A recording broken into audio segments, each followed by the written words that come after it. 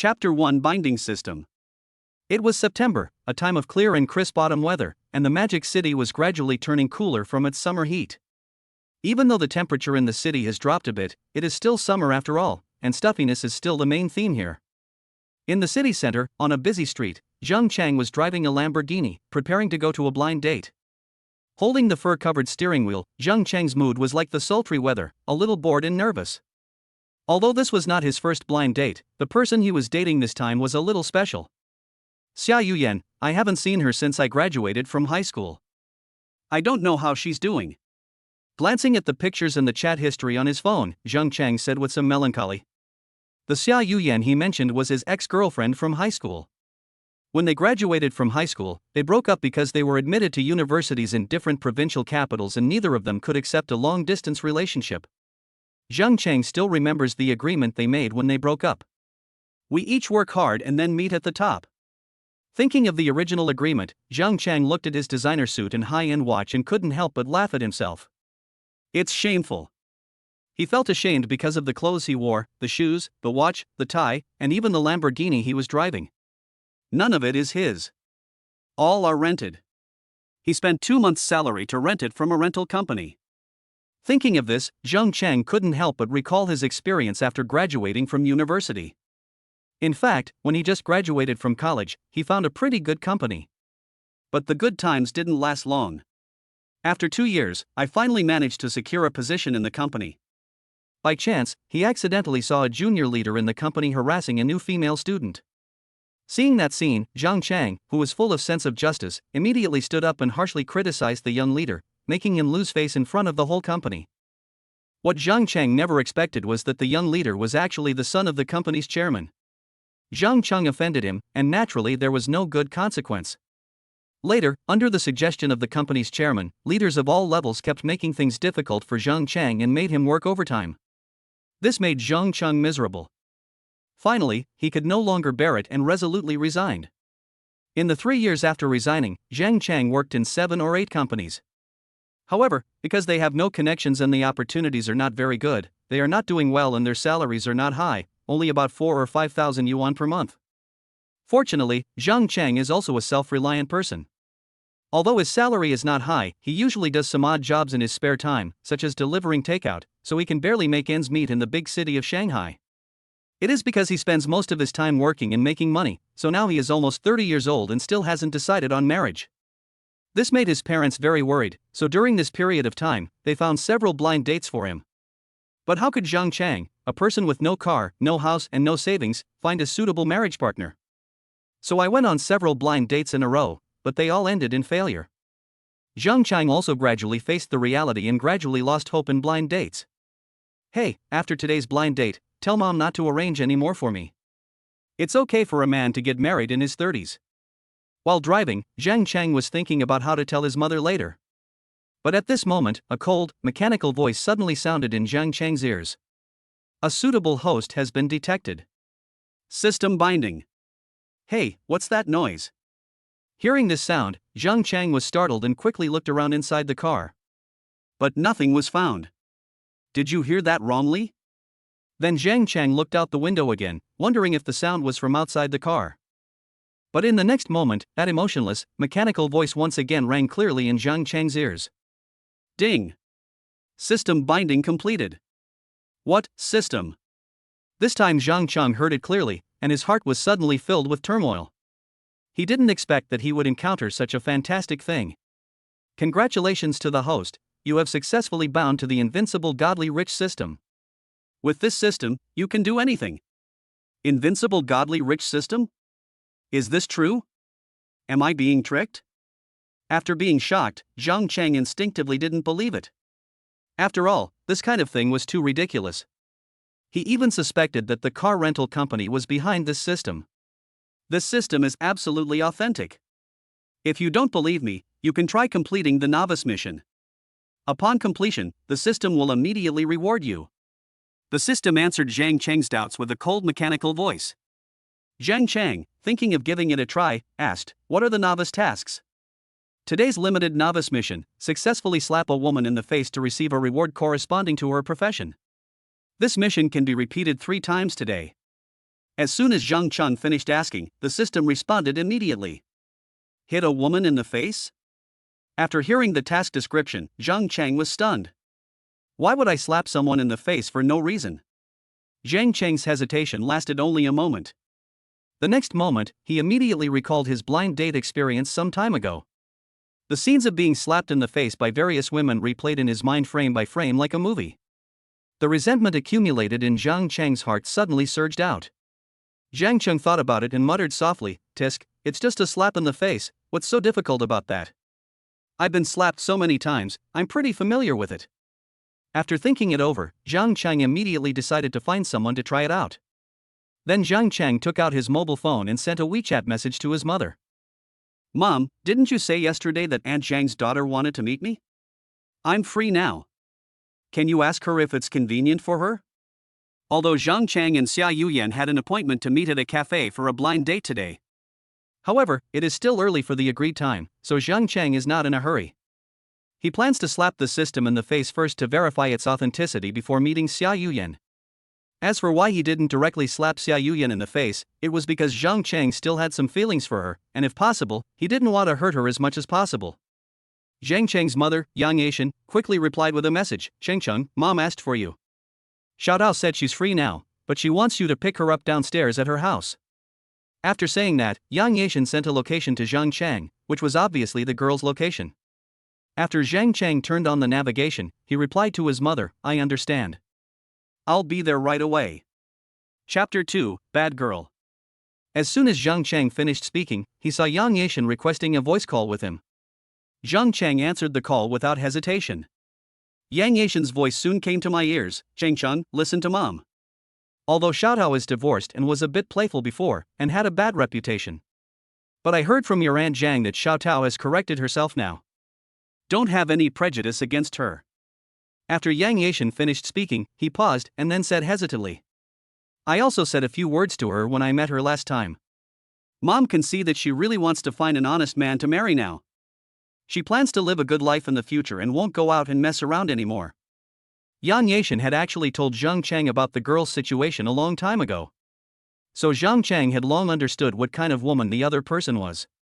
"I heard that the reason for her divorce was that she had an unclear relationship with her superiors in the company in order to get promoted, which caused many scandals. To put it simply, it means cheating on your spouse." In addition to the divorce, Zhang Chang also knew that the other party had dated more than a dozen boyfriends, and would go clubbing until late at night every night before going home, and even drank and smoked. In addition to these, there are many other bad reputations. In short, it has a long list of bad deeds.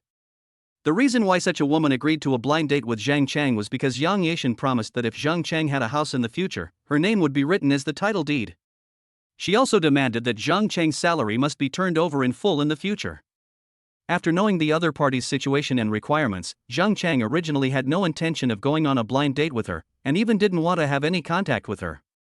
But now that the system has released a face-slapping task, this kind of scumbag woman is naturally the most suitable target for slapping her in the face. "Chengcheng, listen to me, don't look down on me. After all, your conditions." I could hear my mother's endless persuasion. This made Zhang Chang even more annoyed.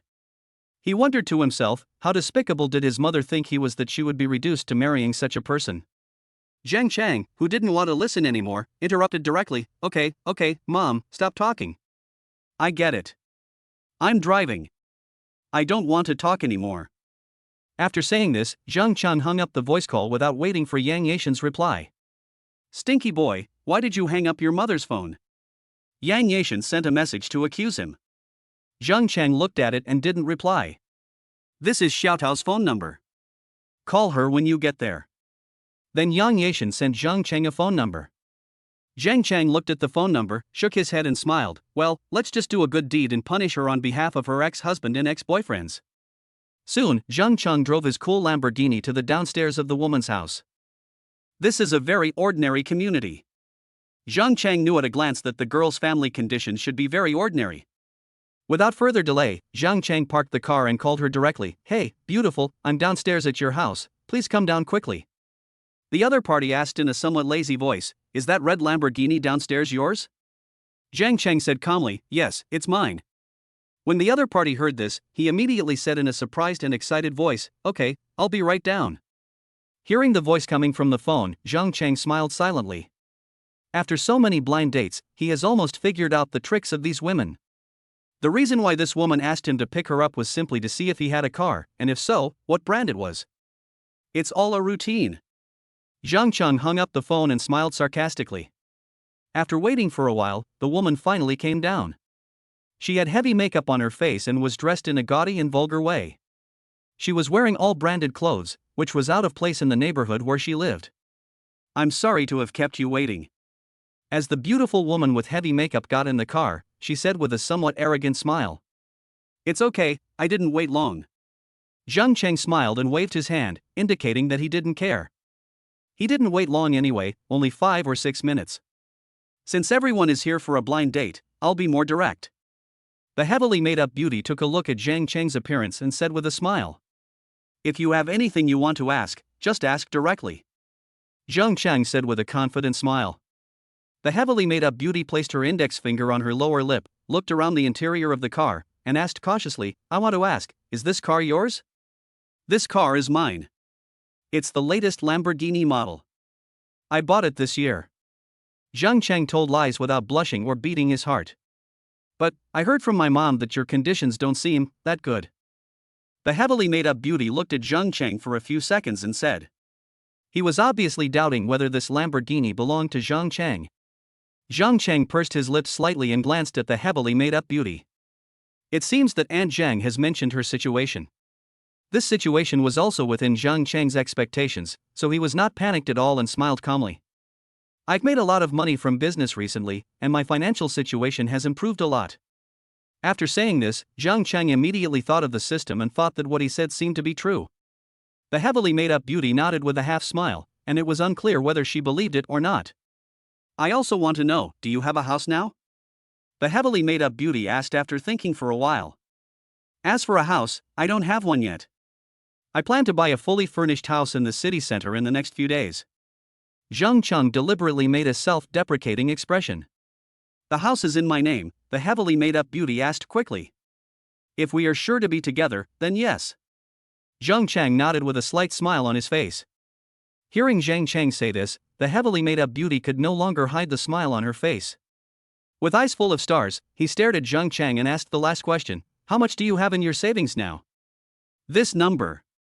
Zhang Cheng, as if possessed by a spirit of acting, made a 7-digit gesture to her and blinked at her to give her an electric shock. Hiss.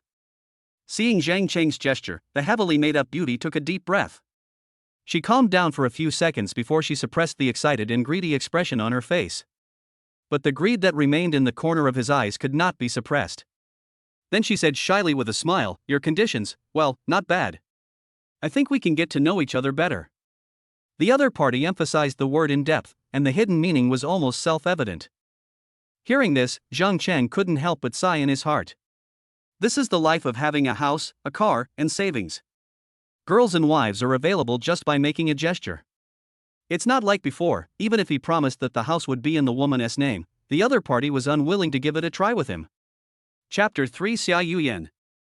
Thinking of this, Zhang Cheng shook his head dejectedly. Then he looked at the heavily made-up beauty with a complicated look, smacked his lips and asked, "Tisk, why don't you ask me?" Asking you? What do I want to ask you?" The heavily made-up beauty was stunned. "My opinion of you. For example, I want to know what you have." Zhang Cheng paused and continued, "How much is your monthly salary? Do you have a house, a car, and savings?" "I just found a job and my salary is only a little over 2,000 yuan. As for a house or a car, I don't have any yet."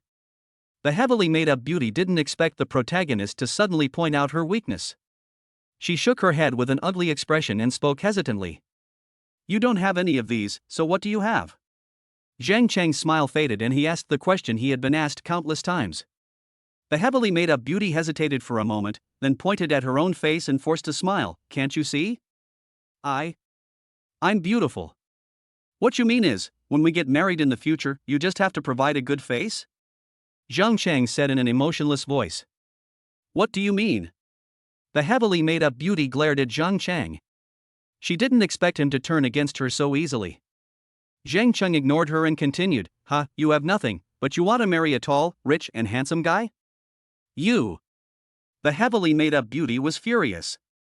Zhang Cheng, as if he wanted to vent all the resentment he had accumulated during the previous blind date, asked sarcastically, do you think you're worthy? You're so shameless. How can you talk like that? Zhang Cheng didn't bother to pay attention to her and directly opened the door of the heavily made-up beauty through the in-car control system. Then he pointed outside and said in a cold voice, get out. You. The heavily made-up beauty's face suddenly turned ashen. Do you still want me to treat you? Zhang Cheng glared at her directly. Snort. The heavily made-up beauty snorted coldly, and to Zhang Cheng's surprise, she didn't argue any further and just picked up her bag and left. Ah, so comfortable. This kind of scumbag girl deserves to be punished. Seeing the other person leave with his mouth twisted with anger, Zhang Cheng felt relieved. Ding! Congratulations to the host for successfully slapping a trainee car model in the face. The reward is a global limited edition Maybach 62s worth 14 million. Oh my god, is this true? When Zhang Cheng heard the system's voice, his heart was suddenly filled with shock. Zhang Cheng had also heard of the global limited edition Maybach 62s.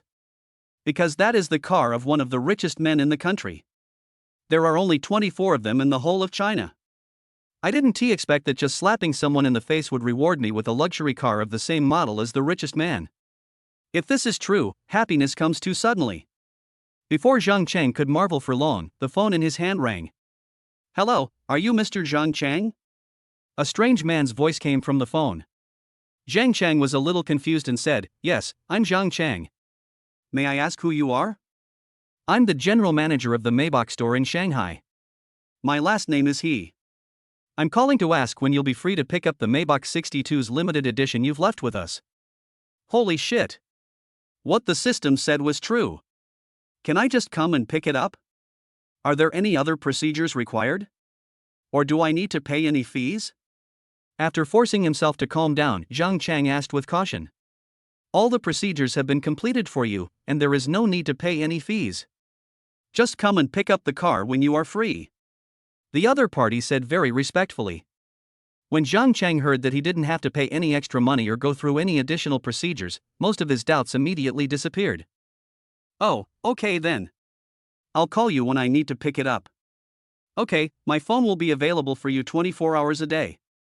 As soon as he hung up the phone, Zhang Cheng quickly pinched his thigh. Hiss, it hurts, this is not a dream, this is all real. After knowing this fact, Zhang Cheng almost jumped up with excitement. But soon, Zhang Cheng calmed down again. After all, he hasn't mentioned the car yet. Only after he actually gets the car can he officially confirm whether the system is real or fake. After thinking it over, Zhang Cheng wanted to pick up the car right away. But when he looked at his watch, he found that the time he had agreed with Xia Yuyan was about to arrive. After hesitating for a moment, Zhang Cheng decided to meet Xia Yuyan first. So he quickly drove his Lamborghini to the cafe where he had agreed to meet Xia Yuyan. Just as he arrived at the door of the cafe and before he went in, Zhang Cheng saw Xia Yuyan through the transparent window at the agreed seat. She was wearing a light white off-shoulder halter dress today, with a thick lock of curly hair covering her shoulders, cascading down like a waterfall. Although she is almost 30 years old, she looks as young and energetic as a 17 or 18-year-old girl. When Zhang Cheng saw this, he couldn't help but be shocked. Unexpectedly, after so many years, time has not left any traces on Xia Yuyan's face. Instead, it has made her beauty more settled, and enriched with a maturity and charm that she never had before. This reminded Zhang Cheng of his own appearance. Because he has been busy with life in recent years, he has no extra time to care about his appearance. This made the years become a butcher's knife, leaving many traces of vicissitudes on his face. Although he was only in his 20s, he looked like he was in his 30s, weathered and decadent. Even though he had dressed up well today, he couldn't hide the sour look of dejection on his face. Zhang Cheng felt sad when he thought about how he used to be the school idol and now he has become like this. After expressing his emotion, Zhang Cheng prepared to step into the cafe. But the moment he stepped in, his feet stopped involuntarily. It was because he suddenly saw that next to Xia Yuyan, there was a man with greasy hair and powdered face sitting. But Xia Yuyan not only did not keep a distance from him, but also chatted with him intimately, and hit his shoulder with her pink fist from time to time. The two of them leaned against each other, just like a couple. Wasn't she here for a blind date today? Why did she bring a man with her? Did she bring her boyfriend here on purpose to humiliate herself? At this moment, Zhang Cheng couldn't help but have endless fantasies in his mind. After many thoughts went through his mind, Zhang Cheng frowned and shook his head. I hope I'm just overthinking it. After hesitating for a long time, he finally stepped in and came to the agreed seat with a deep expression. Sorry, I seem to be a little late. He said something, pulled the chair to a suitable position, sat down, and crossed his legs. It's okay, you're not too late. We just arrived not long ago. Xia Yuyan leaned on the man's shoulder, looked at Zhang Cheng with an inexplicable look, and said with a smile. Chapter 4 Video. Zhang Cheng glanced at the man next to Xia Yuyan and asked directly, Excuse me, is he your boyfriend? If Xia Yuyan said yes, Zhang Cheng would definitely turn against her and leave without hesitation. Zhang Cheng, what nonsense are you talking about? How could I possibly bring my boyfriend to go on a blind date with you? Xia Yuyan was immediately amused and said with a smile while covering her face with one hand. Who is he? Zhang Cheng asked after looking at the man coldly. His name is Qin Yuxuan. He's not my boyfriend, but my best male friend. I'm going on a blind date today, and I'd like him to give me some advice. After saying that, Xia Yuyan directly and intimately put her arm around Qin Yuxuan in front of Zhang Cheng. Qin Yuxuan put on a faint smile and nodded to Zhang Cheng, hello. Although Zhang Cheng felt a little disgusted by their intimate actions, he still nodded politely. Yuyan, the school hunk you had in high school wasn't that good looking. After Qin Yuxuan looked Zhang Cheng up and down for a few times, he suddenly turned to Xia Yuyan and said. I admit that I was wrong before. Xia Yuyan shrugged and said. These words immediately made Zhang Cheng's face gloomy. I have something else to do later, so I can't stay here for long. If you have any questions, I'll just ask them directly. Before Zhang Cheng could speak, Xia Yuyan spoke first with a hint of sarcasm in her tone. Ha, we haven't seen each other for 10 years. Let us skip the small talk and just talk about the conditions directly? Seeing Xia Yuyan's attitude, Zhang Cheng's last bit of attachment to her was completely extinguished. What a coincidence. I'm busy too. If you have anything you want to ask, just ask directly. Zhang Cheng said lightly. He just wanted to end this boring blind date as soon as possible. First of all, I want to know, how much is your monthly salary now? Xia Yuyan asked with a playful look. Less than 100,000. Zhang Cheng gave a typical fake smile. These words made Xia Yuyan and Qin Yuxuan stunned at the same time. After several seconds, Xia Yuyan curled her lips and said, Can you be more specific? Now it's about 5,000 or 6,000 a month. Zhang honestly spoke the truth.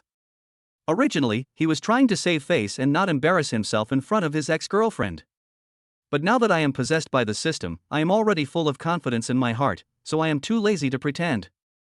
5 or 6,000, with this little money, it's going to be hard to live in a first-tier city like Shanghai, right? When Qin Yuxuan heard Zhang Cheng's words, he also shook his head sarcastically. Oh, difficult? Why don't I feel that? I think I'm living pretty well. Zhang Cheng said indifferently. Do you know how much I earn? Xia Yuyan crossed her arms, leaned back in her chair, raised her chin and asked Zhang Cheng. Haha, how much is your current salary? Zhang Cheng smiled curiously. Every month, no more, no less, about 50,000 or 60,000. Including the year-end bonus, it's probably close to 1 million a year. Oh, then you are really awesome. Zhang Cheng praised in a tone like praising a child. Although he appeared calm on the surface, he still felt a little jealous in his heart. If I didn't have the system, I would be far behind her. Now Zhang Cheng also understood. Xia Yuyan asked him out today not for a blind date at all, but purely for the purpose of comparison and humiliation. I won't ask about the house or the car. I don't think you have any. Xia Yuyan said disdainfully. Yuyan, please don't talk nonsense. I just saw this guy driving a Lamborghini. Qin Yuxuan deliberately spoke loudly, attracting the attention of everyone around him. Ha, Yuxuan, are you stupid? Only him? Can he afford a Lamborghini? But he really came here in a Lamborghini. Look outside the door, it's the red one. Qin Yuxuan pointed outside the door and spoke in a sarcastic voice. Xia Yuyan didn't even look at it, and said with a confident smile, he rented it. No way? Qin Yuxuan pretended to be surprised. Ha, don't be fooled by his suit and tie. To tell you the truth, all the clothes he's wearing right now, including his pants, watch, and even his shoes, are rented. None of them are his. My friend told me this himself. After Xia Yuyan finished speaking, she turned her head and asked a woman wearing sunglasses not far away. Isn't that right, Ingyue? Everyone followed her gaze. It turned out that on the other side, there was a woman recording with a camera. The camera lens was facing the location where Zhang Chang and the other two were. The woman holding the camera no longer hid when she saw Zhang Chang and others looking at her. He took the camera and came to a position not far from Zhang Chang. As soon as he got closer, Zhang Chang saw her face clearly. The moment he saw the woman's appearance, Zhang Chang's eyes were immediately filled with shock. He knew that woman, and could even say that he was very familiar with her. Because, before today, she was Zhang Chang's very good friend, Du Yingyue. You guys chat about yourselves, I'll record it. Du Yingyue raised the camera, pointed the lens at Zhang Chang, and said expressionlessly, "What are you doing?" Zhang Chang pointed at Yingyue in confusion and asked in an incredulous tone. Okay, I won't tease you anymore. Let me tell you the truth. I'm actually getting married. Xia Yuyan supported her chin with one hand, rested her elbow on the table, and said with a half smile. Zhang Chang asked coldly, then why did you come to me for a blind date? Xia Yuyan covered her face and laughed, I'm just trying to give my future husband a surprise. Surprise? What do you mean? Zhang Chang frowned. Well, how should I put it? Xia Yuyan put her index finger to her lips, thought for a moment, and then said, I love my future husband very much and want to prove that he's one of a kind. That's why I called you here and recorded this video for him. I want him to understand that he's the best and far better than all my ex-boyfriends. After hearing this, Zhang Chang's eyes were bloodshot. Also, don't you say I'm being ridiculous? You've had it pretty bad, haven't you? Do you know that after graduating from high school, I've had so many boyfriends, but I've never met anyone as poor as you. You even have to rent a suit? I don't know how I fell for a poor bastard like you in high school. Zhang Chang glanced at Xia Yuyan's charming smile, and his mind suddenly became clear as a mirror, and he understood everything. It turns out that all this was designed. You should know that the reason why Zhang Chang and Xia Yuyan made an appointment to have a blind date in a cafe was because Xia Yuyan's former high school friend, Du Yingyue, personally contacted Zhang Chang and arranged the marriage. Chapter 5, Don't Stop the Camera. Du Yingyue is not only Xia Yuyan's good friend, but also has a good relationship with Zhang Chang, so she can contact both of them at the same time. Moreover, the reason why Zhang Chang rented so many expensive clothes and luxury cars was also because Du Yingyue gave him a bad idea, telling him that only in this way would he have a chance to save his past relationship. Zhang Chang, who knew the truth, felt at this moment that he was so stupid, like a clown, for believing Du Yingyue's lies. Maybe dressing up a little more appropriately can help save the relationship. It turns out they are all sets. A trap to make yourself look bad. Zhang Chang glanced at Du Yingyue, who was holding the camera with an expressionless face and pointing the lens at him. He completely understood in his heart that everything Du Yingyue had done before was a trap for him, and he had already fallen into someone else's trap. Zhang Chang sneered in his heart. Thinking about the system task, I still have 2 chances to slap someone in the face. If I don't give them a good slap in the face when this slap comes right to my door, how can I be worthy of all their preparations? After thinking it through, Zhang Chang's depressed mood was immediately relieved a lot. By the way, I'm afraid you'll feel unbalanced, so I'll say one more thing. In fact, except for you, my other ex-boyfriends have all recorded similar videos. Will you feel better after hearing this? You should not mind me recording your embarrassing appearance anymore, right? Xia Yuyan said with narrowed eyes. Mind? No, I really don't mind at all. Don't you want to prove that your future husband is miles ahead of me? Well, I'm just going to pick up a car, you guys come with me and see how much worse I am than your husband. Remember, don't stop the camera. Zhang Chang waved his hand and said. Oh, picking up a car? Interesting. Ingyue, Yuxuan, let's follow this poor guy and see what kind of car he wants to pick up. Xia Yuyan immediately became interested. What other car could it be? It's probably a van worth 20,000 or 30,000 yuan at most. Qin Yuxuan took a sip of coffee and glanced at Zhang Chang with contempt. Yuxuan. You think too highly of him. I think he should go to the supermarket to pick up a second-hand bicycle. Yes, a bicycle. Oh, that's not right. A bicycle costs hundreds of dollars. He can't afford it. It should be a toy car worth a few dollars. When Qin Yuxuan and Xia Yuyan heard Zhang Cheng talking about picking up the car, they immediately started laughing and talking without restraint, not taking Zhang Cheng seriously at all. This made Zhang Cheng's eyes gradually turn colder, and the smile on his face became more and more cruel. Laugh as much as you can now, and see if you can still laugh later. Are you done laughing? I'm going to pick up the car. If you want to see it, just follow me. After Zhang Cheng finished speaking, he suddenly stood up and turned to walk towards the entrance of the cafe. Hey, why are you running? Are you feeling guilty? Xia Yuyan put down the coffee cup in her hand, quickly stood up and pointed at Zhang Cheng's back. Hearing this, Zhang Cheng stopped right where he was. I don't have much time to waste here with you guys. I'm very busy. Zhang Cheng glanced back sideways, said this coldly, and walked straight towards the Lamborghini. Come on, hurry up and catch up. Look at what kind of car this poor loser is carrying. Ingyue, don't stop your camera, record the whole thing. The mockery on Xia Yuyan's face did not diminish at all. She took Qin Yuxuan's hand and quickly stood up to chase after Zhang Cheng, who was leaving. Du Ingyue followed closely behind them, holding a camera. After Zhang Cheng walked out of the cafe, he got into the car with a cold face. He never expected to encounter such a terrible thing today, and the joy brought by the system was diluted a lot. I hope the system is real, otherwise I'm going to lose face today. Zhang Cheng sighed dejectedly. Beep. As soon as he fastened his seatbelt, a car horn suddenly rang in his ears. Zhang Cheng looked out the window and immediately saw a sky-blue Maserati. Soon, the window of the Maserati slowly lowered towards Zhang Cheng, revealing Xia Yuyan's beautiful face. Zhang Cheng, come on, take me to see your toy car. Zhang Cheng snorted coldly, ignored her, stepped on the accelerator, and drove away with the sound of the accelerator. While driving, Zhang Cheng also called the general manager of the Maybach store. Hey, I'm coming to pick up the car now. Is it convenient for you? After answering the phone, Zhang Cheng asked directly. It's convenient for you to come anytime. The other party said in a very respectful tone. Then Zhang Cheng hung up the phone, turned on the navigation, and found the location of the Maybach store. It's a 20-minute journey, not too far. After determining the direction, accelerate directly towards the destination. Soon, Zhang Cheng drove to the Maybach store. At the same time, Xia Yuyan and others who were following closely behind Zhang Cheng couldn't help but look surprised when they saw Zhang Cheng stopped in front of the Maybach store. Why did he stop here? After parking the car on the side of the road, Qin Yuxuan asked in confusion.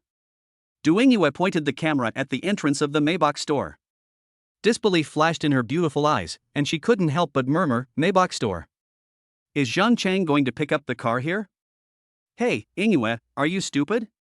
Do you know what kind of brand Maybach is? It's a German super luxury car brand. Any one of them costs millions. How can a poor loser like Zhang Cheng possibly afford it? Xia Yuyan said with great confidence. But if he's not picking up the car here, then why is he parking it here? Du Ingyue asked weakly. Who knows what he's up to? Let's get out of the car and see what this poor loser is up to. After Xia Yuyan finished speaking, she got out of the car first, followed by the other two. At the same time, Zhang Cheng parked the car and got out of the Lamborghini. Looking at the high-end, domineering and classy Maybach store, Zhang Cheng couldn't help but feel nervous, and beads of sweat appeared on his palms. If the system is a scam, then I'm really going to find an ant-hole to crawl into today. Zhang Cheng shook his head, threw the worries out of his mind, and then walked towards the door. As for Xia Yuyan and others who were hurriedly walking towards him, Zhang Cheng deliberately ignored them. Hello, sir. Are you here to look at the car? Do you have an appointment? As soon as Zhang Cheng approached the door, a pretty shopping guide in black and white formal attire came up to him and asked with a standard smile. Chapter 6 blocked. I have an appointment. Please call your general manager over. Ah, what? Should I call the general manager over? The smile on the beautiful shopping guide's face froze instantly. She didn't understand why Zhang Cheng wanted to see the general manager right away. You know, the general manager that Zhang Cheng mentioned is the biggest leader of their store. He is usually very busy. Even employees like her in the store rarely see him. That's right, I have made an appointment with your general manager. Please call him over. Zhang Cheng said without changing his expression. But this? The beautiful shopping guide looked embarrassed. Although Zhang Chang was dressed extraordinary, he also looked very dignified. But she couldn't just go and find the general manager at the mere word of Zhang Chang. At the same time, Xia Yuyan and the other two also walked over and happened to hear what Zhang Chang said. This made Xia Yuyan's eyebrows raise, and she couldn't help but yelled, "Oh, a poor loser, how arrogant." Her sarcastic voice immediately caught the attention of Zhang Chang and the beautiful salesgirl. Even the security guards standing not far away cast their eyes over. Xia Yuyan didn't care about Zhang Chang's murderous gaze at all. She walked gracefully and calmly to the front of the beautiful shopping guide. "Beautiful lady, ignore him. He's just a psychopath who went crazy after a failed blind date." When the beautiful salesgirl saw Xia Yuyan suddenly talking to her, she looked a little confused, not knowing what was going on. Zhang Cheng's face turned completely gloomy, and he didn't want to pay any attention to Xia Yuyan at all. So he emphasized his tone and said to the salesgirl again, "I have indeed contacted your general manager. Please go and call him over." She didn't really believe what Zhang Cheng said in the first place, and with Xia Yuyan adding fuel to the fire, it was even less likely that the salesgirl would believe Zhang Cheng. This made her pretty face, which was originally slightly respectful, gradually turn cold, and her smile completely disappeared. "I'm sorry, sir. Our general manager is busy with other things right now. If you have anything to say, just tell me directly." Zhang Cheng looked at the salesgirl's slightly serious face and knew that she didn't believe him. But he was not worried. After all, he had already contacted the other party on the phone. If something like this happened, he only needed to make another phone call to solve it. Just as Zhang Cheng took out his cell phone and was about to make a call, Xia Yuyan's annoying voice rang in his ears again. "All right, Zhang Cheng, stop acting. If you don't find it embarrassing, then I am." Seeing that Zhang Cheng still wanted to continue pestering her, Xia Yuyan put her hands on her hips and shouted coldly. After she finished speaking, she glanced around, her beautiful eyes tinged with a hint of coldness. "You should know that this Maybach store is located on a bustling commercial street in Shanghai, and there is always a huge flow of people in front of the store. Because the dispute between Zhang Cheng and others here has attracted a lot of people's attention, Xia Yuyan, who is in the public eye, feels a little annoyed, so she wants to end this farce as soon as possible." Although Xia Yuyan could have just left without caring about Zhang Cheng, she wanted to see Zhang Cheng's frustrated and embarrassing look, and wanted to record this scene to show her future husband. That's why she deliberately said some unpleasant words to provoke Zhang Cheng to show his ugly side. Zhang Cheng guessed what she was thinking, so he glanced at her indifferently, ignored her, and directly called General Manager He. "Zhang Cheng, you guy, can't you hear what I say?" Xia Yuyan said angrily. The beautiful salesgirl standing in front of them looked at the increasing number of people gathered around her, and her expression became ugly. She has even begun to suspect whether Zhang Cheng and others have come here on purpose to cause trouble. With this in mind, she quickly waved to the security guards not far away, signaling them to come over quickly. The security guard who had noticed the situation here a long time ago saw the gesture of the beautiful shopping guide and hurried over. Seeing the security guard standing behind her, the salesgirl immediately felt confident. With a cold expression on her face, she said to Zhang Cheng, "Sir, if you are not here to buy a car, please do not stay here any longer. I really made an appointment with your general manager." Zhang Cheng said helplessly. "It's all ready now, and you still want to make it up? You are really stubborn." Xin Yuxuan, who had been watching coldly for a long time, suddenly shook his head and interjected. But Zhang Cheng acted as if he couldn't hear his voice. He held the phone that finally got through and asked, "Hello, General Manager He? I'm already at the door of your company. Can you come out and meet me? Have you arrived yet?" Okay, please wait a moment, I'll be right out to pick you up." General Manager He's very excited voice immediately came from the phone, which made Zhang Cheng feel at ease. Although Zhang Cheng made the call in front of everyone, none of the people present believed that the person on the other end of the phone was the general manager of Maybach. They almost all thought that Zhang Cheng was acting on purpose, which made them feel like they were being made a fool of by Zhang Cheng, and they suddenly became angry. Seeing more and more people gathering around, the salesgirl's patience was finally worn out. Then she said to the security guards, "You guys, get him out of here quickly." As soon as the salesgirl finished her words, several security guards stepped directly in front of Zhang Cheng, with fierce looks on their faces, and grabbed his arms. When Xia Yuyan and others saw this scene, they all smiled playfully. Duingyue even pointed the camera at Zhang Cheng's slightly panicked face. "Hey! What are you doing? Stop it!" At this moment, a middle-aged man's voice suddenly came from inside the Maybach store. The security guard who was holding Zhang Cheng's hand and was about to drive him away immediately stopped what he was doing when he heard the voice. Ah, General Manager he. When the salesgirl turned around and saw the middle-aged man in a suit rushing towards her, she was immediately surprised and said with a slight bow. You bastards, let Mr. Zhang go. General Manager he pushed several security guards away as he spoke. The security guards naturally knew General Manager he. When they heard his words, they immediately let go of his hands and moved away. Mr. Zhang, are you okay? General Manager he asked with sweat on his forehead. It's no wonder that General Manager he is so nervous. You know, this Maybach store in Shanghai hasn't had such a large order worth tens of millions for a long time. If this order transaction can be completed, not only will it greatly help General Manager he's performance, he can even get a commission of hundreds of thousands of yuan. It is equivalent to several months' salary for him. Chapter 7, Another Slap in the Face.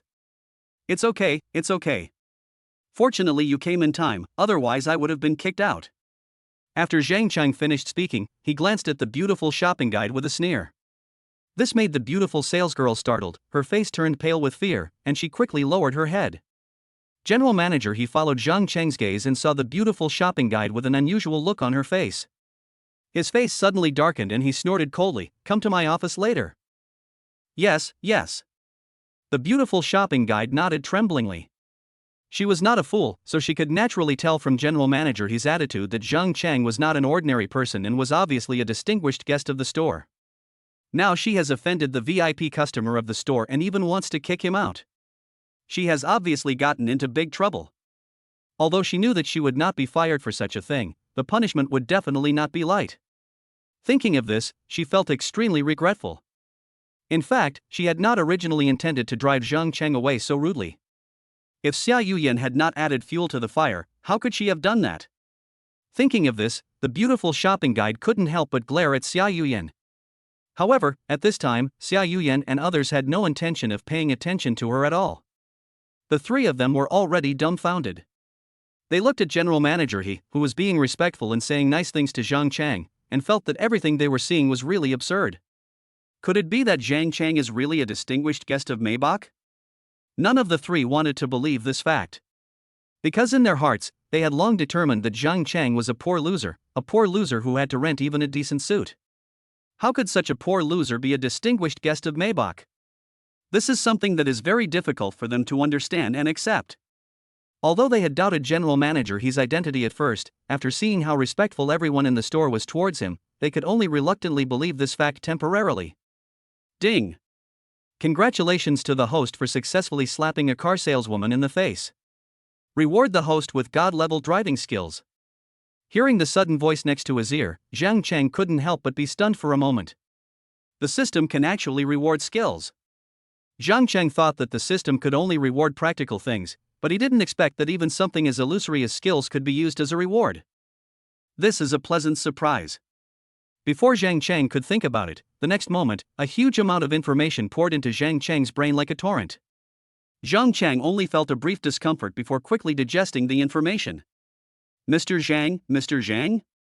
General Manager he looked at Zhang Cheng who was standing there in a daze without saying anything, and asked him twice cautiously. Oh, it's nothing. I just thought of something else. Take me to pick up the car now. I have other things to do later. Hearing the other party's voice, Zhang Cheng quickly came back to his senses and said to General Manager he with a smile. Okay, come with me. General Manager he nodded respectfully and walked ahead to lead Zhang Cheng personally. The security guards who had wanted to drive Zhang Cheng away were stunned when they saw the scene. The General Manager personally leads the way. They didn't know how long it had been since they had seen this scene. As far as they could remember, the last time the General Manager personally received someone was a few years ago when a senior government official came to buy a car. Needless to say, Zhang Cheng's identity immediately became prestigious in the eyes of the security guards. This made the security guards suddenly feel scared, and they thought it was a good thing that they didn't kick the other party out, otherwise their jobs would definitely be ruined. After Zhang Cheng followed General Manager he for a few steps, he turned around to look at Xia Yuyan and the others who were still stunned outside the door, sneered, and said, "You guys follow me too. Remember, keep the cameras on." Hearing this, Xia Yuyan's snow-white face couldn't help but twitch. Should we go in with them? Duing Yue asked worriedly, holding up the camera, and at the same time felt a little regretful. Follow. Why not? I just want to see what kind of car Zhang Cheng wants. After leaving these words, Xia Yuyan followed in with gritted teeth. Du Yue and Qin Yushuan looked at each other and saw helplessness in each other's eyes. The two shook their heads and followed Xia Yuyan in. Zhang Cheng, who was following behind General Manager He, suddenly thought of something and asked, "General Manager He, have you seen my photo? How do you know me?" Earlier, when General Manager He was outside the door, he immediately recognized Zhang Cheng's identity as soon as he saw his face, which made Zhang Cheng feel a little strange. "Oh, well, I saw the car purchase documents you submitted, which included a copy of your ID card, so that's how I know what you look like." After listening to General Manager He's explanation, Zhang Cheng became even more confused. When did he submit the car purchase documents? After thinking about it, it was probably the system that did it, which made Zhang Cheng look up to the system a little more. Soon, under the guidance of General Manager He, Zhang Cheng saw the limited edition Maybach 62s.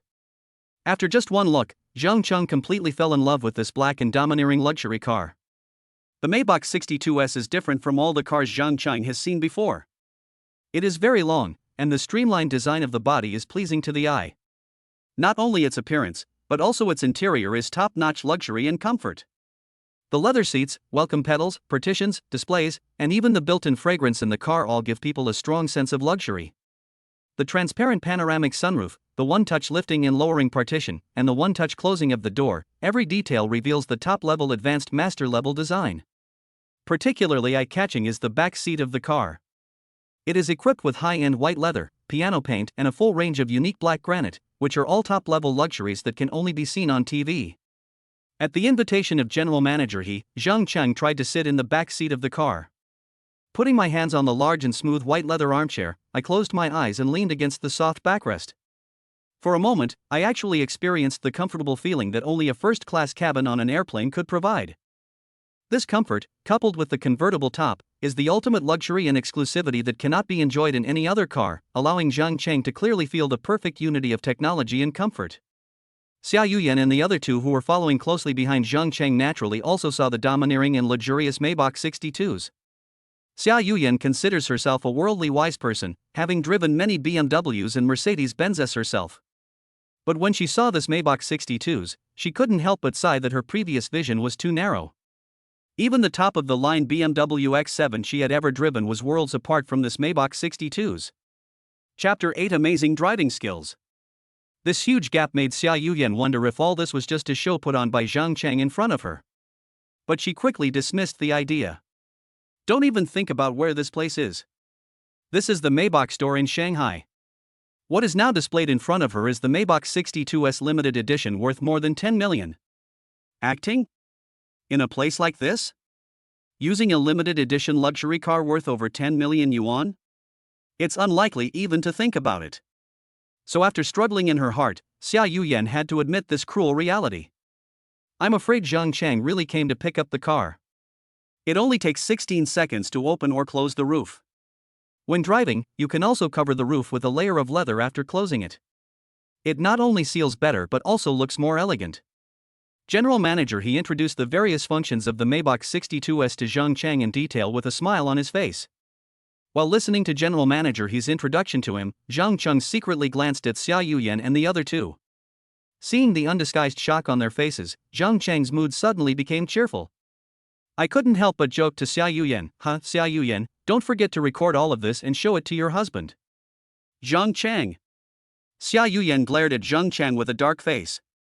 She wanted to say something harsh, but when she saw the extremely luxurious Maybach 62s, the words she wanted to say choked in her throat, making her extremely uncomfortable. Du Yue and Qin Yushuan didn't dare to say a word.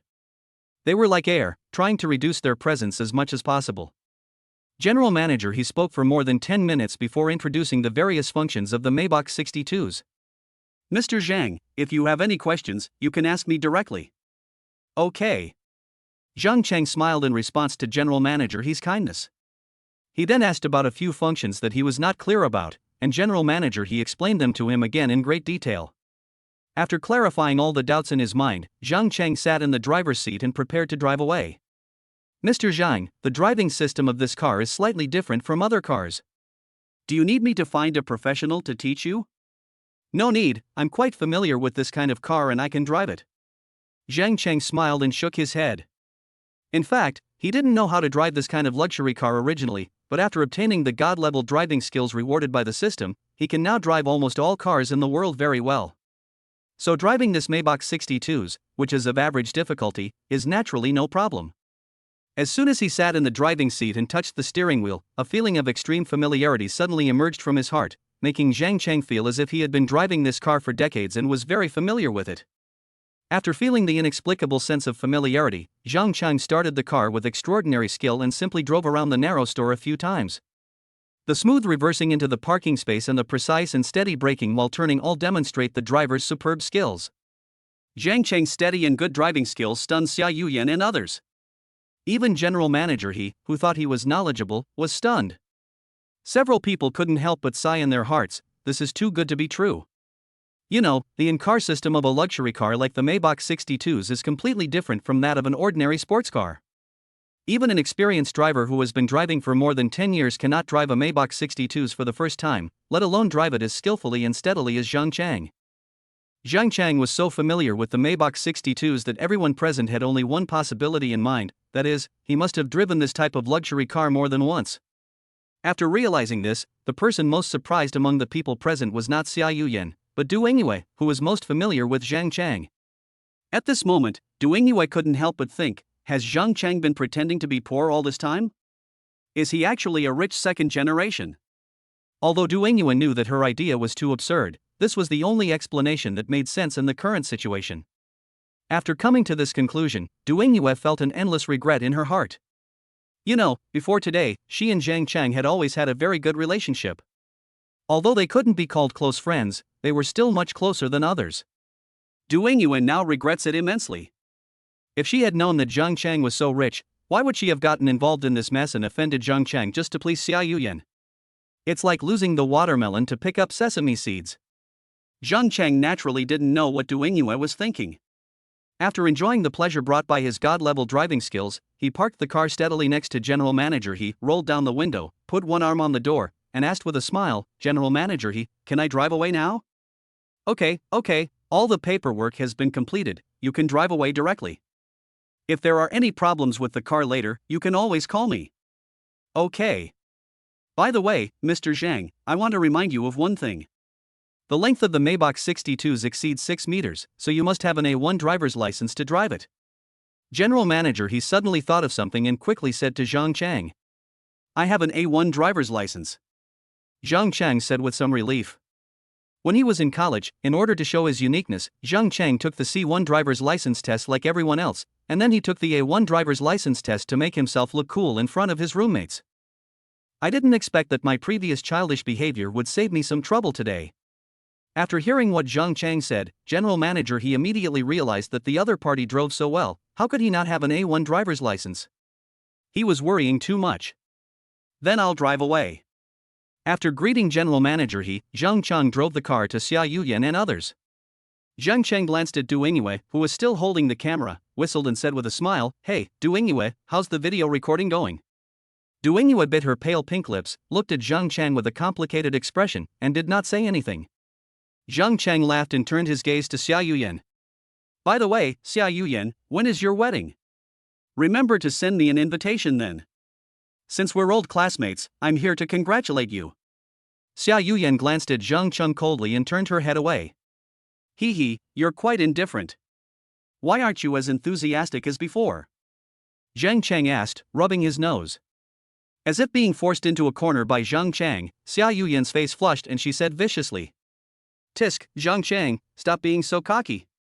It's just some lucky bastard luck, making a little money, what's the big deal? Chapter 9 Systems Additional Rewards. Zhang Cheng, let me tell you, my husband is a department manager of a big company. Your little money is nothing compared to him. Don't think you are that great. After saying these harsh words, Xia Yuyan's face suddenly turned from black to white. In fact, she was just trying to save face. Although her husband was indeed a department manager of a large company, he was not rich enough to buy a luxury car worth tens of millions like Zhang Cheng. Wow, that's really impressive. When you get married, remember to invite me. Don't you want to show your husband how much better I am? I'm looking forward to seeing your husband slap me in the face. After Zhang Cheng finished speaking, without waiting for Xia Yuyan to reply, he stepped on the accelerator and sped away amid the wave-like roar of the accelerator. Ding! Congratulations to the host for successfully slapping a female internet celebrity in the face. The reward is a live streaming company worth billions. Just as Zhang Cheng drove out of the Maybach store, the belated voice of the system rang in his ears. Worth $1 billion. Hearing the system's voice, Zhang Cheng took a breath of cold air. Am I a billionaire now? Zhang Cheng murmured in disbelief, holding the steering wheel covered with smooth fur with both hands. It's really hard to believe when you suddenly know something like this. But after completing the previous 2 tasks, Zhang Cheng is now very sure of what the system says. Sure enough, before he had waited long, he received a call from an unfamiliar number. Hello, are you Mr. Zhang Cheng? A very sweet female voice came from the phone. I am Zhang Cheng. What do you want to talk to me about? Zhang Cheng replied without changing his expression, and at the same time began to secretly guess the other party's identity in his heart. Soon, a pleasant voice came from the other end of the line. Hello, Mr. Zhang, I'm Lu Xinyu from part.If. From today on, I'll officially be your personal secretary. You can just call me Xiaoyu. Panda Live Company? Personal secretary? Hiss. The reward given by the system is indeed real. Zhang Cheng quickly calmed down. After all, this is not the first time that I have witnessed the magic of the system, and I have become somewhat immune to such bizarre things. Before Zhang Cheng could think for long, he heard Lu Xinyu's pleasant voice again. Director Zhang, I'm calling to confirm with you when you are free to come to the company to sign the equity transfer contract? Share transfer contract? Do I just need to come over and sign it? Zhang Cheng asked tentatively. Yes, all the procedures have been completed. You just need to come to the company and sign. Lu Xinyu replied. Zhang Cheng thought to himself, as expected. Just like the Maybach 62s he is driving now, all the procedures have been completed for you, there is no trouble at all, you can just go and get your reward. This made Zhang Cheng sigh that this system was really reliable. Mr. Zhang, could you please tell me when you are free to come to the company so that I can make preparations? Seeing that Zhang Cheng had not responded, Lu Xinyu asked carefully. Are you free when? Let me think. Zhang Cheng originally wanted to drive there right now, but when he looked at the time, he found that it was almost time for dinner. In addition, he was a little tired after a busy day, so he gave up the idea of going there now. After coming up with an idea, Zhang Cheng said directly, It's a bit late today, I'll come over tomorrow at noon. Okay, Mr. Zhang. Could you please add me on WeChat and send me your address so I can drive over to pick you up tomorrow at noon? Haha, he even drives me to and from school. This treatment is really good, it feels like being the boss. Zhang Cheng thought happily. Zhang Cheng and Lu Xinyu then added each other on WeChat, and then he sent her the location of the rental house where he had lived in Shanghai for more than a year. After finishing this matter, Zhang Cheng suddenly noticed Xia Yuyan's identity. It turns out she is a female internet celebrity working for a live broadcast company. No wonder her monthly income is so high. Zhang Cheng smiled speechlessly. You should know that the rewards given by the system for slapping someone in the face are based on the profession of the person being slapped. Now I have become the boss of a live broadcast company, and it seems that it is all thanks to Xia Yuyan. If Xia Yuyan knew about this, I really don't know what she would think. After shaking his head and getting rid of the boring thoughts in his mind, Zhang Cheng drove to the clothing rental company and prepared to return all the clothes he had rented before. Oh, my Lamborghini is still parked at the Maybach dealership. Suddenly remembering this, Zhang Cheng slapped his head in annoyance. But he soon felt relieved. After all, his current identity was a billionaire boss. How could he let such a small matter affect his mood? Then Zhang Cheng called the Lamborghini rental company and asked them to send someone directly to the door of the Maybach store to drive the car back. Although this will cost more money, Zhang Cheng said that as a billionaire, he doesn't care about this little money at all. After changing back into the clothes he had originally deposited, Zhang Cheng drove his Maybach 62s back to his cheap rental house to prepare dinner at home. Although he could easily dine in a luxury restaurant with his current net worth, today was too fantastic for Zhang Cheng. He still needs to take some time to calm down before he can change his mindset, so he doesn't want to live that kind of luxurious life for the time being. After returning to the rental house, Zhang Cheng hurriedly ate dinner and prepared to lie on the bed to have a good rest to relieve his brain, which was a little tired from the system today. But not long after he lay down, the system's voice rang in his ears again. Ding! Congratulations to the host for completing today's limited novice mission. Bonus reward, the host's god-level ring tossing skill. Huh, a ring skill? What's the use of this thing? Zhang Chang made a puzzled sound while accepting the information that was frantically pouring into his brain. He naturally knew what a loop was. It just so happens that street stalls are popular recently, and the ring tossing game is easy to play and has super rich rewards, so it is very popular among the public. Therefore, on his way home every day, Zhang Chang always saw many people gathered on the street stalls playing the ring toss game. When Zhang Chang saw the ring toss game for the first time, he curiously asked about the rules. The rules of the ring tossing game are actually very simple. Just stand outside the line and throw the ring to accurately hit the prize you want, then you can take it away directly. Zhang Chang had watched others play the game before, but he was not very interested in the ring tossing game, so he had never tried it himself, and therefore he did not understand the ring tossing techniques very well. Chapter 10: A Sudden Limited Time Mission. Just when Zhang Chang was wondering what the use of the useless skill of hooping was, the system suddenly issued a limited time task to him. Because the host completed today's limited novice mission within the allotted time, the system is now rewarding the host with a limited time bonus mission. Before midnight tonight, use the ring skill to successfully smack 2 people in the face. After the host completes the mission, they will be given a corresponding reward based on the profession of the person they slapped. Oh my god, are you done yet? I just laid down and you're giving me another task. Although he complained like this, Zhang Chang, who had tasted the sweetness of the system, still sat up honestly, put on his clothes quickly, and hurried out. The reason why he was in such a hurry was that it was already past 9 o'clock in the evening. In other words, Zhang Chang only has less than 3 hours left to complete the task. As soon as Zhang Chang left the rental house, he seized the opportunity and went straight to the nearest ring-tossing game stall he had seen in his memory. After walking for about 20 minutes, Zhang Chang finally saw a street stall selling ring-tossing games. This is Su Jialing's first time setting up a stall today. In fact, when the Urban Management Bureau first issued the notice allowing street stalls, she wanted to give it a try. However, due to work reasons and the fact that I had not yet decided what kind of stall to set up, this plan was shelved. It was not until now that she finally found an opportunity to realize her idea of setting up a street stall. Because it was her first time setting up the ring tossing game, Su Jialing was quite cautious. Not only were the prizes quite far off the line, but the angle was also very tricky. Even people who don't play ring toss very often can see that it is very difficult to win the prizes at her stall. So Su Jialing stood there for more than 2 hours, but no customer came to try it. Not far from Su Jialing's stall, there was also an old man setting up a ring tossing game. Unlike Su Jialing's stall, his stall was constantly visited by customers, and his hands were almost numb from collecting money. After sending off another customer, the old man in a good mood glanced at Su Jialing. Knowing that no one had come to her stall, he couldn't help but sigh and shook his head. Girl, you can't pose like this. You have to pose like me. Hearing the old man's words, Su Jialing, who was holding her cell phone and doing nothing, turned her head to look, and saw that the prizes on the old man's stall were placed very forward, and most of them were placed in positions that were very easy to fit in. After taking a few glances, Su Jialing frowned and asked in confusion, Master, this is too easy to set up. It doesn't seem difficult at all. Even a novice like me can do it. Silly girl, let me tell you, in our line of work, we must give customers a feeling that I seem to be able to catch the trap. Only in this way will they spend money to trap the trap. The old man said with a silly smile. But sir, it's easy to win this way. Every toy I have here is very expensive. If they win even one, I'll lose money. After Su Jialing finished speaking, she looked at the toy prizes she had displayed with some heartache. Each of them was worth dozens of yuan, and even the cheapest one cost more than 20 yuan.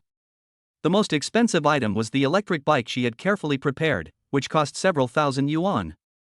If someone gets caught with this, I don't know how many days of stall work it would take to make back the profit, so it's no wonder that she increased the difficulty of the ring tossing so much. The old man didn't expect Su Jialing's prizes to be so expensive, so he could only shake his head and persuade her. Hey, silly girl, next time you come, remember to prepare some more cheap things and put them in front. Especially those practical but not expensive things, or some cheap children's toys will do. Generally, children will like those little gadgets that cost only a few dollars. With so many cheap things on display, will anyone still come to try to trick me? Su Jialing asked in confusion. When she was choosing the prizes, she was worried that the prizes were too cheap and no one would come to buy them, so she tried to choose some exquisite and expensive prizes. Remember this, little girl. As long as your prizes attract children's attention, you will definitely have customers. And with customers, Are you still afraid of not making money? The old man said with a pretended profound smile. Then he paused and continued, of course, you can't just put out cheap stuff. You have to have a few prizes that are worth something. And even if you put out a lot of cheap stuff, out of the dozens of tourists who come in a day, you'd be lucky if you could swindle 5 or 6. Ah, why? Su Jialing was puzzled. Because most of those who come to try hooping will try to get the farthest and most expensive items. As for the cheap items, they usually only try to get the less difficult items when there are only a few hoops left. The old man smiled contentedly. You know, he has been doing this business for several years and is very experienced. It is more than enough for him to teach a novice like Su Jialing. After listening to the old man's guidance, Su Jialing was immediately inspired. After thanking him, she quickly rearranged the prizes. Just when she was halfway through setting up her stall, Zhang Chang came to her stall. After Zhang Chang arrived at Su Jialing's stall, he first casually glanced at the prizes placed on the ground. But he had only read half of it when his eyes were fixed on the black and white electric bike. That's right, Zhang Chang really wants an electric car now. Although he already had a Maybach 62s, that car was too conspicuous for Zhang Chang. Zhang Chang still remembers that when he returned to his rental house and parked his car downstairs, several people immediately surrounded him, pointing at his Maybach 62s and taking pictures non-stop. Some neighbors who were not very familiar with him suddenly changed their nature when they saw him driving a luxury car. They kept talking to him and asking him all kinds of questions, which made him very annoyed. Zhang Chang had to admit that his mentality had not yet changed after he suddenly became a rich man, so he was not really used to the feeling of being under the spotlight. Therefore, if he needs to use a car when going out, Zhang Chang still prefers to ride an electric scooter rather than the domineering and high-end Maybach 62s. His previous electric scooter had been driven for several years and was already very old and worn out, which made Zhang Chang always want to replace it. I didn't expect it to be such a coincidence this time. I happened to come across the electric car I wanted while doing the task. It was like killing 2 birds with 1 stone. It was so cool. Chapter 11, The Hooping Technique That Shocked Everyone. Zhang Cheng's arrival naturally attracted Su Jialing's attention. This made Su Jialing happy. She didn't expect that customers would come immediately after she changed the position of the prize. It seems that the old man's suggestion was very pertinent. At this time, Zhang Chang also saw Su Jialing's face clearly. Seeing the other person's pink and white face, Zhang Chang couldn't help but be amazed. He didn't expect that the stall owner was so beautiful. After collecting his thoughts, Zhang Chang asked Su Jialing loudly, "Beautiful lady, I want to put on a ring. How much is it?" 20 yuan for 10 rings. Have you ever played the ring tossing game before? If not, I'll let you try it. Su Jialing asked an extra question because Zhang Chang was her first customer today. Thinking of his time-limited mission, Zhang Chang didn't dare to delay and said directly, "I've never played before. This is my first time. No need to try. I'm in a hurry. Just give me 100 laps." Zhang Chang's words stunned Su Jialing, and she couldn't help but look at Zhang Chang in surprise. Do you want to do 100 circles on your first try? Don't even want to try? This guy is too arrogant, isn't he? Su Jialing didn't know what to say. I could only secretly rejoice in my heart. I didn't expect that the first customer today would be such a fat sheep. It really is a blessing in disguise. Humph, it's decided, you will be my first fat sheep. Humming a little tune in her heart, Su Jialing took the 200 yuan from Zhang Chang, counted out 100 circles, put them in a cardboard box and handed it to Zhang Chang. Zhang Chang took the cardboard box filled with 100 rings, took out 10 of them and held them in his left hand, and temporarily piled the others in the box. Then he took one of the 10 rings and put it in his right hand. As soon as his right thumb pinched the circle the size of the pot mouth, an extremely familiar feeling suddenly came from Zhang Chang's hand. Although it was his first time to put the ring on, Zhang Chang felt as if he had done it thousands of times and could get what he wanted with his eyes closed. This made Zhang Chang marvel at the magic of the system again. After feeling the weight of the circle in his hand, Zhang Chang suddenly raised his hand and prepared to attack. But at this moment, Su Jialing suddenly stopped him. "Hey, handsome, wait a moment, I'll adjust this." After saying that, Su Jialing pushed the electric scooter that was farthest away closer to Zhang Chang's position, and at the same time moved away some large items that were blocking the electric scooter. That way you'll be easy to trap. After arranging it, Su Jialing smiled sweetly. The reason she did this was because she believed the old man's words and wanted to give Zhang Chang the impression that, "I think I can figure it out." In particular, she could see that Zhang Chang was very interested in the electric bike, so Su Jialing deliberately lowered the difficulty of the electric bike, so that Zhang Chang could put the ring on the electric bike and ignore other things that were easier to put on. Although the difficulty of catching the electric bike has been reduced, Su Jialing is still very clear that even if all the 100 rings in the opponent's hand are used to catch the electric bike, the possibility of catching it is very slim. After all, she has specially studied this level of difficulty. You know, in order to ensure that she would not lose money from setting up a stall, she watched many related teaching videos on the internet. She clearly understood that even if she lowered the difficulty of hitting the electric bike, the probability of an average person hitting it was as small as 1 in 10,000. Zhang Chang watched Su Jialing put the electric bike in place and nodded to her with a smile. I thought to myself, what a simple, kind and good girl. Look, he knew that I wanted an electric bike and put it in a good location. He is definitely a good stall owner. How can I be worthy of her if I don't succeed in one go? After giving Su Jialing a thumbs up in his heart, Zhang Chang made a lightning-fast move the next moment. The circle left my hand, drew an arc, and was firmly put on the electric car. Hit the target with one shot. Su Jialing, who was just about to walk aside, saw this scene. Suddenly my whole body froze. The expression that originally had a sweet smile on her face was completely frozen. Then the smile disappeared at a speed visible to the naked eye. What Su Jialing never expected was that Zhang Chang was actually as shocked as she was at this moment. Several seconds after making the move, Zhang Chang looked at his hand in disbelief, which was no different from usual. But it was this ordinary hand that displayed shocking ring-tossing skills just a few seconds ago. TSK, this is amazing. Zhang Chang whispered in a voice that only he could hear. Although the feeling of familiarity in his mind was extremely real and clear, Zhang Chang himself knew very well that this was indeed his first time playing this ring-tossing game. Zhang Chang couldn't help but sigh that the magic of the system was beyond imagination, as it could turn a person who was just playing ring toss for the first time into a ring toss master in an instant. Fortunately, Zhang Chang had experienced the magic of the system before, so there was no obvious abnormality on his face at this moment, but the shock in his heart was still difficult to calm down. It took Zhang Chang a long time to calm himself down. Then he pinched another circle in his right hand. As his fingers stroked the plastic circle, a sense of familiarity suddenly arose, making Zhang Chang feel very comfortable. After silently experiencing this feeling in his heart, his eyes were fixed on an electric toy prize that was quite far away from him. Then he shook his wrist lightly, and the ring in his hand seemed to be controlled by his mind and was once again firmly placed on the prize. Seeing this scene, Su Jialing's face suddenly turned paler, and her slender feet wrapped in white stockings couldn't help but tremble. She bought that electronic toy for 300 yuan. Zhang Chang, immersed in his own world, did not notice Su Jialing's pale face at all. Looking at the prize he had won once again, he couldn't help but murmur, "Shoo, this feeling is so great." After the second throw, Zhang Chang felt that extremely skilled feeling more clearly. Almost without any pause, Zhang Chang took another circle and put it on his right hand. The same feeling was clearly transmitted to his brain again. Zhang Chang enjoyed and became addicted to the feeling of being in control of everything in the circle. He felt it silently in his heart, and his right hand followed his will, continuously throwing out circles. 3 losses in a row, 4 losses in a row, 5 losses in a row. No miss.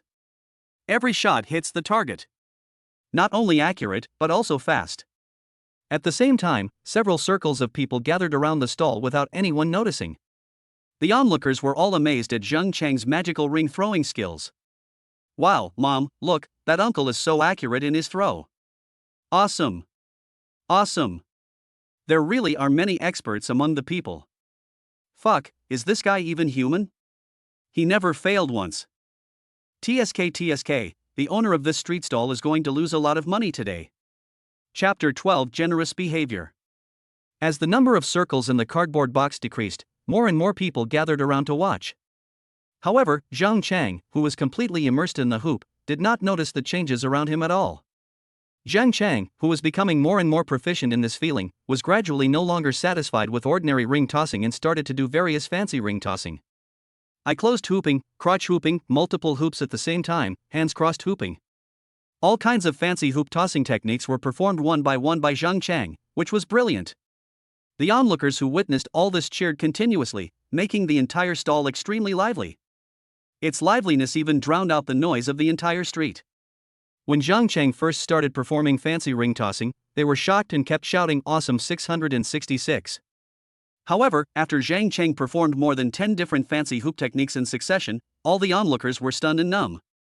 A few minutes later, after throwing the last circle in the cardboard box, Zhang Cheng breathed a sigh of relief. He gently stroked his sore palms, looked at the prizes all over the floor, and a smile spread across his face. I saw that on that stall, all 100 rings were firmly placed on different prizes. Originally, there were only 100 prizes in the entire stall. In other words, in just a few minutes, Zhang Cheng won all the prizes that Su Jialing had spent tens of thousands of yuan to prepare. Not a single thing left. The crowd watching Zhang Cheng finish the last round, after a brief silence, suddenly burst into deafening applause. You're quite a capable young man. Did you practice this skill before? Big brother is so awesome, can you teach me how to put a ring on it? Dude, that's awesome. I recorded it for you and wanted to post it on TikTok. Do you mind? When the onlookers saw that Zhang Cheng had finally finished throwing all the circles, they all crowded over and started talking to him. It was only then that Zhang Cheng realized that there were so many people surrounding him, and the looks they gave him were almost all filled with admiration and praise. Zhang Cheng, who was encountering such a scene for the first time, was still a little uncomfortable. At the same time, the noisy conversations in his ears made Zhang Cheng a little dizzy and he didn't know how to respond. At this moment, Zhang Cheng, who was surrounded by the crowd, suddenly felt his hand being grabbed by something soft. This made Zhang Cheng look down, and he saw a delicate little girl grabbing his fingers with her chubby hands. When the little girl saw Zhang Cheng looking at her, she quickly pleaded, "Big brother, please teach me how to toss the ring. I want to learn." Zhang Cheng wanted to refuse, but the other party showed a greedy expression like a puppy, which was a foul. Looking at her soft and cute big eyes, Zhang Cheng's heart melted. He could only change his words and say, okay, next time, definitely next time. Before the little girl could reply, Zhang Cheng's attention was drawn to another person. Hey bro, I'm going to send a vibrato, do you mind? Go ahead, I don't mind. It took Zhang Cheng a long time to deal with the crowd that surrounded him. Just as he breathed a sigh of relief, before he could wipe the sweat from his forehead, Zhang Cheng was shocked to find a face that was out of tune with the people around him. You know, whether before or now, in Zhang Cheng's eyes, almost everyone he saw had a smile and shock on his face. However, that face was pale, with a stiff expression, and the look of someone holding back tears. There is no doubt that the owner of that face is the stall owner, Su Jialing. As soon as Zhang Cheng threw the third ring, Su Jialing realized that he was a top ring tossing expert. Those who claim that it is their first time tossing rings and that they have never played it before are obviously all scammers. This also made Su Jialing understand why the other party was so arrogant and unwilling to even try. Turns out he's just a bastard pretending to be a pig and eating the tiger. Su Jialing now only regrets why she was so stupid and why she believed the other party's lies. It seems that I am too naive and the social routines are too deep. It's a pity that she spent tens of thousands of yuan to buy the prize. She saved several months' salary to prepare it. In addition to the financial loss, there was another thing that made Su Jialing feel even more uneasy and angry. That is, after the other party won so many things from him, he actually received praise from everyone around him.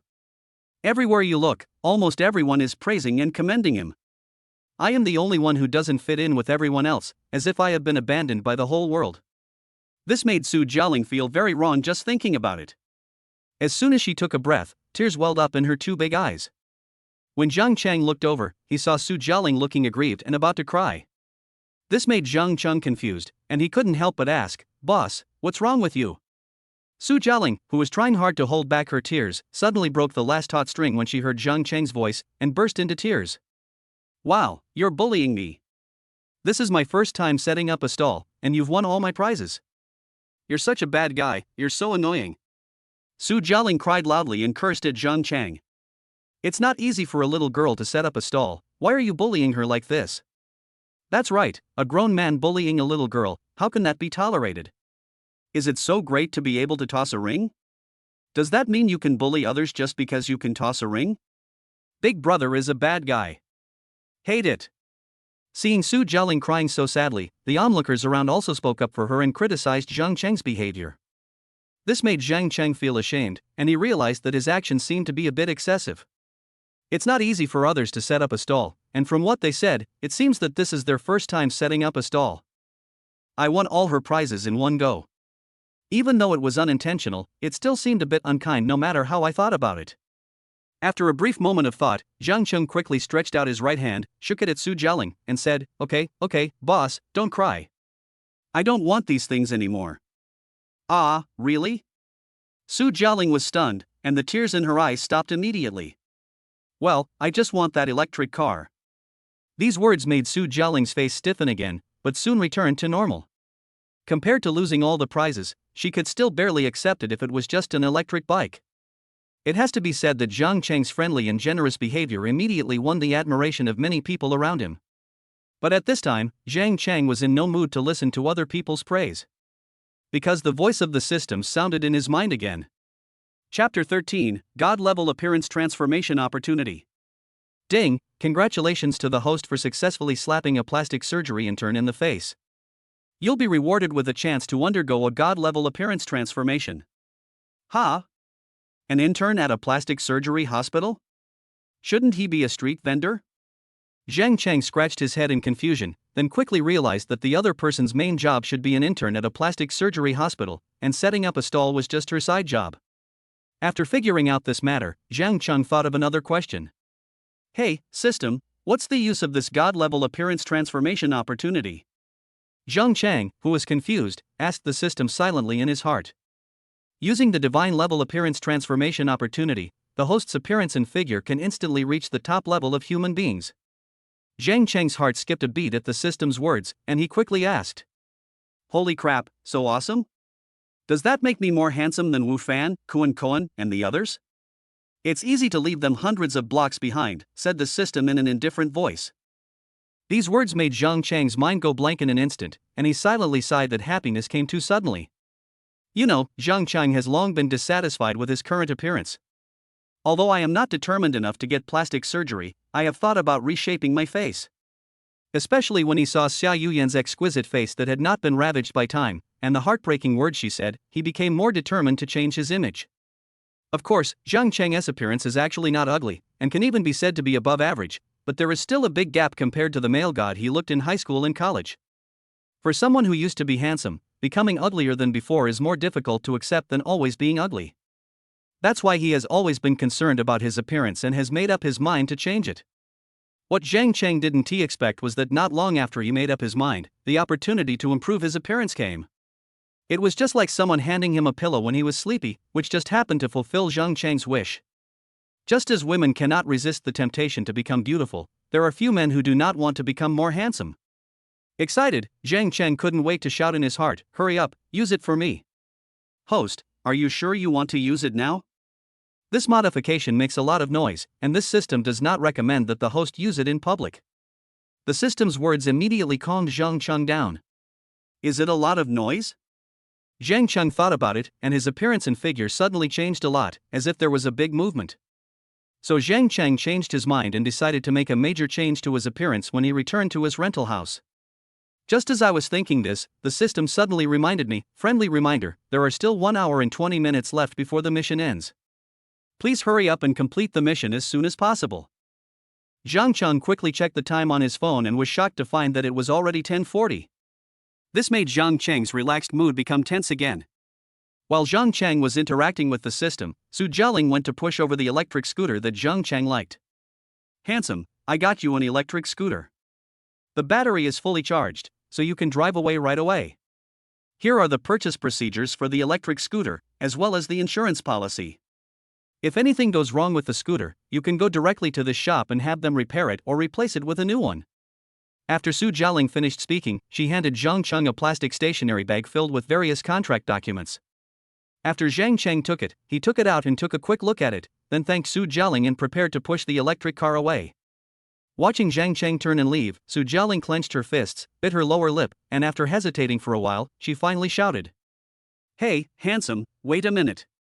Hearing the voice behind him, Zhang Cheng stopped and looked back in confusion. Anything else? Handsome guy, can you add me on WeChat? Add WeChat? Zhang Cheng was stunned. But confusion soon turned into joy. A beautiful woman took the initiative to add me on WeChat. This is the first time I have received such treatment. To be honest, it was quite sudden.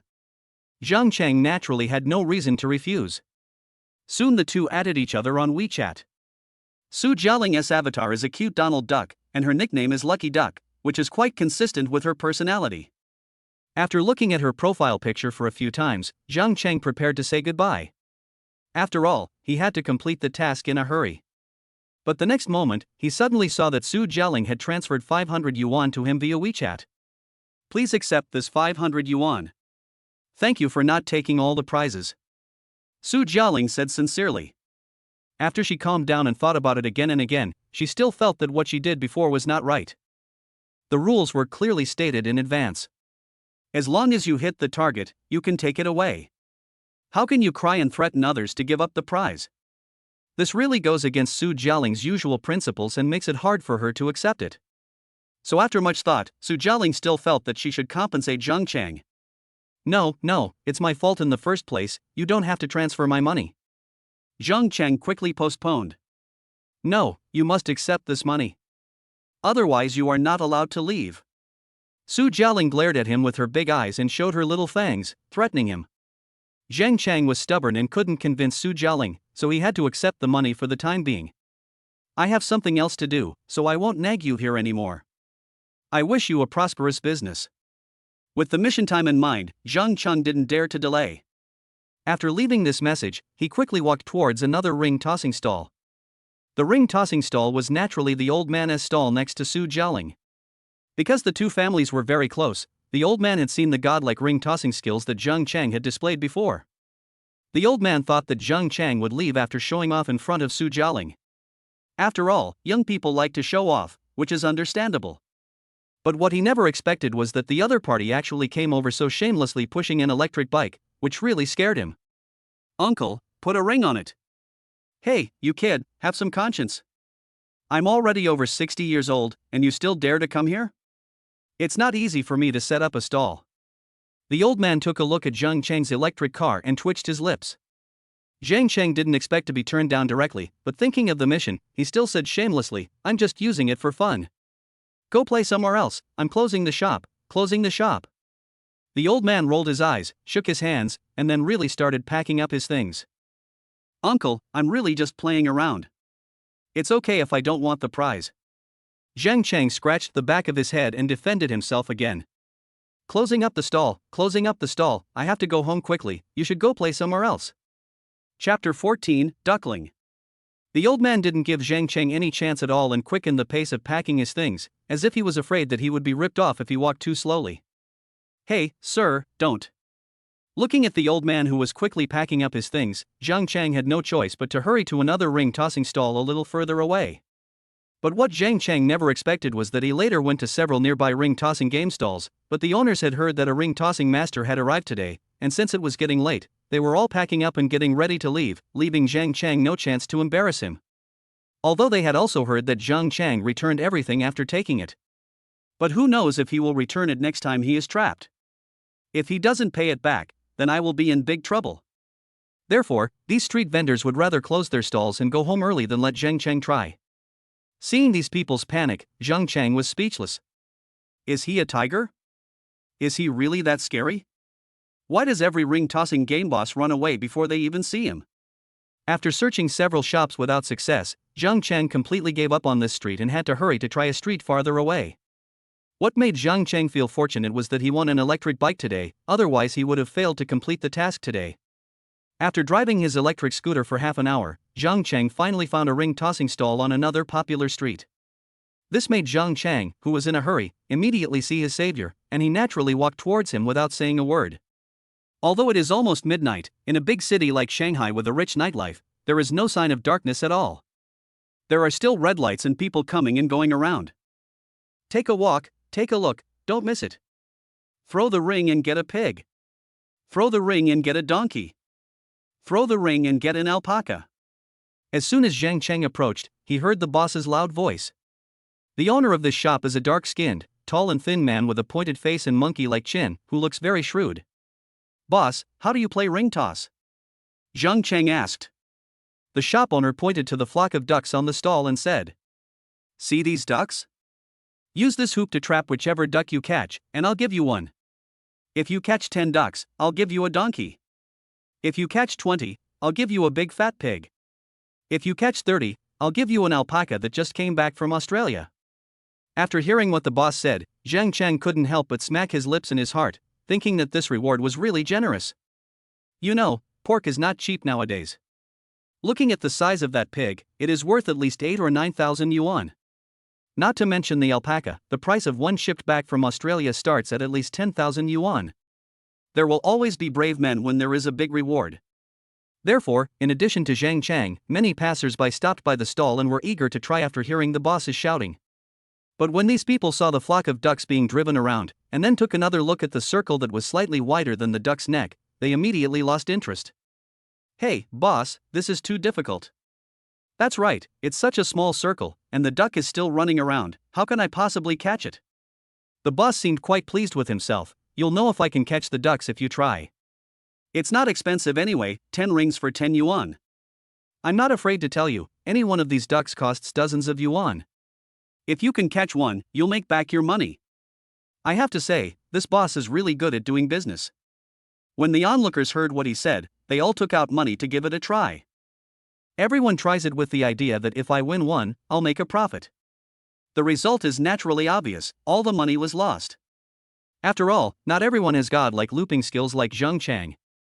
Oh my god, this is too rip-off. A customer who made 30 attempts and lost all of them complained to the boss with a dark face. "You're unlucky. Try a few more times.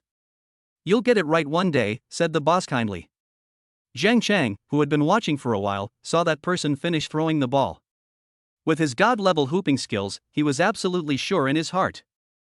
Thinking that the task time was almost up, Zhang Chang didn't delay any longer and stepped forward to ask, "Boss, if I can catch all the ducks in your stall with only 56 loops, what prize will you give me?"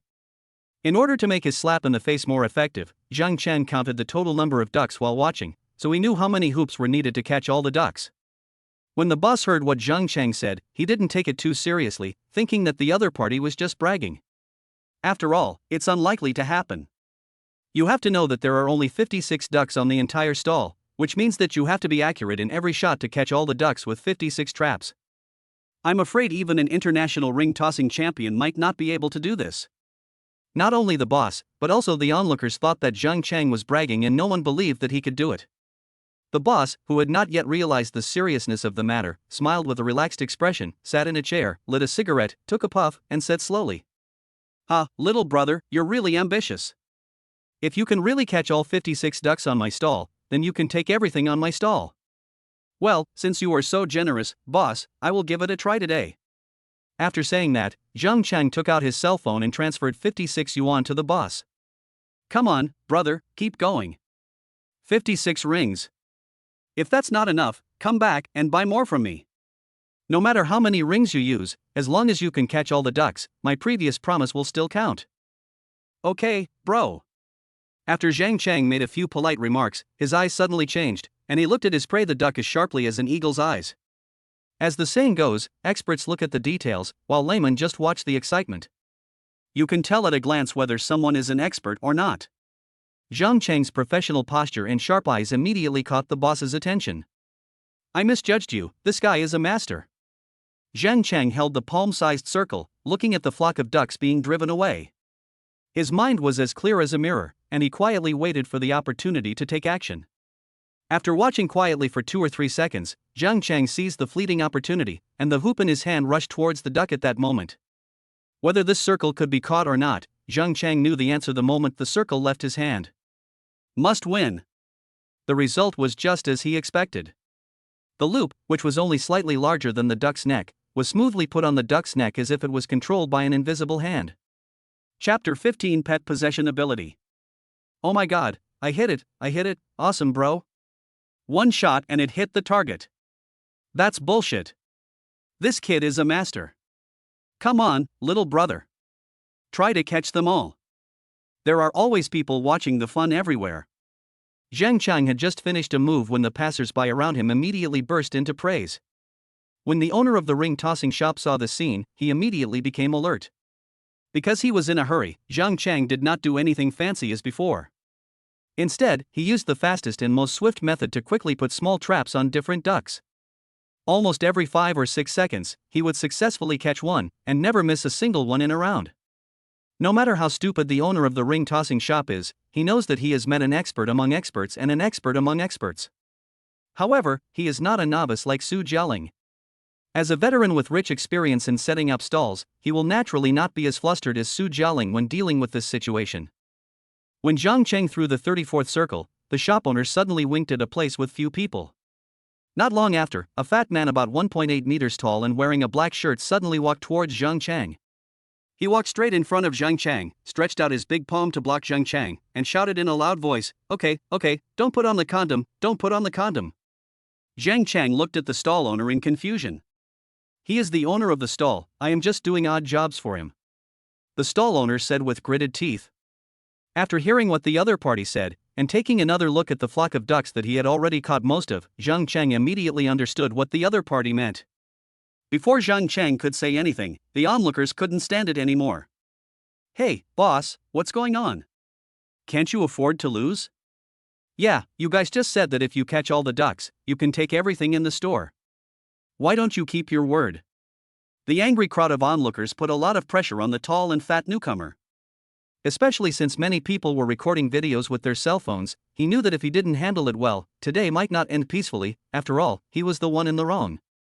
Finally, his face turned pale and red, and the tall fat man had no choice but to tell the stall owner, give him back the 56 yuan and let him lead the pig away. After everyone heard how the tall and fat man handled the situation, the voices of blame suddenly decreased a lot.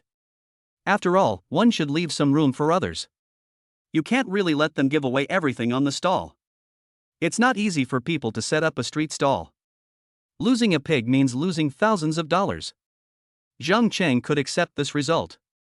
After all, he was just here to complete the mission, not for the prizes sold at the stalls. However, when Zhang Cheng saw the fat pig with a fat head and big ears, his face couldn't help but twitch. I thought about the long distance it was to get back to my rental house, especially since I had to pass through one of the most prosperous commercial streets in Shanghai. The thought of leading a pig around the street in front of thousands of people made Zhang Cheng feel a little annoyed. Besides, the rental house I rented is not big, and it is a bit crowded for me to live in it alone. If I add a pig and live with it, the situation is simply unimaginable. After hesitating for a long time, Zhang Cheng finally said, "Boss, can you replace this pig with an alpaca? My family is not very convenient to raise pigs." The tall and fat man just wanted to solve the matter quickly, so he agreed to Zhang Cheng's proposal without thinking much about it. So, at exactly midnight, Zhang Cheng was walking on the most prosperous commercial street in Shanghai, pushing an electric scooter with his left hand and leading an alpaca with his right hand. It is conceivable how eye-catching their combination is, and they immediately became the coolest guys on the street. After walking through that stretch of commercial street, the system's voice finally came, "Congratulations to the host for successfully slapping a pet shop owner in the face. Reward the host with the ability to possess a pet." Huh, what the hell? The ability to possess pets? What's the use of this? And why didn't he slap the owner of the pet shop instead of the street vendor? Zhang Cheng asked three confusing questions. The pet possession ability allows the host to choose a pet and possess the pet 3 times a week, each time for up to 24 hours. After possession, the host can fully control all the actions of the pet. The system explained directly to Zhang Cheng. Possessing a pet? It seems so useless. Zhang Cheng touched his chin and pondered for a long time. He didn't think this ability was useful. Why doesn't he want to be a billionaire and become a pet? Is there something wrong with him? As for why it is the pet shop owner, please think about it yourself. As for the question raised by Zhang Cheng later, the system's answer was a bit perfunctory. Zhang Cheng couldn't help but roll his eyes at this, but he soon understood why it was the pet shop owner. Although the other party is indeed a full-time street vendor on the surface, when you think about the ducks, pigs, donkeys, alpacas, and so on that fill the stall, it seems not an exaggeration to call him a pet shop owner. Mission accomplished, feeling relieved. Zhang Cheng hummed a little tune and led the alpaca, intending to return to the rental house. Unexpectedly, when I was halfway there, my cell phone suddenly rang. Who's calling me so late? It can't be another. Thinking of that possibility, Zhang Cheng's originally relaxed expression suddenly became solemn. Hello, is this Xiao Cheng? A hoarse and heavy voice came from the other end of the phone. Yes, it's me. Brother Yuan, why are you calling me so late? Is there something wrong? Zhang Cheng asked. Nothing much, I just wanted to ask if you are free now? Can you have a drink with me? Drinking again.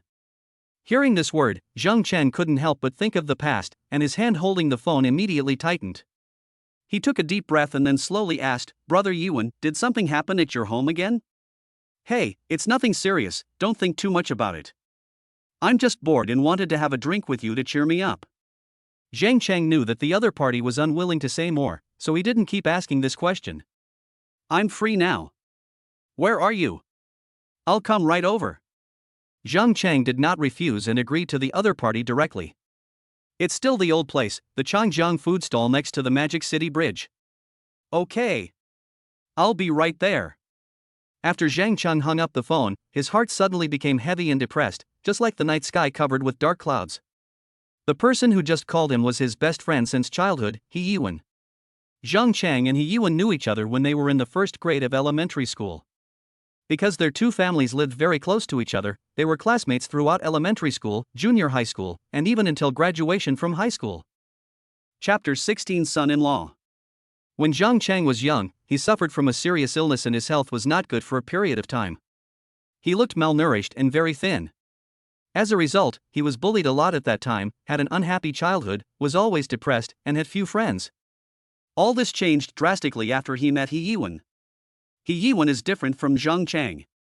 He has been as strong as an ox since he was a child. He is half a head taller than his peers. No matter where he goes, he is very eye-catching. He is also a school bully in the school. Although he has the physical condition of a school bully, He Yiwen is not a bad person by nature. It can even be said that he is particularly upright and likes to stand up for the weak. It was for this reason that when he first entered elementary school, he saw Zhang Cheng being bullied by several other little boys, so He Yiwen stepped forward to protect Zhang Cheng. That's how the two met. Because we were in the same class and lived close to each other, we often came into contact with each other. After a few interactions, the two became familiar with each other and had similar interests. Before long, they became good friends like brothers. So, because of that childhood experience, He Yiwen occupies a very high position in Zhang Cheng's heart. Its status is so high that it is unmatched by anyone else. Even after so much time, Zhang Cheng still respects this elder brother who has been helping and taking care of him since he was a child. After graduating from high school, He Yiwen resolutely joined the army in pursuit of his military dream. Due to the special control of the army, he rarely contacted Zhang Cheng since then. It was only last year that He Yiwen finally retired from the army. Later, for some unknown reason, he married into a top wealthy family in Shanghai and became the son-in-law of a wealthy aristocrat. When Zhang Cheng first heard the news, he was shocked and thought He Yiwen was joking with him. Later, when it was confirmed that this was true, Zhang Cheng was not jealous. Instead, he was sincerely happy for his brother, thinking that he would be able to live a happy life in a wealthy family from then on. But things did not develop as Zhang Cheng imagined. He Yiwen did marry into a wealthy family, but his life was not very good, and it could even be said that it was quite frustrating. For example, Zhang Cheng once heard He Yiwen say that he could not sleep in the master bedroom with his wife and could only sleep in the servant's room. Also, when his wife or mother-in-law is unhappy, they will insult him in various ways, even in front of outsiders, without giving him any face at all. In addition to these, he is often bullied and despised by many of the woman's relatives. It can be said that after marrying into that wealthy family, He Yiwen completely lost all his dignity as a man. One can imagine how much of a blow this was to He Yiwen, who had a very strong sense of self-esteem. Zhang Cheng thought of what He Yiwen had told him, and the frustration in his heart suddenly made him feel like a thorn in his throat. He wished he could go find his brother and have a drink right away. Although he was anxious, Zhang Cheng looked at the alpaca in his hand, smiled helplessly, suppressed his annoyance for the time being, and set out on the way home again. The place where he and He Yiwen used to meet for drinks was Changjiang food stall, which was not too far from his rental house. So Zhang Cheng could just go back on the way, put the alpaca and the electric car in the rental house first, and then go to meet his brother. Because he was worried about He Yiwen, he didn't delay on the road for long. He quickly returned to the rental house, put the alpaca and the electric car away, and then hurried towards the Changjiang food stall. The river under the night sky shines with different colors under the neon lights of the overpass. Even though the air was as uncomfortable as a furnace during the day, the riverside now exuded a cool feeling, without any feeling of heat at all. Especially the cool river breeze blew away the last bit of heat, making Zhang Cheng feel extremely comfortable and relaxed as he walked along the river. But this good mood did not last long. When he saw He Yiwen, who was already a little drunk at the food stall, Zhang Cheng's originally relaxed expression immediately fell. Looking at He Yuan, who was still drinking hard from afar, Zhang Chang couldn't help but frowning. He immediately quickened his pace and soon came to He Yuan's side. He grabbed the bottle of wine that He Yuan was pouring into his mouth. "Brother Yuan, that's enough, stop drinking," Zhang Chang shouted in a deep voice.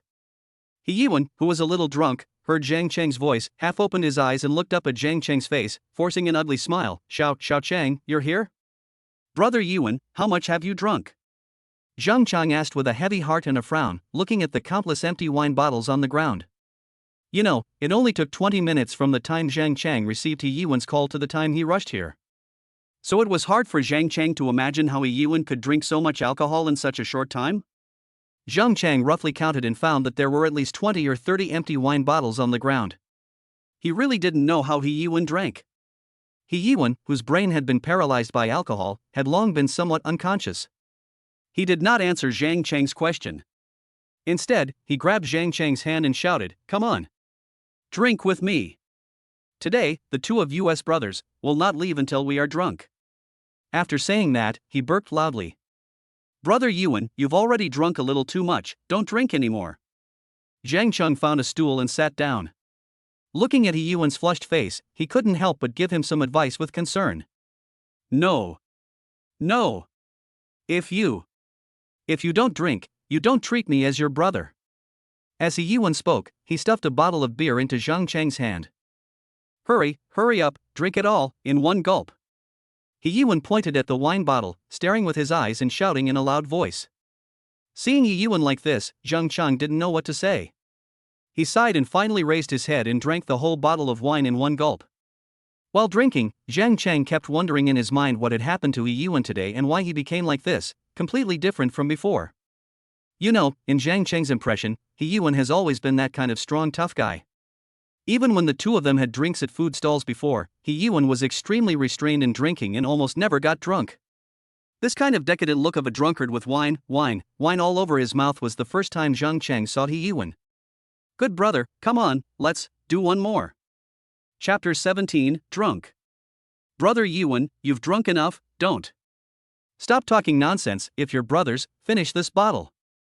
After saying that, He Yuan handed Zhang Chang a freshly opened bottle of wine, and then he picked up another bottle and poured it into his mouth, as if he wanted to swallow the whole bottle.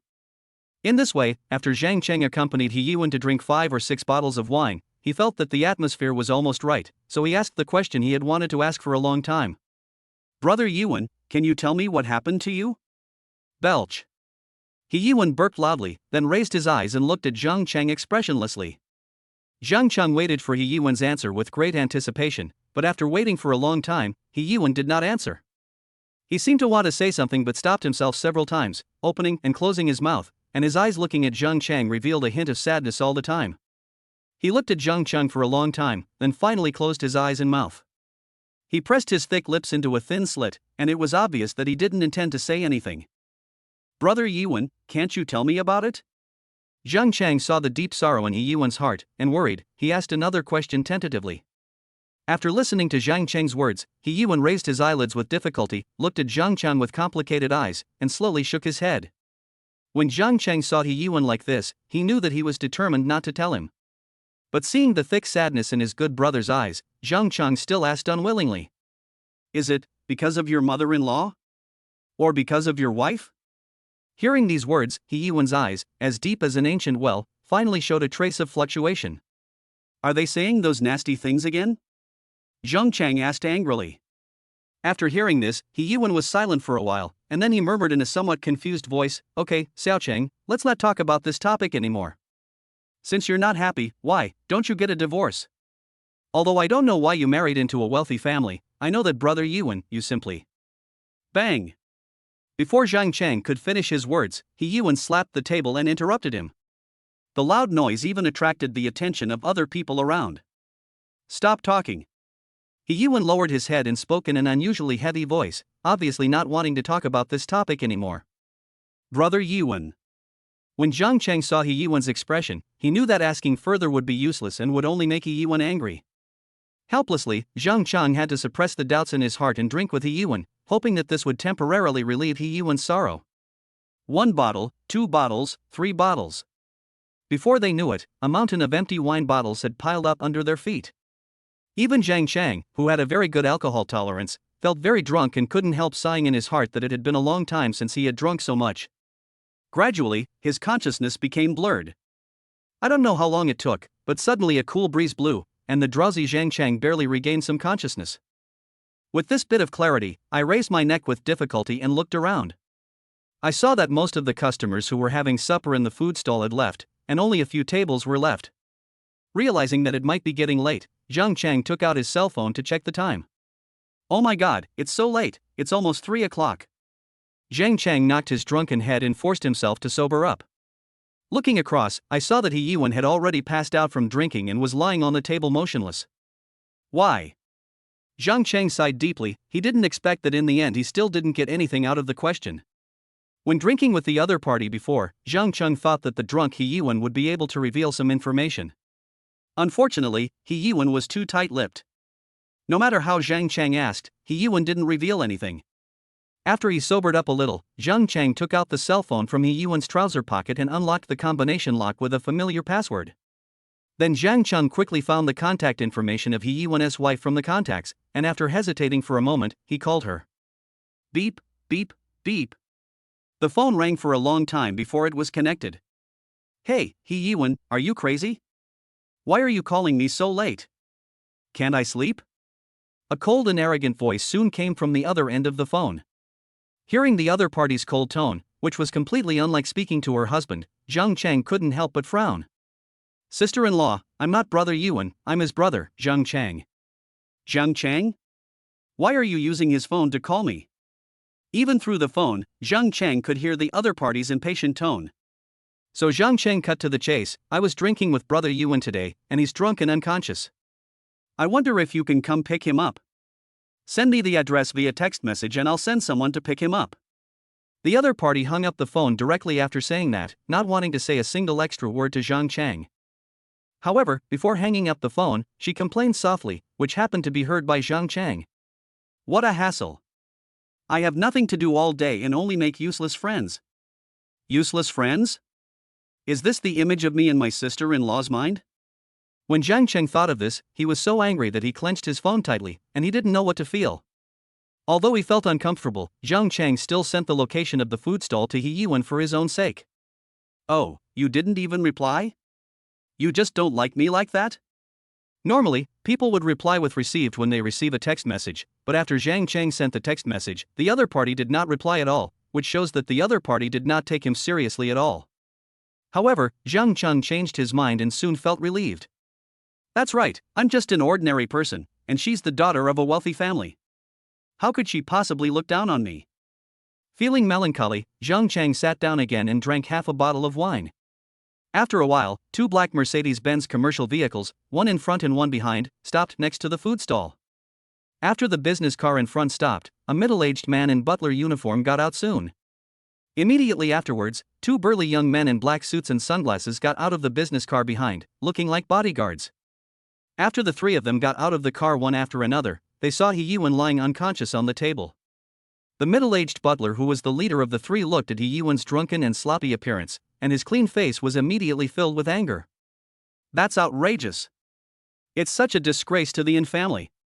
Chapter 18: The Arrogant Yin Family. The middle-aged man shook his head and sighed, then said to the two people behind him with a serious face, just find a hotel to put him up in later.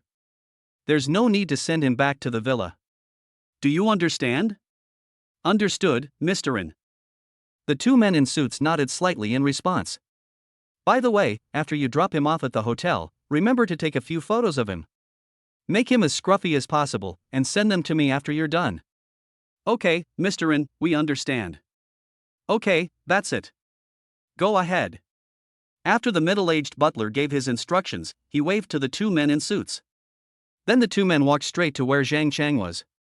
Zhang Chang, whose brain was numbed by alcohol and whose consciousness was a little confused, suddenly noticed that someone had lifted He Yiwen up, and his dizzy head immediately became clearer. Hey, stop it. Who are you? Zhang Chang quickly slammed the table to stop them. We were sent by Miss Yin to take him back. One of them explained to Zhang Chang. Only then did Zhang Chang realize that they were the people sent by He Yiwen's wife to pick him up. seeing the other person's muscular face and the exquisite and neat suit he was wearing, which looked very valuable. Looking at his own simple clothes, Zhang Cheng couldn't help but sigh in his heart. He is worthy of being a bodyguard in a rich family. His style is different. Even if Zhang Cheng was unwilling, he had to admit that the bodyguards in other people's homes looked more impressive than his own.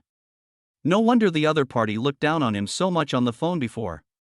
If it were in the past, Zhang Cheng might have felt a little inferior because of this, but now he doesn't. Because he is now a billionaire, and a billionaire. Although it is not as good as those old and powerful families in Shanghai, I think it is not much different. After quietly watching the two men carry He Yuan away, Zhang Cheng originally planned to call the boss to settle the bill and leave. But just as he was about to stand up, someone suddenly pressed his shoulders. Feeling the pressure on his shoulders, Zhang Cheng followed his gaze and saw a middle-aged man in his 50s wearing a butler's uniform. "Are you Zhang Cheng?" After looking at Zhang Cheng for a few times, the other party asked in a condescending and defiant tone. Although Zhang Cheng was a little unhappy with the other party's tone, he still nodded in response. "Miss An asked me to tell you something. You should know yourself and not indulge in fantasies that are incompatible with your status. Do you understand?" After the middle-aged man finished speaking, he patted Zhang Cheng's shoulder hard, causing him to feel a dull pain. "I don't understand what you mean by that." Zhang Cheng, who was a little confused after drinking, really didn't quite understand why Miss An, He Yuan's wife, said this to him and what the meaning of her words was. The middle-aged man bent down and whispered in Zhang Cheng's ear in an extremely cold voice. "Then let me be frank. Although He Yuan isn't a very good person, he is, after all, our family's son-in-law. And you, Zhang Cheng, are just an insignificant little character. From the moment He Yuan married into our family, you two are no longer from the same world." These almost insulting words immediately angered Zhang Cheng. He was so angry that he slammed the table and tried to stand up with his legs. However, the middle-aged man, who had anticipated this, pressed his shoulders first. The huge pressure from his shoulders pushed Zhang Cheng back into his seat. At the same time, a deep voice sounded in Zhang Cheng's ears. "Don't be impulsive, young man. I've checked your files, so I can tell you with absolute certainty that in a big city like Shanghai, you're just an insignificant ant. Don't think you can get involved with the Yin family by currying favor with He Yuan. I can tell you clearly that this is wishful thinking. The Yin family will never have anything to do with an ant like you." After hearing these undisguised humiliating words, Zhang Cheng, who was drunk, tried to stand up again unwillingly, but the huge force on his shoulders made him stand up halfway before he was pushed back into the chair. "As an elder, I have to give you a few words of advice. Young people like you, it's best not to get too carried away, lest you end up getting hurt. By then it will be too late to regret it." The middle-aged man said in an indifferent tone, as if everything was under his control. "What do you want from me when you say these things? Can you please just say it straight out? Don't beat around the bush with me." Zhang Cheng looked at him with a cold face, not hiding the anger in his heart. "It seems that you are not stupid, but a sensible person. Then I won't talk to you anymore. After all, my time is precious, and it's not good to waste it on such a place," the middle-aged man said with a smile. You talk too much nonsense. Can you please speak quickly? I don't want to waste my time on you." Zhang Cheng, who was drunk, retorted without hesitation. The middle-aged man smiled and shook his head, not caring about Zhang Cheng's disobedience. Then he suddenly straightened his body, staring down at Zhang Cheng with a clown-like gaze. His thick lips moved slightly, and his indifferent voice slowly rang out.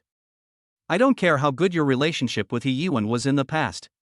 From now on, please never contact him again." After hearing what he said, Zhang Cheng was so angry that he laughed. Why? Why should I not contact you just because you told me not to? Young man, being too arrogant is not a good thing." The middle-aged man pinched Zhang Cheng's shoulders and said slowly. Zhang Cheng grabbed the other person's hand on his shoulder and said in a cold voice, "I'm only arrogant towards those with arrogant attitudes." Seeing Zhang Cheng's attitude, the middle-aged man laughed out loud. Ignorance is truly fearless. Zhang Cheng, I really don't know whether to say you are stupid or ignorant. Oh? You say I'm ignorant? Then I really want to ask you, where exactly am I ignorant? Zhang Cheng squeezed the other person's palm and asked with a sneer. Have you heard of the Yin Group? Have you heard of the Yin Venture Capital Foundation? The middle-aged man asked with a serious expression. So what if you've heard of it? So what if you haven't heard of it? Is your Yin Group so great? Can it dominate the Magic City? Zhang Cheng asked nonchalantly with a smile on his face. Seeing that Zhang Chang had no respect for the in-group, anger appeared on the middle-aged man's face for the first time. Zhang Chang, you dare to be so arrogant in front of me now, because you have no idea what you are facing. If you knew, I think you would not dare to talk to me like this. Oh? Then could you please tell me what I'm facing now? After Zhang Chang finished speaking, he picked up a half-empty bottle of beer on the table and poured it directly into his mouth. His behavior once again annoyed the middle-aged man. Chapter 19 No Regrets. The middle-aged man looked at Zhang Chang coldly for a few times, cleared his throat, and said with a very serious expression. Since you want to know, I'm not afraid to give you the lowdown. To tell you the truth, our Families and Venture Capital Foundation has investments in multiple industries in Shanghai. We even have a stake in the company you currently work for. Believe it or not, if the family says just one word, your boss will fire you tomorrow. Ha, fire me directly? You fire me just like that? That's funny. Zhang Chang put down the empty bottle in his hand, a fearless light flashing in his drunken eyes. If the other party had said this to him before today, he might have been a little worried. After all, he had found his current job with great difficulty. If he was fired, it would not be easy to find another job with similar salary and close to his rental house. But now, having received $1 billion reward from the system, he no longer cares about his original job. Even before coming here to drink, Zhang Chang had considered whether he should go to the company and quit his job tomorrow. After all, he is already a billionaire, and there will be endless rewards from the system in the future, so there is no need for him to work anymore. You can live a good life just by completing tasks and giving yourself a slap in the face every day. The middle-aged man saw Zhang Chang's indifferent look and thought that the other party did not believe what he said. This made his face look stern, and he took out his cell phone and said, Zhang Chang, do you think I'm trying to scare you? Or do you not believe what I say? If you don't believe me, I can call your boss right now and have him fire you immediately. If you want to hit me, just hit me. Stop talking so much nonsense in my ear. Zhang Chang said impatiently as he used his little thumb to pick at his ear hole. As the saying goes, alcohol makes a man bold. Zhang Chang, who had just drunk half a bottle of wine, and with the confidence given by the system, spoke a little more recklessly at this moment, completely different from before. Zhang Chang, you are playing with fire, do you know that? As soon as the middle-aged man finished speaking, he dialed the phone directly. Maybe it was because it was late at night and I waited for a long time before the call was connected. Hello, Mr. N, what's the matter with you looking for me so late at night? The middle-aged man deliberately turned on the speaker of his mobile phone, so Zhang Chang also heard the voice. After Zhang Chang recalled it carefully, he was somewhat surprised to find that the voice was almost exactly the same as the boss's voice in his memory. Could it be that what the other party said before was true? Mr. Yang, I'm sorry to call you so late. After the middle-aged man answered the phone, he apologized first, and then he said directly in a stern voice, I have something that I need you to deal with quickly. Mr. N, is there anything you need me to do? Just tell me. Hearing the humble voice of his boss, even though Zhang Chang showed no signs of abnormality on the surface, he was secretly frightened in his heart. He didn't expect that Boss Yang, who used to be so high and mighty in the company, would now act like a subordinate and be so respectful on the phone. This made Zhang Chang no longer doubt whether the other party had the ability to fire him. Sure enough, what the middle-aged man said next verified Zhang Chang's thoughts. Is there a person named Zhang Chang in your company? Well, let me think. After a brief silence, Boss Yang's voice rang out again on the phone. Yes, Mr. N, our company does have a new employee named Zhang Chang. You will fire him tomorrow, do you understand? The middle-aged man said in a deep voice. Without any hesitation, Boss Yang agreed, I understand, Mr. N. I will arrange for the HR department to fire him tomorrow morning. No reason asked, no question of right or wrong, just one phone call and Zhang Chang was fired from his job, which he had finally found. The middle-aged man decided to stay or go with just one sentence. This suddenly made Zhang Chang feel bitter. I couldn't help but think of what the middle-aged man had said before. I was probably just like he said, a dispensable little character in the past. However, this is all in the past. Now he is no longer a small figure. Did you hear that, Zhang Chang? Tomorrow morning, you will be fired from the company and become a humble, unemployed vagrant. The middle-aged man seemed to be afraid that Zhang Chang didn't understand, so he deliberately repeated it in his ear. Haha, then what? Just fire me. Do you really think I care? Zhang Chang laughed. Zhang Chang, you may not have realized the seriousness of this matter yet, so let me remind you again. Starting tomorrow, all the companies in Shanghai affiliated with the An's Venture Capital Foundation will blacklist you. In other words, no company affiliated with the An's will be able to recruit you. At the same time, you can no longer dine at An's restaurants. You can no longer go to the movies at An's cinemas. An's. Zhang Chang was in no mood to listen to the middle-aged man chanting, so he interrupted him directly. All right, are you done yet? If you can't go, then you can't go. Do you think I care? You. The middle-aged man was very confused by Zhang Chang's attitude. In his expectation, Zhang Chang should be begging for mercy in panic, not as nonchalant as he is now, and even retorted to him. Zhang Chang took advantage of the middle-aged man's momentary daze and forcefully pushed away the man's hand that was pressing on his shoulder. He then stood up, his eyes wide open, and angrily yelled at him under the influence of alcohol. What do you mean? Didn't your mother teach you manners? I have a name, Zhang Chang. The middle-aged man was very angry at Zhang Chang. He clenched his fist and raised his index finger. He pointed at Zhang Chang several times before saying, Zhang Chang, don't you understand now? If you offend the An family, you will be doomed to be unable to take a single step forward in the Magic City. Whether I am really unable to move forward or not, you will see the answer in the future. Zhang Chang said with his chin raised confidently. With the system binding him, he is not afraid of the wealthy An family at all. Zhang Chang, I hope you won't regret your youthful recklessness today.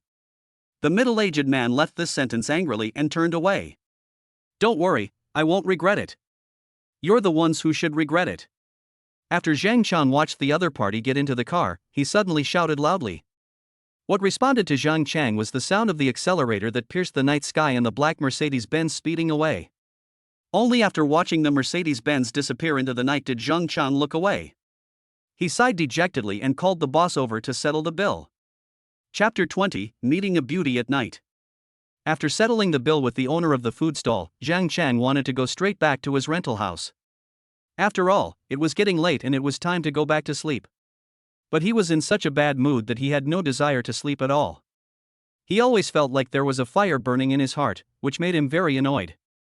Fortunately, at this moment, a light drizzle suddenly began to fall from the sky. The cold raindrops dotted Zhang Chang's face, temporarily easing his boredom. Facing the river breeze and following the rain, Zhang Chang walked aimlessly along the riverbank. Before I knew it, I was heading in a direction completely opposite to my rental house. And that direction is exactly the direction of the Yangtze River Bridge. Not long after walking, Zhang Chang saw the bridge right in front of him. He stood in front of the bridge for a while and murmured softly, "Let's go up and get some fresh air." After muttering these words to himself, Zhang Chang took a step forward and stepped onto the empty bridge. Because it was already past 3 a.m., even in Shanghai, which has a rich nightlife, most people were already asleep at this time. After all, tomorrow was Monday and many people had to go to work. Therefore, there is almost no one on the bridge, which is always busy with cars during the day. Only occasionally a few vehicles pass by quickly like ghosts, adding an indescribable loneliness and silence to the entire bridge. Zhang Chang walked alone on the wide overpass, with his head down, getting wet in the rain, and just kept walking and walking in a trance. When he came to his senses, he found that he had walked to the middle of the bridge. After standing there for a while, Zhang Chang, who was a little tired, leaned his hands on the edge of the bridge, looking at the rolling Yangtze River and the cold river breeze. After a long time, the annoyance in my heart disappeared like the flowing river. After feeling a little relieved, Zhang Chang turned on his phone and found that it was already 3:45 in the morning. It's time to go back. With a lot of thoughts in his mind and thinking about the pile of things he had to do tomorrow, Zhang Chang took a last deep breath of the fresh river breeze and prepared to go home. But as soon as he turned around, he found that not far away from him, there was another person like him, lying on the bridge looking at the river. The other person's cold figure standing where loneliness and night rain intersected immediately caught Zhang Chang's attention. He didn't expect that besides himself, there was someone else here enjoying the river breeze so late at night. Out of curiosity, Zhang Chang used the dim light to see the other person's attire clearly. It was a woman, and a very beautifully dressed woman. Her long legs were wrapped in straight jeans and she was wearing a thin white shirt. If you looked closely, you could see the small black vest faintly visible under the shirt. Her long hair, like a waterfall, dances with the wind as it follows the river breeze. The slender phoenix eyes looked into the distance, filled with sorrow. The pretty face with delicate makeup appeared vaguely in the hazy drizzle, and Zhang Chang was stunned by her. Just as Zhang Chang was secretly admiring the other person, suddenly a pleasant music sounded from the beauty's trouser pocket, which was particularly eye-catching on the quiet bridge. The cell phone is ringing. After hesitating for a while, the beauty slowly took out her cell phone from her trouser pocket and put it to her ear. Her other white arm was resting on the railing, her eyes still looking at the distant horizon. "Hey, Mom, why are you calling me so late? Don't you see what time it is? It's daytime for you and it's nighttime for me." As soon as the beauty answered the phone, she started complaining. In this quiet night, Zhang Chang could hear it especially clearly. Her voice was very pleasant, with a hint of magnetism and arrogance, and very neutral, giving Zhang Chang a feeling of being noble yet pure and not coquettish, very much like those royal sister voices he had heard on the internet. Because of the distance, Zhang Chang couldn't hear what was said on the other end of the phone, he could only hear the beautiful woman's voice. "Mom, didn't I tell you that I'm not interested in the foreigner you introduced me to? He's rich? So what if he's rich? I don't need his money at all. I can earn it myself. Mom, can you please stop introducing those foreigners to me? No matter what you say, I won't marry a foreigner. So what if I'm 28? Do I have to get married at 28? Mom, please stop interfering in me, okay? I'm an adult, I can make my own decisions." Although he only heard a few words, Zhang Chang could tell that this beautiful woman was also being urged to get married by her family. Thinking of his own experience, Zhang Chang suddenly felt a sense of sympathy. "Okay, Mom, stop talking. I'm telling you the truth, I already have a boyfriend. So please stop worrying about me, okay?" When Zhang Chang heard that the other party had a boyfriend, he smacked his lips. At the same time, a trace of envy arose in my heart. I really wonder which lucky man could hold such a beautiful woman in his arms. "Humph, you still don't believe me? Then I'll let him talk to you. He's sleeping next to my bed right now. If you don't believe me, just ask him." As the strange beauty said this, she walked towards him step by step in her exquisite high heels, in front of Zhang Chang's shocked gaze. What does she mean by this? Boom boom boom. Listening to the sound of high heels stepping on the bridge, Zhang Chang's heart also started beating in rhythm. Because the two of them were not far apart, the strange beauty came in front of Zhang Chang before she took a few steps. At this time, Zhang Chang could see the other person's delicate and charming face more clearly. The moment he saw clearly, Zhang Chang had no doubt that if the other person's exquisite facial features appeared on the street, it would definitely attract everyone's attention. "Honey, wake up. My mom doesn't believe I have a boyfriend. Talk to her." After the strange beauty finished her last words, she handed the phone to Zhang Chang, who had a dazed look on his face. Looking at the stunning beauty so close to him, Zhang Chang's mind went blank in an instant, and his hand took the phone handed to him by the other party uncontrollably. After Zhang Chang took the phone, the strange beauty quickly made a gesture of asking, and her slender phoenix eyes were full of pleading. Zhang Chang suddenly came to his senses at this time and realized that the other party must be trying to get him to pretend to be her boyfriend. This was not a big deal, just a piece of cake. What's more, the other party was so beautiful, Zhang Chang had no reason to refuse. After considering his words, Zhang Chang put the phone to his ear and politely greeted her in a low voice. "Hello, Auntie." "Hello, are you Minmin's boyfriend?" the other party asked. Chapter 21 Ni Jiamin. So this strange beauty's nickname is Minmin? It sounds pretty nice.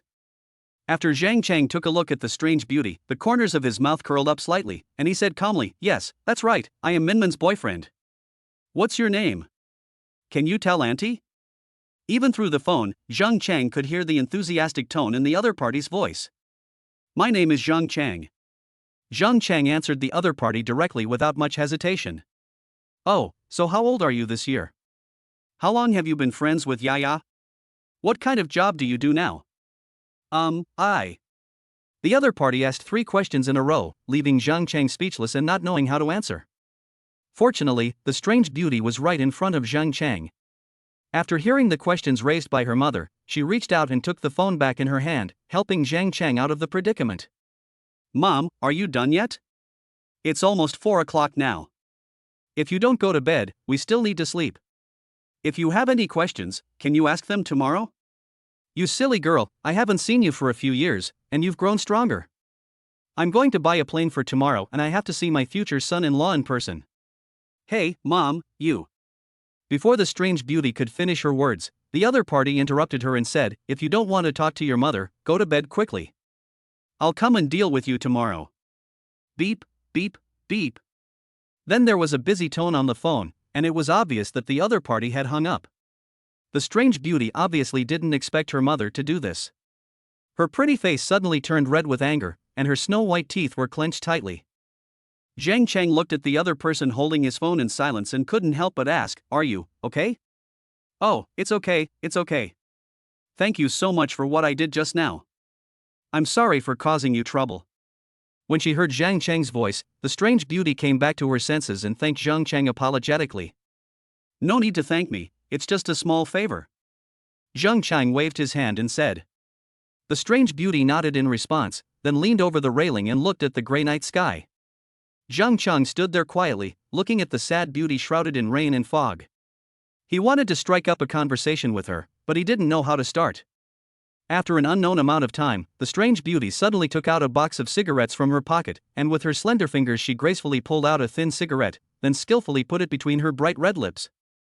With his other hand, he took out a white lighter from his trouser pocket, stretched out his hand to block Zhang Feng, and pressed the lighter switch. The next moment, the dancing flame lit the cigarette, and the fresh and fragrant mint smoke drifted into Zhang Cheng's nose with the river breeze. The smell was very pleasant. Zhang Cheng just took a small sniff through his nose and felt a little more refreshed. Looking at the strange beauty puffing away not far away, Zhang Cheng thought for a moment and said, "Smoking is bad for your health." As soon as Zhang Cheng finished speaking, the strange beauty twisted her neck along the river breeze and looked back at him with surprise. She obviously did not expect Zhang Cheng to suddenly say such a thing. Then she opened her mouth slightly, exhaled a puff of thick smoke towards Zhang Cheng, and then laughed. Zhang Cheng thought that the other party didn't listen to him and was about to persuade him again. The strange beauty's next move made Zhang Cheng swallow back the words he hadn't said yet. Suddenly, she looked towards the river, snapped her fingers, and threw the cigarette she had just taken a few puffs of into the river. "You're right, smoking is bad for your health." Then she slowly turned around, looked at Zhang Cheng, and asked with her red lips slightly parted, "Your name is Zhang Cheng, right?" Zhang Cheng looked at the other person's exquisite face and nodded blankly. He had just mentioned this name on the phone, so it wasn't surprising that the other party knew it. "My name is Ni Jiamin." Ni Jiamin opened her arms, leaned against the railing, and said with a charming smile, tilting her head. Drizzle, night sky, beauty, smile. Together they formed a beautiful picture, which once again mesmerized Zhang Cheng. "Thank you for tonight." Ni Jiamin thanked him again very abruptly, then turned and left with an elegant step. It was not until she disappeared at the end of the bridge that Zhang Cheng slowly came to his senses. Ni Jiamin? What a nice name. After standing on the bridge for a while in the cold wind, Zhang Cheng yawned due to the late sleepiness.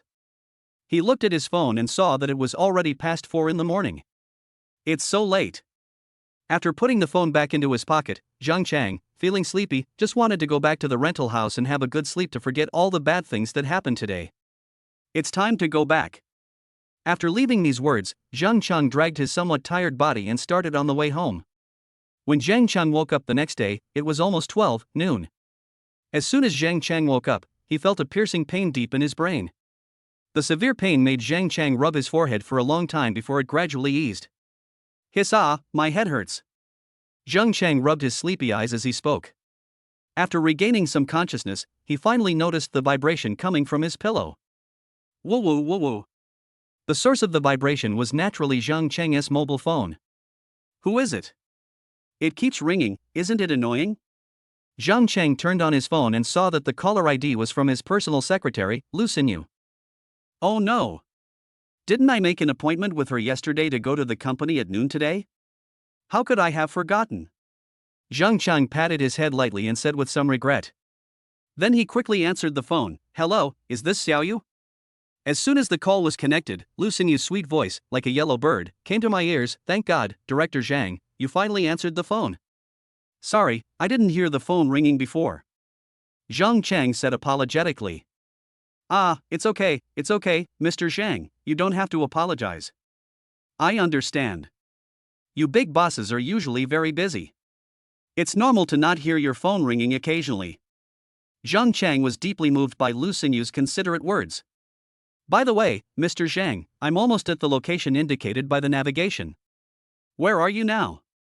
Should I pick you up at the same location as the navigation?" "I'm still in the house." Just pick me up at the navigation location. Okay, Mr. Zhang. Zhang Chang was about to hang up the phone when he suddenly remembered that the navigation location was only a rough and vague one, and it was not a very accurate location downstairs from him. So he said again, "Where are you now? Are there any landmark buildings around? Tell me about them." Chapter 22, A Call from the HR Department. Let me see. After Xiao Su, Lu Xinyu replied, "I am still on the main road. There is a Starbucks coffee and a Rick's fast food chain nearby." After hearing the other party's description, Zhang Cheng immediately knew where Lu Xinyu was now, so he told her the specific route to follow. "After you turn in from the main road, remember to keep going left. You will see a small bank. I'll be waiting for you at the entrance of the small shop above the bank." "Okay, Mr. Zhang, please wait a moment. I've already turned in from the main road and will be at the location you mentioned soon." After hanging up the phone, Zhang Chang realized that he had more than 10 missed calls. After clicking on the records and checking, he found that most of the calls were from Lu Xinyu, which made Zhang Chang feel a little apologetic again. In addition to the call from Lu Xinyu, there were a few calls from the Human Resources Department of his current company. A call from the HR department? Why are the HR department calling? Zhang Chang rubbed his aching temple and suddenly remembered the conversation he had with the middle-aged man from the inn family yesterday. This is a resignation call from the company. When Zhang Cheng thought of this, his face suddenly turned gloomy. But soon, he remembered the system again. Realizing that I am now a billionaire, there is absolutely no need to get angry over such trivial matters. After all, he won't need to work in such a small company anymore, so even if he is fired, it won't have much impact on him. Thinking of this, Zhang Cheng's mood immediately improved a lot. TSK, what a crappy company. I quit. Zhang Cheng cursed and sneered, then called the company's Human Resources Department. It took a long time before the call was connected. What followed was a barrage of scolding. "Hey! Zhang Cheng, where the hell have you been? You didn't come to the company, and you didn't answer the phone. Don't you want to work in the company anymore? Minister Yang, aren't you calling me to tell me that I'm resigning? It's not about whether I want to or not, but whether I can still work in the company. You should know better than me, right?" Zhang Cheng asked back in a very calm voice. Minister Yang obviously did not expect that Zhang Cheng actually knew about this matter in advance, and acted so calmly, which made him speechless for a moment and didn't know what to say. After a while, he continued, "Humph, it seems you still have some self-awareness. Then I won't say any more nonsense. Hurry and come to the company to complete the resignation procedures. Don't worry, I will definitely come today. But not now. I have other things to do later. I will come to visit you after I finish my work." Zhang Cheng emphasized the last few words, especially the word "you," dragging out the sound for a long time. "Zhang Cheng, how do you talk to me?" Zhang Cheng hung up the phone without waiting for the other party to finish speaking, and also gave the other party a blacklist package. You know, Director Yang of the Human Resources Department and Boss Yang of the company are actually relatives. It is precisely because of this relationship that Minister Yang is often arrogant towards the company's employees. I don't know how much anger Zhang Cheng has suffered from him recently. Moreover, whenever Zhang Cheng thought about the scene last night when Boss Yang fired him without saying anything, he became furious. So naturally he couldn't have a good attitude towards Boss Yang's relative, Minister Yang. Not cursing at them is already giving them face. After finishing the call, Zhang Cheng wanted to lie down for a while. After all, he drank a little too much yesterday and his head was still a little dizzy. But when he thought that Lu Xinyu would be here soon, Zhang Cheng gave up the idea and didn't dare to linger in bed any longer. After all, making a lady wait for a long time was not a good thing to do. After stretching his body, twisting his neck and stretching his muscles, Zhang Cheng was ready to get out of bed. As soon as his feet touched the floor, a sour smell suddenly came into Zhang Cheng's nose. Zhang Cheng sniffed and felt puzzled. What is this smell? It smells terrible. Realizing that the smell seemed to come from him, Zhang Cheng suddenly realized that he didn't even take off his clothes yesterday and just lay down on the bed to sleep. In other words, he was still wearing the same clothes he wore when he went out for drinks yesterday. What happened? Why did I fall asleep on the bed without even changing my clothes? Zhang Cheng tried hard to recall, but his brain was as confused as paste. He had no idea how he slept after returning to the rental house yesterday. He had no recollection at all. It seems that I was really drunk yesterday. Oh, I'd better not drink so much next time.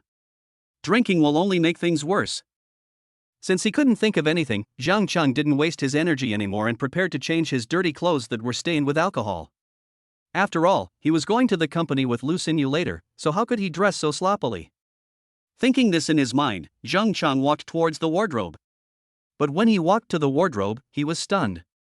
I saw all the clothes in the wardrobe scattered on the ground, a mess. And on top of the pile of clothes, there was a large lump of white fluffy stuff. Oh my god, how could I forget about this? Pressed on the pile of clothes was, of course, the alpaca that Zhang Cheng won from the ring tossing stall yesterday. Because he was in a hurry to meet He Yiwen yesterday, he led the alpaca into the rental house and left it alone. The alpaca, without any restraints, let itself go in Zhang Cheng's rental house, making a mess.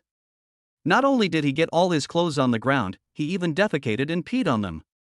Smelling the disgusting smell, Zhang Cheng was so angry that he kicked the alpaca away, then quickly picked up the clothes on the ground and checked them.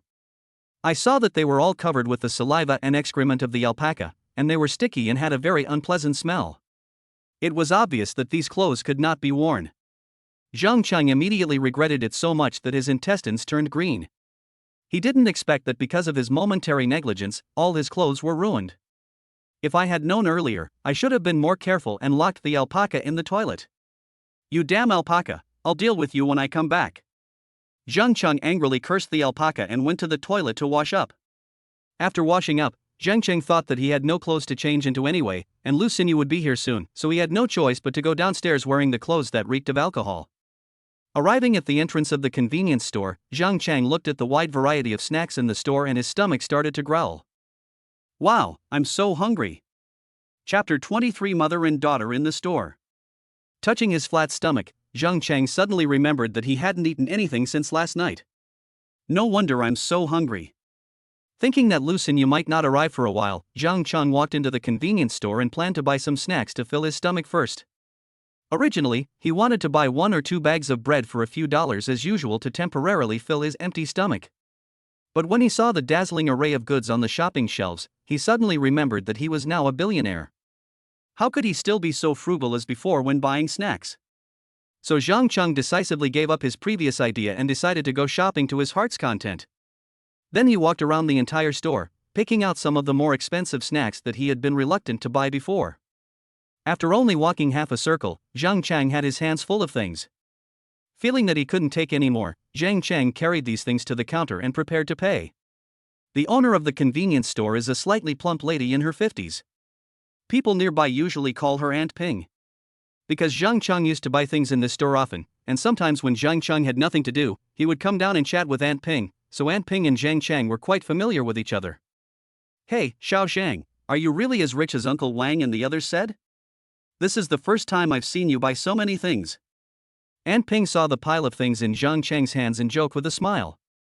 In her impression, every time Zhang Cheng came to the store to buy something, he would try to buy the cheapest ones. There has never been a time like today. Not only did I buy a lot, but most of them were snacks that cost more than dozens of yuan.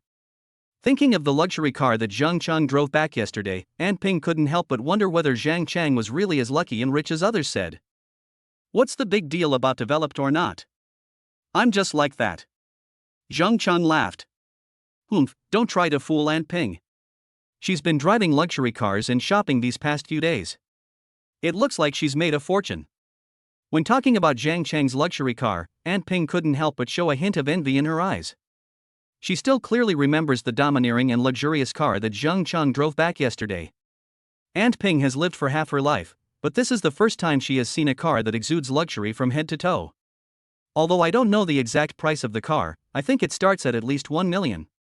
I did make a little money recently, but it's not as exaggerated as you say. Zhang Cheng scratched the back of his head and said embarrassedly. As the saying goes, wealth should not be shown to the outside world. In addition, Zhang Cheng had no intention of showing off, so when he met these old acquaintances, he still wanted to keep a low profile as much as possible. After chatting with Aunt Ping for a few more words, Zhang Cheng came to the roadside in front of the convenience store with a bag full of snacks, waiting for Lu Xinyu's arrival. However, before Lu Xinyu arrived, a large truck stopped in front of the convenience store. As soon as the car stopped, a girl with short hair and dark skin wearing a striped vest jumped out of the truck. The girl was of above-average appearance, about 20 years old. Her strong muscles were clearly visible on her dark arms, and the leopard print vest gave her a wild and unrestrained look. She is Aunt Ping's daughter, and her name is Lu Ping. Because she is not much older than Zhang Chang and they live very close to each other, Zhang Chang and Lu Ping have a good relationship. When Zhang Chang first moved to this neighborhood, Aunt Ping saw that Zhang Chang was handsome and even thought about matching Lu Ping and Zhang Chang. However, considering Zhang Chang's financial situation, Aunt Ping never mentioned this matter again. Although Lu Ping and Zhang Chang did not become lovers, she still provided a lot of help to Zhang Chang when he first arrived, which made Zhang Chang always grateful to her. Lu Ping, didn't you say you'd be back in the afternoon? How come you're already here at noon? When Aunt Ping saw Lu Ping getting out of the car, she walked out of the store and asked a question. Why? Mom, don't you want me to come back so early? Lu Ping joked with her mother while opening the trunk of the truck and unloading the goods. You stupid girl, what nonsense are you talking about? Aren't you afraid of being laughed at?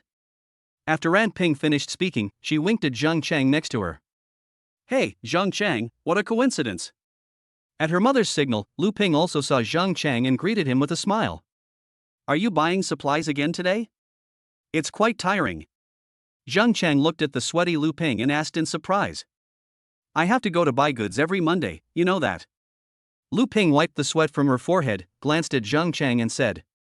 I just didn't expect you to go buy goods even in such hot weather. Zhang Chang looked at the scorching sun in the sky and said with a click of his tongue. No matter how hot the weather is, we have to buy supplies, otherwise the store will have nothing to sell. Lu Ping jumped out of the trunk carrying a box of water and said as a matter of course. Zhang Chang then remembered that Lu Ping's family's grocery store had always been doing very well, and they could sell out almost all the goods they bought every week. No wonder she had to go there to buy goods every week. Do you need my help? Zhang Chang couldn't help but ask as he looked at the heavy box of water Lu Ping was carrying. After Lu Ping carried a box of water into the store in one breath, she smiled and shook her head. No, I can handle it alone. Although the other party said so, Zhang Chang thought about how Lu Ping had helped him so much in the past. Since he had nothing to do now, he should at least help out a little. So Zhang Chang decided to try his best to help before Lu Xinyu came. But at this moment, there was a sudden sound of accelerator coming from the distance. Then, in the eyes of everyone, a white Porsche 911 came speeding from a distance and then stopped steadily behind the truck. Needless to say, this super cool sports car instantly attracted the attention of everyone present. The old men who were playing chess under the shade of the trees, seeing this scene, slowly gathered around with fans in hand. Some diners who were having lunch in a restaurant in the distance also came out of the restaurant one after another with their bowls and chopsticks in hand, and walked over with the intention of watching the fun. Did this sports car drive in the wrong lane? How did it end up here? An old man said slowly to his companions with his hands behind his back. He must have taken the wrong turn. Otherwise, who would drive a sports car like this to a small place like ours? Another old man agreed. It's no wonder they think this way. After all, on this small road, it's rare to see expensive sports cars, let alone ordinary cars. Chapter 24 Lu Xinyu stuns everyone. A fat man in the crowd, carrying a large bowl of rice, nudged the person next to him with his elbow and asked quietly, Hey, look at that brand. Do you know what kind of car this is? The people around him took a few glances and shook their heads. I don't know, I haven't seen it. He was telling the truth. This was the first time he had seen a sports car of this brand. Then the fat man asked several other people around him, but without exception, no one knew him. You have to know that most of the people living in this area have low incomes and have not seen much of the world. The only luxury cars they know of are Mercedes-Benz and BMW, and they have hardly ever heard of anything else. So it's normal that they don't recognize the iconic horse logo of Porsche 911. Do you think this car is more expensive than a BMW? Probably not, otherwise why haven't I heard of it? How much do you think this car is worth? I don't know, it looks like it's worth millions. Over $1 million? Impossible. Regular Mercedes-Benz and BMW cars aren't that expensive. The onlookers gathered together, whispering and pointing at the Porsche 911. Most of them don't know the value of it and think it's just an ordinary car, worth at most 200,000 or 300,000 yuan, which just looks fancy. However, the Porsche 911 is still very well known. As more people gathered around, there were still people I knew. An old man wearing reading glasses approached from a distance. After seeing the car logo clearly, he muttered in surprise, This looks like a Porsche 911. Porsche 911? Is it more expensive than Mercedes-Benz and BMW? The fat man holding the bowl of rice walked over and asked. The price of this model should be around 2 million, but I'm not sure about the exact price. The old man said uncertainly. 2 million? Oh my god, that's so expensive, it's impossible. The fat man shook his head, obviously not believing it. Just as everyone was discussing the price of this luxury car, with a slight creak sound, the door of the luxury car slowly opened under the gaze of everyone. Immediately afterwards, a pair of long legs wrapped in transparent black stockings stepped out from the car door, causing all the men present to hold their breath. The entire alley suddenly became so quiet that not a single sound could be heard. After the owner of the sports car got out of the car completely, everyone could see what a beautiful woman she was. She wore a pair of silver-white glasses, which matched her clear and bright eyes. As soon as she appeared, she gave everyone present a sense of intelligence. Coupled with her refreshing short hair, exquisite and capable black and white professional attire, her slender legs outlined by thin black stockings, and her cultured and naturally fluffy hair, she exudes a strong aura of a strong career woman. At this moment, no one present paid attention to the luxury car. Their eyes seemed to be stuck with glue, glued to the beautiful woman who suddenly appeared. The beautiful woman who just got out of the Porsche 911 is naturally Lu Xinyu. Because her car was parked behind Lu Ping's truck, her view was blocked, so she didn't see Zhang Cheng the first time she got out of the car.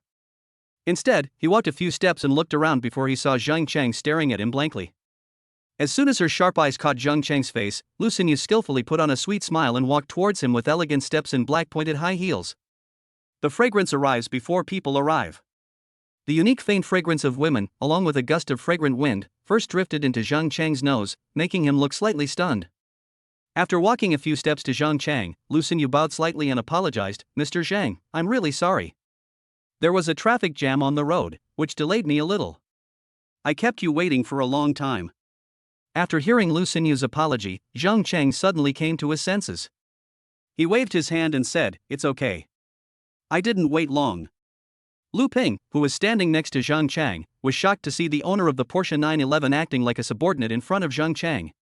After swallowing hard, Lu Ping patted Zhang Cheng's arm with the back of her hand and asked, "Zhang Cheng, do you know this beauty?" After hesitating for a moment, Zhang Cheng finally told the truth, "I know her. She's my secretary." "What, you're a secretary?" Lu Ping widened her eyes, as if she suspected she had heard it wrong, and confirmed with Zhang Cheng again. "Yes, that's right. She is my personal secretary. She came here today to pick me up and take me to the company." Zhang Cheng nodded. Seeing Zhang Cheng nod, Lu Ping suddenly remembered that this beautiful woman who had just gotten out of the Porsche 911 seemed to have called Zhang Cheng Director Zhang before. Could it be that Zhang Cheng is the director of a company? No way. Because she was quite familiar with Zhang Cheng, Lu Ping had no reservations and directly asked the question in her mind, "Zhang Cheng, are you a director of a company?" Thinking that he had already revealed so much, revealing a little more would not be a big deal, so Zhang Cheng told the truth. "Yeah, that's right. I just became a director of a live broadcast company." After hearing Zhang Cheng's words, Lu Ping took a lot of effort to come back to her senses, but the shock in her eyes seemed to flow out as if it were tangible. The people watching around were equally shocked. Many of them were stunned, their eyes filled with disbelief. You know, Zhang Cheng has lived here for nearly a year, and most of the people watching around are Zhang Cheng's neighbors. So they have more or less some understanding of Zhang Cheng's actual situation. In their memory, Zhang Cheng has always been a poor boy who needs to budget carefully even when buying vegetables, and his material conditions are worse than theirs. Therefore, many people did not think highly of Zhang Cheng before and rarely interacted with him.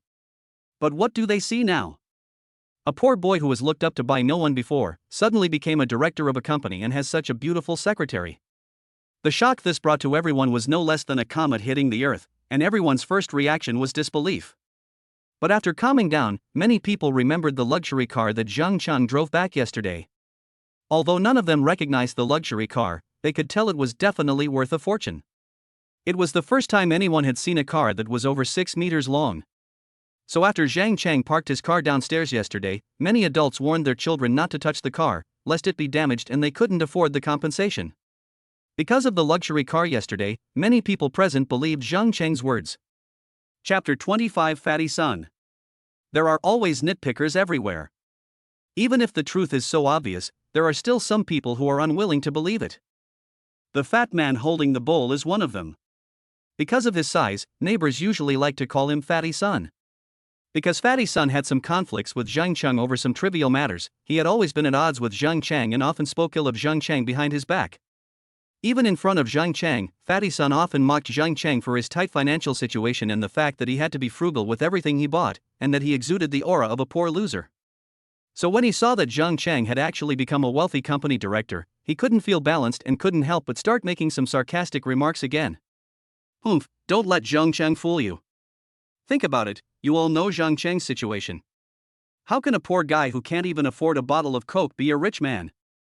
Besides, is it possible for a rich person to live in a place like ours? What you said seems to make some sense. Yeah, if Zhang Cheng is rich, why would he live with us? After hearing what Fatty Sun said, the people around him all thought it made sense, which made many people start to doubt again.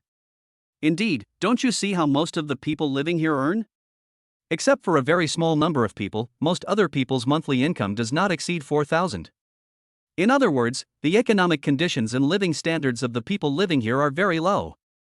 Not to mention the rich, even those with average financial conditions would not choose to live here. This is why they agree with what Fatty Sun said.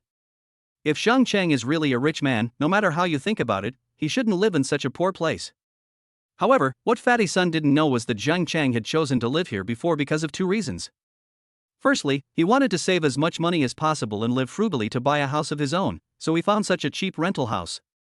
It is precisely because he usually saves most of his money that in the eyes of others, Zhang Cheng always looks like a poor man who is always frugal about everything he buys and lives a tight life.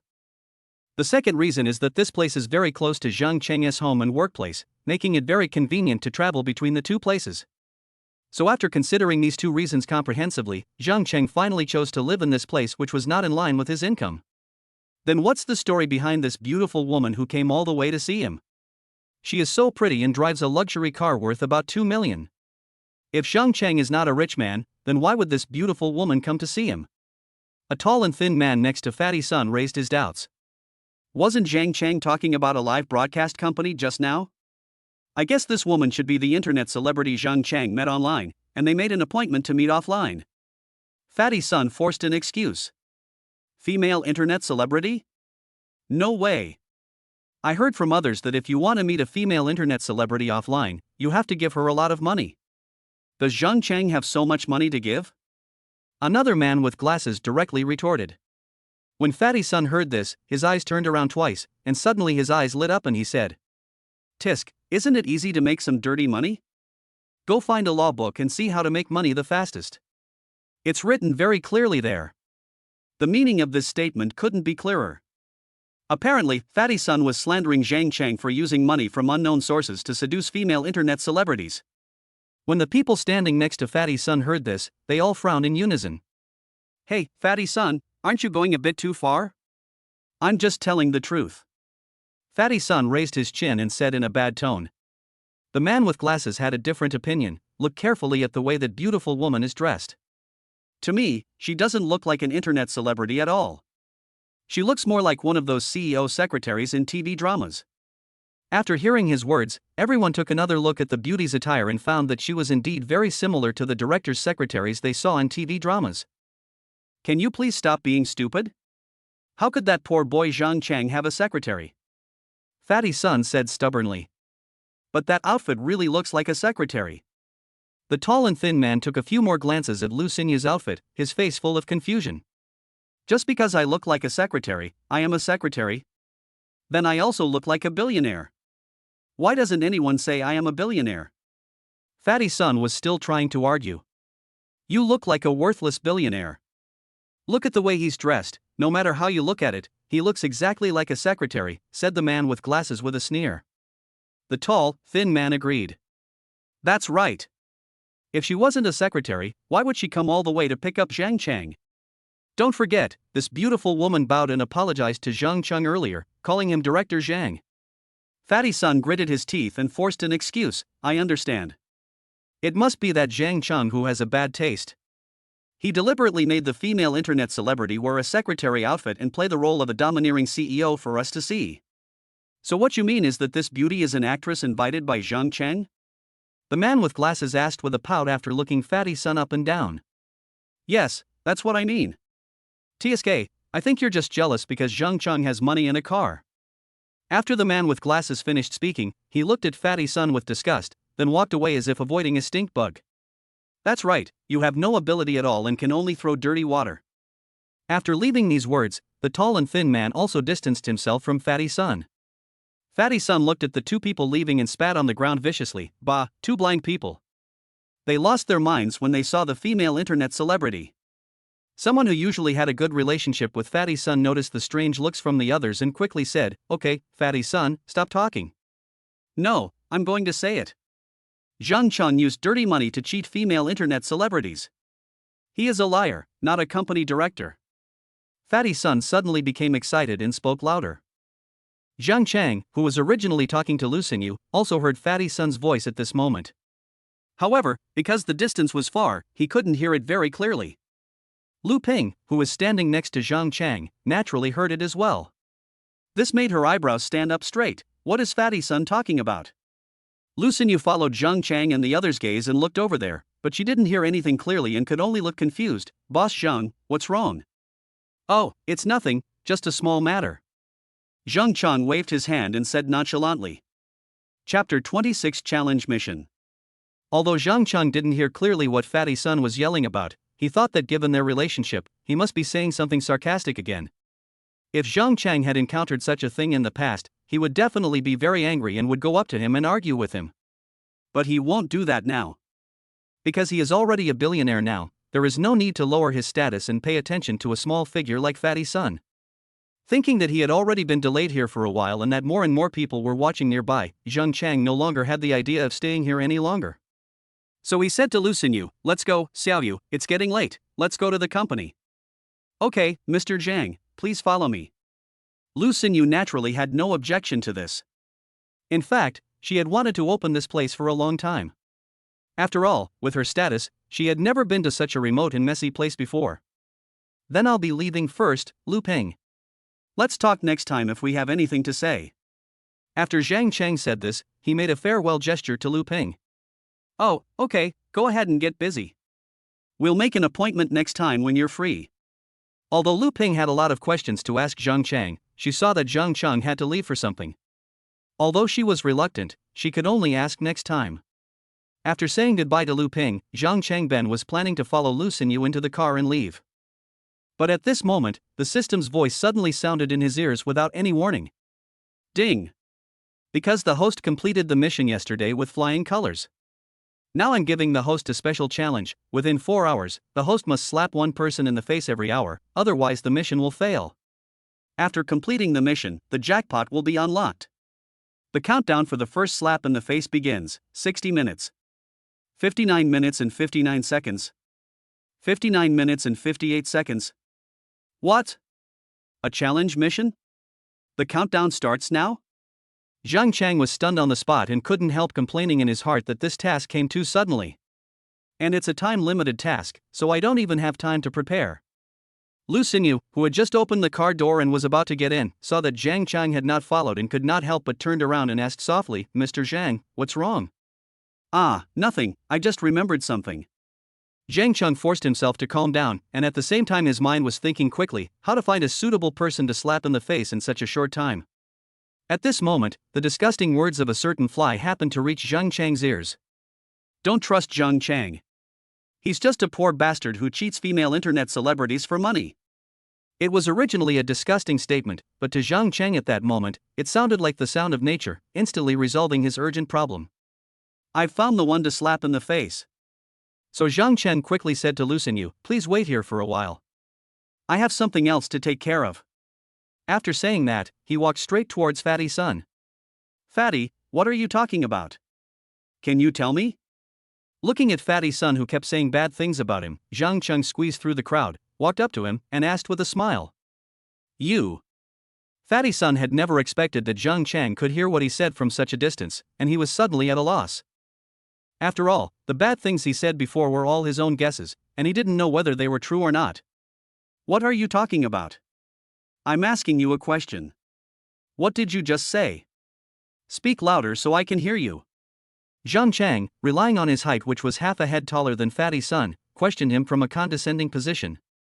"Zhang Chang, why are you so arrogant? You cheated female internet celebrities with illegal dirty money, and you still think you're right? Fatty Sun's friend Li Xiaoxi helped Fatty Sun out. With Li Xiaoxi speaking for him, Fatty Sun also gained courage and said to Zhang Chang with a stern face, "That's right. I've seen through your tricks of using dirty money to scam female internet celebrities. If you don't want others to know, then don't do it yourself." Dirty money? Female internet celebrity? Ha ha ha.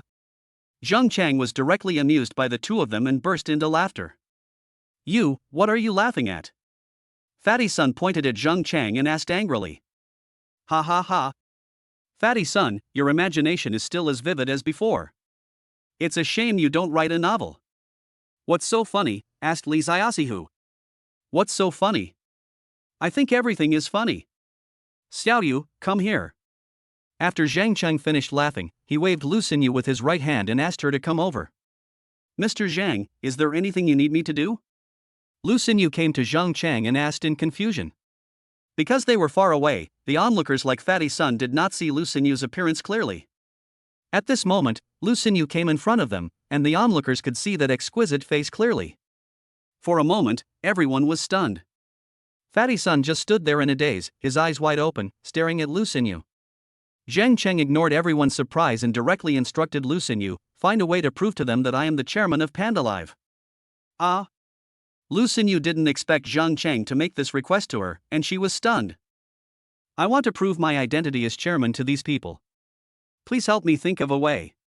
Seeing that Lu Xinyu didn't seem to understand what he meant, Zhang Cheng repeated it. Now Lu Xinyu understood. Although she didn't know why Zhang Cheng suddenly made this request, for Lu Xinyu, this problem was easy to solve. "Oh, okay, Mr. Zhang, I understand what you mean. Your identity as chairman is recorded in the company registration information online, which can prove your identity." The company's registration information? Okay, find it out quickly. Zhang Cheng nodded with a smile. After receiving the instructions, Lu Xinyu quickly took out his mobile phone to search for information. At this time, Fatty Sun, who had been bewildered by Lu Xinyu, finally came to his senses. Looking at Lu Xinyu chatting and laughing with Zhang Chang, Fatty Sun's face immediately darkened.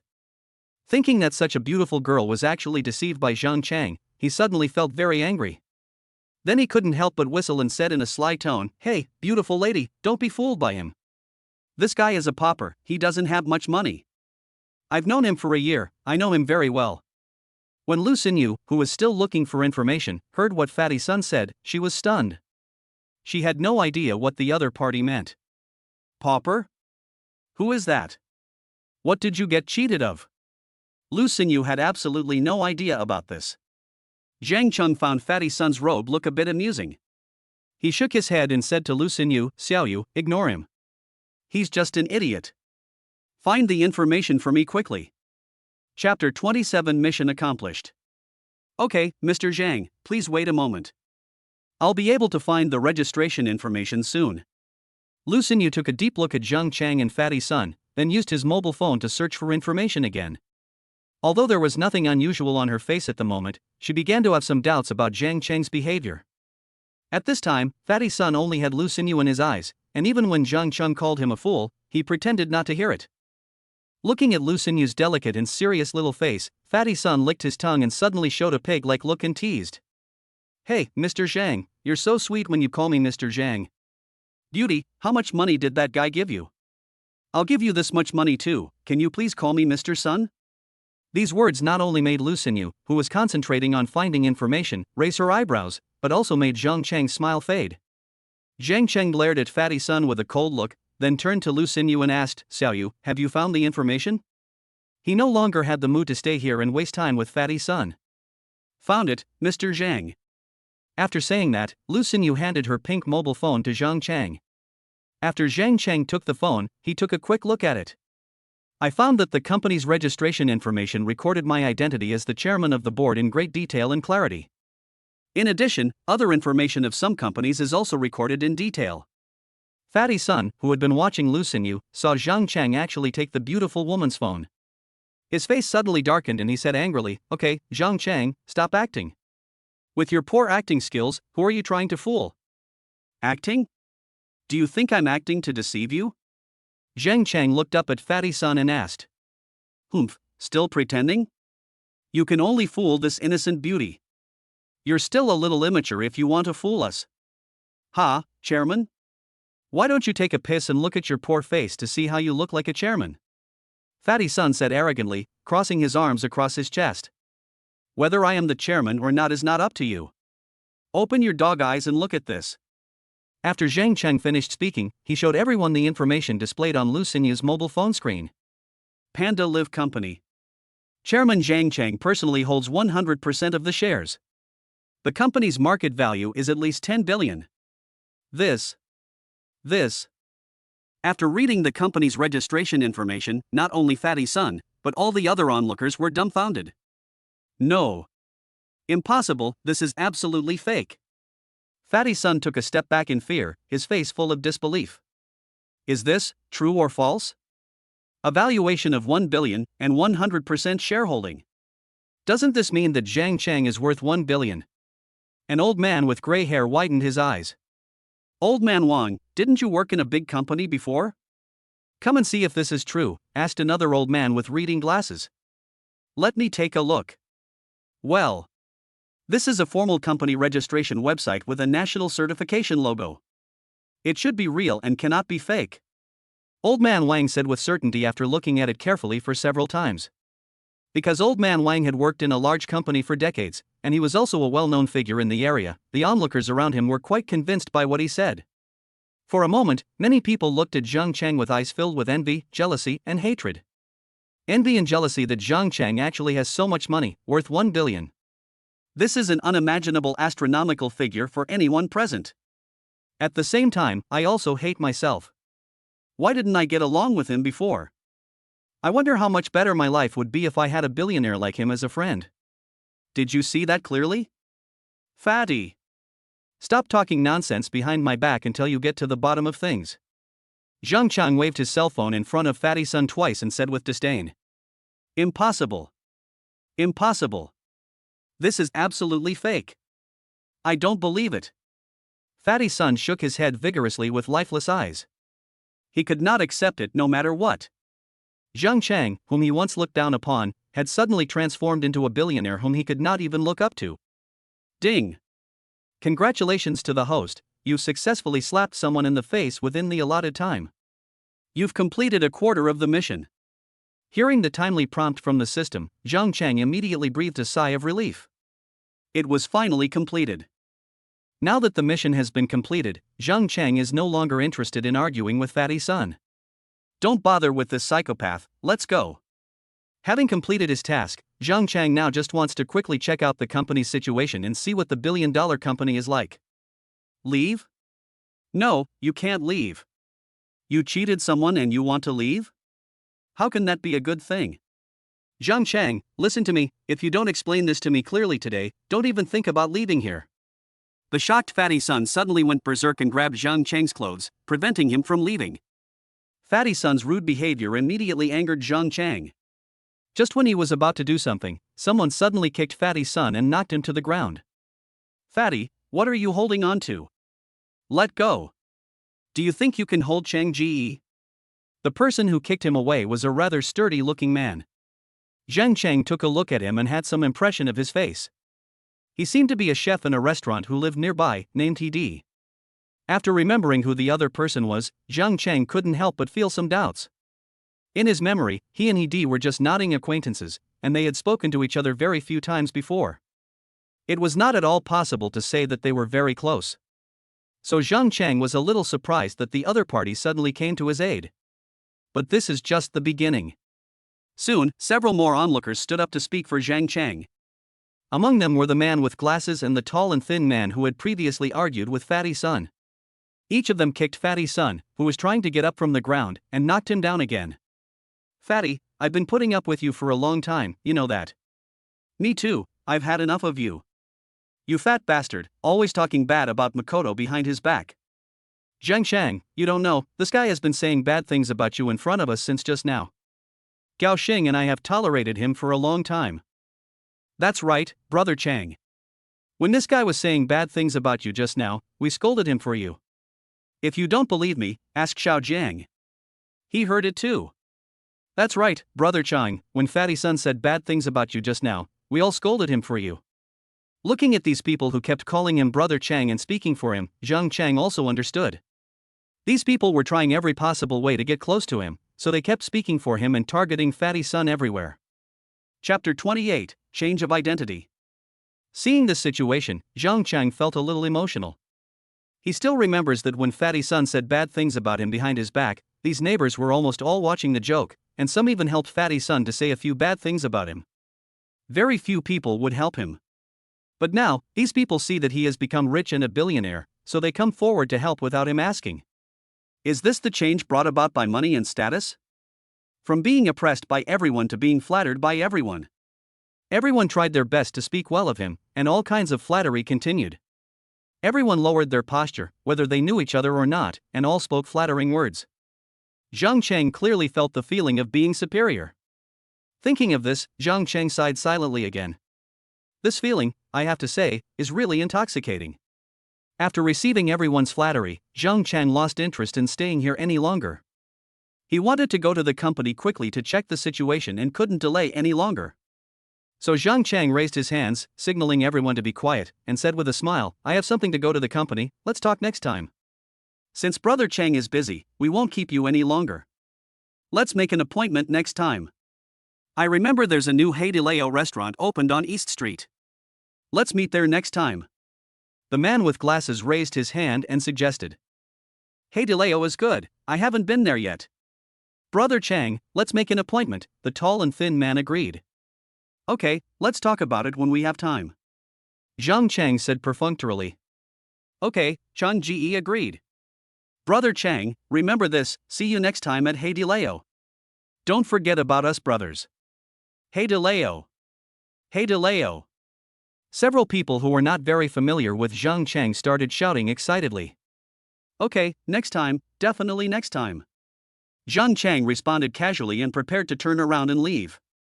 But just as he turned around, Fatty Sun's disgusting voice suddenly rang in his ears again. Humph, you bunch of fools. No matter how many nice things you say, Zhang Chang, the kept pretty boy, won't do you any good. A kept gigolo? When Zhang Chang heard this, he didn't feel anything. He just thought that Fatty Sun was roaring incompetence. But when Lu Xinyu heard this, her eyes suddenly lit up, as if she had thought of something. You fat guy, do you want a beating? How dare you say bad things about Brother Chang? He said as he kicked Fatty Sun. Brother Chang, don't worry about it. Let us take care of this fat guy. Just go and do your business. Don't worry about such trivial matters. We brothers will do it for you. The man with glasses said to Zhang Chang with a smile. Zhang Chang nodded and prepared to leave, but unexpectedly, Fatty Sun said something shocking. Zhang Chang, what's so cool about that? Don't think I don't know that you're just a gigolo kept by a rich woman. I just saw the company registration information, which includes the information of the former chairman of the company. She's just a woman in her 50s. The former chairman of Panda Live is a woman in her 50s? When Zhang Chang heard this, he was stunned. He didn't pay close attention to this point when he was looking at the company registration information just now. He just took a quick glance at the photo of the former chairman. She was indeed a slightly fat woman, but Zhang Chang was not sure how old she was. However, among so many people present, some people besides Fatty Sun noticed this. I just saw that the former chairman of the live broadcast company is indeed a woman in her 50s. I think what Fatty Sun said is really possible. You mean, Zhang Chang is really being kept by a rich woman? This is impossible, right? How is it impossible? Think about it, Zhang Chang has lived with us for almost a year now. You all know what his living conditions were like before. He always had to be very frugal with everything he bought. How can he be considered a rich man? Yeah, a guy who used to be poorer than us suddenly became a billionaire. No matter how I think about it, it's outrageous. But if Zhang Chang is being kept by a rich woman, then everything can be explained. Now that you mention it, it seems possible. What's really possible? It's obviously like this. Yes, I also think he is being kept. Holy crap, what kind of luck did Zhang Chang have? He was actually favored by a rich woman.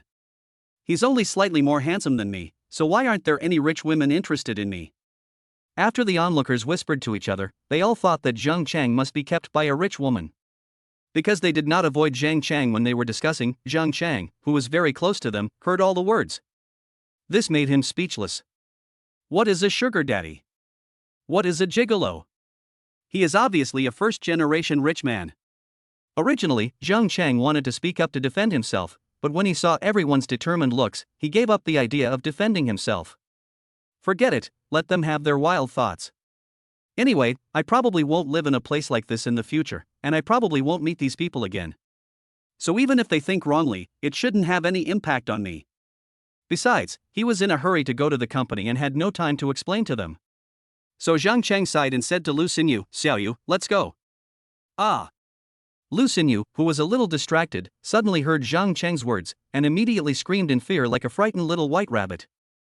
What are you thinking about? Why are you so absent-minded? Zhang Chang asked in confusion. Nothing. Lu Xinyu blushed and lowered her head. We've been delayed for so long and it's getting late. Let's go to the company quickly. Zhang Chang glanced at the scorching sun in the sky and repeated what he had said before. Oh, okay, Mr. Zhang. Lu Xinyu nodded respectfully, then took the lead and opened the door of the Porsche 911. Seeing the car door open, Zhang Chang sat down in the passenger seat and fastened his seatbelt. Fatty Sun, who had just gotten up from the ground, saw Zhang Chang about to leave and immediately showed a ferocious expression on his face. Zhang Chang, you are a gigolo kept by a rich woman, what's so arrogant about you? Gigolo, gigolo. You really disgrace a man. Zhang Chang, who was sitting in the car, used his little finger to pick at his ear hole, completely ignoring Fatty Sun's intentions. He is now a big shot with a net worth of 1 billion. Is there any need for him to lower his status and quarrel with Fatty Sun? Just like a dog bites you, would you bite it back? Chapter 29. Everyone wants to struggle less. Zhang Chang, you are just a gigolo, a gigolo. Hearing those insults from Fatty Sun, Zhang Chang just thought it was a dog barking. Although it's annoying, just listen to it and there's no need to get angry. Although Zhang Chang didn't say anything, the man with glasses and others were still like lackeys as before, directly confronting Fatty Sun. Fatty, you still dare to shout. Do you deserve a beating? He said as he slapped Fatty Sun on the head. Because of the difference in their physiques, Fatty Sun didn't dare to resist after being beaten. So what if Cheng Ji is being kept? What's it to you? If you have the guts, why don't you find someone too? That's right. Why don't you take a piss and look at your pig face? Do you think you can find it? Brother Cheng was able to find it because he's handsome. He found it by his own ability. Do you have the ability? Do you have the face? The tall and thin man and the man with glasses kept arguing with each other, leaving Fatty Sun speechless. He could only grit his teeth and glare at them angrily. Although Ed and others also mistakenly believed that Zhang Chang was a kept gigolo, this did not prevent them from currying favor with Zhang Chang. If you ask why, it's because Zhang Chang is rich. Even if the money belongs to the rich woman, but others are willing to give it to Zhang Chang, isn't the money equivalent to Zhang Chang's?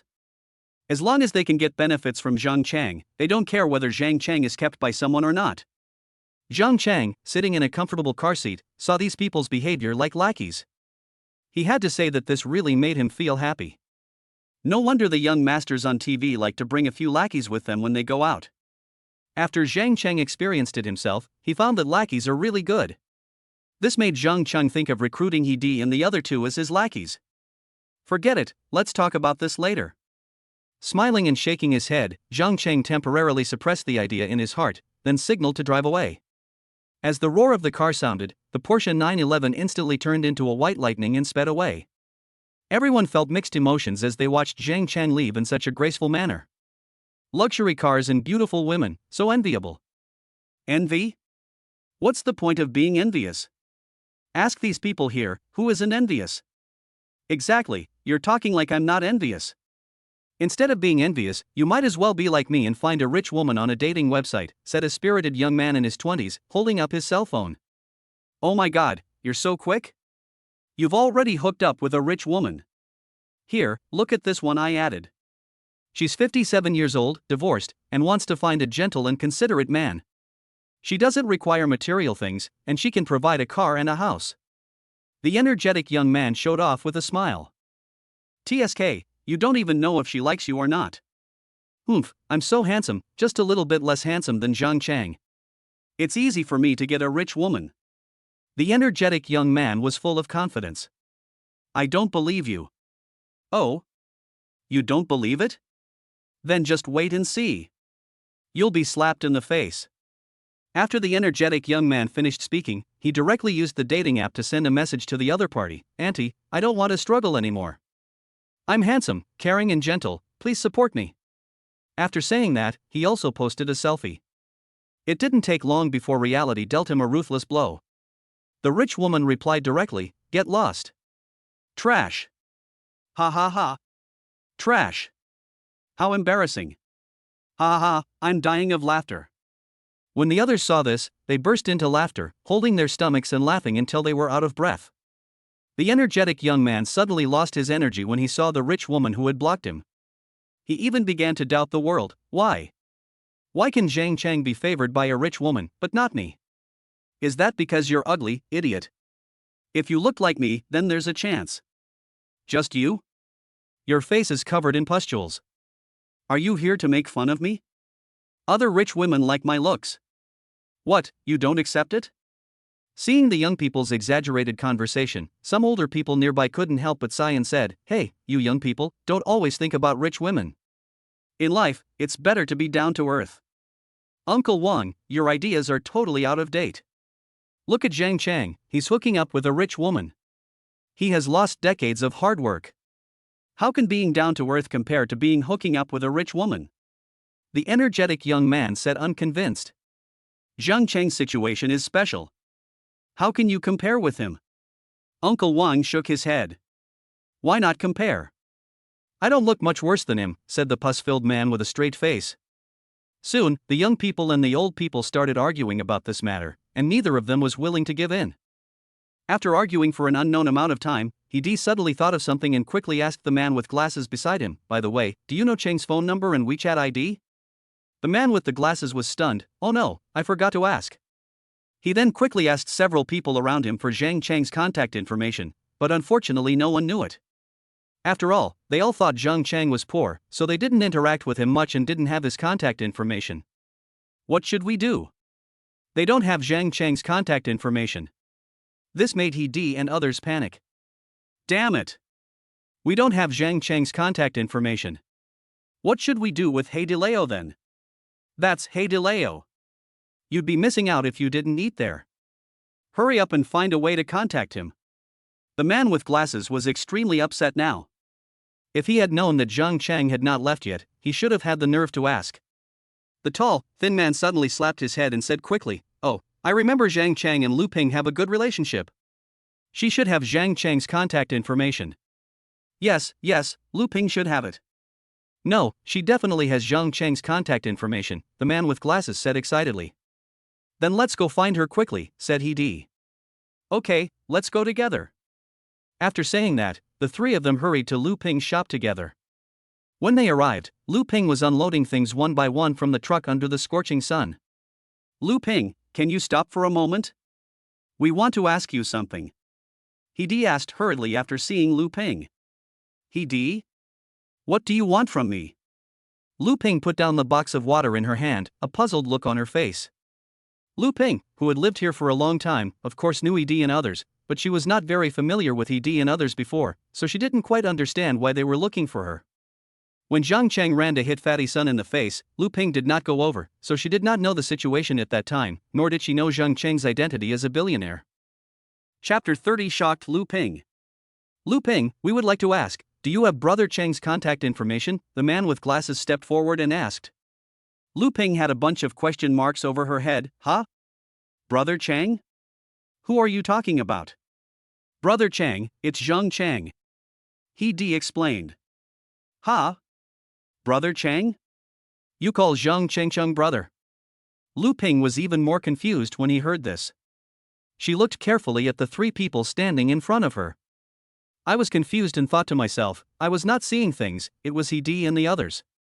Although Lu Ping was not particularly clear about the relationship between these people and Zhang Chang, she knew that their previous relationship with Zhang Chang was very ordinary. Even Lu Ping still remembered that when Fatty Sun mocked Zhang Chang, the man with glasses expressed his agreement behind his back and said a lot of bad things about Zhang Chang. How come they start calling Zhang Cheng Brother Chang after just not seeing him for a while? Lu Ping didn't understand this at all. However, what Lu Ping didn't expect was that the man with glasses asked back directly, you don't know?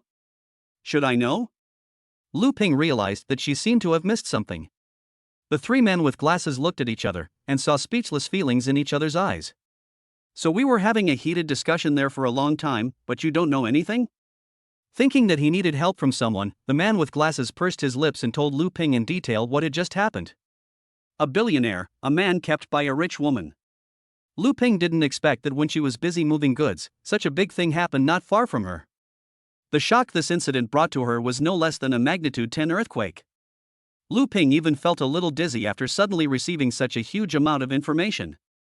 She really didn't expect that a poor boy who she used to feel sorry for and had poor living conditions would suddenly become a billionaire admired by everyone. 1 billion. Just hearing this number, Lu Ping felt shocked. You have to know that her parents worked hard to open such a small store for decades, but they only earned more than 1 million. Anyone who is not too stupid knows how big the gap is between over 1 million and 1 billion. It is no exaggeration to say that there is a world of difference. No wonder. No wonder a beautiful woman came to pick him up in a sports car, no wonder he came back in a luxury car yesterday. Lu Ping thought about what happened before and murmured in a daze. It seems that what his mother said was right, Zhang Cheng has really become rich. And it was a complete leap from a carp to a dragon, soaring into the sky. However, what surprised Lu Ping even more was that Zhang Cheng was actually being kept by a rich woman. This was something she could never have imagined. It could even be said that this was even more shocking to her than Zhang Cheng being a billionaire. You know, in her impression, Zhang Cheng has always been a hard-working person who never gives up and tries his best to fight against poverty. Zhang Cheng's spirit of never giving up despite being poor has always infected Lu Ping, and this is also something she has always admired about Zhang Cheng. So she simply couldn't imagine how such a strong-willed person could be willing to be kept by a rich woman? Is it because he urgently needs money?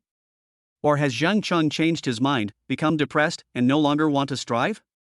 No matter what, Lu Ping couldn't understand why Zhang Cheng was kept by someone. Perhaps there is some hidden story behind this. When Lu Ping was in a daze, Aunt Ping, who was still waiting for Lu Ping to move the goods in the store, saw that Lu Ping had not come to the store, so she came out to check the situation. Lu Ping, what's going on?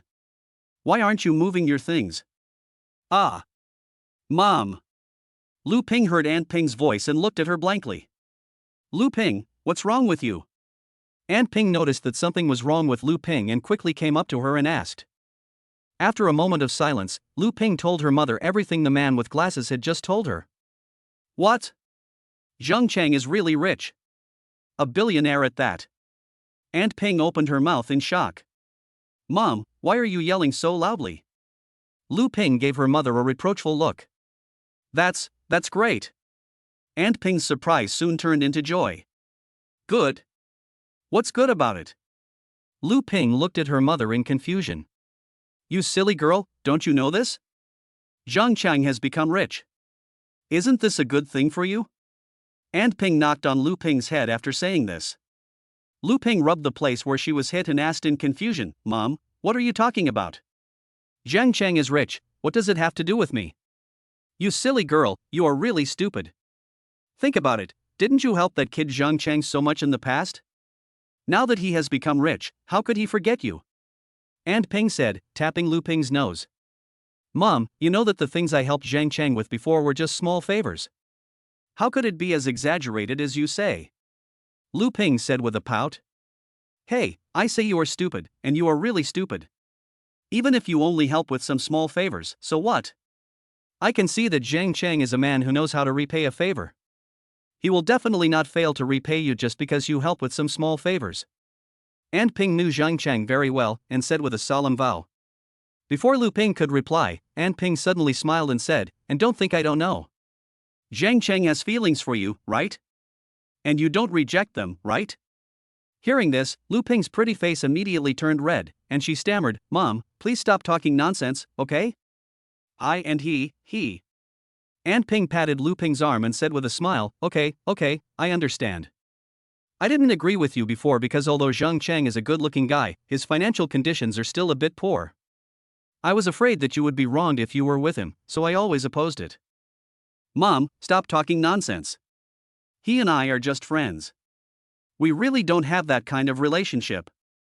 Lu Ping said anxiously. Okay, Mom believes you. If you don't have it, then you don't have it. Aunt Ping smiled and waved her hand, then whispered, but even if you don't have it now, you can try to have it in the future. Hearing this, Lu Ping's eyes suddenly dimmed. Mom, didn't I just tell you that Zhang Cheng has been kept by a rich woman? How could I still be with him? Aunt Ping didn't take it seriously at all. She waved her hand and interrupted, You silly girl, why are you so stupid? Rich woman, she's an old woman in her 50s. How can she compare with a young man like you, Xiaoming? Chapter 31 Chairman's exclusive car. Aunt Ping continued, Besides, Zhang Cheng has always been interested in you. If you take the initiative, it will all work out. After hearing Aunt Ping's words, Lu Ping frowned and said angrily, Mom, why do you say that? Don't you know that Zhang Cheng is already with a rich woman? If I do what you say, what kind of person would I be? A third party? So what if she's the third party? I'm not going to let you be the third party for the rest of your life. That rich woman is so old, she will die one day, and when she's gone, you can become the first wife. Aunt Ping showed an expression of disappointment. Mom, what nonsense are you talking about? It's totally unreasonable. Lu Ping was completely speechless at what Aunt Ping said. She actually encouraged her daughter to be a third party. This was the first time she had seen such a mother. Mom is saying this for your own good. Think carefully about whether you want to do this or not. After saying this, Aunt Ping went straight back to the convenience store. Lu Ping looked at Aunt Ping's departing back with a complicated expression. Lu Ping, is it convenient for you to give us Brother Chang's contact information now? Asked the man with glasses who had been standing aside for a long time. When Lu Ping and Aunt Ping were arguing, the three of them had been listening beside them. Now that they had finally finished arguing, the three anxious people finally found a chance to talk to them. Oh, yes, no problem. Lu Ping came to her senses and after hesitating for a moment, she gave Zhang Cheng's contact information to the three men with glasses. She only gave them Zhang Cheng's WeChat account, so whether Zhang Cheng wanted to contact them or agree to add them as friends was still up to Zhang Cheng. When the three men learned Zhang Cheng's WeChat ID, they were immediately overjoyed and kept thanking Lu Ping. Thank you, Lu Ping. The tall and thin man bowed quickly to express his gratitude. Why are you still calling her Lu Ping? You should call her Sister Ping. He said, patting the tall and thin man's head. Yes, it was a slip of the tongue. It was a slip of the tongue. Thank you, Sister Ping, thank you, Sister Ping. The tall and thin man quickly changed his words. What's Sister Ping? Stop calling me that. Generally, young women don't like being called sister, and Lu Ping is no exception. Sorry, I called you the wrong name. You should call me sister-in-law. The man with glasses interrupted at the right time. Lu Ping blushed at this and immediately said angrily, What are you talking about? He and I don't have that kind of relationship at all. We understand, said the man with glasses, rubbing his hands. Lu Ping didn't bother to pay attention to these three guys. She picked up a box of mineral water on the ground and walked towards the convenience store. But she had just taken a few steps when He quickly snatched the box of mineral water from her hands. He, what are you doing? Lu Ping exclaimed. Sister-in-law, let us do this kind of physical work. You go to the convenience store to rest and don't get burned by the sun. He said eagerly. That's right, sister-in-law, you should go and have a rest. We can help you move the things in the car. The man with glasses also came over and said. No need, I can do it myself. Lu Ping refused directly. No, sister-in-law. You don't let me move today because you are angry with me. I will stay here today and not leave, said the tall and thin man very shamelessly. Seeing how stubborn the three men were, Lu Ping argued with them for a few more sentences, but she couldn't persuade them anymore and had to let them move. At the same time, she also deeply felt that Zhang Cheng's change in identity did bring some changes to her life. These changes may really be good for her, just as her mother said. Zhang Cheng, who was sitting in the Porsche 911 at the moment, naturally had no idea what was happening on Lu Ping's side.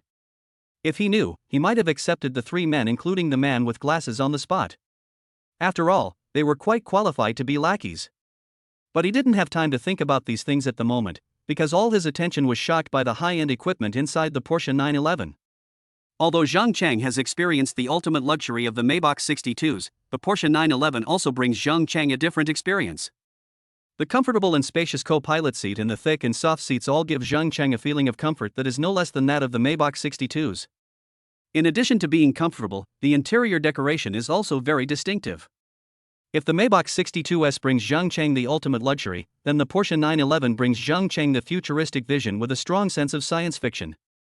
The unique mechanical feel, the semi-sci-fi interior design, and the metallic outline that shone with a strange luster all gave Zhang Chang the illusion that he was in the future.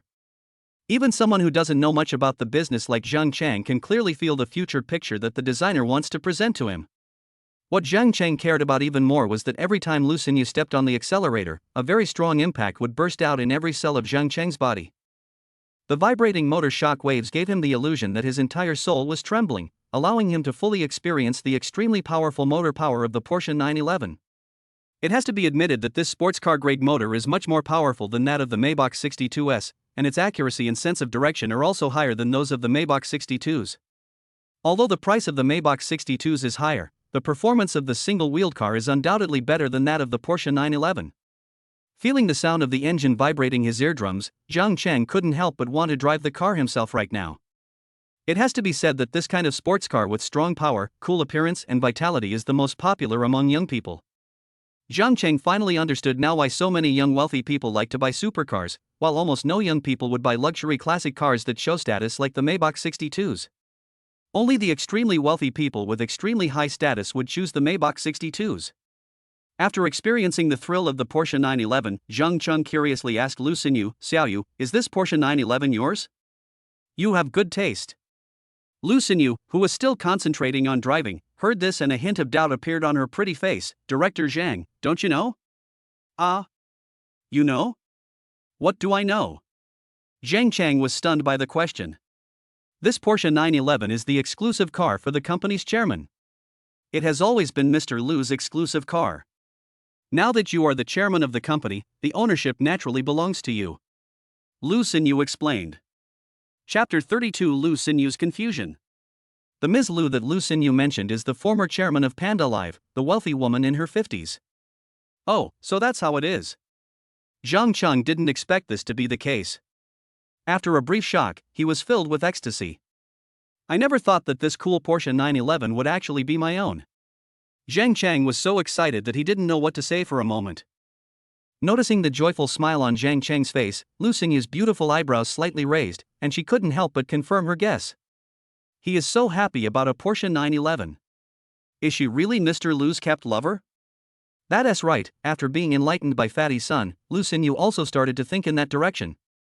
Although this idea is far from the truth, there is a reason why Lu Xinyu thinks this way.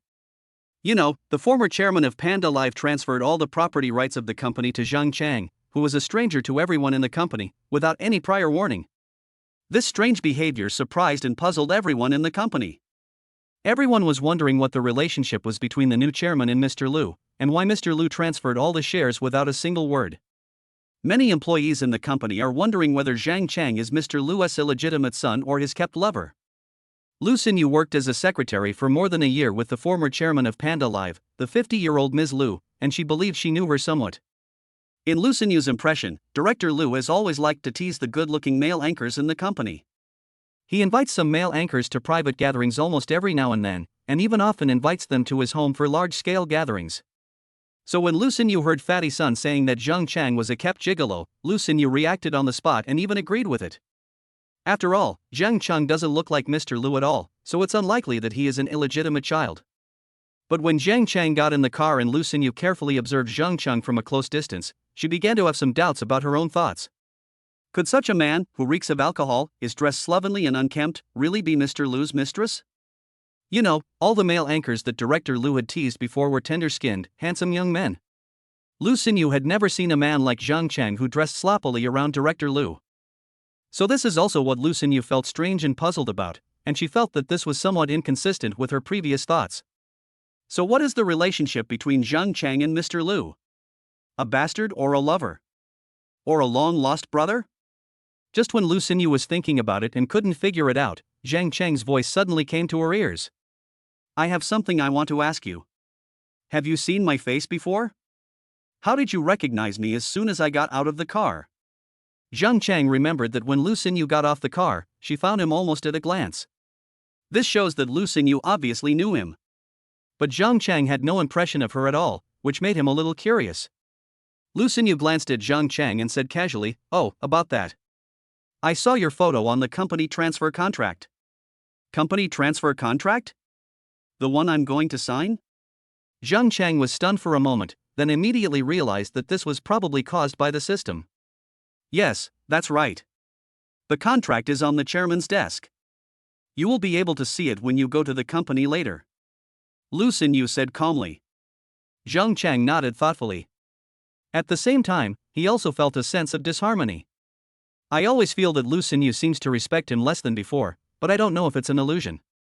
However, Zhang Chang didn't have time to dwell on this at the moment. He wanted to know more why the system didn't issue a reward after he slapped Fatty Sun in the face.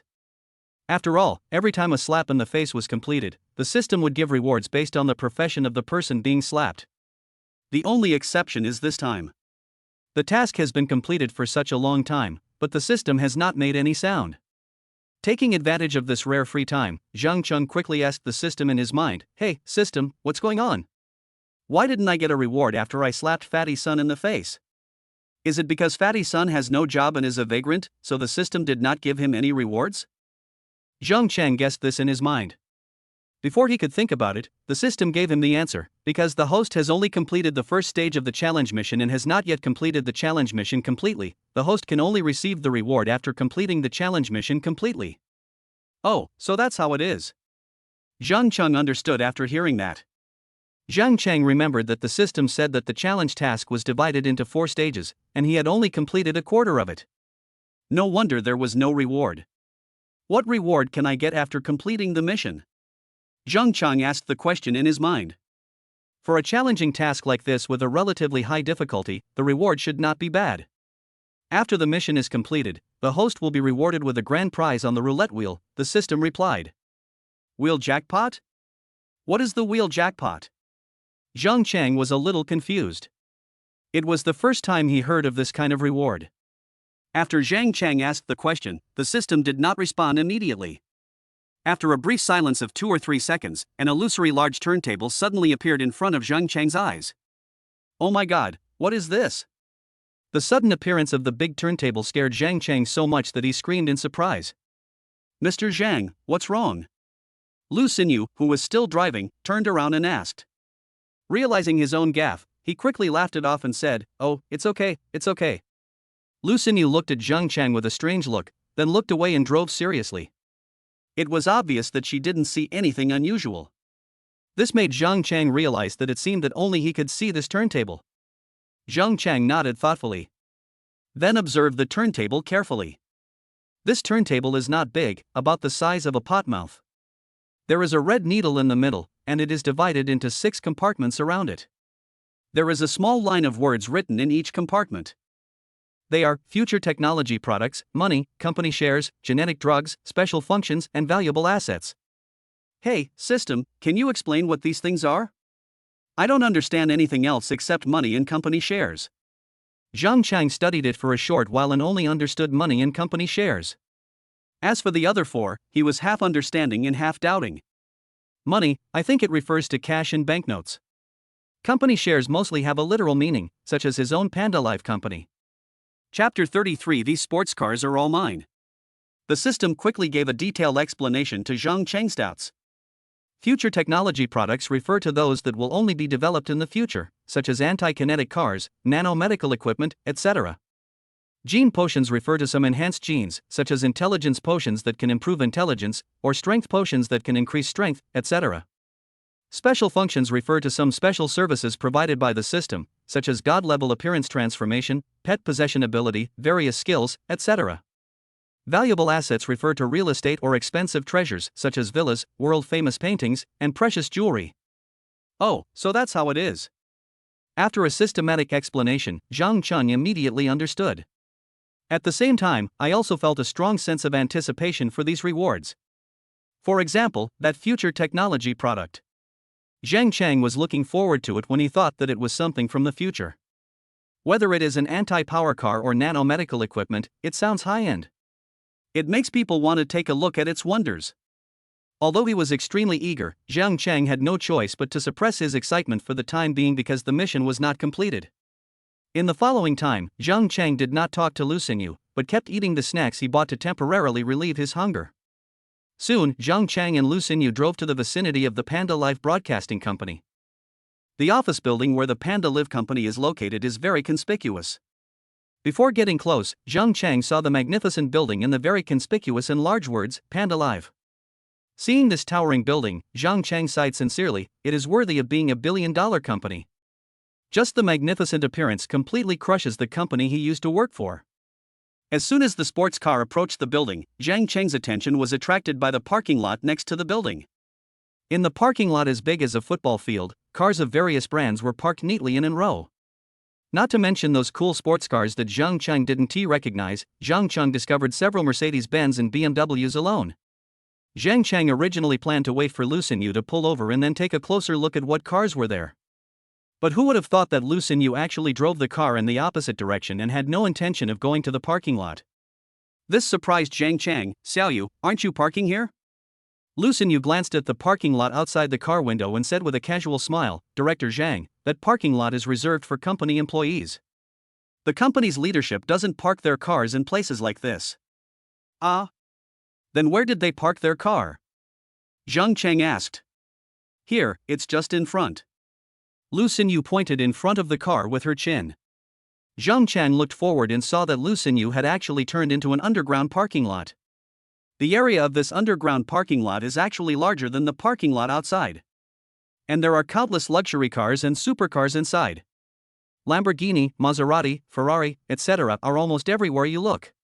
Even though Jiang Chang didn't know the prices of these cars, he could see that any car here was much more expensive than those outside. Wow, so many cars? Are they all owned by the company's leadership? Jiang Chang took a quick look around and asked in surprise.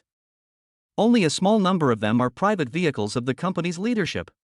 The majority of the others are the personal property of the company's chairman. Lu Xinyu said with a smile, looking at Jiang Chang. What? You mean most of the cars here are mine? Jiang Chang asked in disbelief. Yes, that's right. The transfer contract clearly states that all the company's properties have been transferred to your name, so these cars are your property. Lu Xinyu nodded. Hiss. Jiang Chang took a deep breath, then looked at these luxury sports cars carefully, only to find that each one was no worse than the Porsche 911 he was sitting in. At this moment, Jiang Chang was really shocked. He could even clearly feel the beating of his heart and the surging of his blood. Until he got off the car, Jiang Chang was still in a trance, feeling like he was dreaming. Who would have thought that a person who was still worrying about his life yesterday has become a billionaire owning dozens of sports cars today? Life is so dramatic. After sighing, Jiang Chang suppressed the urge to look at every car. After all, these cars are ours, and they won't run away, so why be so impatient? You know, Lu Xinyu is still by my side, and I can't let her laugh at me. So after getting off the car, Jiang Chang forced himself to pretend to be indifferent, and followed Lu Xinyu calmly across the entire parking lot, then took the elevator to the company lobby. As soon as he came out of the elevator, Jiang Chang was shocked by the magnificent and spacious hall. The white floor, the light blue wall paint, and the blue ceiling that seems so high that you can't see the top, make the already spacious hall even more spacious and comfortable. Maybe it was because it was noon, but there were not many people in the hall. Apart from the receptionist at the front desk, Jiang Chang only saw a few other people. Although there weren't many people, everyone was dressed in unique clothes. The women are bright and colorful, and the men are sunny and handsome. From clothes to shoes, everything is mixed and matched very well, and looks very good. Jiang Chang was not unfamiliar with this kind of dress, because he often saw it on live broadcasts. Most of the male and female anchors dress like this. Jiang Chang never expected that the images that he could only see on the computer screen before would one day be clearly presented in front of him. This made him sigh again. The appearance of Lu Xinyu and Jiang Chang quickly attracted everyone's attention. Most of their attention was focused on Lu Xinyu, as they obviously knew the chairman's secretary. Hello, Sister Xiaoyu. Hello, Secretary Lu. Almost everyone present came over to say hello. Then, without any prior agreement, they all turned their gaze to Jiang Chang behind Lu Xinyu. Seeing Jiang Chang looking a little sloppy and out of tune with the surrounding environment, everyone had doubts in their hearts. Who is this person? Why are you dressed so sloppily? And why are you following the chairman's secretary? Although everyone was confused, no one dared to ask in front of Lu Xinyu. They could only watch them enter the elevator before whispering to each other. Hey, who is that person? Why is he following Sister Xiaoyu? I don't know. This is the first time I've seen him. Do you think it's possible that he is the new chairman of the company? No way, a billionaire chairman dressed like that? Are you kidding me? I don't think it's likely. Chapter 34: The Chairman's Exclusive Elevator. Zhang Chun thought Lu Xinyu would take him into the elevator in the center of the hall. But Lu Xinyu did not do so. Instead, she took him to a black and gold elevator on the side. Just from the appearance, you can clearly see that this elevator is different from ordinary elevators. The black and gold doorframe and unique patterns all reveal its extraordinariness. And its interior is even more amazing. The entire elevator is made of semi-curved transparent glass, through which you can clearly see the scenery outside. The ground was covered with a comfortable blanket, which felt very soft to Zhang Chang, just like stepping on the grass. In addition, there are comfortable seats in the elevator, and there are exquisite snacks and delicious drinks next to them. Zhang Chang also noticed that the entire elevator was emitting a faint fragrance, which made him feel extremely refreshed and relaxed. Zhang Chang was very fond of the unique features of this elevator. He couldn't help but ask Lu Xinyu curiously, Xiaoyu, are all elevators in the company like this? It feels great. Lu Xinyu pressed the button for the 25th floor, sat down on the comfortable elevator seat, and explained to Zhang Cheng with a smile, Mr. Zhang, this is your exclusive elevator. It's specially customized. Other elevators in the company are not like this. Zhang Cheng nodded, indicating that he understood.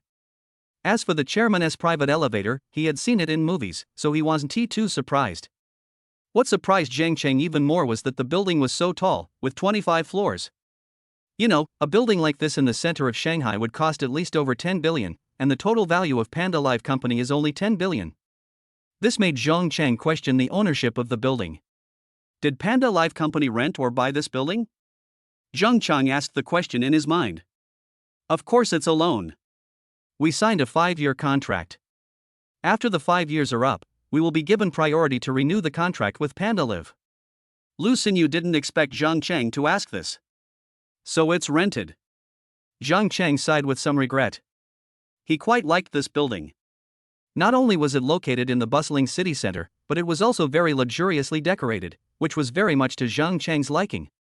If possible, he really wanted to buy it. So he casually asked, how much would it cost to buy this building? When Lu Xinyu heard this, she almost didn't react for a moment. Buy it? Buying a 25-story building in a prime location in the heart of Magic City? He's not kidding, is he? You have to know that even if you have money, you may not be able to buy this kind of building. Only people with a certain status are eligible to buy it. Besides, putting aside the question of whether it is available or not, the price alone is probably worth that of several Panda Live companies. Does he have so much money to buy it? Although Lu Xinyu was shocked by Zhang Cheng's words and even thought he was joking, she had to answer her future boss's words. After considering it for a while, Lu Xinyu said hesitantly, maybe 20 to 30 billion. Oh, 20 or 3 billion, it should be no problem if you try hard. Zhang Cheng muttered indifferently. Zhang Chun thought that he had earned 1 billion in just one day yesterday. According to the system's reward strength, 20 to 30 billion did not seem out of reach. By then, if I complete a few more tasks and fight a few more people, maybe I can get this building.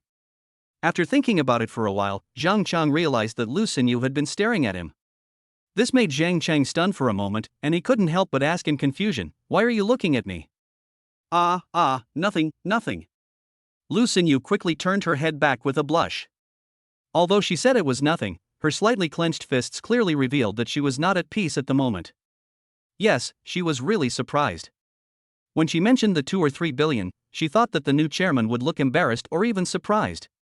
After all, 2 or 3 billion is not a small number, and even many old and large companies may not be able to come up with it in one go. But what surprised her was that such an astronomical figure of 20 to 30 billion seemed like 20 to 30 yuan in the eyes of this new chairman and was not worth mentioning. Lu Xinyu could see that when Zhang Cheng said this, his expression was full of confidence and he was not joking at all. This made her feel particularly curious about the new chairman. I even began to doubt my previous guess again. Can a kept gigolo casually come up with 2 or 3 billion? Obviously impossible. Even the company's former chairman, Mr. Liu, probably doesn't have so much money. Thinking of this, Lu Xinyu couldn't help but become very interested in Zhang Cheng again. While sitting in the elevator, she took another look at Zhang Cheng carefully. The speed of the dedicated elevator is much faster than that of the ordinary elevator. At the height of the 25th floor, Zhang Cheng and Lu Xinyu only exchanged a few words and arrived in the blink of an eye. As soon as he got out of the elevator, Zhang Cheng saw an extremely spacious office. The entire office is very simple. There is only a white table in front of the huge window. On the table is an Apple computer and a matching office chair. There is nothing else. The pure white cool color, coupled with the spacious space and the unobstructed view outside the window, really made Zhang Cheng feel relaxed and happy. The overall feeling is simple and grand. Zhang Cheng likes this feeling very much, and naturally he likes this office very much too. Director Zhang, this is your office. If you find anything you're not satisfied with, feel free to tell me. Lu Xinyu stood aside and said with a smile, and unconsciously, there was a hint of respect in her tone.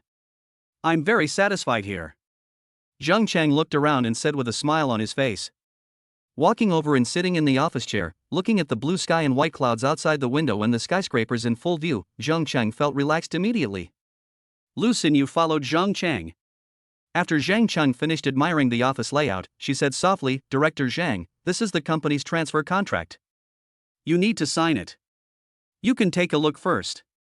After saying that, Lu Xinyu picked up a leather-sealed file bag on the table, took out the contract inside, and handed it to Zhang Cheng. Zhang Cheng regained his composure, reached out to take the contract, and opened it to take a look. The contract was very thick, more than 10 pages long. Zhang Cheng couldn't understand the clauses and terms on it, so he just glanced at it and got some important information. Chapter 35, The Unusual Lounge. This contract is written in great detail, specifying almost everything. For example, the former chairman transferred all his shares and everything in the company to Zhang Cheng. In other words, the dozens of luxury cars and all the company's facilities, such as coffee machines, computers, and even small items like mops and brooms, will all become his property after Zhang Cheng signs this contract. It is worth mentioning that the former chairman still holds 100% of the shares of part.If. This means that after Zhang Cheng signed the contract, this billion-dollar company would be under the sole control of Zhang Cheng from then on. Whoever he dislikes, hates, or wants to quit must leave. He can make anyone he wants the president as president without consulting anyone. One word can decide whether anyone in the company stays or leaves. Just one word can decide the promotion or demotion of anyone in the company. This feeling of holding great power made Zhang Cheng feel like he was floating in the air. In the past, he had to look at the faces of his boss, manager, and even his seniors at work, for fear that he would offend them and lose his job. This made him always feel like there was a huge rock pressing on him, making it hard for him to breathe. Both humble and tired. Now, he finally doesn't have to look at other people's faces anymore. He is the sky of the company and he is the law of the company. The huge rock that was pressing on me finally fell to the ground, and I suddenly felt refreshed and full of energy. After happily signing the contract, Zhang Cheng handed it to Lu Xinyu for inspection.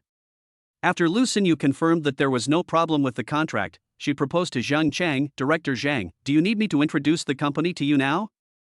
Zhang Cheng had no reason to refuse Lu Xinyu's proposal, so he nodded happily.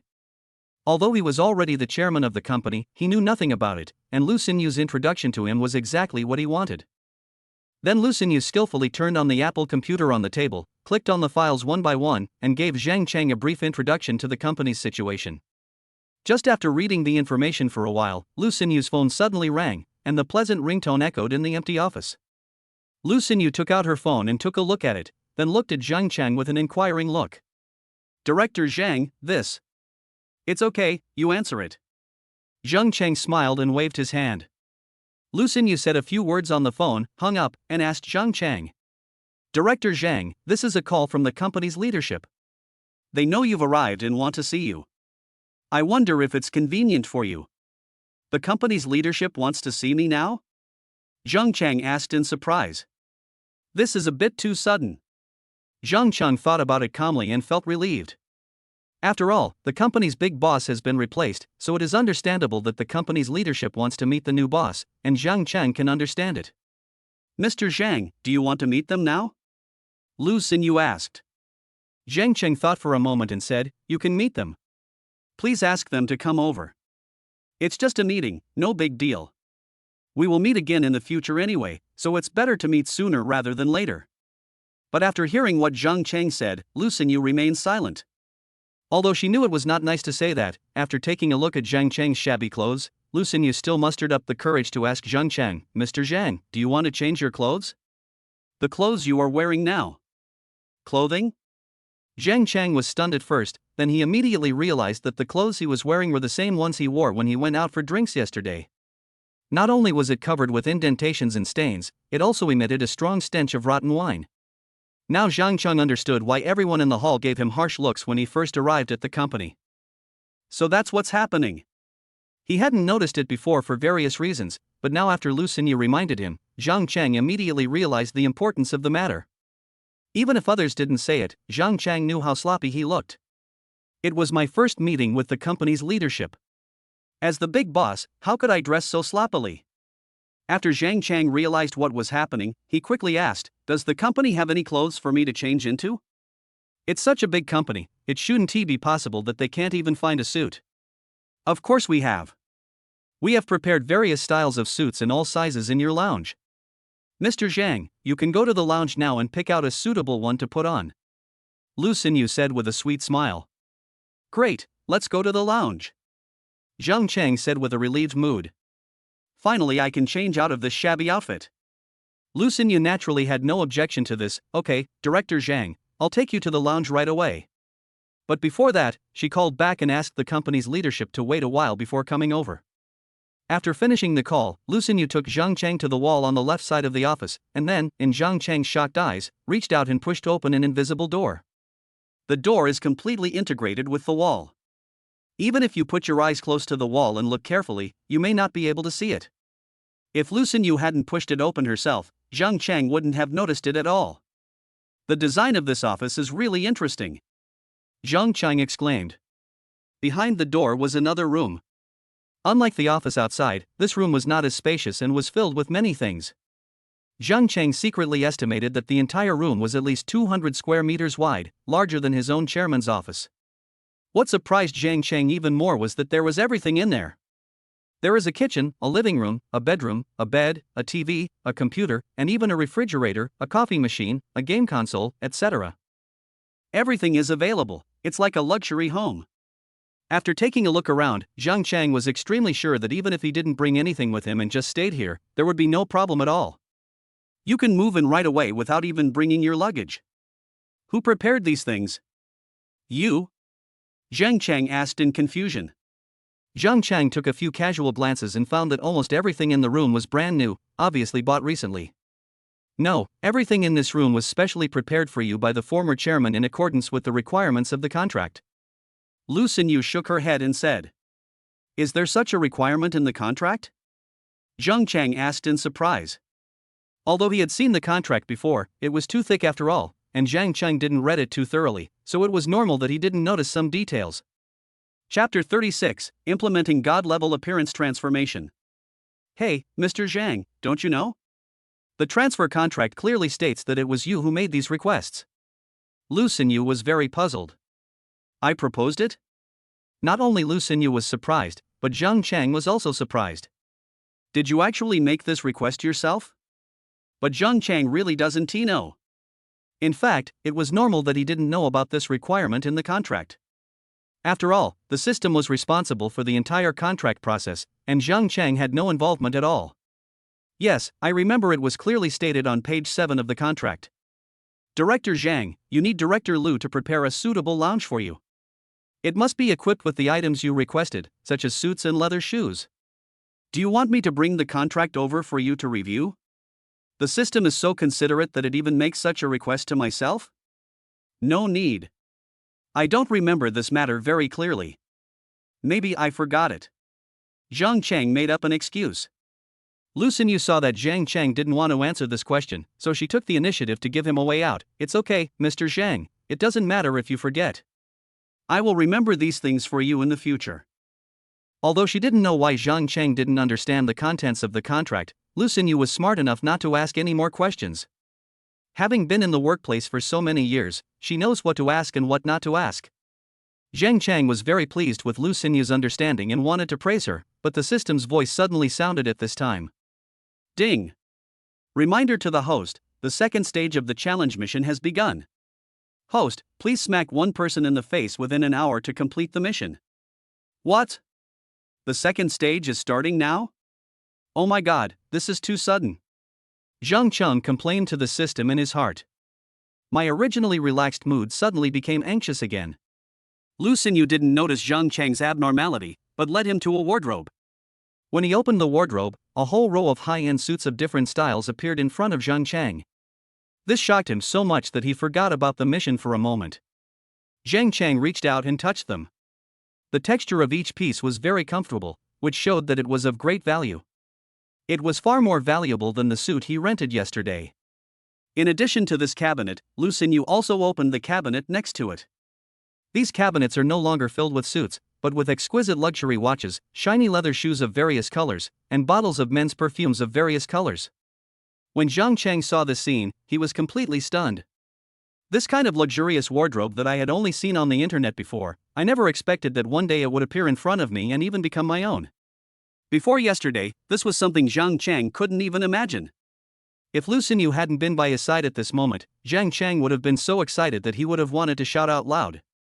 Mr. Zhang, these are all the items that Mr. Lu has prepared for you. Are you satisfied? Lu Xinyu asked with a smile. Satisfied. Satisfied. Zhang Cheng nodded repeatedly, he was so satisfied. However, Zhang Cheng soon discovered an embarrassing problem. He doesn't know how to match. There were so many suits, leather shoes, and famous watches in the closet that he was overwhelmed and had no idea how to choose and match them. Although he has never been exposed to the upper class, he knows that dressing is a very important part in the upper class circle. There are countless things to pay attention to, and you can't be careless. The thoughtful Lu Xinyu seemed to see Zhang Cheng's dilemma. He took the initiative to say, Director Zhang, do you need me to help you choose? Zhang Cheng was of course willing, and nodded with a smile, saying, then I'll trouble you to help me choose one. Mr. Zhang, what style of matching do you like? Lu Xinyu asked. I don't really know much about this. Just do whatever you think is suitable. Zhang Cheng shook his head. Although Zhang Cheng said it simply, Lu Xinyu did not dare to be careless. I wanted to get closer to Zhang Cheng, carefully measure his figure and appearance with my eyes, and choose a suitable style for him. But as soon as she got closer, a sour smell hit her nose. At the same time, she also noticed Zhang Cheng's greasy hair, which obviously had not been washed recently. So Lu Xinyu took a step back and gave an awkward but polite smile. Director Zhang, do you need to take a shower before changing clothes? After saying that, she glanced at Zhang Cheng's hair in the direction of the bathroom, and her meaning was obvious. Noticing Lu Xinyu's gaze, Zhang Cheng also touched his greasy hair, and immediately recalled that after he returned home yesterday, he didn't take a shower at all and went straight to bed to sleep. The weather is so hot that even one day without a shower is enough to make your hair greasy and shiny.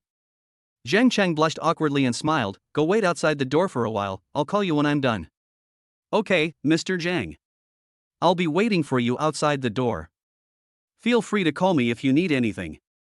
After Lu Xinyu finished speaking with a smile, she turned around and left the lounge. Thinking that he would meet the leadership later, Zhang Cheng did not delay any longer. It only took him a dozen minutes to take a shower. After coming out of the bathroom wearing a bathrobe, Zhang Cheng suddenly found a large full-length mirror. Before Zhang Cheng got close, he could clearly see his face in the mirror, which was full of traces of time. The handsome face that was once the school idol could only show a faint trace of it. This suddenly reminded him that he still had a chance to transform his appearance into a god-level form rewarded by the system, which he had not used yet. Because the noise was too loud, he had planned to use it when he returned to the rental house yesterday. But who knew that he and He Yiwen got drunk and passed out when they returned to the rental house?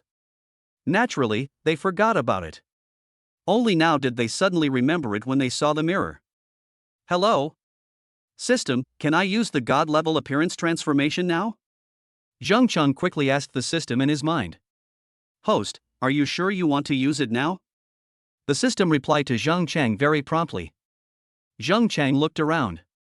Lu Xinyu was outside and he was the only one in the lounge, so even if the renovation was loud, it shouldn't have much of an impact. So Zhang Cheng immediately made the decision and said, yes, I'm sure I'll use it now. Okay, host, please wait a moment. The system will immediately perform a god-level transformation on your appearance. As soon as the system's voice fell, Zhang Cheng felt as if his whole body was wrapped in water, and a cool and comfortable feeling came on his skin. Then the cold feeling turned into a light itchy feeling, accompanied by a slight pain. At the same time, his vision gradually became blurred. Zhang Cheng closed his eyes directly, and his eyes went black and he could not see anything. Chapter 37 Conversation Between Girlfriends. Not long after he closed his eyes, a warm breath as if wrapped in the mother's womb swept over Zhang Cheng's whole body, making him feel so comfortable that he couldn't help but let out a soft cry. Ah! Then, for a long time, Zhang Cheng felt as if he was soaking in a hot spring. He felt very comfortable and his consciousness gradually became blurred. Outside the door, Lu Xinyu leaned against the wall, doing nothing. Why does it take so long to take a shower? Lu Xinyu complained. I looked at my watch and found that almost half an hour had passed since she came out. If you just take a shower, half an hour is indeed a bit long. Just at this moment, Lu Xinyu's cell phone suddenly rang. At first she thought it was the company's leadership calling. But when I opened my phone, I found out it was my best friend calling. Why did she call? Lu Xinyu was a little surprised. Thinking that Zhang Cheng might not come out for a while, she answered the phone. Hello, Minmin, why are you calling me? Don't you know I'm accompanying the new chairman right now? Fortunately, he's not here now, otherwise I wouldn't answer your call. Soon, a lazy female voice came from the other end of the line. I'm worried about your safety. Our beautiful Miss Lu is so beautiful, what if she falls into the hands of the new chairman? If Zhang Cheng were here, he would definitely be very familiar with this voice. Because this voice is almost exactly the same as the royal sister voice of Ni Jiamin that he heard last night. And the person on the other end of the phone was indeed Ni Jiamin. That's right, Ni Jiamin is Lu Xinyu's best friend. They were roommates in the same dormitory in college and had a 4-year friendship. Moreover, because the two have similar personalities and a close relationship, they lived together for a period of time after graduation. It was during that time that they became close friends who could talk about anything. Later, Ni Jiamin encountered some setbacks at work and had to quit her original job. Because she was worried that her mother would forcibly take her abroad on the grounds that she had no job, Ni Jiamin, with the help of Lu Xinyu, successfully joined the Panda Live Broadcasting Company before her mother found out and became a female anchor with a good income. Minmin, what nonsense are you talking about? Director Zhang is very serious and didn't touch anyone. Lu Xinyu stood up for Zhang Cheng. Although Zhang Cheng kept stealing glances at her along the way, other than that, he really didn't do anything out of the ordinary, which made Lu Xinyu still have a good impression of Zhang Cheng. Just because you haven't done anything now doesn't mean you'll do it in the future. You're so beautiful, I don't believe a normal man wouldn't be interested in you, so you better be careful. Ni Jiamin teased on the phone. Okay, I got it. Hearing Ni Jiamin's caring words, Lu Xinyu felt warm in her heart and accepted Ni Jiamin's kindness. She then asked, okay, tell me what you're calling about. You can't just want to tell me this, right? After a short silence, Ni Jiamin said sadly, my mother is going back to China today, did you know? She slept very late last night, so she didn't get up until almost noon today. She originally thought her mother was joking last night, but who would have thought that when she woke up, she received a call from her mother saying that she was about to board a flight back home. This caught her off guard. Ah!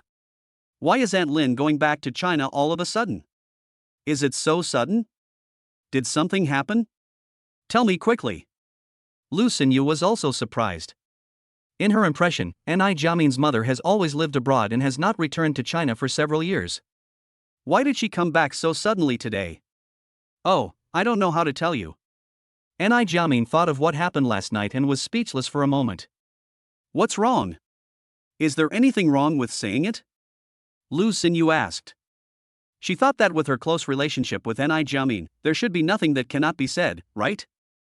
After sighing, Ni Jiamin told Lu Xinyu everything that happened last night. What? You actually lied to your mother last night and said you had a boyfriend? You are so bold. Lu Xinyu said with shame, covering her forehead. Although she knew that Ni Jiamin was usually very casual and did almost whatever she thought of. But Lu Xinyu still felt that this bold act of deceiving her mother was a bit too much. Xiaoyu, please help me think of a solution. What should I do? My mother is going to get off the plane in a few hours. Before she got on the plane, she asked me to bring my boyfriend to pick her up. There is so little time now, where can I find a boyfriend to meet her? Anai Jiamin was so depressed on the phone that she almost cried. What else can you do? Just find a man to pretend to be your boyfriend. Lu Xinyu said without thinking. It's easy for you to say that. How can a fake boyfriend be that easy to find? You know how sharp my mother's eyes are. Ordinary people are simply not in her eyes. Anai Jiamin said speechlessly. There are so many male internet celebrities in the company, and quite a few good-looking pretty boys. Isn't there anyone that catches your mother's eye? Lu Xinyu said with a pout. I'm not just talking about looks. It's also about temperament, status, and net worth. Those male internet celebrities don't have any temperament or net worth at all. At most, they only have a few dollars. Anai Jiamin said disdainfully. Your requirements are really high. Why don't you just find someone to fool around with? Lu Xinyu suggested. I originally thought so, but my mother came back to China specifically this time. I always feel that she doesn't just want to see my boyfriend, she must have other purposes. So I don't want to be too perfunctory about my boyfriend. Anai Jiamin expressed her guess. Then I don't know what to do. You figure it out yourself. Lu Xinyu shook his head and said. Oh, okay, I'll think of a solution myself, Anai Jiamin said in a low voice at first, then suddenly remembered something and asked curiously, by the way, how is the company's new chairman? What's going on? What do you want to ask? Lu Xinyu asked with a frown. Xiaoyu, are you pretending to be stupid? What else can I ask? Of course I want to know if the new chairman is Mr. Lu's kept gigolo as rumored. Anai Jiamin asked with curiosity, her gossipy spirit ignited. I don't think so. Lu Xinyu said truthfully. Thinking of Zhang Cheng's confident look that treated billions as nothing, Lu Xinyu didn't dare to equate him with a gigolo. Don't you think about it, how could a kept gigolo have such a confident temperament? Chapter 38, Transformation completed. You don't think he's a gigolo? Then, could it be that he's Mr. Lu's long-lost son, as they say? Anai Jiamin seemed surprised and joking. What are you thinking about? There's absolutely no connection between the two of them, Lu Xinyu blurted out. Is it true? Why don't I believe it? Anai Jiamin laughed. Just look at Director Zhang's face and you'll know. He doesn't look like Director Lu at all. The difference is so great that it's unlikely that they're even distant relatives, let alone an illegitimate child. Lu Xinyu thought about Zhang Chang and Director Lu's faces and said with great certainty. It seems that he really has no family relationship with Mr. Lu. Oh, by the way, I heard that this new chairman is very young. What does he look like? Is he handsome? Has he charmed our beautiful Lu? Anai Jiamin suddenly started joking again. What does he look like? Well, how should I put it? I can only say that he's a bit handsome, but he's far from being able to charm me. Lu Xinyu put her index finger on her lower lip, thought carefully and said. Oh, really? Sister, I don't believe it. Anai Jiamin said in a strange tone. Okay, if you have nothing else to do, I'll hang up. Director Zhang may be out soon, and I don't want him to see me making a phone call during work. Lu Xinyu glanced at the still-closed lounge door and said in a low voice. Actually, I've been curious since a while ago. Where did Director Zhang go? As his personal secretary, weren't you with him? Him? He has been taking a shower for half an hour. I don't know what's wrong with him, he took so long. Lu Xinyu said with puffed cheeks, obviously dissatisfied with Zhang Cheng taking so long to shower. Huh? Taking a shower? No way? Anai Jiamin almost doubted whether she had heard it wrong. The first thing the new chairman did on his first day in office was to take a shower in the office? Is it so weird? Oh, how should I put this? Lu Xinyu hesitated to speak. What's there to be afraid of? Oh, I understand. Could it be that you? Anai Jiamin seemed to have thought of something and laughed happily. Hey, you, stop talking nonsense. Lu Xinyu's face turned red. Oh my, I found out. Our good girl Lu Xiaoyu finally got it. I'm so relieved, ha ha ha. Anai Jiamin was still smiling happily. Okay, Minmin, stop talking nonsense. Nothing happened between me and Director Zhang. Lu Xinyu said anxiously. Then why does he need to take a shower? Anai Jiamin was really curious about this. He took a shower because he drank yesterday and reeked of alcohol. The company's leadership was coming to see him soon, and he felt too dirty, so he took a shower. In order to clear up the misunderstanding, Lu Xinyu had to explain quickly. Oh, so that's how it is. Then after Mr. Zhang finishes taking a shower, do you want to? Ni Jiamin said mischievously again. Okay, stop joking around like that. I'm going to tell you straight up, Mr. Zhang is not my type at all. I'm really not attracted to his face at all. In order to make her best friend shut up, Lu Xinyu had no choice but to say this. But what she said was also from her heart. Although Zhang Chang was rich and a bit handsome, Lu Xinyu had no interest in this type of guy at all. Humph, not attracted to you? Don't try to fool me. Didn't you just say that he's a little handsome? I don't believe you're not attracted to him. I rarely heard you comment on other people's handsomeness before. Ni Jiamin teased Lu Xinyu with a smile. He's just a little handsome. There are so many male anchors in the company who are more handsome than him. I don't even like those male anchors, so how could I like him? Lu Xinyu said with a pout. Ni Jiamin suddenly remembered some comments she'd seen on Douyin and TikTok. I heard that a man can be seen as two different people before and after a shower. Maybe after Mr. Zhang takes a shower. Minmin, the kind of man you're talking about is probably one who hasn't showered in a few days, right? Director Zhang is just a little sloppy, it's not that exaggerated. Besides, don't you know my taste? Even if Director Zhang took a shower, it certainly wouldn't be much better. At most, his appearance would improve a few points. There's no way he could charm me. Lu Xinyu was very confident about this. Don't you think about the fact that she has been working at PandaLive for several years and has seen all kinds of handsome men? Want to charm her with just looks? No way. While Lu Xinyu and Ni Jiamin were chatting enthusiastically, Zhang Chang in the lounge finally finished his long appearance transformation. Ding! God-level appearance transformation completed. As the system's voice rang in his ears, the warm feeling that enveloped Zhang Cheng's entire body also disappeared. Realizing that the transformation was complete, Zhang Cheng suppressed his excitement and did not open his eyes immediately. Instead, he touched his face and facial features with trembling hands. You know, this is Zhang Cheng's first plastic surgery in his life. From now on, he may have to live with a different face.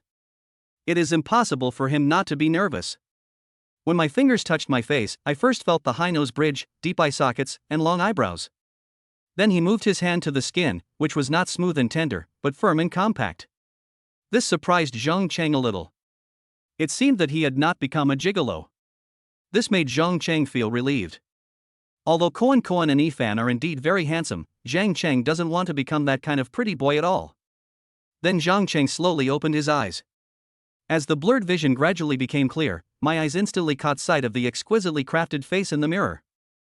His handsome facial features were as sharp as a knife, with clear and deep contours, bronze skin, and slender and deep eagle eyes.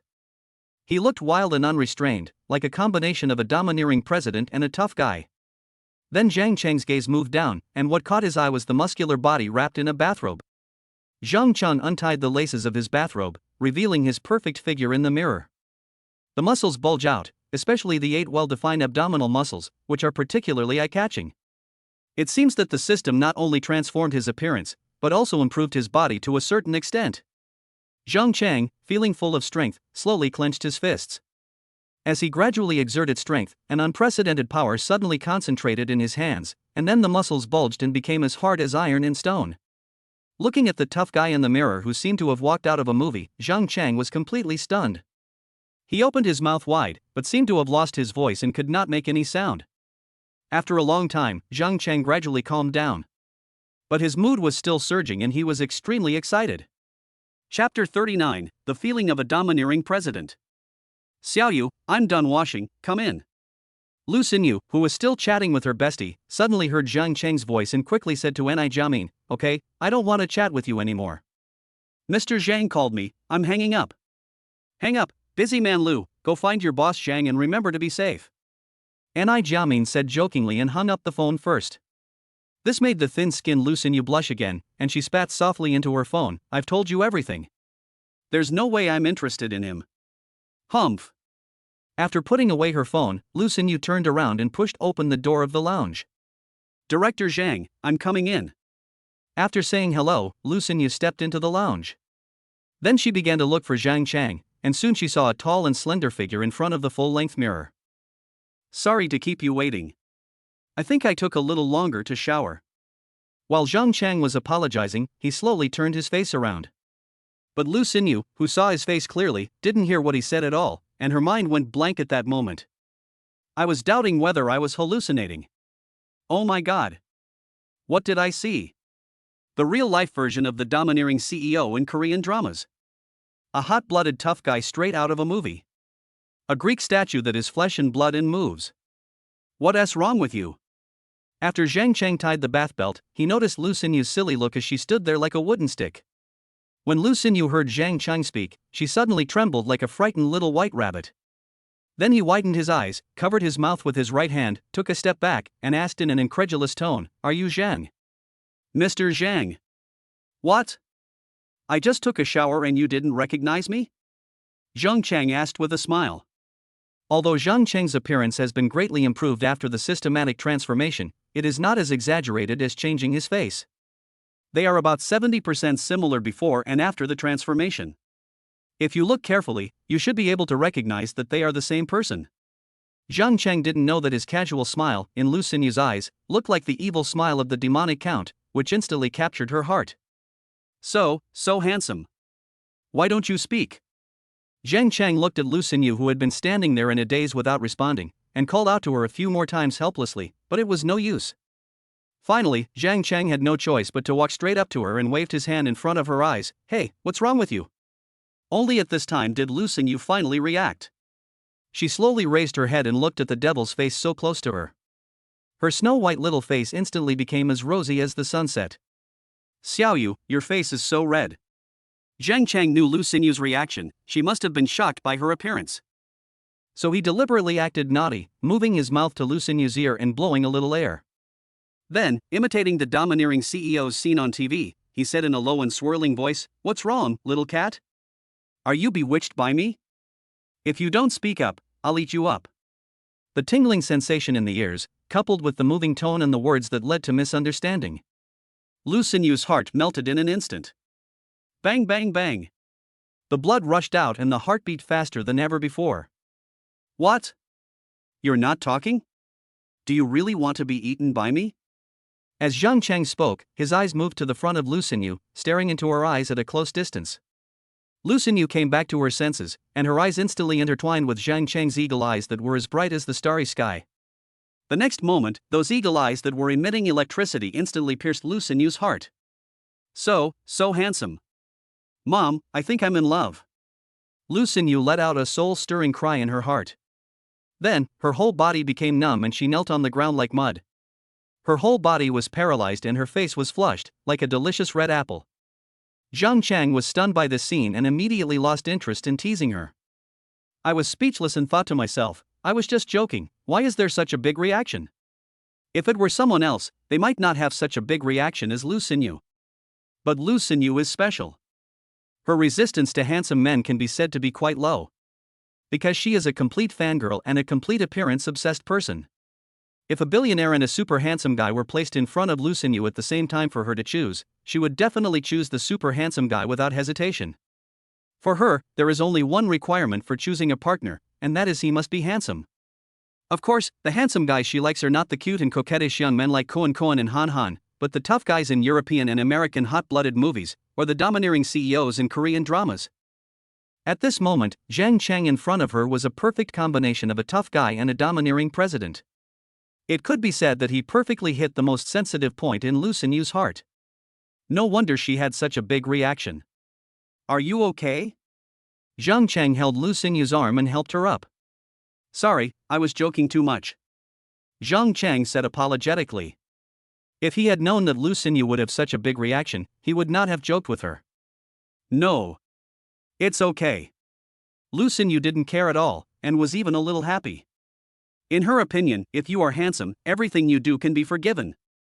Of course, Lu Xinyu was now very curious as to why Zhang Chang would undergo such a big change just by taking a shower. It's like he had a plastic surgery. "Mr. Zhang, you..." Lu Xinyu couldn't suppress her curiosity and asked. As soon as she spoke, Zhang Chang put his index finger in front of his mouth, made a shushing gesture, blinked his right eye, and said with a smile, "This is my secret, little cat. I can't tell you now. I will tell you if you can get into my heart in the future. Zhang Cheng's love words that he learned from TV instantly made Lu Xinyu blush, and her eyes lost focus and became dazed. After a while, Lu Xinyu lowered her head and said in a vague voice, I understand, Director Zhang. Is it so easy to fool? Zhang Cheng was a little surprised. He really didn't expect that Lu Xinyu was so easy to fool, even though she looked very smart. Zhang Cheng had thought of several excuses to explain his change in appearance, but now it seems that those excuses are no longer useful. After a brief silence, Zhang Cheng broke the silence. Please help me choose some clothes. I'm not very good at matching clothes. Okay, Mr. Zhang. Lu Xinyu nodded vigorously, and then helped Zhang Cheng choose clothes very seriously. Chapter 40, Mission completed unexpectedly. After seeing Zhang Cheng's heartwarmingly handsome face, Lu Xinyu has completely transformed into Zhang Cheng's little fangirl. Even though Zhang Cheng is not an entertainment star, Lu Xinyu believes that she is his most loyal fan. Lu Xinyu not only feels happy but also attaches unprecedented importance to choosing clothes for her idol. Based on Zhang Cheng's figure and appearance, Lu Xinyu chose over and over again before finally picking out a complete set of satisfactory clothes. Lu Xinyu took the clothes, suppressed her excitement, approached Zhang Cheng, and asked with starry eyes, Mr. Zhang, do you need me to help you change? Zhang Cheng looked at Lu Xinyu's rosy little face and her sweet smile, and his face couldn't help but blush. I couldn't help but complain in my heart, how come Lu Xinyu has become so enthusiastic? Compared to before, he's like a completely different person. Looking at his muscular body wrapped in a bath towel, Zhang Cheng politely declined, no, I can do it myself. Although he really wanted Lu Xinyu to help him change his clothes, Zhang Cheng felt that it was not appropriate for them to be so intimate on their first day of meeting. After all, he was only wearing underwear under his bathrobe. Oh well. Lu Xinyu secretly glanced at the chest muscles hidden in Zhang Cheng's bathrobe, and a look of regret appeared in her beautiful eyes. Go wait for me outside for a while. I'll call you in after I'm changed. Zhang Cheng turned his back and instructed Lu Xinyu. Okay, Mr. Zhang. I'll wait for you outside. Call me when you're done. After taking a greedy look at Zhang Cheng's broad back, Lu Xinyu had to leave the room reluctantly. Only after hearing the sound of the door closing did Zhang Cheng take off his bathrobe, allowing his devilish figure to be fully displayed in the mirror. TSK. This body, these muscles, I never get tired of looking at them. He has muscles when he takes off his clothes, and looks thin when he puts on clothes. The size of his muscles is just right, and the proportions of his muscles are perfectly matched. People don't feel disgusted when they see him, but feel strong and safe. Such muscles and body shape are the romance of men. After admiring his muscles again, Zhang Cheng picked up the clothes Lu Xinyu had prepared for him. The top is a black and white suit, and you can clearly feel the fine workmanship as soon as you touch the fabric. Zhang Cheng had worn suits before, of course, but this was the first time he wore such a high-end suit. This made him dress very carefully, fearing that he would damage the exquisitely crafted suit. You know, the more expensive and exquisite the luxury clothes are, the easier they are to wear out. So in order to avoid this, rich people will buy a lot of luxury clothes and change them frequently. As soon as Zhang Cheng put on the high-end suit, he felt different. It is light, thin and comfortable, and there is no awkwardness when moving your arms. It is almost the same as a sports short-sleeved shirt. You get what you pay for. A high-end suit feels different to wear, it's much more comfortable than the one I wore yesterday. Zhang Cheng exclaimed sincerely. Then he put on the famous watch that Lu Xinyu had chosen for him, tied his bow tie, and put on his shiny black leather shoes. Then Zhang Cheng came to the mirror again and took a closer look at his outfit. It has to be said that Lu Xinyu's vision is indeed commendable. When Zhang Cheng saw the face in the mirror, he almost couldn't recognize himself for a moment. Although Zhang Cheng was already very handsome after the system transformation, after putting on this suit, Zhang Cheng's appearance was even better. He became even more handsome than before. I saw Zhang Cheng in the mirror, wearing a neat suit and a blue tie, which perfectly showed his tall and slender figure. With his short and messy hair, he looked very energetic, capable and handsome. Even Zhang Cheng himself was fascinated by the handsome guy in the mirror. After tidying up his clothes a little, Zhang Cheng called Lu Xinyu in. The moment Lu Xinyu entered the room, she saw Zhang Cheng dressed in a suit and tie. Even Lu Xinyu, who thought she was immune to Zhang Cheng's handsomeness, was shocked again when she saw Zhang Cheng dressed like this. Oh my god! How can there be such a handsome guy in this world? She could now be absolutely certain that Zhang Cheng was the most handsome man she had ever seen in her 20 years of life. This made her think again, what on earth had Zhang Cheng experienced in those few short minutes? How had he changed so much? Who could have imagined that such an extremely handsome man looked so sloppy just a few minutes ago? It's like he's two different people. How is it, Xiaoyu? Zhang Cheng puffed out his chest and asked Lu Xinyu with a smile. Lu Xinyu's pink little mouth uttered an exclamation without hesitation. Boss Zhang, you are so handsome in this outfit. It suits you very well. Zhang Cheng agreed, you have good taste. I also think this outfit suits me very well. Mr. Zhang, you are too kind. You are so handsome and look good in any clothes. Lu Xinyu said sincerely. This is also what she really thinks. At this moment, she had long forgotten what she had said to her best friend on the phone. She would never be interested in Zhang Cheng, would never be tempted by Zhang Cheng's face, and didn't want anything to happen between them. And now, it can be said that no matter how much she didn't want to do it then, she wants it twice as much now. I am super interested in Zhang Cheng. I am completely seduced by that face. I want something to happen all the time. At this moment, her extremely fanatical eyes, her face like a peach, and her confused expression all revealed her inner thoughts. Unfortunately, Zhang Cheng didn't notice any of this at all at this time. Because his attention had long been drawn to the system. Ding! Congratulations to the host, you successfully slapped someone in the face within the allotted time. 2/4 of the mission is complete. Ha! Mission accomplished? Zhang Cheng was completely confused. I haven't done anything yet, how come the task is already completed? Originally, Zhang Cheng was still a little worried about how to complete the task of slapping someone in the face within the specified time. Although the half hour spent on system transformation was not included in the task time, 1 hour was still a bit stressful for Zhang Cheng. But I didn't expect that I just took a shower and changed my clothes and the task was completed. This is too ridiculous. Then who did I slap in the face? When Zhang Cheng thought about this question, he quickly noticed Lu Xinyu, whose face was flushed in front of him. No way. The person I slapped in the face was actually Lu Xinyu? I took a shower, changed my clothes, and then I slapped her in the face? Zhang Cheng was completely speechless and had no idea what was going on. After all, he didn't have the ability to read minds, so he didn't know what Lu Xinyu was thinking, nor what she had said on the phone before. Chapter 41 The Feeling of Being a Big Boss. Zhang Cheng thought about it over and over but couldn't figure it out, so he was too lazy to think about it anymore. I could only complain in my heart, women are such strange creatures.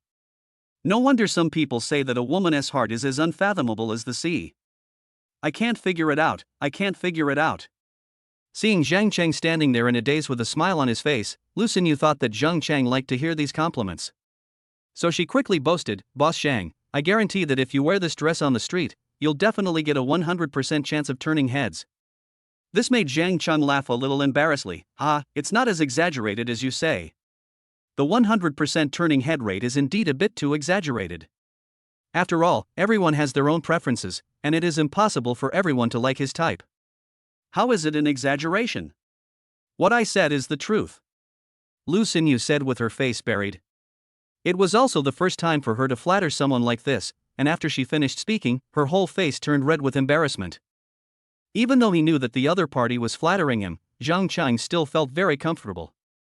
Although both were flattery, Lu Xinyu's fangirl-like praise and the servile boasting of the man with glasses and the others gave Zhang Cheng a completely different feeling. Needless to say, of course the flattery from a beautiful woman is more fragrant. After a lot of flattery, Zhang Cheng took Lu Xinyu back to the office. Call the company's leadership and ask them to come over.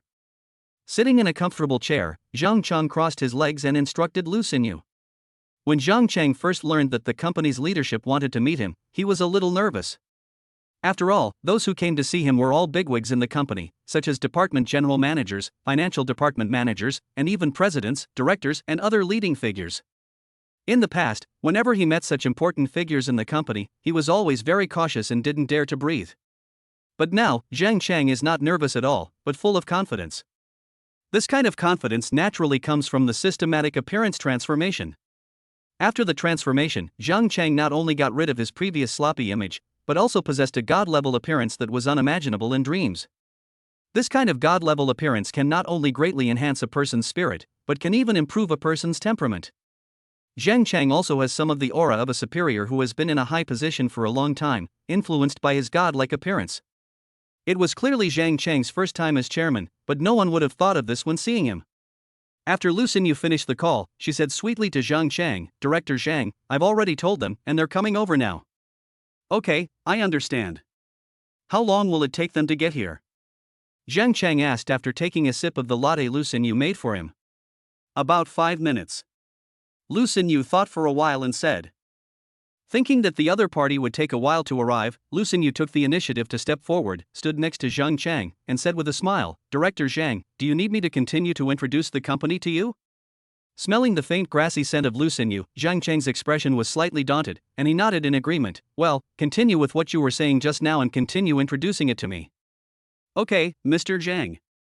Then Lu Xinyu opened the folder on the computer and introduced it to Zhang Chang in a clear voice, which was obviously sweeter than before. Before I could say a few words, the company's management arrived. As the elevator door opened, a group of 4 people, 3 men and 1 woman, came out of the elevator one after another. The leader was a middle-aged man in his 50s with a typical Mediterranean hairstyle, a fat belly and a round face. The other 2 men were about 40 years old, with ordinary looks and no special features. The last woman was about 35 years old, with delicate makeup on her face and wearing a blue and white professional suit.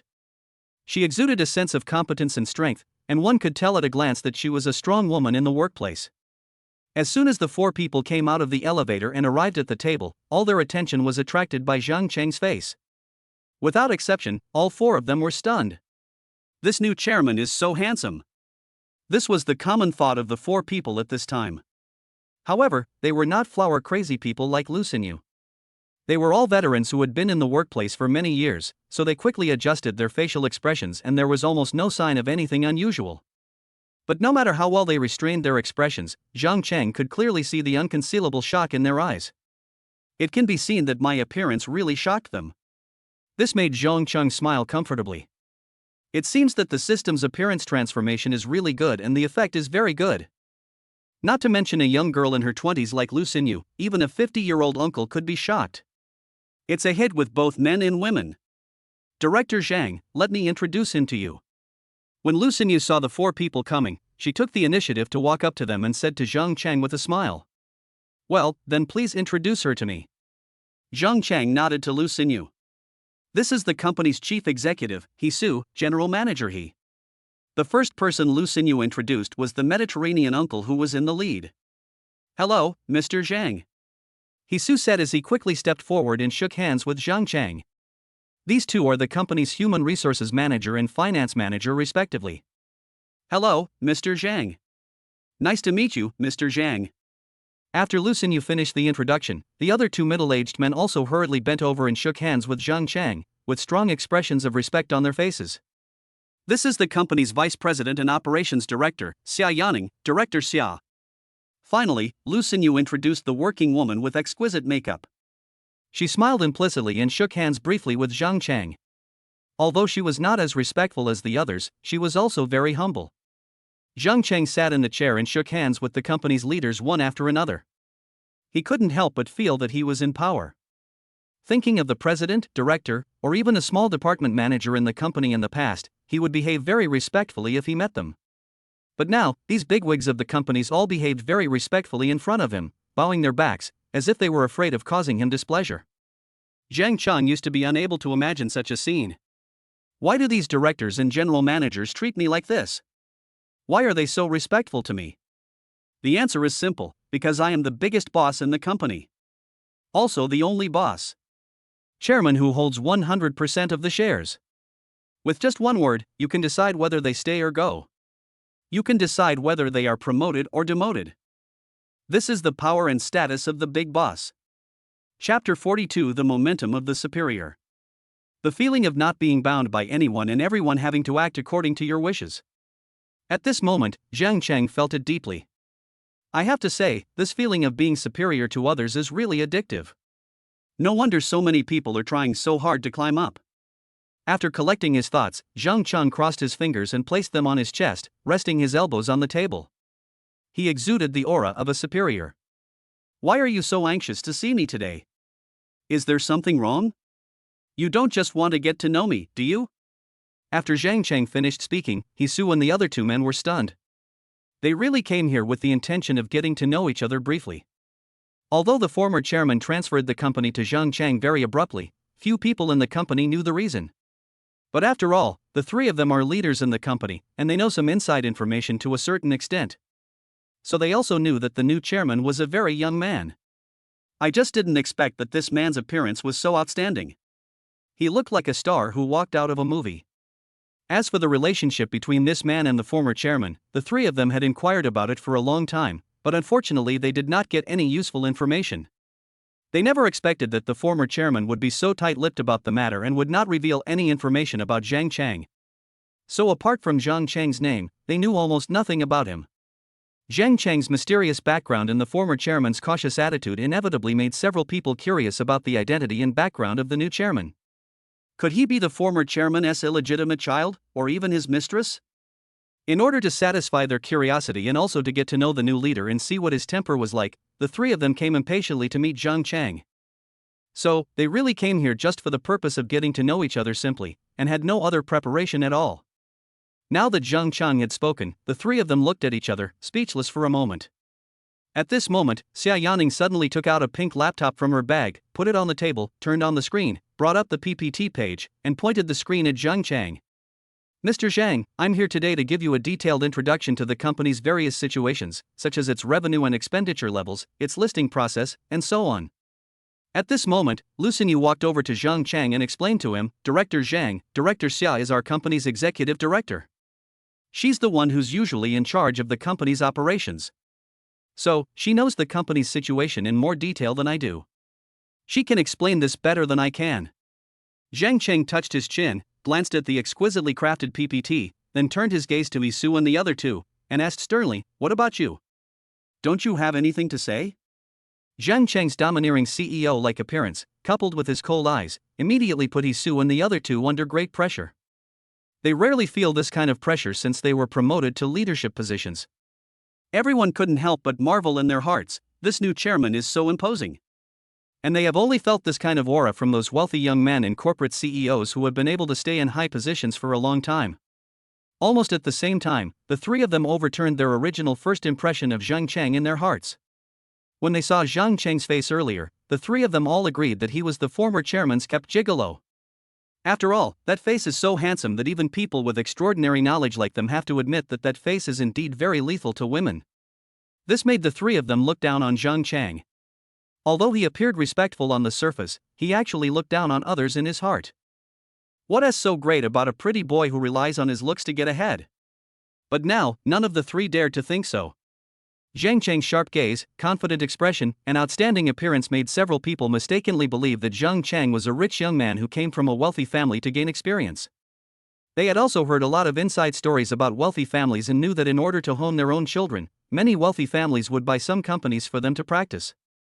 After thinking this in their hearts, the three of them looked at Zhang Chang with more respect, and at the same time the pressure they felt increased exponentially.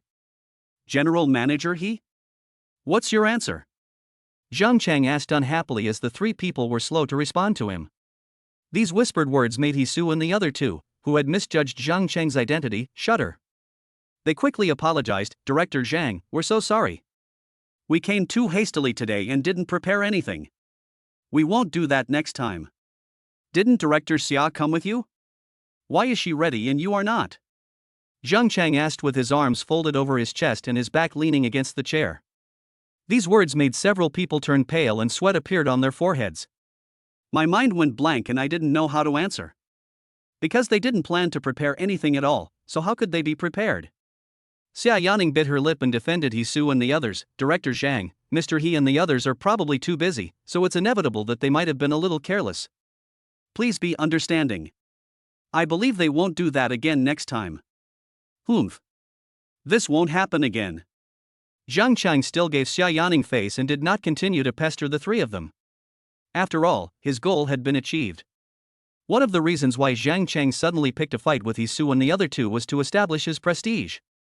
As the saying goes, a new official has three things to do when he takes office. If you don't do something, how can you let them know clearly that the chairman of the company has been replaced? The second reason is Zhang Chang's personal desire for revenge. When he was still a small employee in the company, he often saw these so-called presidents and general managers who had nothing to do all day long in the office playing games and flirting with beautiful women. I work very hard to earn money for them, but in the end I only get a very meager salary. What's more, they just can't stand me and can find any excuse to get me out. Just like the phone call I received from Anja last night, I finally found a job, but was immediately fired by my boss. So when Zhang Chang saw Hisu's beer belly, which was the same as his former boss's, he immediately got angry and couldn't help but find fault with them. Now that his goal had been achieved, Zhang Chang was too lazy to keep them and directly ordered them to leave. Since you have nothing to do, then hurry back. When Hisu and the other two heard this, they felt as if a heavy burden had been lifted from their shoulders. At the same time, they looked at Xia Yaning with gratitude for speaking up for them. Xia Yaning simply nodded to them, obviously not taking the matter too seriously. Chapter 43, Shock and Anger. Looking at the relieved and playful expressions of Hisu and the other two, Zhang Chang couldn't help but type another sentence. But before you go, I want you to remember that I'm the one calling the shots in the company now. And I prefer people like Director Xia who get things done. I don't want to see people who do nothing all day and just brag and gossip in the office in my company. Hisu and the other two, who had just relaxed, couldn't help but feel their hearts skip a beat when they heard this. Especially Zhang Cheng's words, doing nothing all day long and just bragging and chatting in the office, made them feel horrified. Although they haven't reached that point yet, they are actually not far off. Apart from signing a few documents and holding a few meetings in the office every day, they are usually very relaxed. After all, they left most of the work to Xia Yaning, so although they held high positions, they were the ones with the least time in the company. Zhang Chang looked at the pale faces of the three people and knew that he had hit the nail on the head. Then, his voice became even more stern, and he said, "Those who do nothing but sit back and reap the benefits, when I kick them out, don't blame me for being unkind. Do you understand what I'm saying?" "Yes, yes, yes. Mr. Zhang, we understand." The three of them bowed and said, sweating profusely. "Humph. I understand." After Zhang Chang finished speaking, he waved to them and signaled them to leave. "Thank you, Mr. Zhang, for your advice." "Thank you, Mr. Zhang." After the three of them finished talking and laughing, they rushed into the elevator as if escaping and quickly left Zhang Cheng's office. After the three of them had completely left, Zhang Cheng turned his gaze to Xia Yaning, nodded, and smiled. "Director Xia, please tell me about the situation in the company. Xiao Yu said that you know the most about this in the company, so don't let me down." "Don't worry, Mr. Zhang." Xia Yaning smiled very confidently. No one knows more about the situation in Panda Life Company than she does. Then Xia Yaning came to Zhang Chang, placed the computer screen in a suitable position, and began her introduction. "Our company's revenue in recent years." After listening to her for only a few sentences, Zhang Chang could clearly feel that Xia Yaning did have a more comprehensive understanding of the company's situation than Lu Xinyu. For example, Lu Xinyu only knew the approximate average data of the company's revenue in recent years, while Xia Yaning knew the specific data for each year accurately. Through her explanation, Zhang Chang had a more detailed understanding of the company's situation, and he was no longer in the dark as before. If there is nothing wrong with Xia Yaning's introduction, then this live broadcast company is still somewhat unsatisfactory overall. There are some shortcomings in various aspects, and the interior is not as bright as its appearance. The most direct manifestation of this is that the company has been in a loss-making state in recent years, with losses of tens of millions almost every year, and the trend is getting worse. Every year's losses are higher than the previous year. It is no exaggeration to say that the situation is not optimistic. Even so, for such a billion-dollar company, even if Zhang Cheng doesn't care about anything and lets it continue to operate like this, there will be no big problems for the time being. Although the losses are large, the overall impact on the company is not significant. All departments can still operate normally, and the financial liquidity can fully cope with these losses. Zhang Cheng heaved a sigh of relief when he learned this. Fortunately, this company doesn't have any major problems, otherwise a management novice like him would definitely not be able to save it. In addition to this head office, there are several other branches in other regions, such as the one in the East District. Then Xia Yaning introduced the situation of several other branches to Zhang Chang, but the situation was not very good. Although there was no loss, they could only maintain a balance between income and expenditure and did not make any money at all.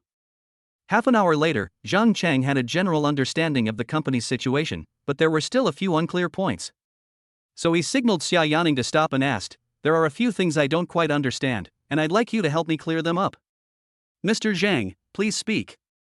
Xia Yaning looked at him and said, "First of all, what I want to know is, this live broadcast company has been open for 4 years, right?" Zhang Cheng touched his chin.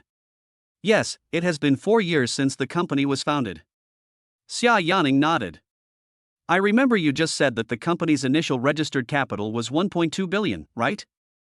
When Xia Yaning introduced the company to Zhang Cheng earlier, she mentioned that when the company was first established, its market value was estimated to be 1.2 billion, which is 200 million higher than its current valuation. Yes, Mr. Zhang. Xia Yaning nodded. That means the company has made no profit at all in the past 4 years, and even lost 200 million. Zhang Cheng's eyes turned completely cold. A loss of 200 million in 4 years means an average loss of 50 million per year. This loss amount is quite large. But what Zhang Cheng couldn't understand was that Xia Yaning said that the annual loss was only tens of millions or hundreds of millions, which was obviously contradictory. The loss was clearly in the tens of millions, but why did Xia Yaning only say tens of millions? Well, Mr. Zhang, you must have misunderstood something. That 200 million wasn't a loss. It was Mr. Liu who transferred a branch to a venture capital firm, which caused the market value to drop by 200 million. Xia Yaning seemed to be very clear about this and quickly explained the reason. Oh, so that's how it is. Zhang Cheng understood now.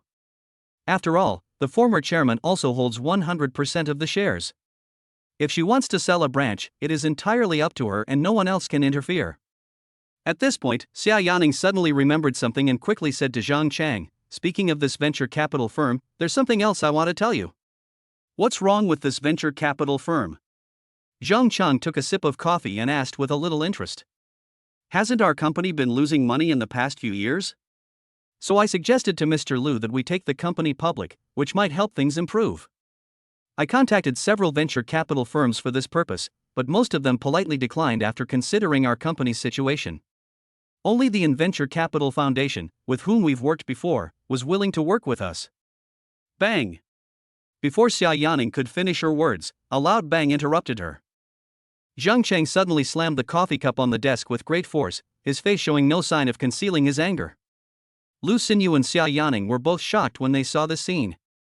They had no idea why Zhang Cheng suddenly became so angry. Wasn't he fine before? Chapter 44 Termination of all Cooperation. After a brief silence, Lu Xinyu was the first to break the awkward atmosphere. She quietly walked to Zhang Cheng's side and asked carefully, Mr. Zhang, what's wrong with you? Why are you so angry? Hearing Lu Xinyu's somewhat flustered voice, Zhang Cheng immediately realized his own gaffe. Sorry, I suddenly thought of something bad and got a little emotional. When Zhang Cheng heard the words Hans Venture Capital Foundation earlier, he couldn't help but think of the bad things that happened last night. Thinking of the arrogant words and overbearing attitude of the family manager, Zhang Cheng was filled with anger. In a fit of rage, he smashed the coffee cup on the table, spilling coffee all over the table. Mr. Zhang, did I say something wrong? Xia Yaning swallowed dryly and asked nervously. Although she didn't know why Zhang Cheng suddenly got so angry, she knew that it was probably related to what she had said before. She just didn't know which sentence had touched the other party's sore spot. Under the tension, the professional smile that was always on his face could no longer be maintained. His face fell and his complexion turned pale. After calming down, Zhang Cheng's anger naturally subsided. In order to dispel the other party's concerns, Zhang Cheng quickly showed Xia Yaning a relaxed expression. Don't think too much, this has nothing to do with you. Hearing Zhang Cheng say this, Xia Yaning immediately breathed a sigh of relief. Fortunately, the other party did not blame me, otherwise if I had angered my boss on the first day of the meeting, my life would have been difficult in the future. Please continue. Where were you just now? Zhang Cheng asked Xia Yaning with a smile. After thinking for a moment, Xia Yaning said cautiously, we just talked about the company's listing in Hans Venture Capital. But just as she opened her mouth, Zhang Cheng reached out to stop her. Remember, from now on, I don't want the company to have any cooperation with the Venture Capital Foundation. These words made Lu Xinyu and Xia Yaning stunned at the same time. What does Mr. Zhang mean by this? The two girls looked at each other and saw doubt in each other's eyes. Seeing that they didn't seem to understand what he meant, Zhang Cheng emphasized it again. Due to some personal reasons, I don't want to have any cooperative relationship with the Venture Capital Foundation. Do you understand? Zhang Cheng's already majestic gaze, coupled with his low and angry tone at this moment, immediately put great pressure on the two women. Even though they were confused about this matter, they could only quickly agree. I understand, Director Zhang. I'm glad you understand. Director Xia, please continue. Zhang Chang raised his chin slightly, motioning Xia Yaning to continue. Okay, Mr. Zhang. Following your instructions, I will dissolve all ties between the company and the Venture Capital Foundation. However, this will force the company's IPO to be postponed. Rest assured, I will contact new investment institutions as soon as possible and strive for an IPO as soon as possible. You can arrange this. I don't know much about this. You are an expert, so you can do it. Zhang Chang is very self-aware of this. Zhang Chang knew almost nothing about how to invest or go public, so he was too lazy to worry about it. Instead of making things more chaotic, it is better to just hand it over to someone who knows the business. If possible, he really just wants to be a hands-off boss. Then next, the company's arrangements are, the branch office is like this. Then another half hour passed. During this period, Xia Yaning not only gave a detailed introduction to all the situations in the company, but also perfectly solved all the questions for Zhang Chang. This made Zhang Chang very satisfied. He praised her several times before letting her leave. Xia Yaning stepped into the elevator and took a last look at Zhang Chang's face, which was bowed in thought, before the elevator door closed. A lot of thoughts ran through her mind. Everyone is curious, and women are often more curious than men. Such a young, handsome, and mysterious chairman would definitely arouse anyone's curiosity, and Xia Yaning was no exception. While Li Su and the other two were guessing Zhang Cheng's identity, Xia Yaning was also secretly guessing in her heart. Who is he? Why did you suddenly take over this company? After thinking about it in the end, Xia Yaning came to the same conclusion as Li Su and the other two. He is probably a rich kid who came out of a wealthy family to gain experience. Of course, the reason why she came to this conclusion was mostly because of Zhang Cheng's appearance. The face was clearly majestic and noble at first glance. Xia Yaning had only seen it on those prominent upper-class people, so it was no wonder that she would think in that direction. Soon, the elevator stopped at the floor where her office was. What surprised her was that as soon as the door opened, Li Su and the other two immediately appeared in front of her. Director Xia, what did Director Zhang tell you? Did Mr. Zhang mention us after we left? Did Director Zhang bring us any message? The three of them came over quickly and asked questions one after another. No matter how well they restrained themselves, Xia Yaning could still see the fear and anxiety in their expressions. This made Xia Yaning feel a little funny. She couldn't remember how long it had been since she saw these emotions in them. Don't worry, Mr. Zhang didn't talk about you anymore. Judging from his expression, he won't dwell on this matter. Xia Yaning smiled politely. When the three heard this, they felt relieved. It was impossible for the three of them not to be nervous after giving the new boss such a bad impression on the first day. After all, don't look at their current glory. They are the top leadership in the company. They are always under the control of hundreds of people and are surrounded by people in front of and behind them. But if you really offend your boss, you will definitely be in big trouble. Because the boss of this company holds 100% of the shares. So they knew very well that if they offended the new boss, they would definitely not be able to stay in this company. Even though Xia Yaning gave them a reassurance, the three of them still couldn't be completely relieved, and quickly asked Xia Yaning what she and Zhang Chang talked about. Xia Yaning was a little unhappy with the entanglement of Li Su and the other two, but thinking that they were colleagues she had worked with for many years, she still patiently talked to them. You said that Director Zhang asked you to terminate all cooperation between the company and the Venture Capital Foundation? How can this be possible? After hearing what Xia Yaning said, Li Su's face suddenly became anxious. Director Xia, didn't you explain to President Zhang how important the Venture Capital Foundation is to our company? They're our important partner that we've been working with for many years. How can we just terminate it like that? The finance minister also became anxious. Chapter 45 The Three Worried People. The HR manager quickly chimed in, that's right. The Venture Capital Foundation is very important to us. If we terminate the partnership, the losses to the company will be almost incalculable. Especially with the IPO, it's even more. When Xia Yaning heard this, she raised her eyebrows and was not in the mood to listen any further, so she raised her hand to stop him. Okay, there's no point in saying all this. I can tell you clearly that Director Zhang is very firm on this matter, and there's absolutely no room for maneuver. Thinking of the tone Zhang Chang used when he talked about this, Xia Yaning felt a little scared. When people who carry the aura of a superior get angry, it can really put a lot of pressure on others, and few people can raise objections under such pressure. But you have to give us a reason. If our company and Venture Capital Foundation terminate all contracts, the liquidated damages alone will be a considerable sum. Besides, the company's recent revenue is not very good. If we... Hisu said anxiously. Looking at Hisu, who was stamping his feet anxiously, Xia Yaning, who knew some inside information, couldn't help but interrupt him with a disdainful smile. Okay, Mr. He, stop talking. There are some things I know, and it's useless for you to tell me these things. Director Xia, what do you mean? Hisu's face immediately darkened. Xia Yaning had been standing here for a long time, and her patience was almost exhausted, so her voice began to turn cold. Mr. He, I wonder if you've ever heard the saying, if you don't want others to know, then don't do it. Don't think I don't know what you've done for the Venture Capital Foundation. Although you've been very secretive, you've still let some things slip. Director Xia, I don't understand what you are talking about. Hisu stared at Xia Yaning with a gloomy gaze, as if he wanted to see through her. Xia Yaning ignored this and deliberately showed a profound smile. You should know what I am talking about. Director Xia, there are some things you can't say carelessly. Hisu said in a cold voice, enunciating each word. Mr. He, it seems you haven't figured it out yet.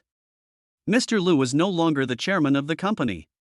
Just because Mr. Liu doesn't take your shit seriously doesn't mean Mr. Zhang doesn't care either. Xia Yaning's words suddenly reminded Hisu of Zhang Cheng's intimidating eyes and the words he said before leaving. This immediately made Hisu's arrogant attitude subside a little, and he kept back some of the words he wanted to say. For the sake of our long-standing collaboration, I'd like to kindly remind you that Director Zhang, for reasons unknown to me, has significant concerns about the Venture Capital Foundation. Otherwise, he wouldn't have been so adamant in demanding that I terminate all cooperation with them. So, what do you want me to do? Hisu asked, looking straight into Xia Yaning's eyes. I don't have any plans. I just hope you can cut ties with the Venture Capital Foundation as soon as possible and stop getting entangled with them. Otherwise, if Director Zhang blames you, you won't be able to keep the general manager position you worked so hard to get. Xia Yaning smiled crookedly, pushed Hisu and the other two aside, and returned to her office. Hisu and the other two who were still standing there exchanged glances with each other, all looking somewhat frightened. One of them glanced at the direction Xia Yaning had left and asked indignantly, Mr. He, what should we do? Do we really have to cut off all ties with the Venture Capital Foundation as she said? What else? What else do you want? Do you really want to offend Director Zhang? Don't you want to work in the company anymore? Hisu yelled directly at the man. But, we spent so much effort and finally got in touch with the Venture Capital Foundation. Are we just going to give up so easily? No, I can't accept it. This is too hasty, said another person hesitantly and reluctantly. I understand what you said. Not to mention you, I feel reluctant too. But now, alas. Hisu was also very conflicted about this. In order to establish a relationship with the Venture Capital Foundation, Hisu has put in countless efforts in the past few years, and the funds he spent on it have reached hundreds of millions. Now he was asked to cut off contact with the other party so easily. No matter how he thought about it, Hisu was extremely reluctant. But on the other hand, he didn't want to offend the new chairman. Not to mention that the other party was the owner of a company with 100% shares. The other party's suspected identity as a wealthy aristocrat alone made him panic. Over the years, in order to establish a relationship with the Venture Capital Foundation, he has contacted the top wealthy families in Shanghai more than once. Therefore, he soon knew very clearly that any top-tier wealthy family could easily make him unable to stay in Shanghai. Don't be fooled by the fact that he is the president and general manager of a large company. He seems to be in a very glorious position and is respected by everyone. But in the eyes of those top wealthy families, he is nothing and not worth mentioning at all. He believed that with just a casual word from those wealthy nobles, he would fall from the top of the cloud to the mud overnight, never to recover from the devastation, and lose everything he had in an instant. Hisu had no doubt about this. He knew that those top wealthy families definitely had this ability. After much deliberation, Hisu finally made up his mind, forget it, let's just cancel it. After all, this is what Director Zhang wanted. We should not disobey him. The finance manager, still unwilling to give up, said, Mr. He, why don't we go up and talk to Mr. Zhang now? If we explain the interests involved to him, maybe he can change his mind. Go up and talk to Director Zhang? If you want to die, don't drag me into it. Didn't you understand what Xia Yaning said before? Hisu glared at him and said. But. Mr. Sang's hostility towards the Venture Capital Foundation is so obvious, and you still dare to go up and talk to him? You are really looking for death. Hisu shook his head. This also woke up the other two, and they realized that there was probably no room for tact. After a brief silence, the financial manager said dejectedly, "Hey, what exactly is the conflict between Director Zhang and the Venture Capital Foundation? Why is it like this? I don't know what conflicts there are between them. But what I do know is that as little people like us, it's better not to get involved in the grudges between these wealthy families, or we won't know how we'll die in the end." Hisu said with a trembling body, thinking of some rumors he had heard before. Now Hisu has already determined in his heart that Zhang Chang is the young master of a wealthy family. Otherwise, how could ordinary people possibly challenge the Venture Capital Foundation? You know, the big boss behind the Yan's Venture Capital Foundation, the Yan family, is undoubtedly the most powerful family in Shanghai. Hisu, who has cooperated with the Yan's Venture Capital Foundation for many years, is very clear about this. Chapter 46: The Top Student Among Top Students. Zhang Chang, who was sitting in a comfortable office chair at the moment, had no idea that a decision he made casually would cause the three leaders of the company to be extremely anxious. After opening a folder on his computer and glancing over the information inside, Zhang Chang suddenly asked Lu Xinyu, "How many years has Director Xia been working in the company?" Lu Xinyu, who was wiping the table, paused, recalled Xiao Su, and said, "About 3 years. What do you think of her?" "Well, I seldom communicate with her, so I don't know much about her." Lu Xinyu looked embarrassed. "Just tell me what you think. Just tell me what you understand." Zhang Cheng's words stumped Lu Xinyu. She thought for a while before expressing her thoughts. "I think Director Xia is a very responsible person and has strong working abilities. No matter what task she's in charge of, she can complete it quickly." Lu Xinyu first said a lot of good things, and finally added, "The only bad thing is that Director Xia has a very cold personality. She rarely communicates with colleagues, and because of this, she often offends people. Director Lu has scolded her for this several times in the past." After listening to Lu Xinyu's thoughts, Zhang Chang nodded without saying anything. Then he turned his gaze to the computer screen. All I saw was Xia Yaning's resume. Xia Yaning, 35 years old, holds a PhD in finance from Harvard University in the United States. She once served as deputy general manager of Tiancheng Entertainment, a subsidiary of Gong Group. When Zhang Chang saw this message, he was shocked. You know, the Gong Group is a giant in Shanghai. That is a large group that is no less powerful than the Yan Group. Even Zhang Chang had heard of its subsidiary, Tiancheng Entertainment. Even in the Magic City where there were so many powerful people, it was definitely one of the largest companies. For Xia Yaning to be able to serve as the deputy general manager in such a large company, she must either have strong connections or possess extraordinary abilities. After some previous contact, Zhang Chang was more inclined to believe that Xia Yaning had extraordinary strength. Besides this, what concerned Zhang Chang even more was that she was still so young. Only 35 years old. You know, people who are at the same level as her are often over 50 or 60 years old. Holding a high position at such a young age, if Xia Yaning really achieved this solely by relying on her own abilities, then her personal strength can be seen from this. Thinking of this, Zhang Chang couldn't help but feel a little puzzled. Although Tiancheng Entertainment is only a subsidiary of Gong Group, it is definitely several levels higher than Panda Live. Whether it is resources, fame, or future development prospects, Tiancheng Entertainment is miles ahead of Panda Live. Why would Xia Yaning, who is already the deputy general manager of Tiancheng Entertainment, lower her status and come to Panda Live? It's like a person living in a luxurious villa suddenly moves to a small house of only a few square meters. Don't you think it's strange? Zhang Cheng couldn't understand this. Puzzled, Zhang Cheng couldn't help but ask, "Xiaoyu, do you know that Director Xia used to be the deputy general manager of Tiancheng Entertainment?" "Yes, many people in this company know about it." Lu Xinyu nodded. "Then why did she switch from Tiancheng Entertainment to our company?" Zhang Cheng asked directly. "Let me think about it." Lu Xinyu bit her thumb and thought for a while before she said uncertainly. I heard Director Lu mention it before. It seems Director Xia was too busy at Tiancheng Entertainment and didn't have time to take care of the children. So, at Director Lu's invitation, she came to Panda Live, where the work is relatively easier. Ah? No time to take care of the children? Is this the reason? Zhang Cheng couldn't help but look surprised. He thought Xia Yaning was being ostracized at Tiancheng Entertainment, but he never expected that she changed jobs because she had no time to take care of her children. Director Xia has a child? How old is he? Zhang Chang asked curiously. Well, I've seen her once. She was a very cute little girl, probably 3 or 4 years old. Lu Xinyu said without thinking too much. She's only 3 or 4 years old, so young. If she doesn't have time to take care of her, why doesn't she find a nanny? Zhang Chang actually disagreed with Xia Yaning's approach. When you are in your 30s, it is a critical period in your career. How can you let your work be affected by your children? What's more, this kind of thing can be completely avoided, such as finding a nanny or asking parents to help take care of the child. Well, I'm not too sure.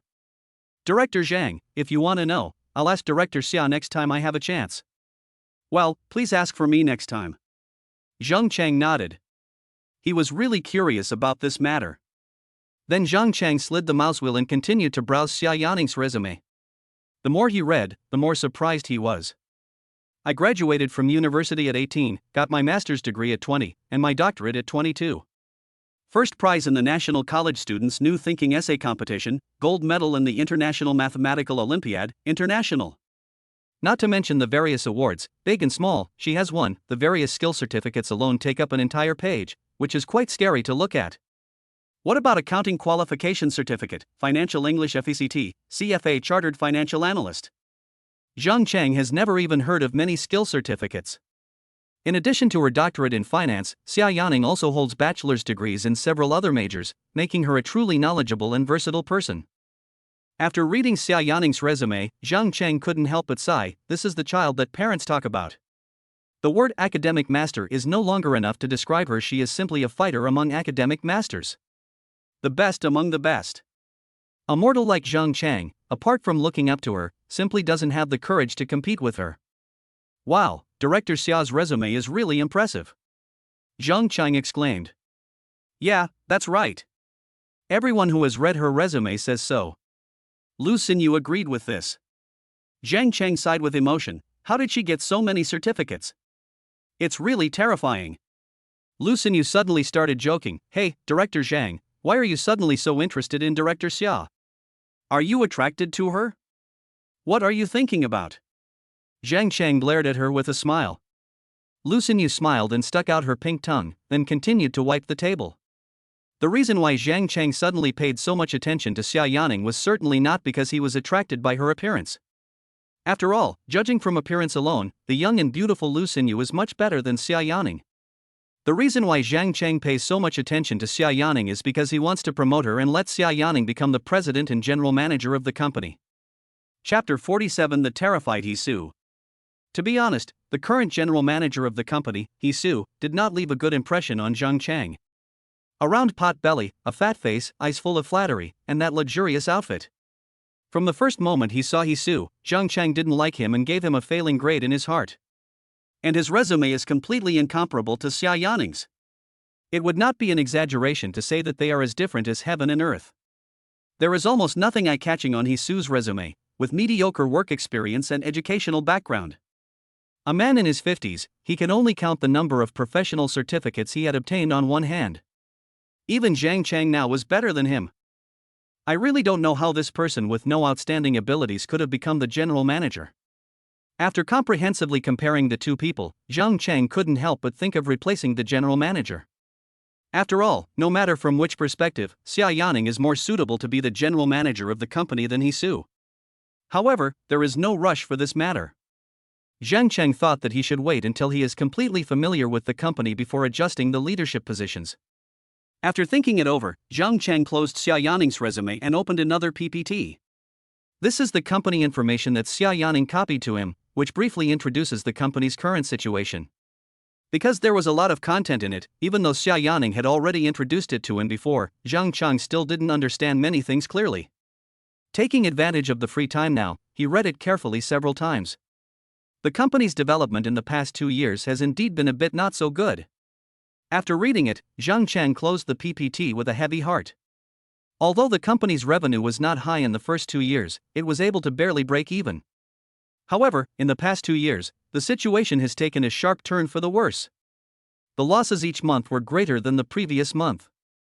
Even an outsider like Zhang Chang could clearly feel that there was a problem with the company's operations, but he just didn't know how to solve it. Yes, ever since Mr. Liu sold a branch to the Venture Capital Foundation, the company's development has been getting worse and worse. Lu Xinyu also said with deep feeling. After saying this, Lu Xinyu remembered that Zhang Cheng hated the Venture Capital Foundation, so she quickly shut up and dared not say a word, for fear of causing Zhang Cheng's displeasure. However, Zhang Cheng paid no attention to Lu Xinyu's mention of the Venture Capital Foundation. Instead, he focused on something else. Xiaoyu, are you saying that the company's poor performance is related to the Venture Capital Foundation? Well, I'm not too sure. Lu Xinyu frowned and thought seriously for a moment before continuing. Anyway, in my impression, it seems that ever since the company partnered with the Venture Capital Foundation, the profits have been getting worse and worse. When did our company start cooperating with the Venture Capital Foundation? Zhang Chan looked at Lu Xinyu seriously. It was after Mr. Liu sold the branch to the Venture Capital Foundation 2 years ago that our company began to cooperate with the Venture Capital Foundation in various aspects. Lu Xinyu obviously had a deep memory of this and said it clearly after thinking for a while.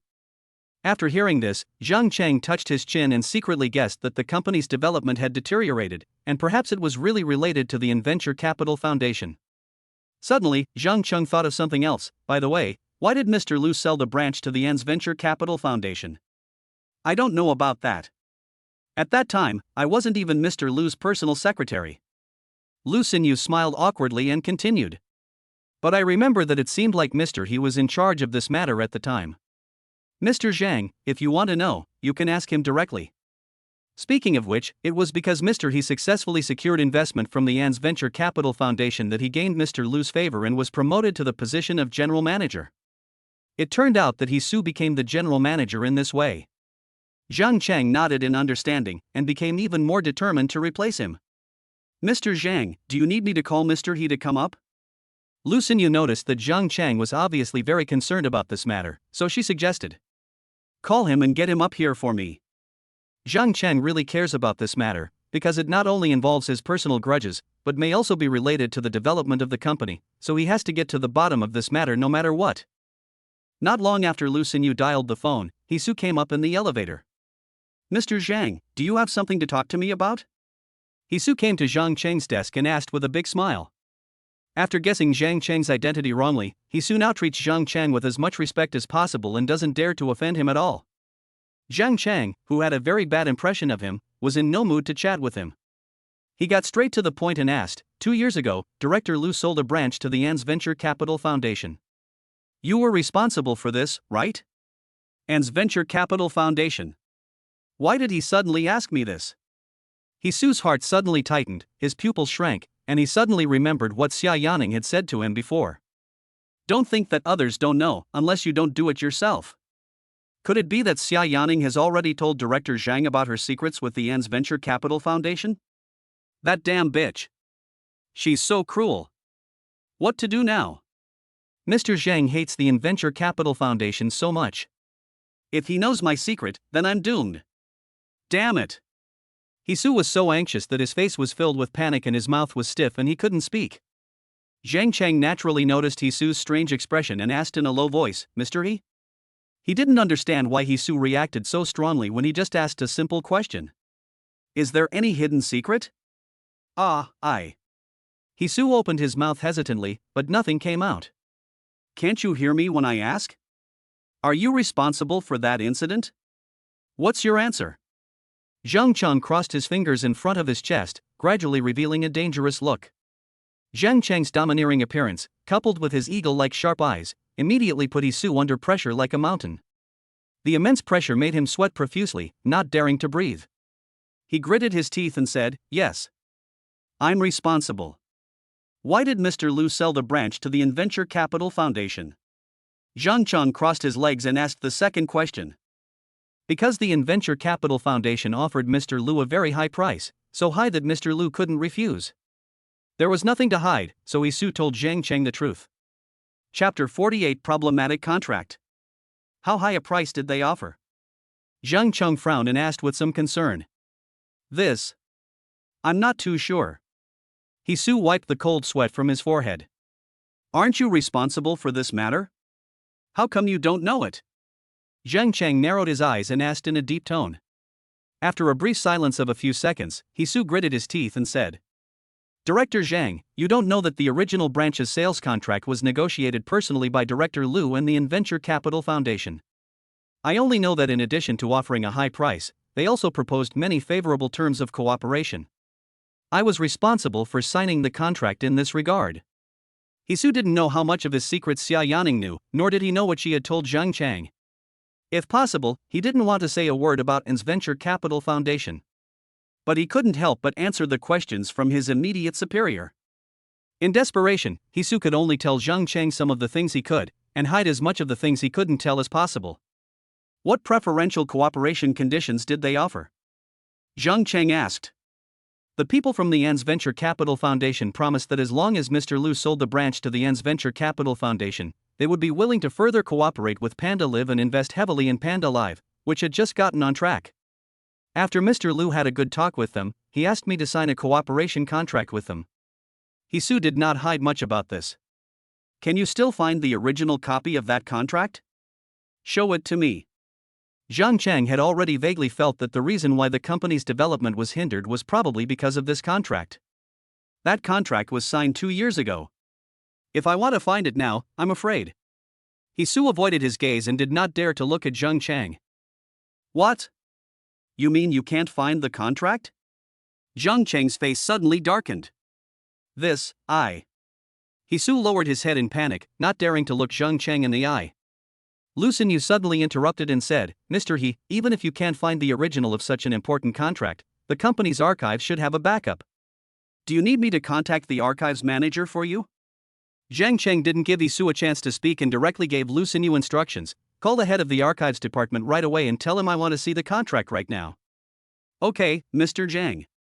As Zhang Chang's personal secretary, Lu Xinyu naturally obeyed Zhang Chang's orders unconditionally and quickly called the head of the archives room. Mr. Zhang, Supervisor Fu said that there is indeed a backup of the contract in the archives, but it is placed in a relatively deep place in the archives room. It will take him some time to find it, probably 1 or 2 hours. Lu Xinyu relayed Supervisor Fu's words to Zhang Chang. I understand. Zhang Chang nodded, then turned his gaze to Hisu, whose face was a little pale. You go down first. I'll come to you when I find the contract. Zhang Chang said and waved to Hisu. Okay, Mr. Zhang. After saying that, Hisu hurried towards the elevator, looking like he had a lot on his mind. Zhang Chan looked at Hisu's departing back, thinking about something. This guy is hiding something from me. When the contract was mentioned earlier, Hisu had a heavy look on his face, and Zhang Chang felt something was wrong no matter how he looked at it.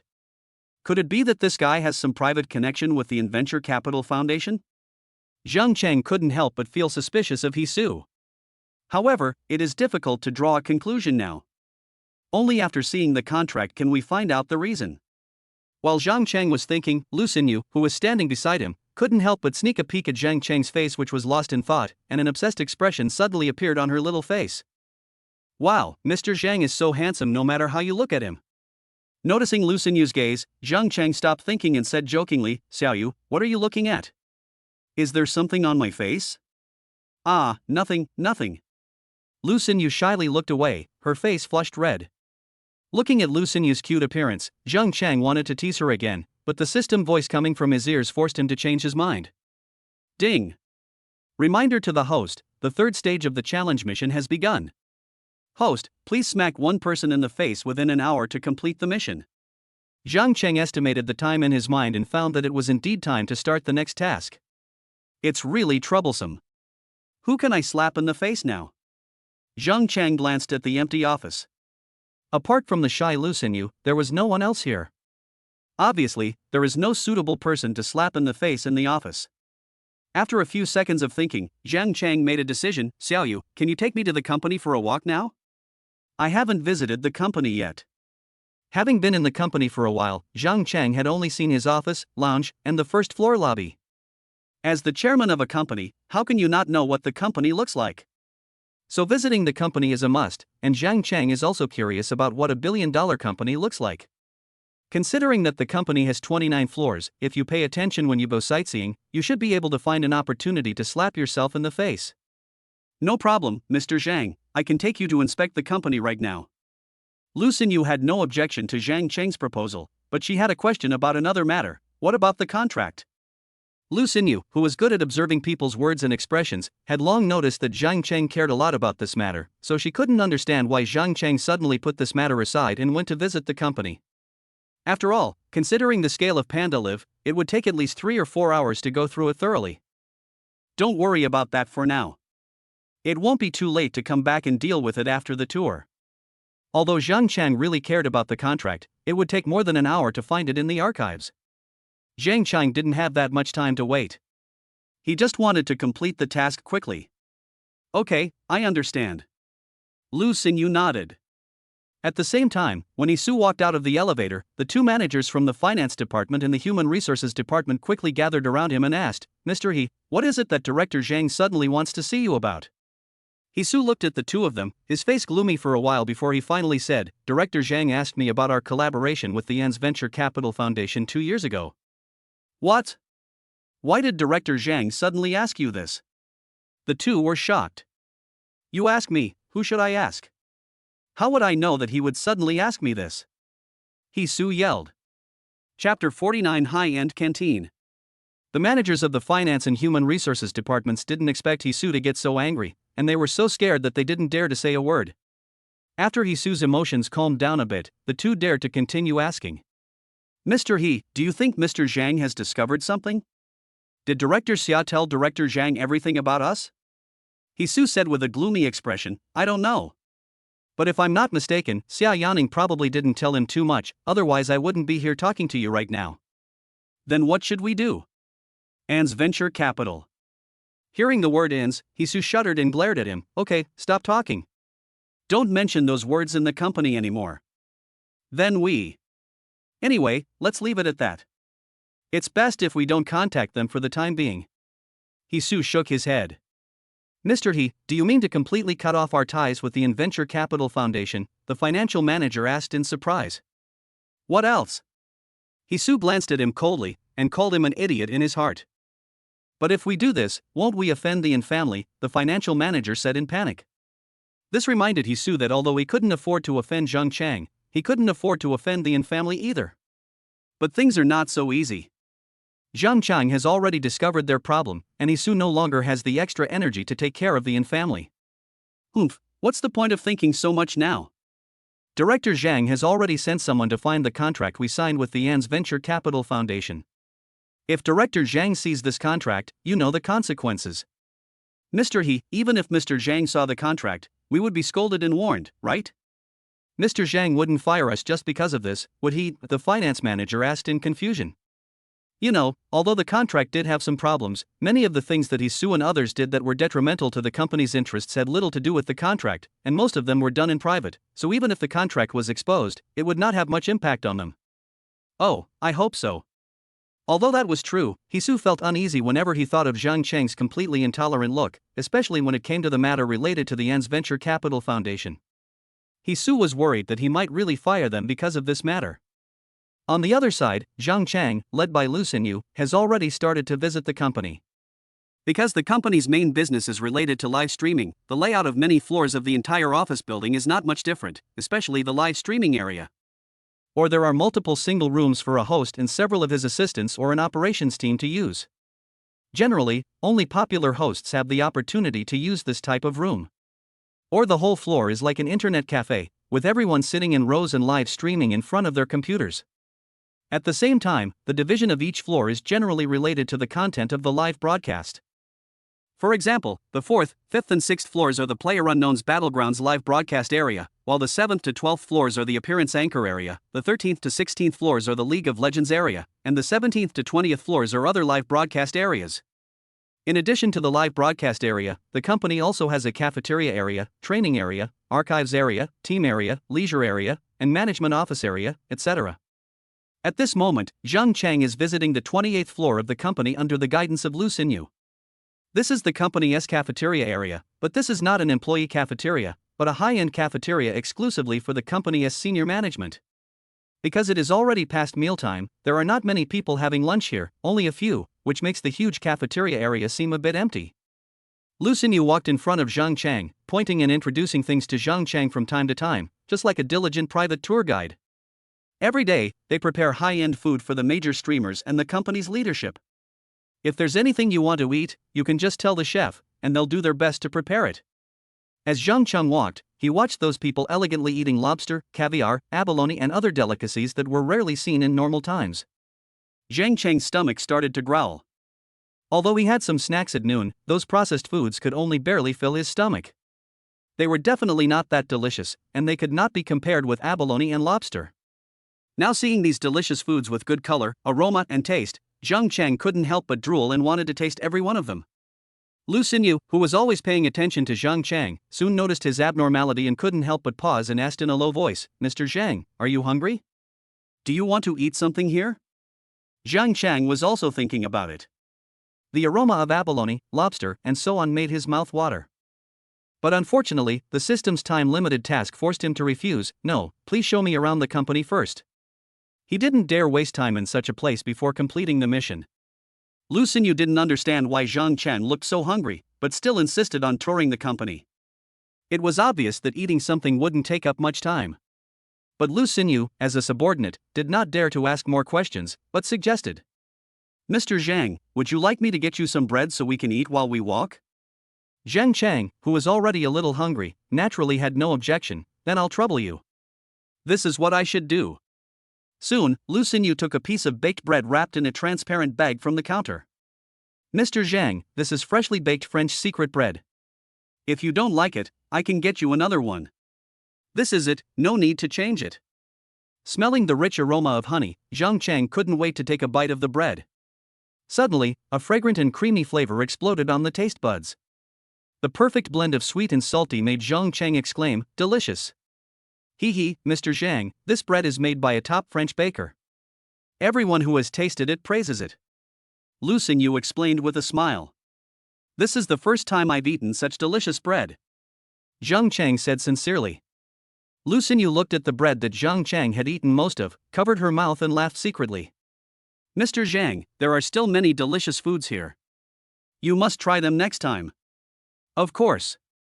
After tasting this delicious bread, Zhang Cheng had no doubt about Lu Xinyu's words. If it weren't for the system's time-limited task, he would have wanted to have a big meal here right now. Chapter 50: A familiar figure. After having a simple meal of bread, Zhang Cheng and Lu Xinyu went to the next floor, which was the 27th floor. This floor is neither an office nor a cafeteria, but a place for company executives and big anchors to relax. As soon as Zhang Cheng came out of the elevator, he saw various leisure equipment, such as large-screen TV game consoles, pool tables, ping-pong tables, fitness equipment, etc. There were also delicious self-service snacks, desserts, fruits, and coffee. After taking a rough tour of the building, Zhang Cheng discovered that except for the top floor where he was, the areas of the 27th and 28th floors were not particularly large, and were much smaller than ordinary office buildings. But after thinking about it, Zhang Cheng guessed the reason. "I think the former chairman probably chose such a small and high-rise office building in order to save money. Otherwise, given the scale of part.Live, it would be impossible to rent out an entire 29-story office building. You should know that the rent of general office buildings is calculated based on the price per square meter. For a building like this where the area of each floor is only 1/3 of a normal office building, the rent is also only 1/3 of the normal price." Then Zhang Cheng followed Lu Xinyu to the middle of the lounge. What surprised Zhang Cheng was that there were quite a lot of people drinking afternoon tea and chatting here. There were 15 or 16 small tables, and almost all of them were full. "Xiaoyu, aren't these people going to work? Why are they all sitting here drinking coffee?" Zhang Cheng asked Lu Xinyu. He looked at the time. It was almost 2 o'clock in the afternoon. Generally, companies should go to work around 1:30 in the afternoon. So Zhang Cheng was confused as to why so many people were still idle here. "Don't they have anything to do?" "Mr. Zhang, you don't know that most of them are popular anchors of the company, so their working hours are different from those of ordinary employees. They can arrange them freely. They only need to complete a specified amount of live broadcast time every week," Lu Xinyu explained in a low voice. Zhang Cheng nodded to indicate that he understood. The next moment, Zhang Cheng suddenly thought that there were so many people here, maybe he could complete the task of slapping someone in the face here. Anyway, these people are idle and have nothing to do, so Zhang Cheng thinks it is a good idea to contribute some system tasks to his boss. After making up his mind, Zhang Cheng said to Lu Xinyu, who was about to take him to the next floor, "Xiaoyu, don't rush to the next floor yet. I want to stroll around on this floor. Oh, okay, Mr. Zhang. Lu Xinyu naturally had no objection to Zhang Cheng's words. After talking to Lu Xinyu, Zhang Cheng seized the time and quickly started looking for his target. He first looked at the gaming area, where there were people playing video games. After Zhang Cheng approached, he wanted to talk some trash and then beat them in the game to complete the task of slapping them in the face. But after seeing what those people did, Zhang Cheng immediately gave up the idea. There was no way around it. Zhang Cheng felt ashamed of himself for the operating skills of every person he met, and he felt the gap was huge. Then Zhang Cheng changed his target and walked around the billiard area and table tennis area. He found that almost all those who dared to play here were amazing masters. Zhang Cheng had no desire to challenge them at all. Just as Zhang Cheng was about to give up on the idea of slapping himself in the face, Lu Xinyu suddenly clutched her stomach and said to him, "Boss Zhang, can I go to the bathroom? I'm feeling a bit uncomfortable." "It's okay, go ahead, I'll find a place to sit and wait for you," Zhang Cheng said understandingly. "Then I'll excuse myself for a moment, Mr. Zhang. Don't worry, I'll be back soon and won't keep you waiting for long." Lu Xinyu smiled apologetically and quickly trotted towards the bathroom. Zhang Cheng just found a seat not far away and sat down. "Sir, what would you like to drink?" Soon a waiter in black and white uniform came to Zhang Cheng and asked. "No, thank you." Since he wouldn't be staying here for long anyway, Zhang Cheng didn't ask for anything. However, before he had sat there for long, a short-haired girl with dyed green hair suddenly sat down next to Zhang Cheng. The girl with green hair is quite pretty, but there is still a big gap between her and Lu Xinyu, so Zhang Cheng, who is used to Lu Xinyu's face, is not attracted to the girl with green hair. "Hey bro, you look unfamiliar, are you new here?" Zhang Cheng smiled and nodded. The green-haired girl stared at Zhang Cheng's handsome face and asked with a smile, "You're quite handsome. Which district are you from?" When Lu Xinyu took Zhang Cheng to visit this floor earlier, the green-haired girl had already noticed him. After all, Zhang Cheng's face is so eye-catching. Even in this live broadcast company full of handsome men and beautiful women, his appearance stands out from the crowd, and it is hard not to notice him. However, because the distance was far, and the green-haired girl was chatting with other anchors at the time, she did not hear Zhang Cheng's identity from the conversation between Zhang Cheng and Lu Xinyu, and thought he was a new anchor. When Lu Xinyu had just recruited popular anchors from other companies, she had occasionally taken them on tours of the company, so it was inevitable that the green-haired girl would mistake Zhang Cheng's identity. Before Zhang Cheng could reply, the green-haired girl started blabbering a bunch of words. "You're so handsome? You should be in the appearance anchor section, right? Which company did you work for before?" These questions really stumped Zhang Cheng. You may not believe it, but I am actually your boss." After hesitating for a moment, Zhang Cheng told the truth. "Being a boss isn't a shameful identity, so what's there to hide?" "Ahahaha." The green-haired girl was immediately amused. "You are quite interesting, you guy." The green-haired girl covered her mouth and looked at Zhang Cheng with a smile, obviously not taking his words seriously. "Is this funny?" Zhang Cheng was speechless, his face expressionless. The green-haired girl didn't answer the question. Instead, she stared into Zhang Cheng's eyes and said with a smile, "You have great potential to be a comedy anchor. Do you want me to recommend you to the comedy anchor section later? I know the director of the comedy anchor section very well." Zhang Cheng was in no mood to talk anymore. He had already decided to slap the green-haired girl in his heart. "I'm not lying to you. I'm really familiar with the director of the funny anchor area. Why don't you consider it? I can arrange the recommended position directly for you." The green-haired girl put her face close to Zhang Cheng's ear and kept tempting him. Zhang Cheng was too lazy to pay attention to her and just turned his head to the other side. He had just turned his head when his eyes suddenly caught sight of a familiar figure not far away. Chapter 51 Goodbye Ni Jiamin. Why is she here? When Zhang Cheng saw that figure, he couldn't help but look surprised. Not far away, next to a small white table, sat a long-haired woman drinking coffee. From Zhang Cheng's perspective, he could only see a rough profile and the other person's tall and slender figure. But even though he could only see such a blurry figure, Zhang Cheng recognized the other person in an instant. Ni Jiamin, it really is her. When he first saw her profile, Zhang Cheng even thought he was seeing things, so he checked it again and again. I have to say that Zhang Cheng still remembers the woman who left a deep impression on him on the Yangtze River Bridge last night. The other person's long hair like a waterfall, slender phoenix eyes, an exquisite face that you can never forget once you see it. All of this is exactly the same as the woman Zhang Cheng met last night. Even the sadness in his eyes is exactly the same. This made Zhang Cheng absolutely certain that the person sitting here was the beautiful woman he met on the bridge last night. But Zhang Cheng couldn't he understand why she was here? According to Guigui, this lounge can only be used by senior executives and popular anchors within the company. If that's the case, could it be that she's an employee of part.Live? It can't be such a coincidence. Hey, little brother, do you really want to go? Just tell me. Seeing that Zhang Cheng had not paid any attention to her, the green-haired girl couldn't help but act coquettishly and lightly hit Zhang Cheng's shoulder with her pink fist. Stop it. Zhang Cheng shook his shoulders, glared at her, and then turned his gaze to Ni Jiamin. The green-haired girl didn't expect Zhang Cheng to be so cold towards her. She curled her lips, followed Zhang Cheng's gaze, and saw Ni Jiamin's delicate profile. Ni Jiamin. The green-haired girl murmured softly, obviously she knew Ni Jiamin. Seeing Zhang Cheng still peeking at the other person, the green-haired girl couldn't help but smirk and said, Hey, little brother, it's not good to peek at others. You're so annoying, could you be quiet? Zhang Cheng said impatiently. His mind was now completely attracted by Ni Jiamin, and he didn't want to pay any attention to the green-haired girl at all. Zhang Cheng's attitude made the green-haired girl frown slightly, and her lips curled up a little higher.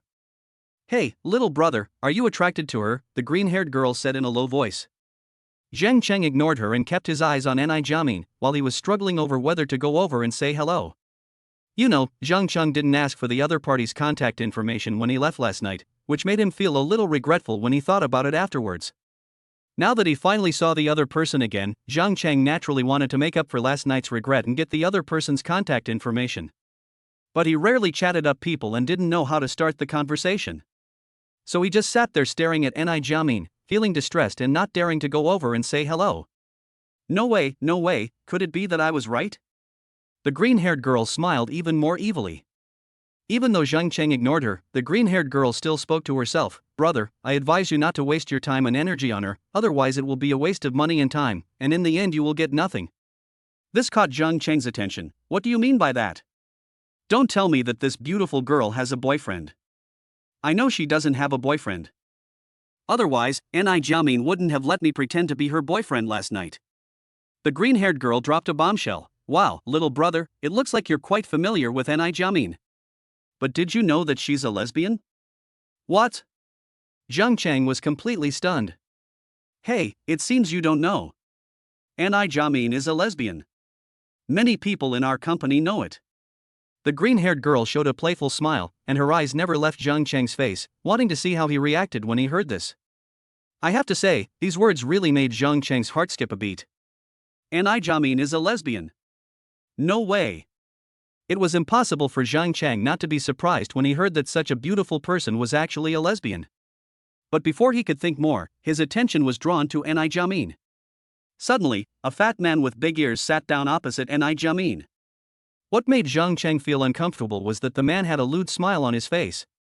He Yiming, what are you doing here? When Ni Jiamin saw the person coming, her face immediately fell and her mood became even worse. She wondered how she could be so unlucky that she could meet the other person here. You know, she came home very late yesterday because of some trivial matters, and she didn't get a good rest. Even now, the thick dark circles under her eyes are still clearly visible. In addition, her mother's sudden return to China and her insistence on meeting her imaginary boyfriend made the already exhausted Ni Jiamin even more exhausted. That's why she didn't live broadcast in the office as usual, but came here to drink some coffee and relax, while thinking hard about how to respond to her mother's questioning. But who would have thought that before we could come up with a solution, the annoying flies came. Even though Ni Jiamin is beautiful and low-key, she definitely has many suitors. And He Yiming is the most difficult and hardest to deal with among her many suitors. Because He Yiming is Ni Jiamin's immediate superior, and one of his uncles is the general manager of the company. It is for these reasons that Ni Jiamin, who has a cold personality, dares not completely offend the other party and can only let him harass her again and again. Minmin, I heard from Xiao Wang that you were drinking coffee here alone. I was afraid that you would be bored, so I came here to keep you company. He Yiming said affectionately. But when Ni Jiamin saw his smile, she just felt disgusted. He Yiming, you are the district manager of the Gain Live broadcast area. You have nothing to do but sit here and chat with me all day. Aren't you afraid that the people from the discipline inspection department will remember you? Ni Jiamin said with a murderous voice. Humph, remember me? How dare they? He Yiming sneered at the company's disciplinary inspection department and obviously did not take them seriously. After all, his uncle is the general manager of the company, he Su. With such a powerful backer, he really has nothing to fear in the company. After a sneer, He Yiming smiled again, staring straight at Ni Jiamin's face and said, "Besides, I have nothing to do sitting in the office all day anyway. I can be idle anywhere. Instead of sitting around playing games in the office, I'd rather come and accompany you, Minmin." Chapter 52 Abuse of Private Rights. He Yiming, please stop being so sentimental here, okay? I don't need your company at all. Ni Jiamin said angrily. Ha, what does it have to do with me whether you need it or not? I come to accompany you because I want to, not because you need it, do you understand? He Yiming licked his lower lip with his tongue and said shamelessly. You? Ni Jiamin clenched her fists. If it weren't for the fact that the other party was her immediate superior, she would have turned against him and left long ago. You are still so fierce when talking to me. But I just like your fierce look, it looks really good, hee. He knew that Ni Jiamin had no way to deal with him, but he still spoke without any scruples and teased her wantonly. Ni Jiamin had long been aware of He Yiming's shamelessness and knew that it would be useless even if she argued with him. After all, what should have been said had already been said before, and more than once, but the other party still did not change at all, and even became worse. He Yiming, if you want to stay here, that's fine. I won't accompany you any longer. Ni Jiamin, who had lost her patience, glared at him coldly, left this sentence, then stood up and walked towards the bathroom. No matter how shameless He Yiming was, he couldn't lose face and follow Ni Jiamin to the door of the women's restroom. This is also the most effective way for Ni Jiamin to get rid of He Yiming's entanglement every time she meets him. He Yiming saw Ni Jiamin's departing back and smiled indifferently. Humph, you annoying little devil, I'm going to take you down one day. Anyway, as long as Ni Jiamin is under his management area, he doesn't believe that the other party can escape from his control. However, what He Yiming didn't know was that their conversation was heard by Zhang Cheng, who was not far away, and he heard it clearly without missing a word. This guy. Zhang Cheng was immediately furious and looked at He Yiming coldly. Even with just a few words, Zhang Cheng understood from the conversation that He Yiming was a lazy guy who held a high position in the company, earned a high salary, but had nothing to do all day. He even took advantage of his uncle being the general manager of the company to act lawless in the company, disregarding the discipline department, and even harassed and molested female employees in the company in public. Especially the female employee who was molested was Ni Jiamin, whom he had a good impression of. This is obviously something Zhang Cheng cannot tolerate. He immediately made up his mind that when Lu Xinyu came, he would let her fire the man and even ask him to compensate the company for the losses and the mental damages of the female employees who were harassed. Of course, even if the person he was teasing was not Ni Jiamin, Zhang Cheng would not let him go. Zhang Cheng will clean out the maggots in this company no matter what. Hey, brother, don't stare at him with such a scary look. It'll be all over if he sees you. The green-haired girl noticed Zhang Cheng's fierce look and quickly patted his shoulder to remind him. Ha? It's over? What? I glared at him and he noticed. Can he still fire me? Zhang Cheng raised his voice fearlessly. The green-haired girl looked at the fool, sighed lightly and said, You idiot, do you know that his uncle is the general manager of the company? He's the second in command of our company. As long as the chairman doesn't give the order, his uncle is the top leader of our company. Humph, do you think he has the ability to fire you? Interesting, the general manager can also be in charge of the human resources department? He's overreaching a bit too much. Zhang Cheng's eyes narrowed and his voice became even colder. You should know that the human resources department is generally responsible for handling employee recruitment and dismissal matters, and the general manager generally does not have the right to directly inquire about it. Moreover, even if the HR department wants to fire an employee, they must follow the company's rules and regulations. It is impossible to fire an employee at will. The green-haired girl hesitated for a moment, then looked at Zhang Cheng's handsome face and quietly revealed something that few people in the company knew. You might not know this, but the HR department manager was actually promoted by General Manager He. Because of this relationship, General Manager He frequently interferes in HR affairs. I heard that several people who offended General Manager He were fired by the HR department. How dare they abuse their power like this? Don't they follow the rules and regulations? Zhang Cheng's voice rose a few notches, attracting the attention of several people around him. The green-haired girl quickly looked in the direction of He Yiming. Seeing that the other party didn't notice the situation here, she breathed a sigh of relief and patted her chest with a relaxed expression. Hey, please speak a little more quietly. Don't get me into trouble," the green-haired girl complained. Zhang Cheng saw the tangible fear in her eyes, and it seemed that most of what she said was true. This incident made Zhang Cheng more determined to fire He Su. From his nephew's behavior, it was not difficult to see that He Su must have abused his personal power in the company. "Sorry, Mr. Zhang, I kept you waiting." Just as Zhang Chang was thinking, Lu Xinyu's clear voice suddenly came to his ears. Zhang Chang looked in the direction of the voice and saw Lu Xinyu with an apologetic look on her face. "Ah, Mr. Zhang?" When the green-haired girl heard how Lu Xinyu addressed Zhang Chang, she was immediately confused. His eyes moved back and forth between Zhang Chang and Lu Xinyu, as if demanding an explanation. "Lu Xiaoqi, you are here too." Lu Xinyu noticed the little girl with green hair. This made Zhang Chang's eyes move. It turned out that the green-haired girl's name was Lu Xiaoqi. "Secretary Lu, hello. Lu Xiaoqi quickly stood up and greeted her with an extremely serious expression. It was obvious that she still respected Lu Xinyu very much. "Why, do you know each other?" Zhang Cheng smiled. "Mr. Zhang, don't you know her?" Lu Xinyu asked back. "Should I know her?" Zhang Cheng rubbed his nose. "Mr. Zhang, don't you know that Xiaoqi is a popular anchor signed by our company, with tens of millions of fans? Even in the entire live broadcast industry, she is firmly in the second tier of big anchors. I saw you two sitting together, and I thought you knew her." Lu Xinyu explained, stroking the bangs on her forehead. Zhang Chang was surprised. He didn't expect that such a noisy girl would be so famous.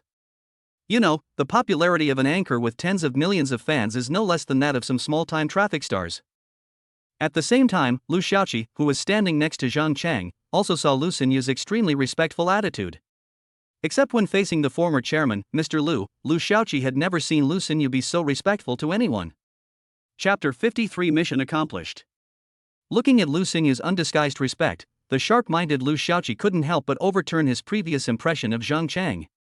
She knew very well that no matter how famous a new anchor was, it would be impossible for her to be treated with such respect by the company's chairman's secretary. In addition, Lu Xinyu called Zhang Chang Mr. Zhang, which made Lu Xiaoqi's imagination run wild and he kept guessing about Zhang Chang's identity.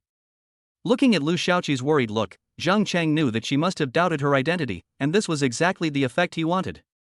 Zhang Chang, who was obsessed with the system task, did not miss this opportunity.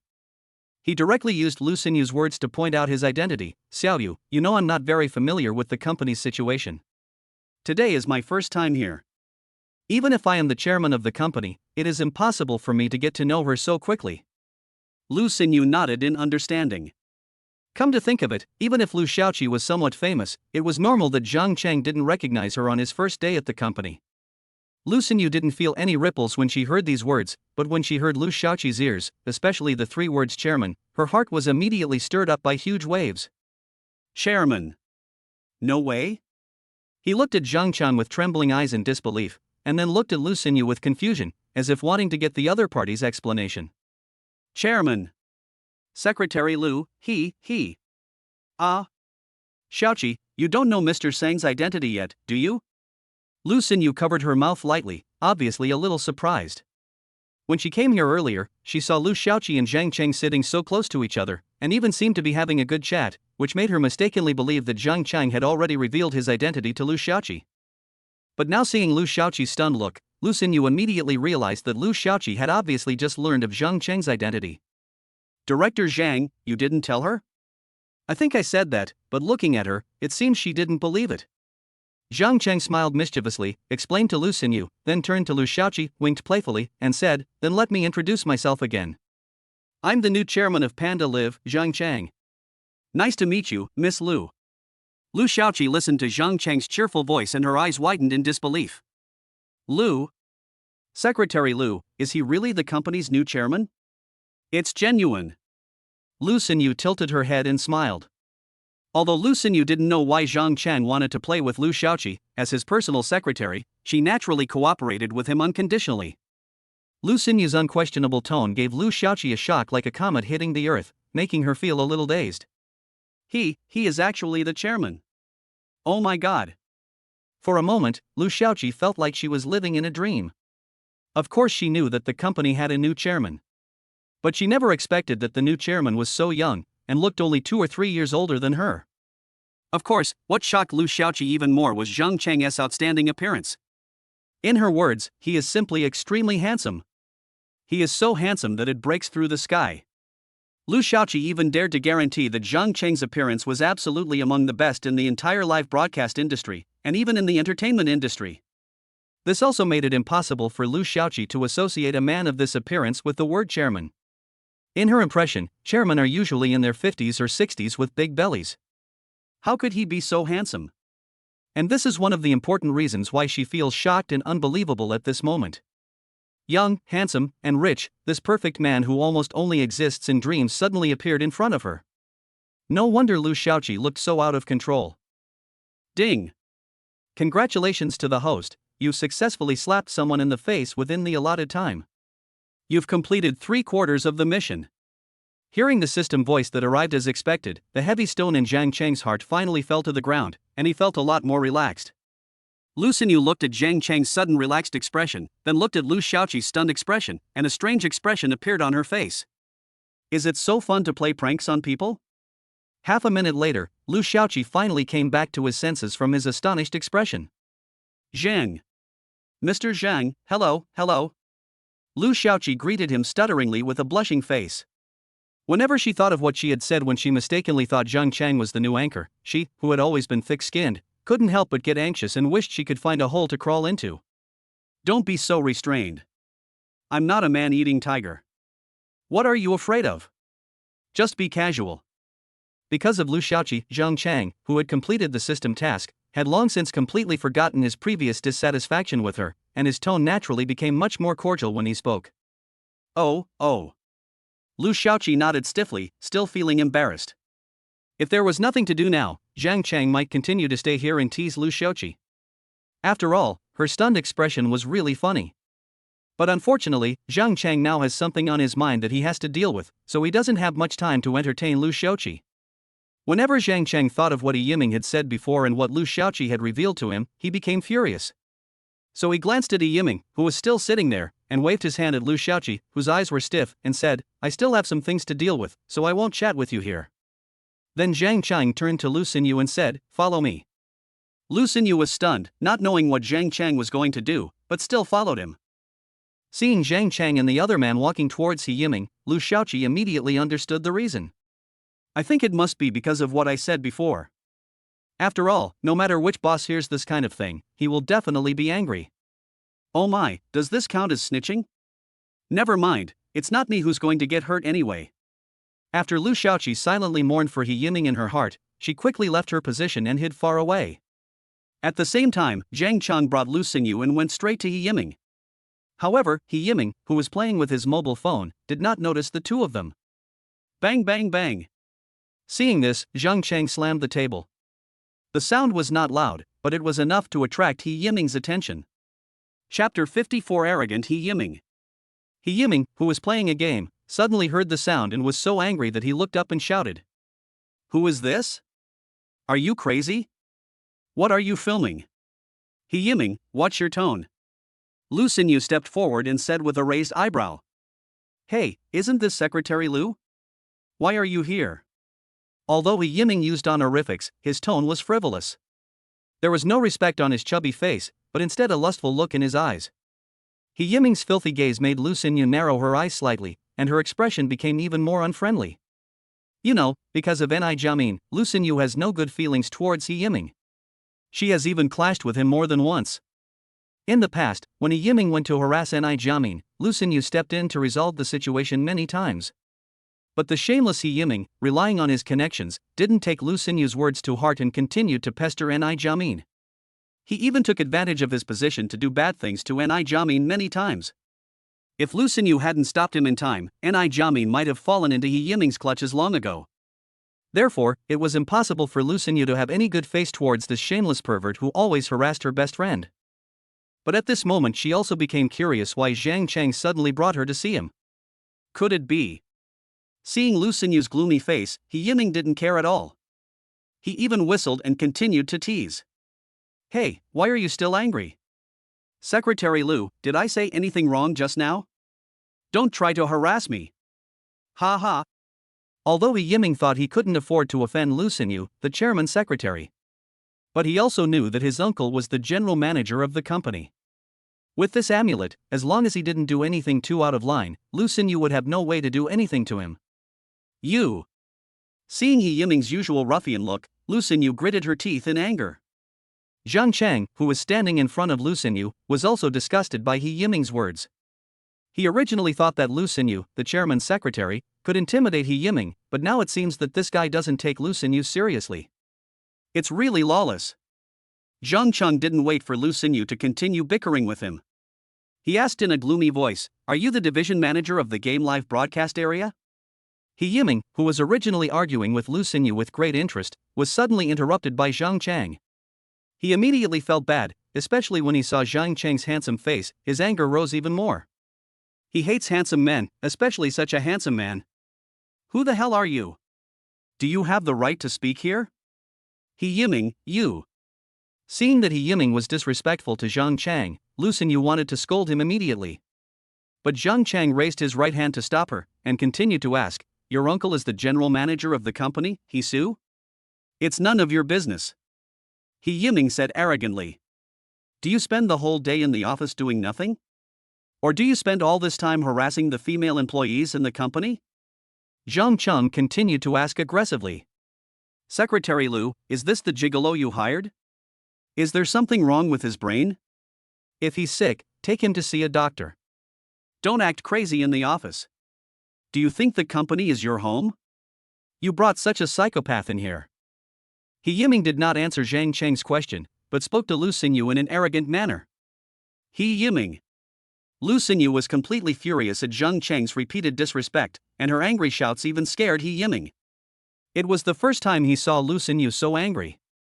Even when he was harassing Ni Jiamin before, he had never seen Lu Xinyu so angry. He was so scared that he didn't dare to speak for a while. "It doesn't matter if you don't answer. I already know the answer anyway." Zhang Cheng's eyes were extremely cold, and his words were without a trace of emotion. He Yiming shuddered when he was suddenly stared at by Zhang Cheng's eagle-like sharp eyes. He Yiming realized that he had lost his composure and wanted to say some harsh words, but when he saw Lu Xinyu's angry eyes, he swallowed those harsh words back into his stomach. After all, she is the chairman's secretary. No matter how arrogant He Yiming is, he dare not offend her too much. The scene fell silent for a moment, and just at this moment, He Yiming's phone rang. "Hey, Xiaoyu? What's up? Ha, you miss your brother. Wait for me, little devil, I'll be right down." Taking advantage of this phone call, He Yiming left his seat and walked towards the elevator without looking back. "Where are you going?" Lu Xinyu wanted to stop him, but Zhang Chang didn't let her. Instead, he instructed her, "After we find the contract, in addition to Isu, also have this guy and the HR manager come up."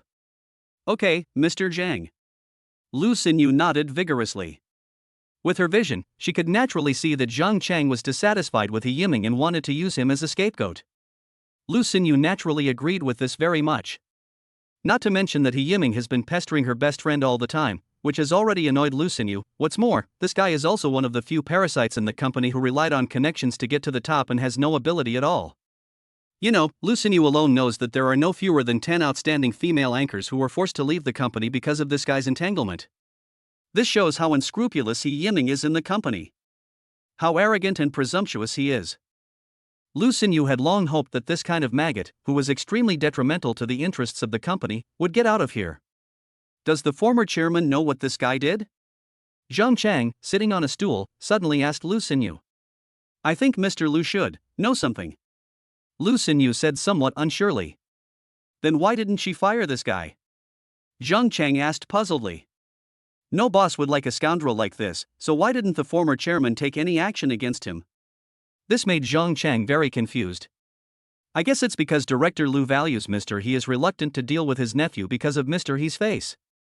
Lu Xinyu expressed his guess. Mr. Lu thinks highly of He Su? Why? Zhang Chang was a little confused. He had met He Su twice and read his resume several times, but he really couldn't see anything outstanding about him. Compared to Xia Yaning, she is a world away.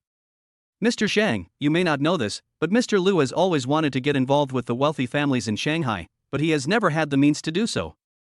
This problem that has troubled Mr. Liu for many years was finally solved by Mr. He. Lu Xinyu thought about it and finally told the truth. Chapter 55 Inquiry. He Su helped her solve it? Zhang Chang seemed to have thought of something and murmured in a low voice. Lu Xinyu nodded and continued, yes, with Mr. He's help, Mr. Liu successfully connected with the Yin family, one of the most powerful families in Shanghai. Later, thanks to this relationship, he was able to enter the circle of the most powerful families in Shanghai. That's why Mr. Liu values Mr. He so much. Sure enough, it's Anjia again. After listening to Lu Xinyu's description, Zhang Cheng's face immediately turned gloomy. Lu Xinyu also noticed Zhang Cheng's gloomy face, which made her stop talking immediately and dared not say anything more. Director Zhang has a lot of resentment towards the Yin family. But Mr. Zhang looks so handsome when he is angry. Lu Xinyu thought secretly in her heart. How much do you know about the Yin family? Zhang Cheng suddenly asked after a moment of silence. Anjia? This. I'm sorry, Director Zhang. Lu Xinyu shook her head and continued. I don't know much about these top-tier clubs. I just know they seem to have a huge influence on Shanghai. Even Mr. Liu spoke of them with great respect. Zhang Chang didn't expect that Lu Xinyu, the chairman's secretary, didn't know much about them.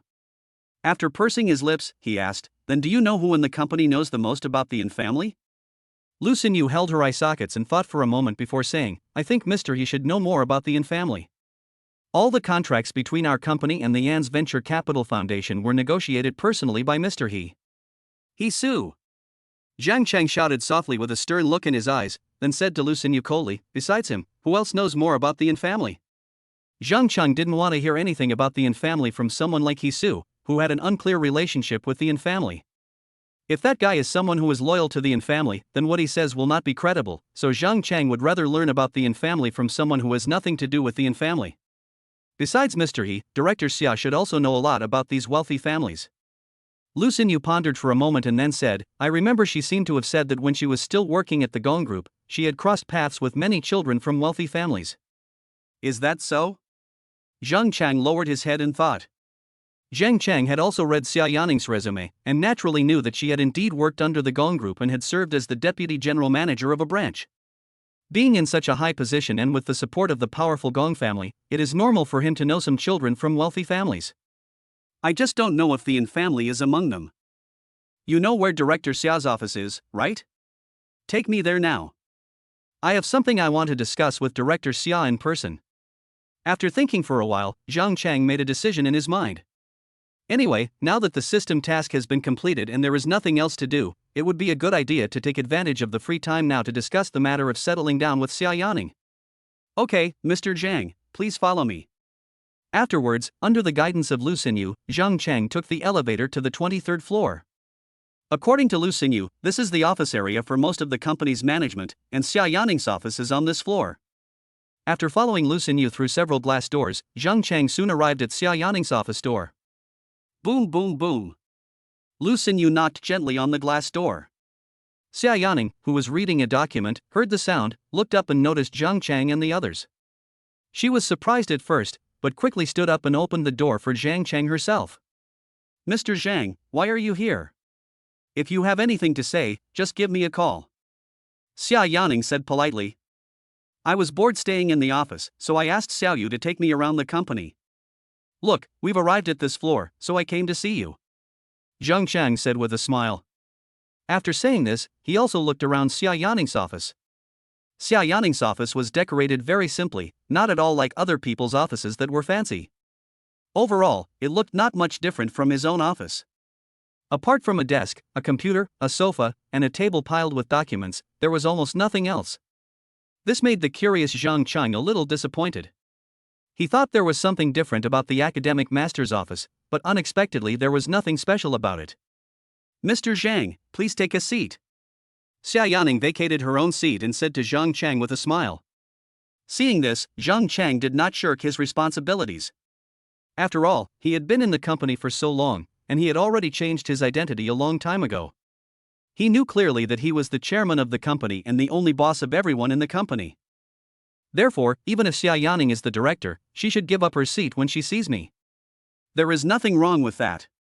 Zhang Cheng plopped down on the fragrant swivel chair, then raised his hand, motioning Xia Yaning to sit on the guest sofa next to him. Director Xia, you should sit down too, don't stand. Xia Yaning nodded, adjusted her clothes, and sat on the reception sofa in front of Zhang Cheng, while Lu Xinyu stood behind Zhang Cheng. Director Xia, actually, in addition to taking a look at your office environment, I also want to consult you about something. Zhang Cheng sat up straight and went straight to the point. Mr. Zhang, what do you want to ask? Xia Yin frowned. At the same time, she became confused. You know, she just came out of Zhang Cheng's office not long ago. So she was very confused as to why Zhang Cheng didn't ask her when she was in the office before, but now came to her office specifically to ask her. This made Xia Yaning, who had been in the workplace for a long time, feel a little alert, and she also realized that something must have happened during the time she was down there. I want to ask, how much do you know about the Yin family? Zhang Cheng leaned forward and stared at Xia Yaning and asked. Yin family? Xia Yaning's pupils shrank and she looked very surprised. She never expected that Zhang Cheng would come to ask her this question specifically. If she wasn't a bit cunning, she would even want to ask Zhang Cheng, why are you asking me about the Yin family? Shouldn't you know more than me? It's no wonder she thought so. After all, she, like He Su and others, mistook Zhang Cheng for a young man from a wealthy family. Xia Yaning, who had dealt with these wealthy families, knew very well that the wealthy families knew each other much better than outsiders like them. Moreover, there is an implicit unspoken rule among wealthy families, that is, no matter which wealthy family, they will not easily reveal each other's information to outsiders. So in Xia Yaning's opinion, if Zhang Cheng really came from a wealthy family, then he must know more about the Yin family than she does. Chapter 56 in Xiaolu. Although she was full of doubts, Xia Yaning suppressed them in her heart and did not ask on the spot. She didn't dare to speak carelessly before she understood Zhang Cheng's true intention. After hesitating for a moment, Xia Yaning said cautiously. Mr. Zhang, to be honest, I don't know much about the Yin family. I only know some superficial things. After saying this, Xia Yaning glanced at Zhang Cheng, as if trying to guess what he was thinking from his face. It doesn't matter, just tell me what you know. Zhang Cheng waved his hand casually and said, not caring about it. I thought that even if Xia Yaning knew less, she must know more than me. So Zhang Cheng was very sure that he could get some useful information from her. Seeing Zhang Cheng's calm look, Xia Yaning raised her eyebrows slightly. She couldn't guess what was in Zhang Cheng's mind, so she had to quickly organize her thoughts and reveal to Zhang Cheng some of the things she knew about the Yin family. All I know about the Yin family is that they're a large family with a heritage of over 100 years. They've been doing business in Shanghai since the Republican era. Currently, the Yin family's businesses that I know of include the Yin Group, the Yin Venture Capital Foundation, and Entertainment, Enin. Xia Yaning first gave a brief introduction to the history of the Yin family, and then mentioned some of the Yin family's well-known industries. Zhang Cheng listened and took notes silently. At the same time, she was secretly surprised. She didn't expect that there were more than 20 or 30 well-known and owned enterprises that Xia Yaning had heard of. What shocked Zhang Cheng even more was that the market value of any of the Yin companies mentioned by Xia Yaning was far greater than that of part.Live. This made Zhang Cheng feel a little frustrated. He originally thought that after becoming the chairman of part.Live, he would have the capital to fight against the Yin family. But now it seems that what he has is nothing compared to Yin's family, or even completely incomparable. Of course, it cannot be said that Zhang Cheng has not changed at all after acquiring the part.Live broadcasting company. Becoming a billionaire overnight can be described as a leap from a carp to a dragon in the eyes of ordinary people. But in the eyes of the Yin family, this change is not worth mentioning. In the past, it could be said to be the difference between an elephant and an ant, but now it has become the difference between an elephant and a mouse. There are changes, but whether it is an ant or a mouse, the elephant can easily crush it. Thinking of this, Zhang Cheng secretly clenched his fists. That's not enough. With just a part.Live broadcast, he can't compete with the Yin family at all. At this moment, Zhang Cheng realized deeply the gap between himself and the Yin family. The core pillar of the Yin family is the Yin Group, whose market value accounts for 70% of all Yin companies. When Xia Yaning said this, she paused for a moment because she saw Zhang Cheng's face, which was as gloomy as ink. Why does Director Zhang look so unhappy? Doesn't he want to hear about Anne's enterprise? Or did what I just said touch upon his sorrow? After Xia Yaning pondered silently in her heart, she suddenly sped up her speech. She tried to keep things simple as possible regarding Anne's enterprise. What would have taken a lot of words to introduce was finished in just a few words thanks to Xia Yaning's deliberate simplicity. After finishing this topic, she turned to talk about other situations of the Yin family. As far as I know, most of the Yin family members live in the Xishan Royal Villa district. The dozen or so most expensive villas there are all assets under the Yin family. Hearing this, Zhang Chang's eyes became slightly stern. He had also heard of the Xishan Royal Villa district. It was said that the housing prices there were extremely high, and the price of any villa started at 100 million yuan. Only wealthy or noble figures could live there, and even many famous stars in the entertainment industry lived there. The fact that the Yin family can own more than a dozen of the most expensive villas there also indirectly reveals their strong financial resources, which are simply not comparable to Zhang Chang's current wealth. After learning this information, Zhang Chang's heart couldn't help but feel heavier. After Xia Yaning finished introducing some of the Yin family's properties, she immediately shared some of her experiences. I once heard Mr. Gongqi from the Gong family mention that the Yin group is currently in charge of the Yin family's eldest branch, and its chairman is none other than An Heching, the current head of the Yin family. Xia Yaning paused and continued, I also heard from a friend in the wealthy circle that the chairman of the Yin Venture Capital Foundation was suddenly replaced by Miss An Xiaolu from the third branch of the Yin family 2 years ago. An Xiaolu. The moment Zhang Chang heard the words An Xiaolu, his face suddenly changed. He couldn't help but let out a light cry, and then even his breathing became heavier. No wonder he was so shocked. Because An Xiaolu is He Yuan's wife. That is the eldest daughter of the Yin family who looks down on Zhang Chang. Xia Yaning noticed that Zhang Chang was acting strangely, so she quickly stopped talking and didn't continue.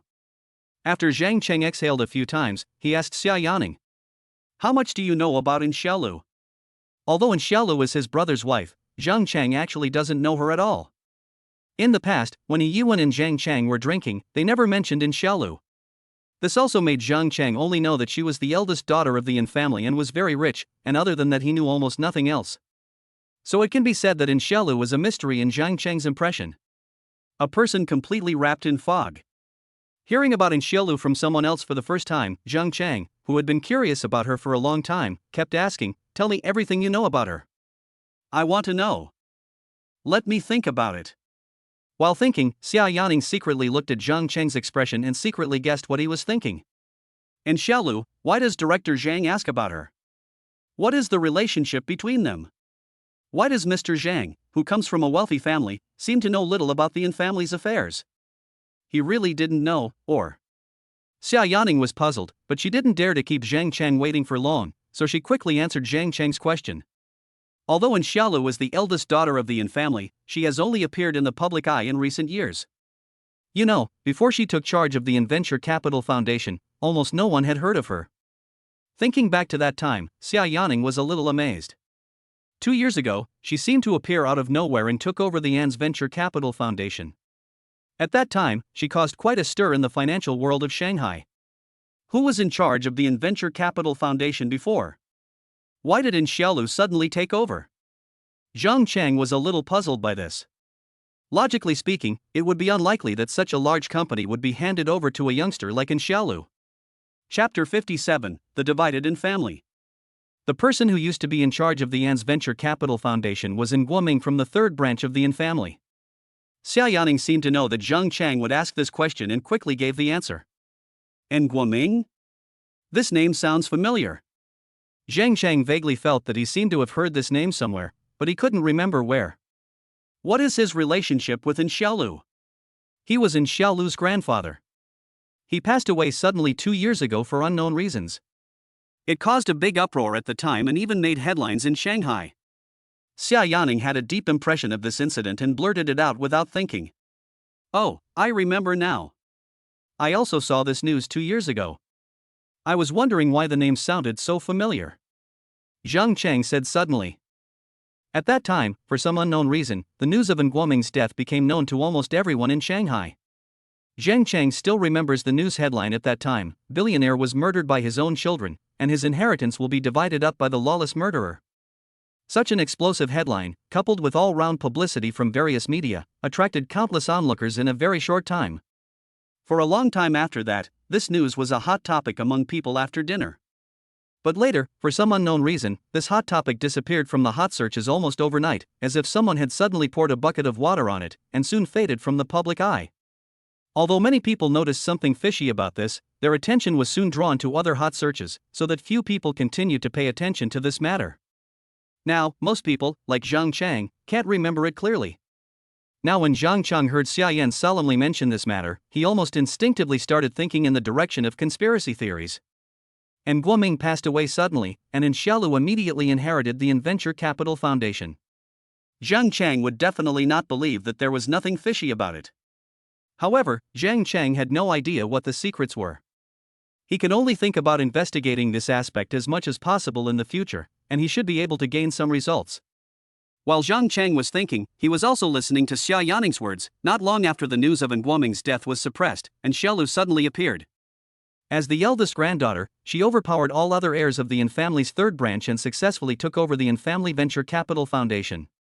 Overpower other heirs? What's so special about Xiaolu? How did she do it? Zhang Chang stopped thinking and asked his doubts. Xia Yaning thought about Xiao Su, then shook her head and said that, "I'm not too sure. I only know that the fight for inheritance rights took place within the Yin family. So, apart from the parties involved, the outside world only knew the result, and Xiaolu successfully took over the Yan's Venture Capital Foundation. As for the process, the Yin family has not disclosed it. And Xiaolu was only in her 20s at the time. How could she manage such a large company well? None of the bigwigs in the Yin family cared about this matter? This was Zhang Chang's biggest puzzlement. You know, the market value of Yan's Venture Capital Foundation is as high as more than 10 billion. It's 10 times that of Panda Live. A company of this level can be ranked among the top even among wealthy families. Zhang Chang has every reason to believe that such a large company with a market value of tens of billions is enough to attract the attention of anyone in the Yin family. That's why he was very puzzled. For such a large company worth tens of billions of dollars, would the senior executives of the Yin family really trust in Xiaolu, who had just graduated from college and had no management experience at all? Xia Yaning pondered Zhang Chang's question for a long time before voicing her own guess. Well, I think they're probably powerless, right? Even if they wanted to intervene, they could only talk about it, not actually intervene. Huh? Why? Zhang Chang's eyes lit up and he immediately became interested. Mr. Zhang, I don't know if you have heard that the Yin family's asset allocation and management are different from those of ordinary wealthy families. After Xia Yaning finished speaking, she looked at Zhang Chang carefully, as if trying to see if he knew about this. Different? How is it different? Zhang Chang asked. When Xia Yaning saw Zhang Chang like this, she immediately guessed that he really didn't know all this, and her heart was full of doubts for a moment. How come Mr. Zhang doesn't even know this? The distribution of the Yin family's assets was widely circulated in the wealthy circle, so much so that even outsiders like her knew about it. There is no reason why Mr. Zhang, who comes from a wealthy family, would not know this.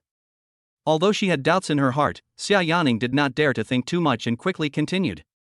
It's said that their assets aren't managed centrally by the family, but rather completely divided and handed over to several direct branches of the family for management. The Yan's Venture Capital Foundation is one of the companies allocated by the Yin family to the third branch of the Yin family.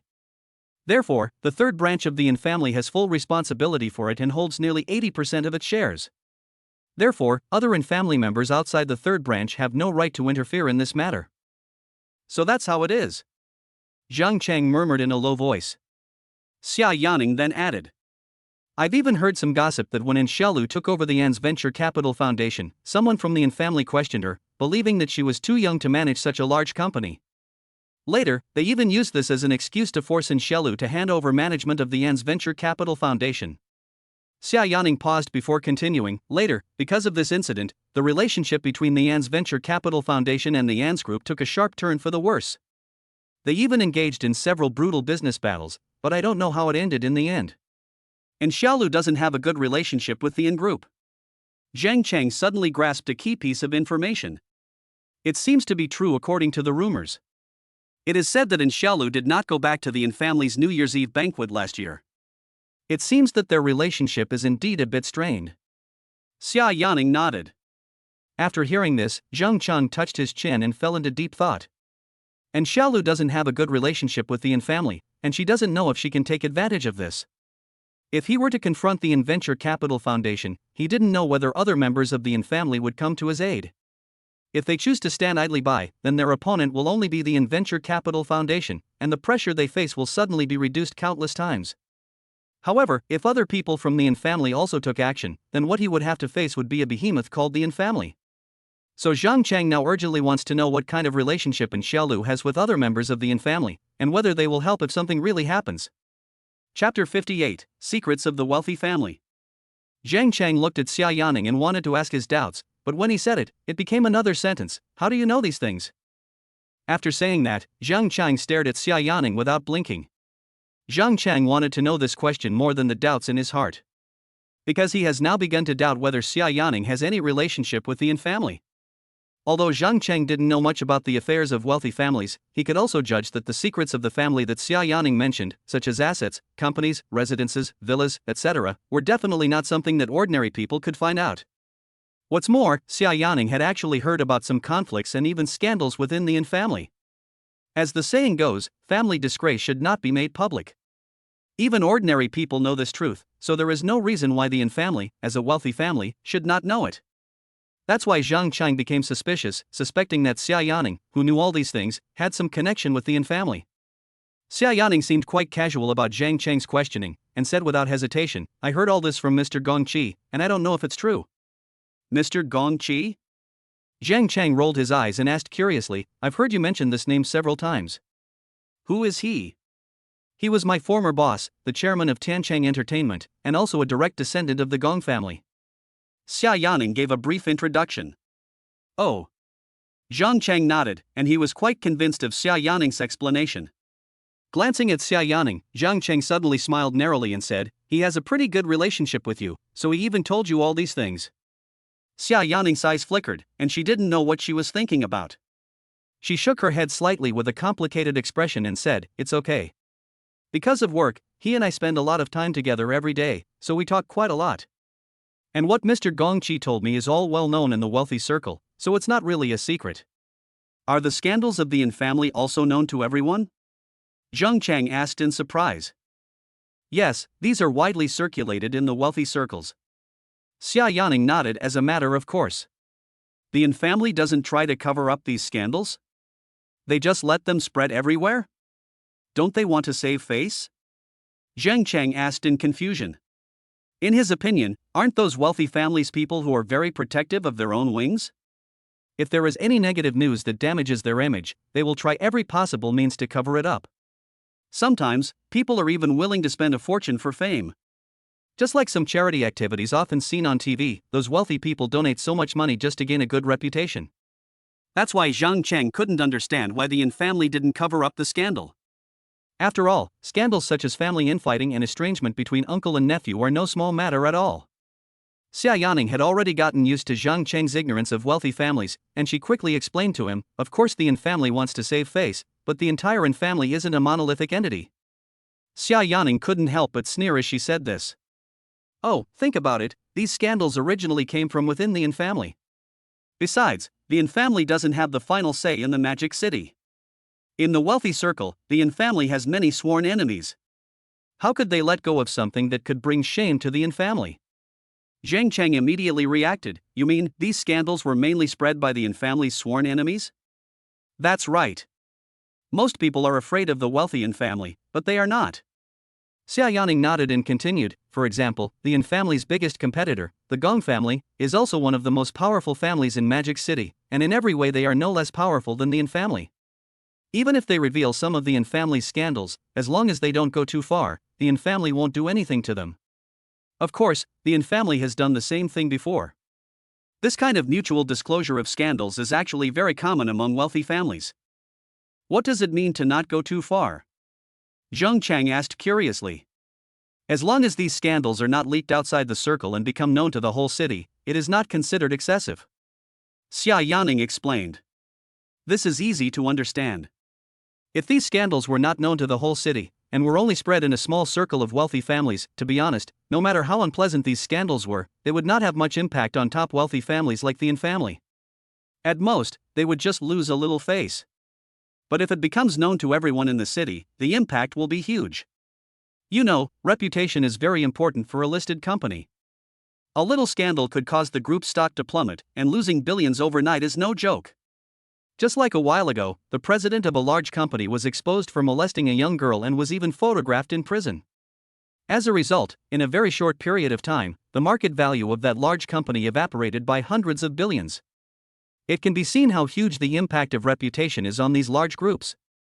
After taking some time to digest what Xia Yaning had revealed, Zhang Cheng suddenly smiled and asked Xia Yaning, "Why don't the Gong family publicize the scandals of the Yin family? Aren't they competitors? How can they miss this opportunity to suppress their rivals?" Xia Yaning shook her head with a serious expression, "Because it's not worth it." Not worth it? Why? Zhang Cheng asked, puzzled. Even if the Gong family publicizes all the scandals of the Yin family, it won't be able to bring down this behemoth of the Yin family all at once. And once their reputation is damaged, and they lose huge profits, a family as established and powerful as the Yin family will definitely not let it go. Xia Yaning pursed her lips and continued, "When the time comes, even the Gong family will face the Yin family's crazy revenge. After all, each of them has some leverage over the other, and no one wants to do something that will end in disaster. Of course, if the scandal they have is enough to defeat their opponent, I think the Gong family will definitely not show mercy." For these reasons, any wealthy family is extremely cautious when it comes to revealing scandals. Generally, they only spread rumors within their circle and don't make a big fuss. After all, as long as it doesn't spread outside the circle, it won't cause too much damage to interests. At most, it will just cause some loss of face. But for some shrewd businessmen, what does losing a little face matter? They can still be brothers with you and maintain superficial peace. Xia Yaning said sarcastically. After hearing this, Zhang Cheng couldn't help but smack his lips. Oh, these people are really smart. Most of these wealthy families have a history of hundreds of years. If they didn't have any skills, how could they gain a foothold in an international first-tier city like Shanghai? Xia Yaning said with a smile. Chapter 59: Ideas and Difficulties. After hearing so many stories about wealthy families, Zhang Cheng not only gained a lot of knowledge, but also came up with a feasible idea to deal with the Yin family. He still remembered that when he was doing the ring-tossing task, he slapped a pet shop owner in the face and got the opportunity to possess a pet as a reward from the system. At that time, he thought that this reward was useless and tasteless. Why would a good person not do it instead of being a pet? But now he suddenly had an idea and realized that he could use this reward to disguise himself as a pet to find out some scandals or even business secrets of the Yin family. You can even use the pet's identity to install miniature cameras in some extremely secret places to monitor the pet's actions at all times. As the saying goes, knowing yourself and your enemy ensures victory in 100 battles. Zhang Cheng firmly believed that as long as he grasped this information gap, it would be entirely possible for the weak to defeat the strong.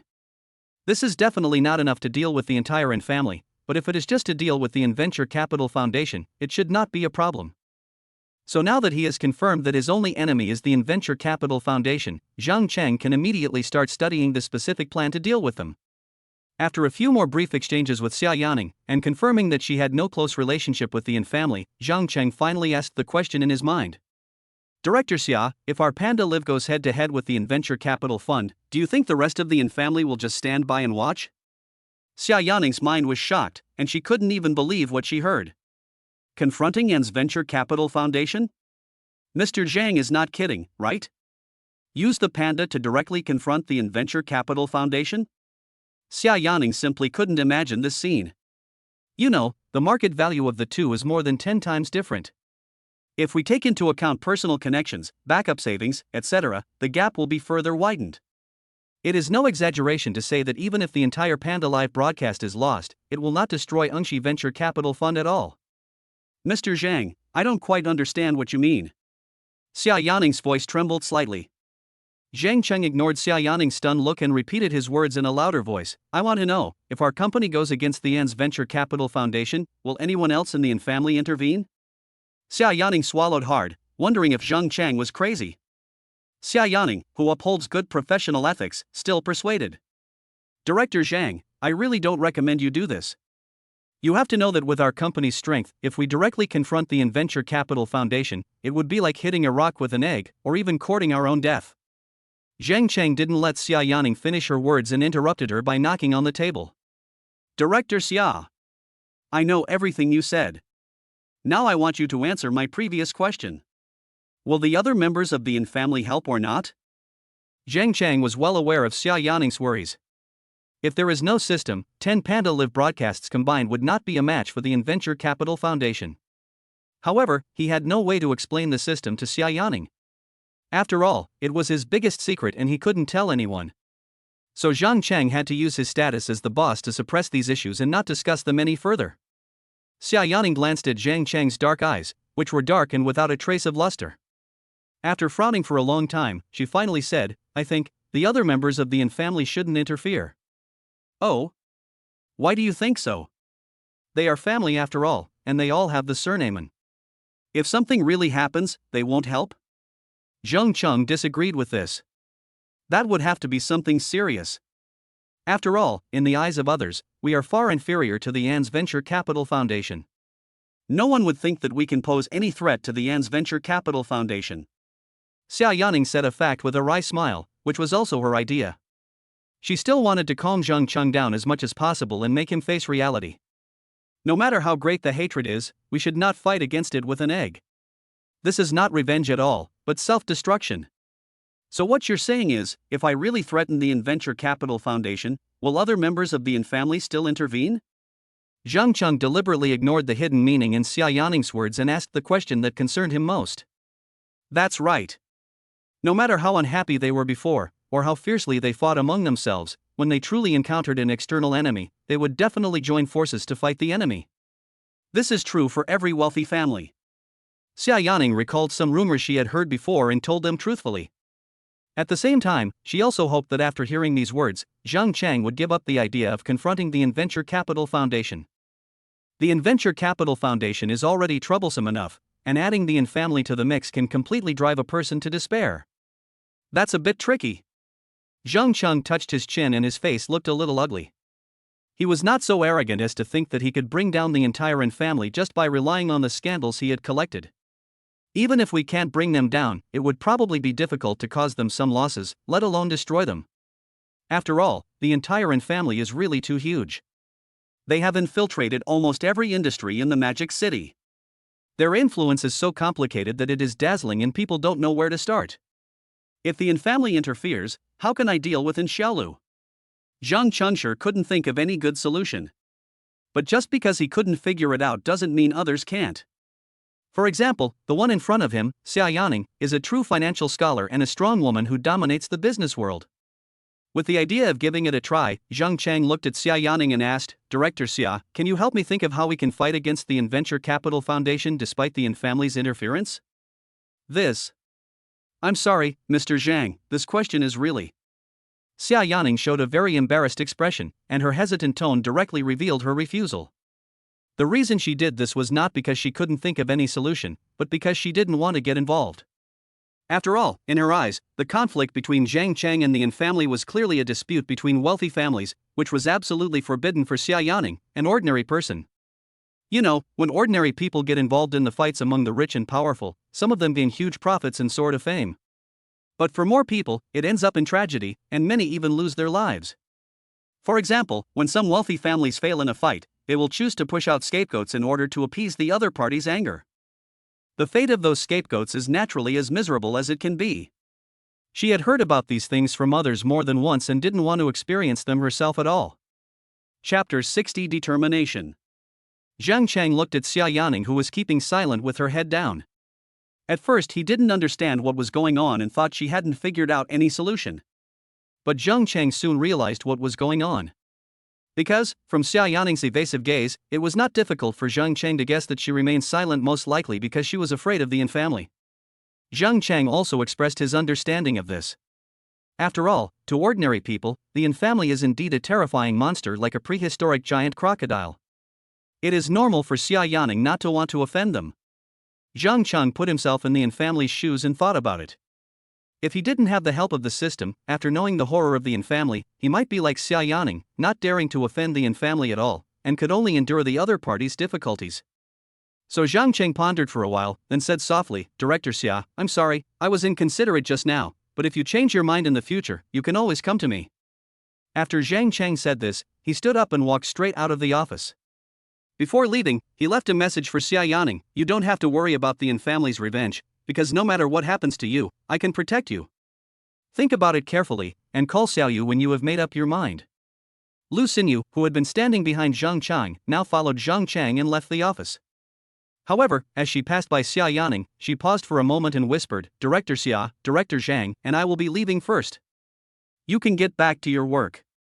Xia Yaning forced herself to say, "Okay, take care." After saying this, she kept looking at Zhang Chang and the other man as they left until they disappeared around the corner. "Mr. Zhang, where does your confidence come from?" Xia Yaning murmured in a low voice. Even though Zhang Chang had left here, the words Zhang Chang said when he left were still echoing in her mind. "I can block it for you." That confident look and unquestionable tone really gave Xia Yaning a great shock. Facing a behemoth like the Yin family, he still had such confidence, which made Xia Yaning even more curious about Zhang Cheng's identity. It is really rare to find a person who has no knowledge of the wealthy circle, but has the three heavyweight elements of youth, wealth, and handsomeness. However, the knowledgeable Xia Yaning soon had new guesses about Zhang Cheng's identity. First of all, Xia Yaning was almost certain that Zhang Cheng was definitely not from an orthodox wealthy family in Shanghai, and it was even unlikely that he was a descendant of some well-known wealthy families in Shanghai, because such people could not be completely ignorant of the affairs of the wealthy circle.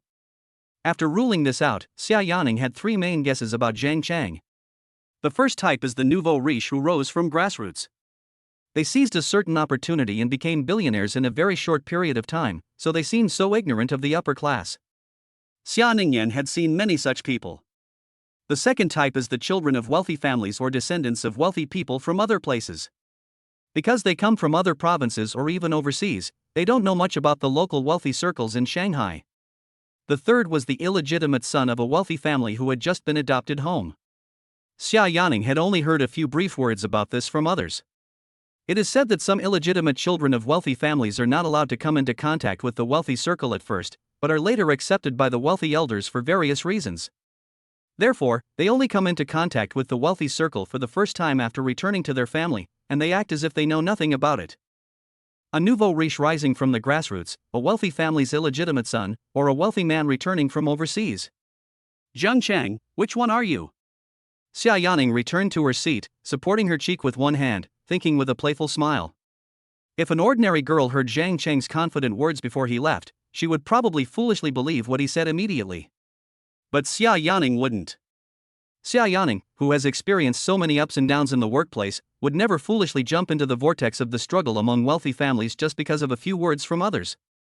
Let me see if your confidence can really withstand the test of the Yin family. "Mr. Zhang, where are we going now?" Lu Xinyu followed behind Zhang Chang and asked. "Now. Let me think."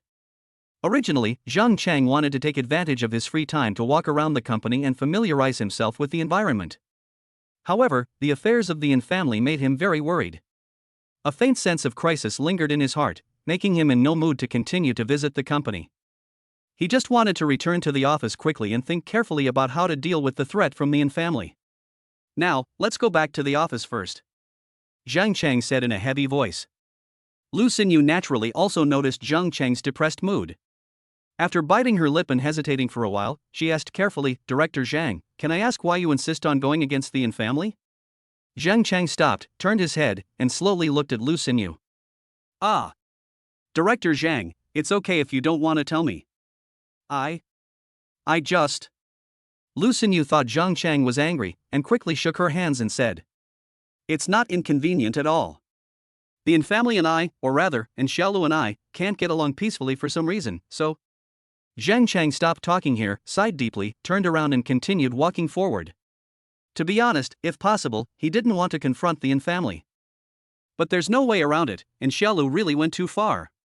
Whenever Zhang Cheng thought of what the Yin family's housekeeper said to him last night, his blood boiled and he felt very angry. In one sentence, he lost his job. In just one sentence, he could no longer gain a foothold in the Magic City.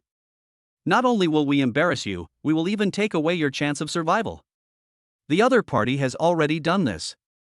If Zhang Cheng continues to endure it, his dignity as a man will probably be shattered to pieces. What's more, even if Zhang Cheng wanted to reconcile with Xiaolu, the other party would most likely not agree. If he had no power to fight against the other party, Zhang Cheng might accept his fate, or humbly beg for forgiveness from the other party, endure all kinds of insults from the other party, and force himself to ignore the grievances suffered by He Yiwen. However, Zhang Cheng doesn't need to do this now. Because he has a system. The magical system that changed his life overnight. Touching the wall and feeling the billions of assets brought to him by the system, Zhang Chang truly felt a surge of power. A force that can fight against the infamily. Since I have the ability to fight against you, why should I endure your insults without fighting back?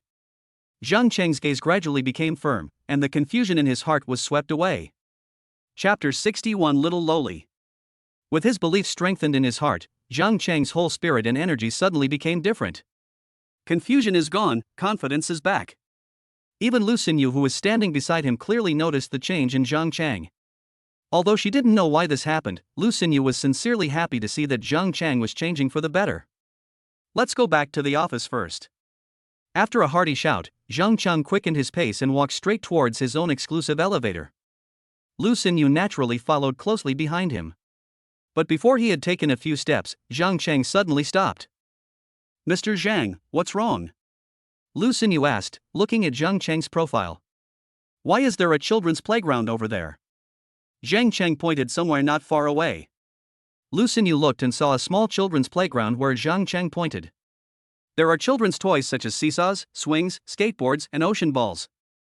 At this moment, there are 5 or 6 children playing happily in it. The sound of their laughter can actually be heard clearly from such a distance. Oh, that one. That's a leisure place specially prepared by the company for the children of some leaders. Some leaders' children finish kindergarten early, so they pick up their children here and go back together after get off work. Lu Xinyu reacted quickly after seeing it and explained to Zhang Chang. Are there office areas on every floor? Zhang Chang asked curiously. He had worked in other companies before, but he had never seen a situation like this where an area was specially designated as a playground for children. Lu Xinyu shook her head and said, It's only on this floor. Ah, why? Zhang Chang was puzzled. He remembered that when Lu Xinyu introduced it to him before, there was more than one office area in the company. Actually, this floor wasn't originally planned. After all, as you know, Director Zhang, building an amusement park not only takes up a large area, but also costs a lot of extra money. And these investments don't yield a high return. So, considering the company's already tight financial situation, a children's amusement park wasn't part of the construction plan. Then why is there a children's amusement park on this floor? Zhang Chang, who understood Lu Xinyu's explanation, pointed to the amusement park in the distance and asked.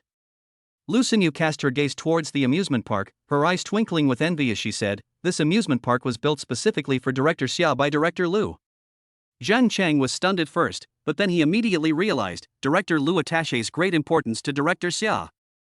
Knowing that the other party had a child, in order to make it easier for Xia Yaning to take care of the child, they actually set aside an area in the company to build a children's playground. This level of attention is really extraordinary. Of course. Director Xia is very famous in the industry. When Director Lu saw her resume on the freelance job market, he was determined to recruit her to the company.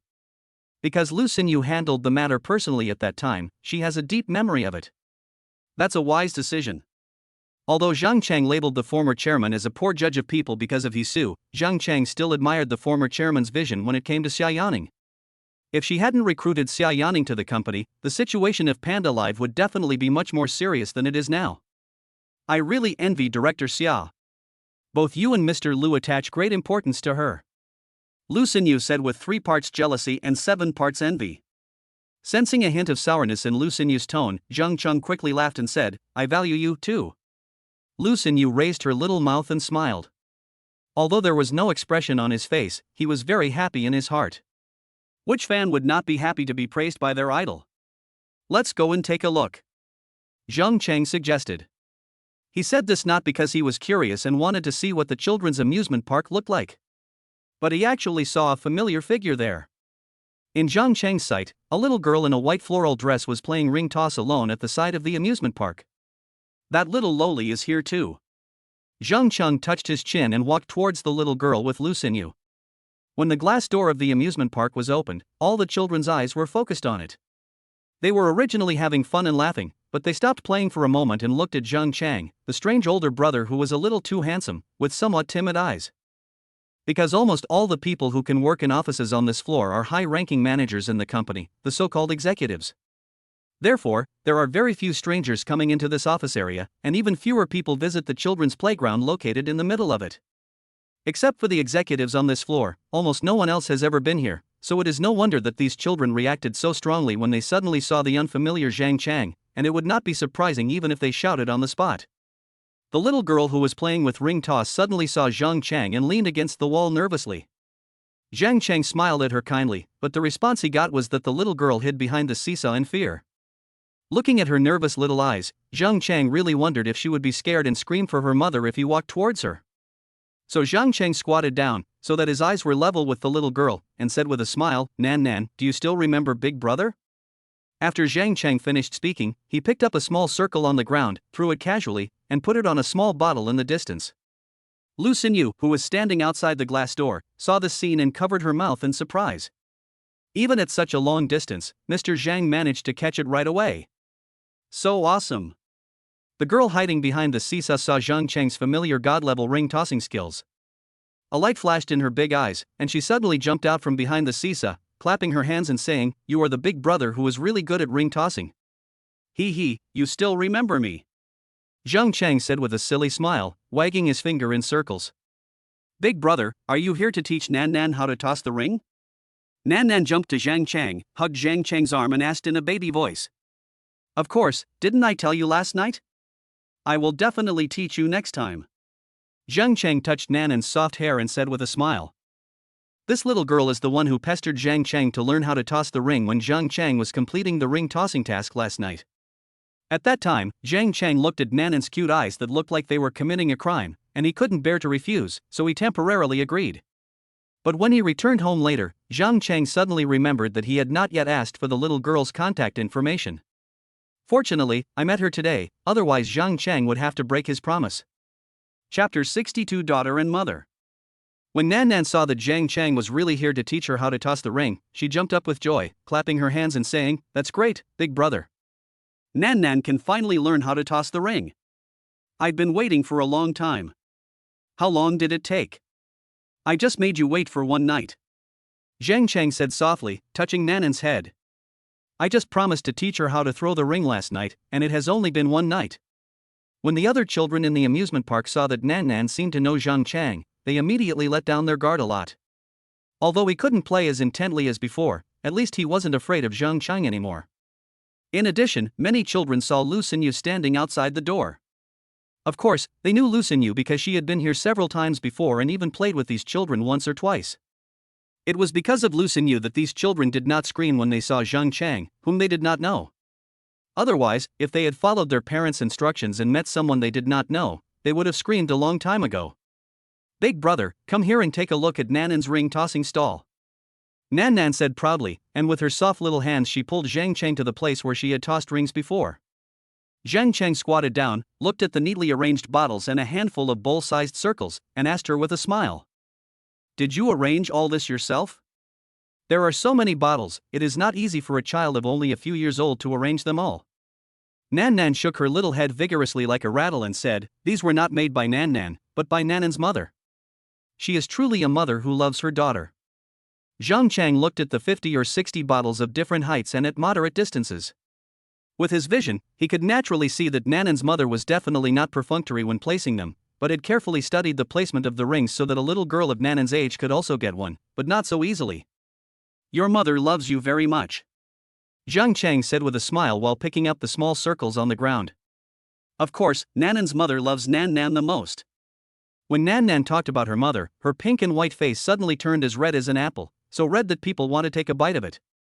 Seeing Zhang Chang picking up all the small circles on the ground, Nan Nan couldn't wait to wrap her arms around his arm, and said with stars in her eyes, "Big brother, please teach me how to throw circles quickly, I can't wait." "Okay, don't be anxious, big brother will teach you how to put the ring on now," Zhang Chang said with a smile. After saying that, he held Nanan's little hand and began to teach her very seriously. When the other children saw Zhang Chang's amazing ring-tossing skills, they also came over with great interest, but because they were still a little scared of Zhang Chang, they did not get too close. Lu Xinyu, who was watching this scene outside the glass door, was even more shocked. "Boss Zhang is so good at playing the ring toss, so amazing. Hands together, back loop, crotch loop." Zhang Chang is now crazily performing a variety of god-level ring-tossing skills that are rarely seen even on TV in a small amusement park. All the children were stunned, not caring whether Zhang Chang was a stranger or not. They all gathered around him and exclaimed in surprise, Wow, Big Brother is awesome. Big Brother, can you teach me? I want to learn too. Wow, Big Brother, how did you do that? Come on, teach me. Oh my god, so powerful. Director Zhang is so scary. Lu Xinyu covered her mouth, which had been unable to close due to shock, and trembled continuously. She really didn't expect that Zhang Chang's handsome appearance actually hid such superb ring-tossing skills. Lu Xinyu was even sure that Zhang Chang was definitely the best at ring-tossing among all the people she had ever met. Even those loop-tossing masters on TV and Douyin are far inferior to Zhang Chang. By the way, how did Director Zhang get to know Director Xia's daughter? They seemed to be quite familiar with each other. After calming down a little, Lu Xinyu looked at the girl who was almost sticking to Zhang Chang, and couldn't help but feel puzzled. The Director Xia's daughter she mentioned was actually Nan Nan. When Lu Xinyu came to work on this floor before, she had seen Nan Nan several times next to Xia Yaning, so Lu Xinyu was quite familiar with Xia Yaning's daughter Nan Nan. But she never expected that Zhang Chang actually knew Nan Nan. This was really beyond her expectations. Lu Xinyu's confusion did not last long, and was soon interrupted by Zhang Chang's 10 rings at the same time.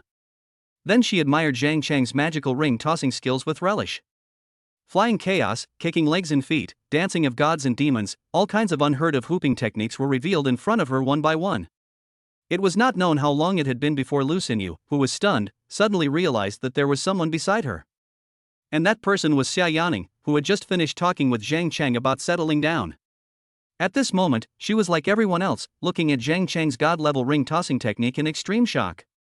Her eyes seemed to be fixed, not blinking at all, with a gleam in her eyes. Xia! Director Xia! You, how could you? Lu Xinyu's exclamation made Xia Yaning barely come back to her senses. She smiled slightly at Lu Xinyu, then turned her gaze back to the amusement park. Although Xia Yaning's attention was also attracted by Zhang Chang's ring-tossing skills, most of her attention was still focused on her daughter. Looking at her daughter's unstoppable smile of joy, Xia Yaning couldn't help but sigh in her heart. She hadn't seen such a cheerful smile on her daughter's face for a long time. Although the workload at Panda Live is much lighter than at her previous company, Xia Yaning holds a high position as director and earns a high salary, so she is definitely much busier than ordinary employees and has to work at least 10 hours a day. Because of this, she usually has very little time to spend with her daughter. Most of the time, she lets the nanny she hired take care of her daughter, or like now, she lets her play alone with other children in the amusement park. If a spoiled child encountered this situation, he would definitely throw a tantrum and ask his mother to accompany him. Fortunately, Nan Nan was sensible and did not cause trouble to Xia Yaning like other children. Even without her mother's company, she did not cry or make a fuss. Even when she felt lonely occasionally, she would often hide her emotions so as not to worry her mother. As a mother, Xia Yaning naturally saw all of this. Chapter 63: Xia Yaning's Puzzlement. Every day, Xia Yaning felt extremely heartbroken when she saw the loneliness and longing for maternal love in her daughter's eyes that could not be concealed. Every time, seeing her daughter forcing a smile to reassure her, Xia Yaning felt more and more guilty and indebted to her daughter. Faced with such a well-behaved and sensible daughter, Xia Yaning blamed herself more than once for not being a good mother. She even secretly shed tears and drank alcohol for this. Countless nights, she thought about whether she should change to a less busy job so that she could spend more time with her daughter and be a competent mother. But in the end, she chose not to do so. Because, in order to provide her daughter with better living conditions and to repay her huge debts, she cannot give up her current high-paying job. To do this, she had to give up some things. For example, the love for my daughter and the time I spend with her. In order to make up for these mistakes, Xia Yaning could only try her best to satisfy her daughter in other ways. Buy her the most beautiful clothes, the most delicious snacks, the most fun toys, and hire the best childcare teacher. But she knew that these things did not bring much happiness to her daughter. She also knew what Nan Nan really wanted. What Nan Nan wants is her mother's company, to go to the amusement park together, to travel together, to eat together, to play with toys together. But these small requests were luxuries for Nan Nan, and Xia Yaning could not satisfy any of them. But there is nothing we can do about it. You know, in addition to her busy work, Xia Yaning has to deal with various social engagements almost every day after get off work. The company's drinking parties, friends' dinners, and various other parties often leave her exhausted and mentally drained. Almost every day I don't get home until after 10 o'clock, and sometimes I don't even come home all night. Even if she could go home early, Xia Yaning was often so tired that she could hardly open her eyes. Many times she fell into bed and fell asleep as soon as she closed her eyes. In this situation, how could Xia Yaning have time to accompany Nan Nan? I can only spend time with my daughter occasionally on weekends when work is relatively easy, but the time is not too much. After all, I have a lot of social engagements on weekends. Over time, the girl, who lacked communication with her mother, gradually became silent. He became somewhat withdrawn and even stopped talking much. No matter how many toys she has or how good the cartoons are, they rarely make her smile. Xia Yaning saw all of this and was worried. However, she didn't know what to do and could only try her best to meet her daughter's demands as before. Just like last night, Nan Nan suddenly said to herself that she wanted to play the ring toss game. So early the next morning, Xia Yaning came to the company, specifically looked up some methods of placing the rings, and carefully prepared the ring tossing venue for her daughter. She still remembers the sweet smile on her daughter's face when she came here from kindergarten and saw the ring tossing arena set up. And the disappointed look on her face when she asked him to play with her but was rejected. In this regard, Xia Yaning could only say sorry to her daughter. Because there is still countless work waiting for her, and she really has no time to accompany her daughter. Of course, Xia Yaning also tried to get other people to play with Nan Nan. But Nan Nan, who was a bit of a loner, couldn't get close to other people, so naturally she didn't have much fun, and even played worse than when she was alone. After several unsuccessful attempts, Xia Yaning had no choice but to give up the idea. But she never expected that her daughter, who almost never played with strangers before, would have so much fun playing with her boss, Zheng Chang, today. Her genuine smile, cheerful figure, and continuous laughter all revealed her excitement and joy at the moment. Xia Yaning was truly shocked. Even when I took my daughter to the amusement park last time, she didn't seem so happy. So compared to Zhang Chang's miraculous worrying skills, Xia Yaning wanted to know what kind of magic Zhang Chang used to make Nan Nan have so much fun playing with him without any hesitation.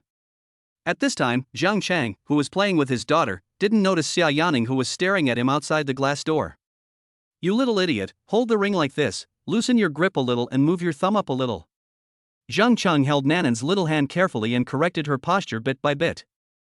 Yes, just like that, hold on, and then. Zhang Chang's patient teaching also made Nan Nan study very seriously. There was a glint of seriousness in his big eyes that even Xia Yaning rarely saw. Zhang Chang's hoop tossing technique was impeccable, but it was impossible for the young girl to learn quickly even with such a good teacher. Even though more than 10 minutes had passed, Nan Nan had only learned the basics and barely increased her chances of hitting the target. But even so, Nan Nan was so happy that she couldn't stop smiling. "Big brother, look, Nan Nan scored again. The little girl is very capable and learns very quickly." Zhang Chang praised her. Nan Nan is so smart, and mommy often praises me like this," Nan Nan said with her hands on her waist, a little arrogant. When Xia Yaning, who was outside the door, heard Nan Nan say this, she couldn't help but laugh in her heart and said, "When mom praised you before, I never saw you as happy as you are now." Xia Yaning couldn't help but feel a little melancholy and a little frustrated about this. I really don't know what kind of magic potion Mr. Zhang gave this girl. She can be so happy with just a random compliment. "Director Xia, aren't you going in?" Lu Xingyu couldn't help but ask as she looked at the smile on Xia Yaning's lips. Xia Yaning didn't say anything and shook her head slightly. It's rare that her daughter is so happy, why should she go in and disturb her? Time passed by little, and Zhang Chang, who was playing with his daughter, had long forgotten about time. When he came to his senses, he realized that he had been here for almost 40 or 50 minutes. Oh my god, they've been playing for so long. Zhang Chang was a little surprised. Originally, he came here just to meet Nan Nan and teach her some simple ring tossing techniques to fulfill his promise yesterday. But who knew that once I started teaching, I couldn't stop. Of course, neither Nan Nan nor Zhang Chang wanted to stop. You know, Zhang Chang, who was originally a little upset about the settlement of the family, wanted to use this opportunity to change his mood. But unexpectedly, the effect was so good that Zhang Chang didn't want to stop. He didn't know why this happened, but he knew that whenever he saw Nanan's sweet smile like a little angel, all the worries in his heart disappeared. Chapter 64 Sweet Mouth. Nan Nan didn't move when she saw Zhang Chang take out his phone. She blinked her big eyes, pouted her pink little mouth, and said a little aggrievedly, "Big brother, what's wrong? Why are you ignoring Nan Nan?" After saying that, she poked Zhang Chang's arm. Every time mom takes out her phone, she ignores her daughter. Why is big brother like this too? Thinking of this, Nanan's little face fell. Zhang Chang glanced over and saw Nanan's aggrieved look. When Nan Nan saw Zhang Chen looking at her, she looked directly at him with her big eyes. Even though she didn't say anything, Zhang Chen could tell what she wanted to express from her pitiful little face. Nan Nan is so cute, please stop playing with your phone and play with me, okay? Seeing this, Zhang Chen subconsciously wanted to put his phone away and said okay. After all, Nan Nan's aggrieved look is so cute. Good. Just when Zhang Chen was about to speak out, a series of things such as Hisu's connection with the Yin family, the problematic contract, and the corrupt officials in the company suddenly made him shut up. Then he said, sorry, Nan Nan, Big Brother has something to deal with, so he may not be able to accompany you anymore. Zhang Chen said this, but hesitated to speak. I thought Nan Nan would be very disappointed and even cry after hearing these words. However, she did not do so. After a brief flash of pain on her gloomy little face, Nanan's expression quickly turned from gloomy to bright, and she said with a smile, then Big Brother, you can go and do your work. You can teach Nan Nan next time, okay? Zhang Chen was a little surprised. He didn't expect that Nan Nan was so sensible. In his impression, wouldn't little girls of Nanan's age usually cry and refuse to let adults leave when encountering such a situation? Zhang Chen was surprised by Nanan's understanding, and Xia Yaning, who was outside the door, felt sad. This child is so sensible, and it's all because of me, an incompetent mother. Xia Yaning lowered her eyes in disappointment, blaming herself so much that she didn't dare look at Nan Nan anymore. Nan Nan, I'm sorry. Xia Yaning felt her nose a little sore and her eyes gradually became moist. After looking at Nan Nan, she turned and walked towards the bathroom. Okay, Big Brother will definitely come to see you next time. Zhang Chen agreed directly. He couldn't bear to refuse such a sensible child. Seeing Zhang Chen agree, Nan Nan smiled happily and said, yeah, it's a deal then.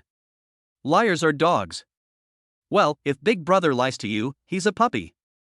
After saying that, Zhang Chen pinched Nanan's soft little face.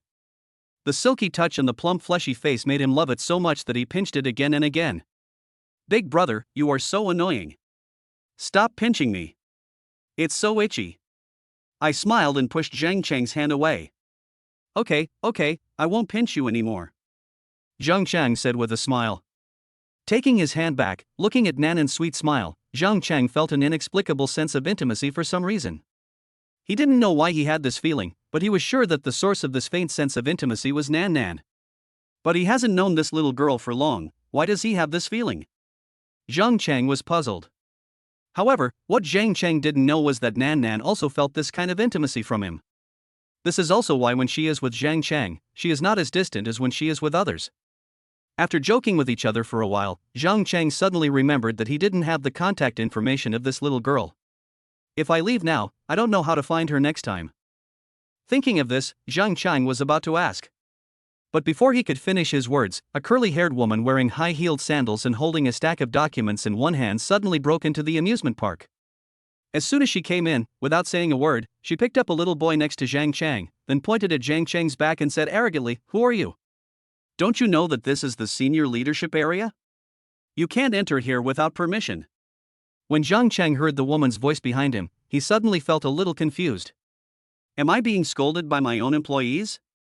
After scolding Zhang Chen, the curly-haired woman yelled at the child in her arms, "And you, damn kid, too. Didn't mommy tell you not to get close to strangers? What if you get infected with the virus?" After saying that, she looked at Zhang Chen with disdain, then took a few steps away with the child in her arms. Mom, this Big Brother is really good at ring tossing, there is no virus. Besides, I want to learn how to toss rings from him, how can I not get close to him? The little boy retorted firmly. Zhang Chen was in a trance when he heard this. Is this kid's logic so fresh? If the ring is powerful, there will be no virus? Magic. I have to say, children's logic is sometimes just that simple. You damn child, how dare you talk back? I'll beat you to death. As she said that, she spanked the little boys but hard, making him scream and burst into tears. After taking care of her child, the curly-haired woman saw that Zhang Chen had no reaction. He was still squatting with his back to her as before, and even only looked at her from the side. This made the curly-haired woman's face flash with a murderous look, and she immediately uttered a sweet word. Are you fucking stupid or deaf? Don't you understand what I'm saying? This is the senior leadership area. Ordinary employees like you are not qualified to be here. Do you understand? If you understand, then get out of here. The curly-haired woman's voice was very loud and her expression was very ferocious. Her appearance also scared the group of children surrounding Zhang Chang. After all, they are only 5 or 6 years old, and the oldest is no more than 10 years old. It is inevitable that they will feel scared when they see adults speaking so fiercely. Even Nana, who was more mature than other children, shrank her head in fear.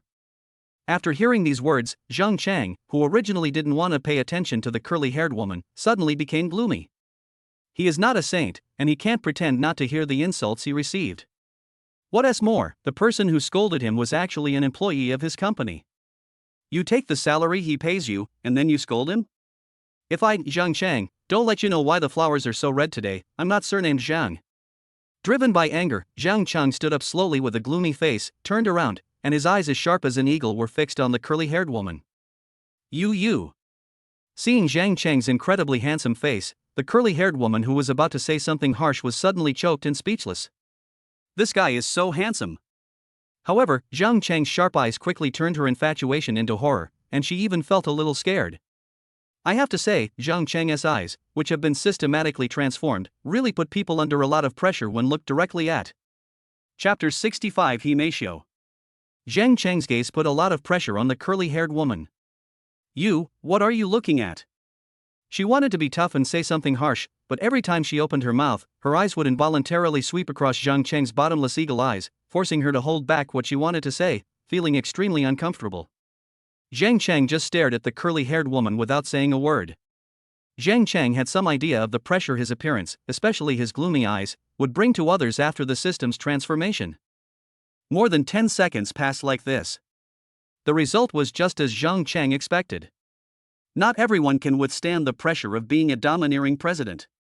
The curly-haired woman, who was already feeling a little nervous because of Zhang Chang's stare, finally turned her slight fear into terror under Zhang Chang's continued high pressure. The last straw that broke the camel's back was when Zhang Chang suddenly took a step closer to her. Ah! After screaming, she was so scared that she squatted on the ground, even hiding her face behind her child, not daring to face Zhang Chang. At this moment, she really looked like a little lamb being stared at by a tiger, pitiful, weak and helpless. Seeing the curly-haired woman looking so embarrassed, Zhang Chang nodded in satisfaction. Humph! You little brat, keep on dragging me around and scolding me. Zhang Chang felt very relieved. After cleaning up the curly-haired woman, he squatted in front of Nan Nan again, smiled, pinched her cheek and said, Nan Nan, you weren't scared just now, were you? Big brother, your expression just now was so scary. Nan Nan patted her chest and said with some lingering fear. The other children had already hidden far away at this moment and did not dare to get close to Zhang Chang at all, which shows how scary his expression was at that time. Big brother doesn't want to scare you. Zhang Chang smiled softly. Hee, Nan Nan knows that Big Brother wants to scare away the bad guys. Nan Nan said with her hands on her waist and tilted her head back. Seeing her like this, Zhang Chang knew that she was not really scared. With a laugh, Zhang Chang rubbed her face directly. This little kid was just pretending to be scared. On the other side, the curly-haired woman, whose emotions had finally calmed down, soon realized her loss of composure and became furious. Especially after she stood up, she saw Zhang Chang still talking and laughing with Nan Nan, which made her even more angry. Okay, fine. I'm fine. You trespassed into the leadership area and threatened company executives. Today, The curly-haired woman had barely finished her sentence when Lu Xinyu finally arrived. She took a few steps and stood in front of Zhang Chang, saying in a cold voice, Himeishio. Watch your words. When the curly-haired woman broke into the amusement park, Lu Xinyu happened to receive a call from the archives department, saying that they had found the contract and asked Lu Xinyu if she wanted it to be delivered now. That's why she didn't notice the curly-haired woman at first and followed her in. At the same time, she was not quite sure what had happened before and why the curly-haired woman spoke rudely to Zhang Chang. The curly-haired woman was annoyed at being interrupted.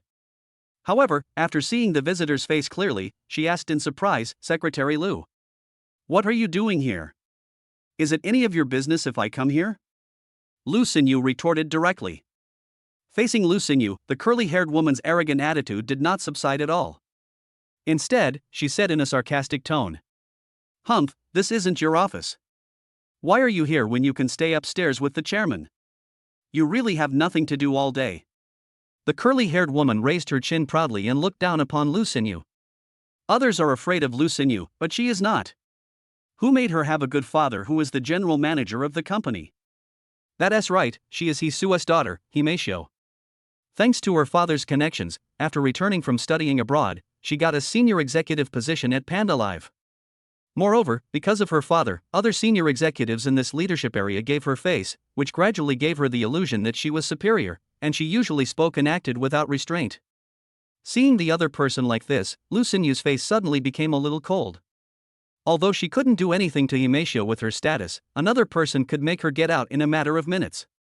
Zhang Chang, who heard their conversation, knew it was his turn to perform. As soon as he stood up and before he turned around, Himeisho's arrogance was immediately reduced by more than half.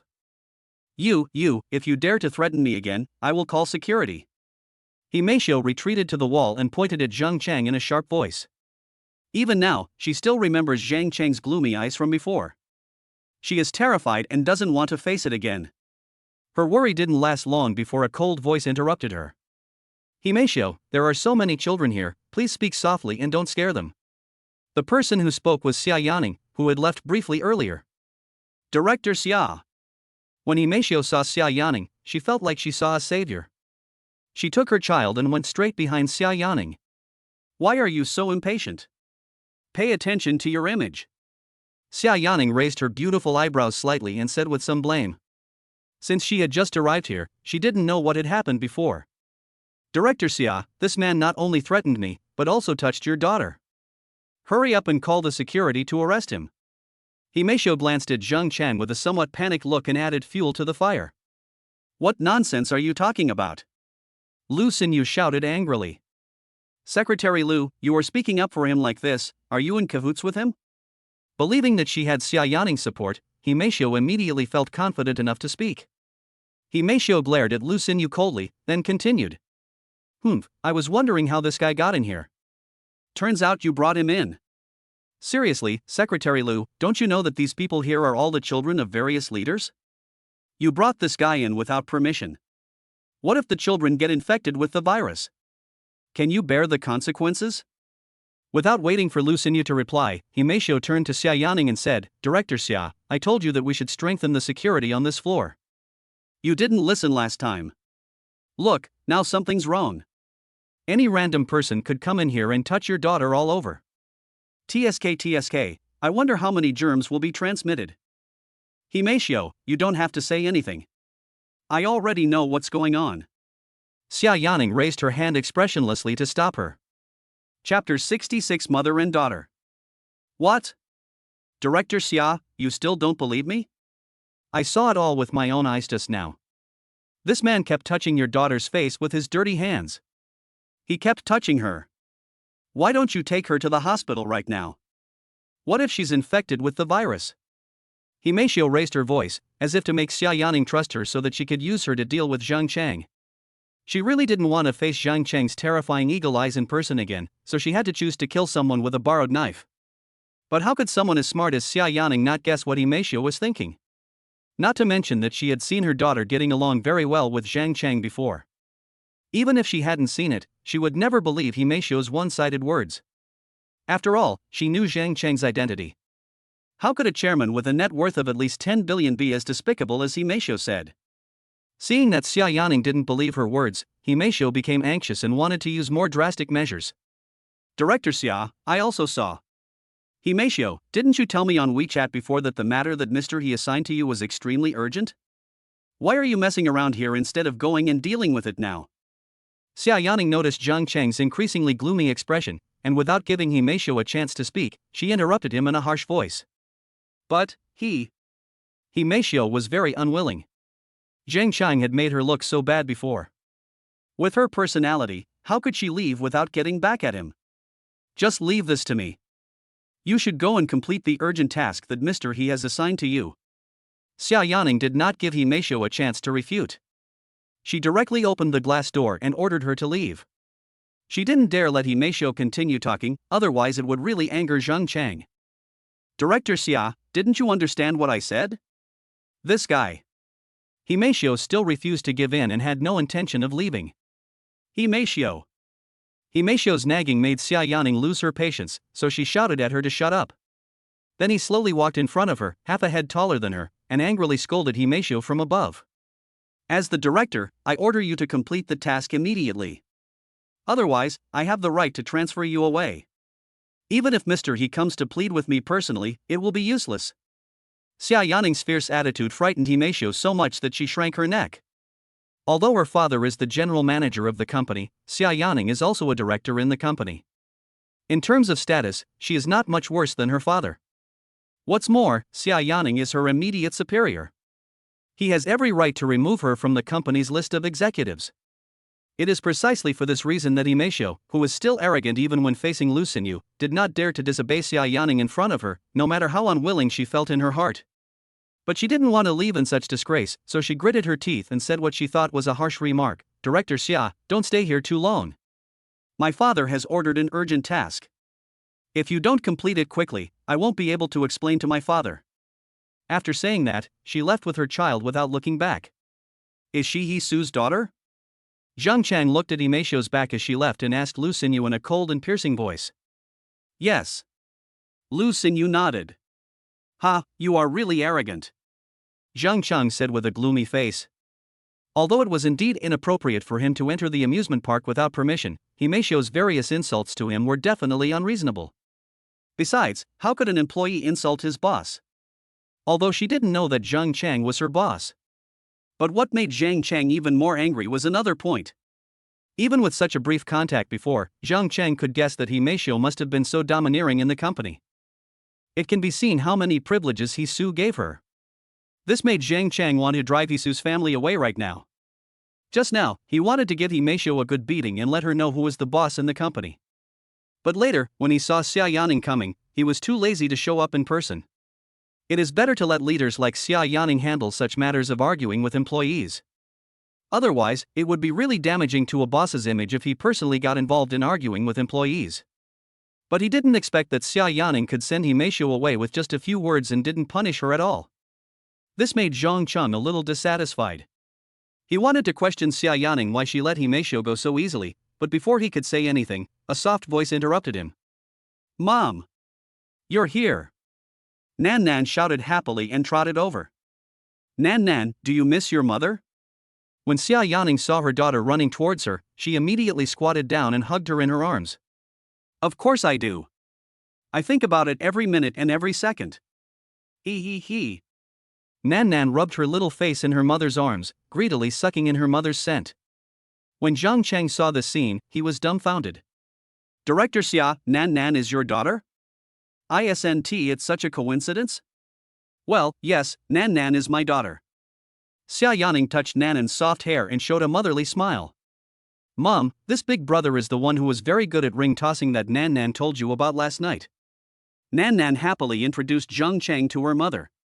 So the master that Nan Nan was talking about last night was you, Mr. Zhang. I didn't expect your hoop tossing skills to be so amazing. To be honest, when I was watching outside the door just now, I was so shocked that I couldn't speak. Xia Yaning praised sincerely.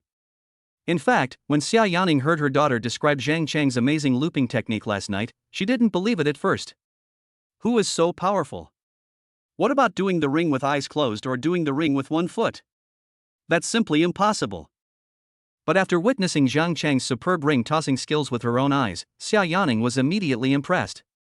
I couldn't help but sigh from the bottom of my heart. That was truly a godlike skill.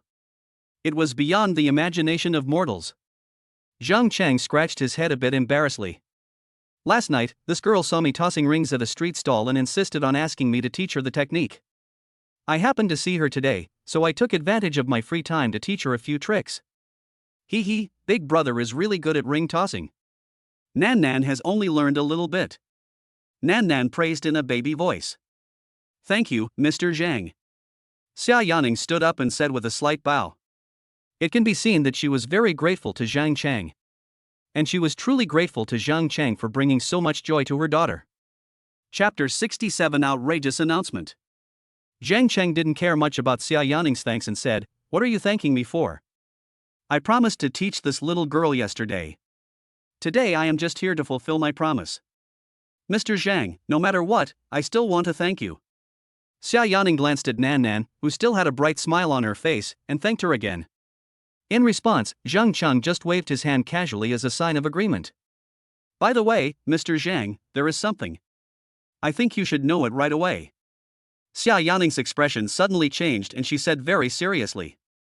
Zhang Cheng looked at Xia Yaning's anxious and even slightly solemn expression, and immediately understood why Xia Yaning had sent Himeishu away so easily before. It seemed that what she wanted to tell me was important, even urgent. Director Xia, what's so urgent? Is it important? Zhang Cheng asked again to confirm. Xia Yaning's expression suddenly became complicated. Is it important or not? Actually, I'm not too sure. I hope I'm just worrying too much. Seeing Xia Yaning's uncertain expression, Zhang Cheng became even more curious. What's the matter? Tell me now. Xia Yaning shook her head. Director Zhang, please come with me to the office. It's not convenient to talk here. After she finished speaking, she glanced outside the glass door and saw that a lot of people had gathered outside the door without her noticing. They were all senior executives of the company, and most of them were probably attracted by Himeishu's noisy voice earlier.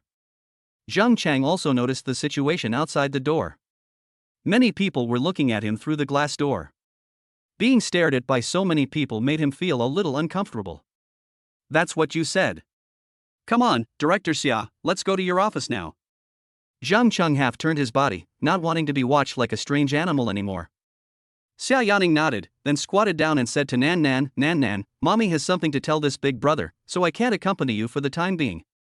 Nan Nan stared at Xia Yaning with a look of grievance. Mom really has something to do. I'll play with you later, okay? Xia Yaning said with some guilt. Yeah, okay, Mom, you go and do your work. It's okay for Nan Nan to play alone. Nan Nan said very sensibly, not making any noise at all, not like a 5 or 6-year-old child at all. Xia Yaning touched Nan Nan's head lovingly, then stood up and glanced at Zhang Cheng. Let's go, Director Zhang. After saying that, she walked through the glass door first and came to the crowd of onlookers. Okay, let's all go. There's nothing to do here. Xia Yaning glanced at the crowd with a serious look, wanting to send them all away.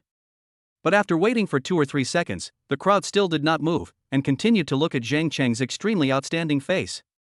Seeing that her words were useless, Xia Yaning's face darkened and she immediately took out the authority of a director. What are you still standing there for? Get back to work. During the years as director, Xia Yaning had already established a majestic image in the hearts of this group of people. At this moment, as the momentum came out, the people who were originally very curious immediately showed panic expressions and quickly left, not daring to stay any longer. Zhang Cheng looked at the majestic Xia Yaning and nodded with satisfaction. This is the image of a president and general manager in his mind. Hisu's pot-bellied and shifty look does not fit the image in his mind at all. Mr. Zhang, let's go. Xia Yaning turned around and said. Nan Nan, big brother is leaving now. I will come back to play with you next time. Zhang Cheng said to Nan Nan. Okay, goodbye, big brother. You must come next time. Nan Nan waved her little hand towards Zhang Cheng's back, her face full of reluctance. After saying goodbye to Nan Nan, Zhang Cheng and the other two quickly arrived at Xia Yaning's office. Sitting in Xia Yaning's exclusive office chair, Zhang Cheng couldn't wait to ask, Director Xia, what exactly is going on? Can you tell me now? Xia Yaning placed a stack of freshly printed materials in front of Zhang Cheng and said with a complicated expression, Director Zhang, please take a look at these first. Zhang Cheng picked up the top page curiously. He only read half of it when his face turned pale with anger. Zhang Cheng squeezed the paper tightly, crumpling it halfway, and sneered, interesting. I, the chairman, am actually on the company's blacklist. If this information was not given to him by Xia Yaning personally, he might have suspected that someone had made it up specifically to irritate him. It's just because the content of this information is really too outrageous and ridiculous. Zhang Cheng simply couldn't believe the content of the information. To be honest, the content of the materials is not complicated, it can even be said to be very simple. Because there was only one notice on it, a very ordinary notice. The only special thing is that this is an expedited notice. Within 8 hours, this must be implemented throughout the company and Zhang Cheng must be blacklisted from all company operations. That's right, the name on the notice is Zhang Cheng. Zhang Cheng could even be sure that the Zhang Cheng in the notice was either a person with the same name or himself. Because on the second page of the information, there are all the detailed information about Zhang Cheng. photos, ID numbers, even temporary addresses, parents' addresses, phone numbers, etc., almost everything is included. What's even more terrifying is that this information is very accurate. Of course, the photo shows Zhang Chang before his transformation, but it is also his recent appearance, and it is unknown when the photo was taken. Interesting.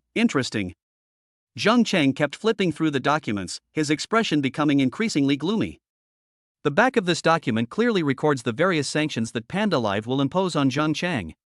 For example, the Human Resources Department must not hire Zhang Chang, and Zhang Chang cannot register an account on the PandaLive website, nor can he recharge or even give rewards. What's even more outrageous is that even passing by the area near the PandaLive company is not allowed. The notice clearly states that if Zhang Chang is encountered in the area where PandaLive is broadcast, any security guard must forcibly expel him. In addition to this, there are many other outrageous restrictions. In short, it makes such a large PandaLive broadcast company completely target a person named Zhang Chang, even though they had never seen him and didn't even know where he was now. Bang! Zhang Chang was so angry when he read half of the information that he slammed it on the table, scaring Lu Xinyu and Xia Yaning. My company is actually going to expel me and blacklist me. Ha, interesting, really interesting. Zhang Chang's face became more and more ferocious, and even Xia Yaning felt a little nervous when she saw it. Chapter 68 He Su and the In Family. Mr. Zhang, is the Zhang Chang mentioned in the notice really you? Xia Yaning asked, feeling a little absurd. Zhang Cheng found the page with all his information printed on it and showed it to Xia Yaning. The ID card and home address are exactly the same. What do you think?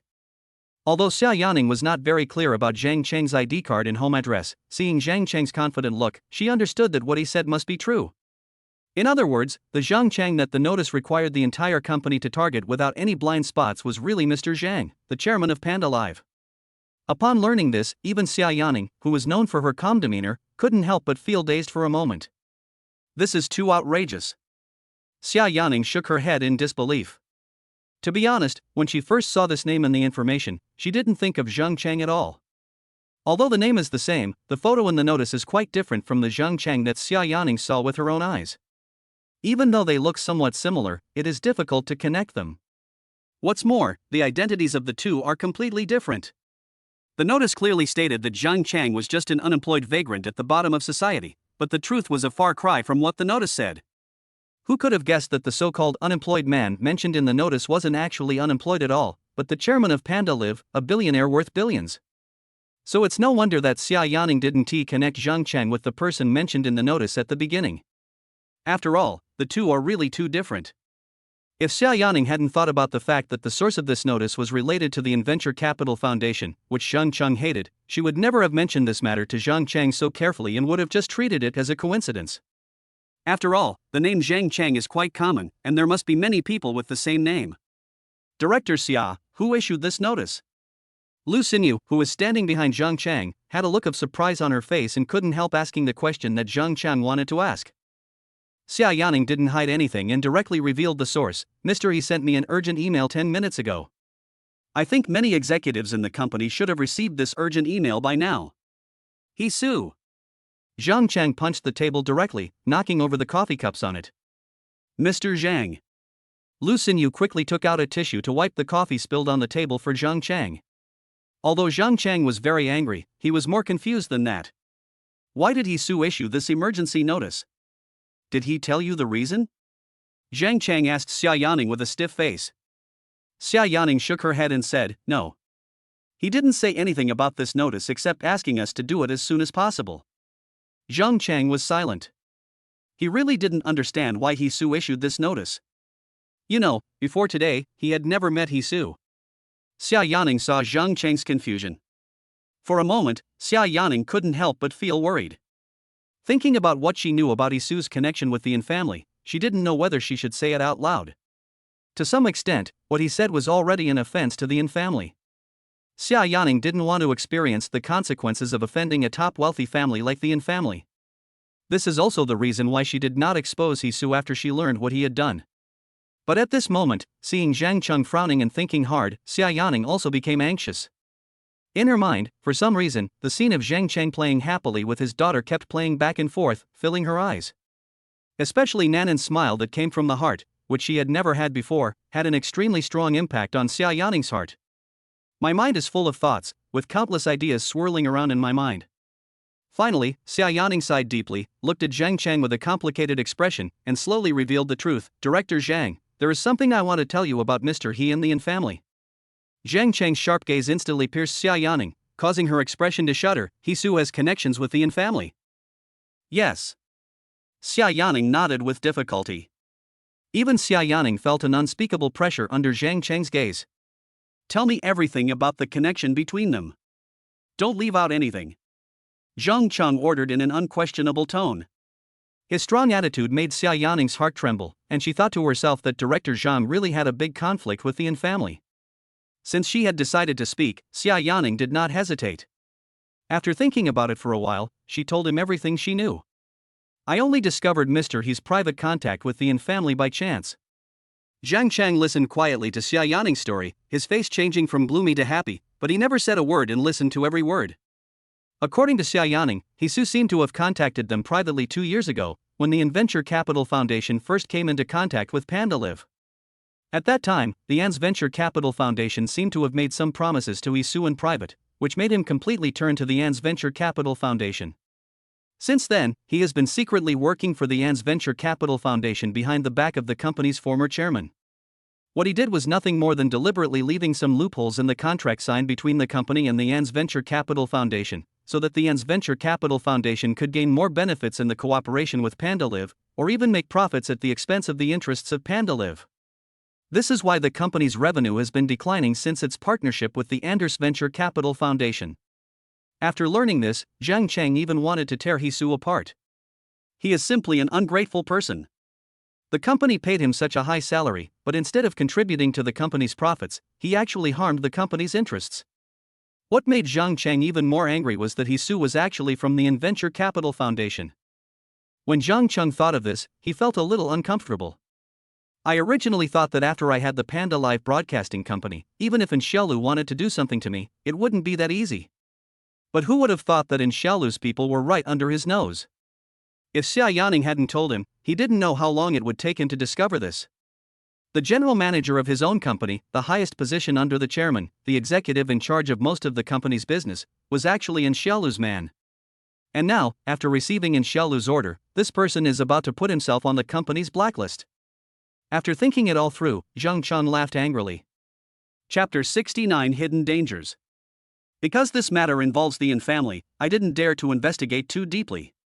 Aside from the manipulations he made in the contract, I don't know much else. However, from some clues, I have a vague feeling that Mr. He, or the Venture Capital Foundation's purpose is probably not that simple. When Xia Yaning said this, a thoughtful look appeared in her eyes. Although He Su's manipulation of the contract did greatly damage the interests of part.If, based on Xia Yaning's understanding of financial giants like the Venture Capital Foundation, she absolutely did not think that the other party would go to such great lengths just to gain a little benefit from part.If. Although those benefits seem to be a lot, in the eyes of financial giants like the Venture Capital Foundation, they are not much different from small profits. That's why Xia Yaning felt suspicious. After all, these financial giants have huge appetites. What do you think their purpose is? Zhang Cheng didn't think too much about it. He just wanted to know the opinions of professionals like Xia Yaning. I think the contract issue may just be an illusion they created. Their real purpose must be something else. Xia Yaning expressed her guess. You mean, He Su tampered with the contract in order to cover up his real purpose? Zhang Cheng frowned. It's possible, and the possibility is quite high. Xia Yaning was at least 80% sure of this. An's Venture Capital Foundation actually has a hidden agenda for part.Live. Realizing this, a faint sense of crisis suddenly arose in Zhang Cheng's heart. The unknown is often the most terrifying. Especially since the opponent is a financial giant like Venture Capital Foundation. What do you think they want to do? Zhang Cheng couldn't figure it out, so he asked Xia Yaning directly. I think their target might be the company's shares. Xia Yaning looked at Zhang Cheng meaningfully. The company's shares are now completely controlled by Zhang Cheng. If An's Venture Capital Fund's target is really the shares, then they will definitely take action against Zhang Cheng and snatch the shares from him. You mean, their target is me? Zhang Cheng understood the words in Xia Yaning's eyes. We can't jump to conclusions right now. Their goal could be something else, such as getting hold of some fatal flaws in our company and forcing us to work for them. But we can only determine what it is after investigation. Xia Yaning had already guessed about this and spoke up soon after. Fatal handle? What fatal handle does our company have? Zheng Cheng's heart tightened. He didn't know what the fatal handle was. There isn't one now, but that doesn't mean there won't be one in the future. Besides, even if there isn't one, they can find a way to create it. Xia Yaning has a deep understanding of this. Shares, leverage. Humph. And Xiaolu has quite a big appetite. Zheng Cheng snorted coldly. While feeling angry, Zhang Cheng thought of Yisu's fat and big-eared appearance, and a hint of doubt arose in his heart. Can they do all this relying on just Yisu? He has met Yisu several times, and apart from flattery, he has no outstanding abilities. Zhang Cheng really didn't think that such a person could accomplish so many things. He should be just one of the pawns they bribed. There should be many more business spies like him in our company. Xia Yaning dropped another bombshell. More than one. Zhang Cheng's eyes narrowed and his mood became even worse. Nothing surprising here. This is a common tactic used by these financial companies. They use corporate espionage, recruit more spies, and then gradually chip away at the company from every department.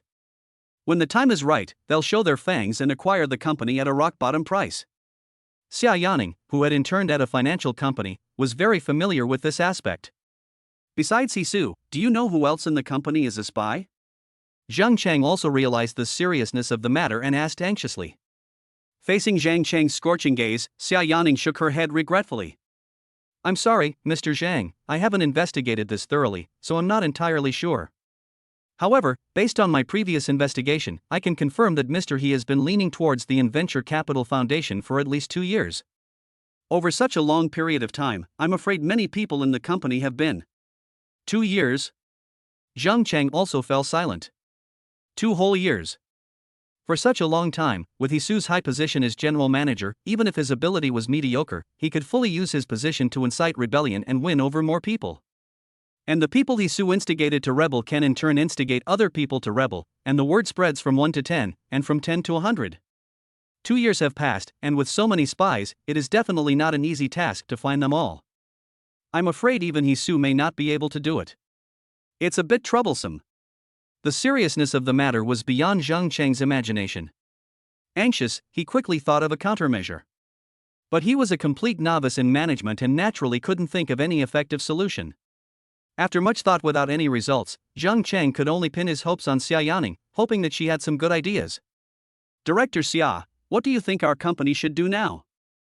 Zhang Cheng asked Xia Yaning for help. He is really distressed and helpless now. I originally thought that Panda Live would be my confidence in fighting against Inshelu, but I didn't expect it to contain such a huge hidden danger.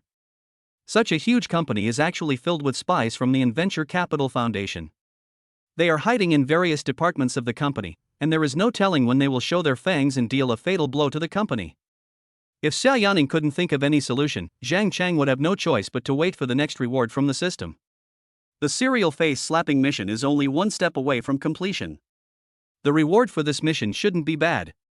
Xia Yaning heard the anxiety in Zhang Cheng's tone and quickly spoke to comfort him. Director Zhang, you don't have to worry too much.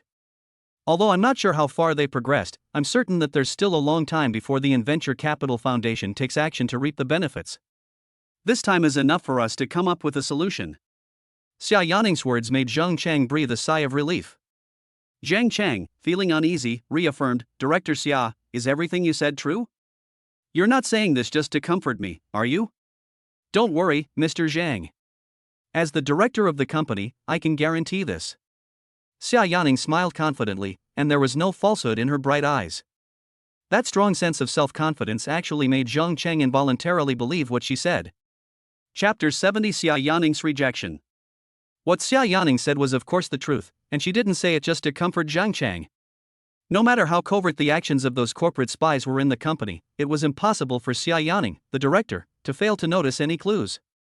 Therefore, with her many years of work experience and her usual careful observation, Xia Yaning was still able to roughly grasp the progress of those spies so that she would not be completely in the dark and know nothing. Xia Yaning's confidence gave Zhang Cheng peace of mind, and his mentality became much more stable. But this matter can't just be left like this. We have to find a way to solve it, Zhang Chang said dejectedly. Zhang Chang knew very well that even if the situation was not as urgent as Xia Yaning said, he must not take it lightly. After all, the opponent is a powerful financial giant and we cannot afford to be careless. Actually, this matter may not be as difficult to resolve as you think, Mr. Zhang, Xia Yaning said with a slight pursed mouth. Zhang Chen looked at her, as if waiting for an explanation. Xia Yaning smiled and said, although I don't know what role Mr. He plays in their plan, after all, Mr. He's position as the general manager is there. No matter how you think about it, his role in their plan is definitely not small. Now that we have confirmed Mr. He's identity as a spy, then. Zhang Cheng's eyes suddenly lit up. You mean, if we just get rid of He Su, their plan will be shattered? Whether I can completely destroy their plans, that's hard to say. Xia Yaning smiled slightly, but it will definitely put their plans on hold for a long time. Zhang Chang nodded slightly, agreeing with Xia Yaning's statement. What about the other spies? We can't just leave them alone in the company. Director Xia, do you have any way to eliminate them all? Zhang Chang was very determined to eliminate those spies. After all, no one wants to have such a group of ungrateful people in their company. Who knows when they will bite you back? What's more, they are spies of his mortal enemy, the Venture Capital Foundation, which makes Zhang Chang even more intolerable. There is a way. Director Zhang, you can find a senior executive who is familiar with financial management. Have him start with those contracts and investigate them one by one. In 3 months at most, you should be able to find most of the spies. What was troubling Zhang Cheng didn't seem to be a big deal in Xia Yaning's eyes, and she casually suggested a solution. So simple? Zhang Chang widened his eyes in great surprise. I didn't expect that Xia Yaning would give me the answer in an instant, something that I had no idea about no matter how hard I thought about it. It seems like she must have dealt with similar things before. Of course, Zhang Chang also understood that although Xia Yaning said it simply, it might not be that easy to actually do it. For example, the senior executive that Xia Yaning mentioned, ordinary corporate executives are definitely not worthy of this evaluation. This kind of thing may seem difficult, but in fact, as long as you find the right person to handle it, Director Zhang, it can be resolved quickly. Xia Yaning was no stranger to corporate espionage and was very experienced in it. The right person. Zhang Cheng tapped his index finger on the table rhythmically, thinking as he did so. But after thinking about it, there was no result. After all, he was just a small employee before and didn't know any senior executives at all. As for the Panda Life company, this was his first time here today and he knew nothing about the company, so naturally it was impossible for him to know the senior executives in the company. Director Xia, do you have any good candidates to recommend? Zhang Cheng could only ask Xia Yaning for help. I have 2 candidates I can recommend to you. Xia Yaning already had a plan in mind. Tell me about it. Zhang Cheng raised his chin. The first person I'd like to recommend is Jiang Guodong, the manager of our King of Glory gaming area. He has over 15 years of experience in financial management. Before joining our company, he served as a senior executive at several large corporations. After Xia Yaning briefly introduced Jiang Guodong, she introduced another person. The other person I'd like to recommend is Xia Yifu, the company's deputy general manager of the finance department. I've read his resume, and he's handled corporate espionage very well. Xia Yaning briefly introduced the 2 of them in very concise words. These 2 people are worthy of being recommended by Xia Yaning personally. They are both excellent in terms of personal ability and work experience. Zhang Cheng believed that if nothing unexpected happened, any one of them would be able to handle the espionage problem in the company well. However, Zhang Cheng didn't want either of them to deal with this matter. Director Xia, are you sure that the 2 people you recommended are not spies in the company? Zhang Cheng asked incisively. I'm not sure whether they are spies or not. Xia Yaning shook her head decisively. But in this matter, there is no one in the company more suitable than them. Xia Yaning's words made the meaning very clear. Apart from these 2 people, no one else in the company should have the ability to deal with the spies in the company. But even so, Zhang Cheng did not want to take the risk of letting spies catch spies and appointed these 2 people.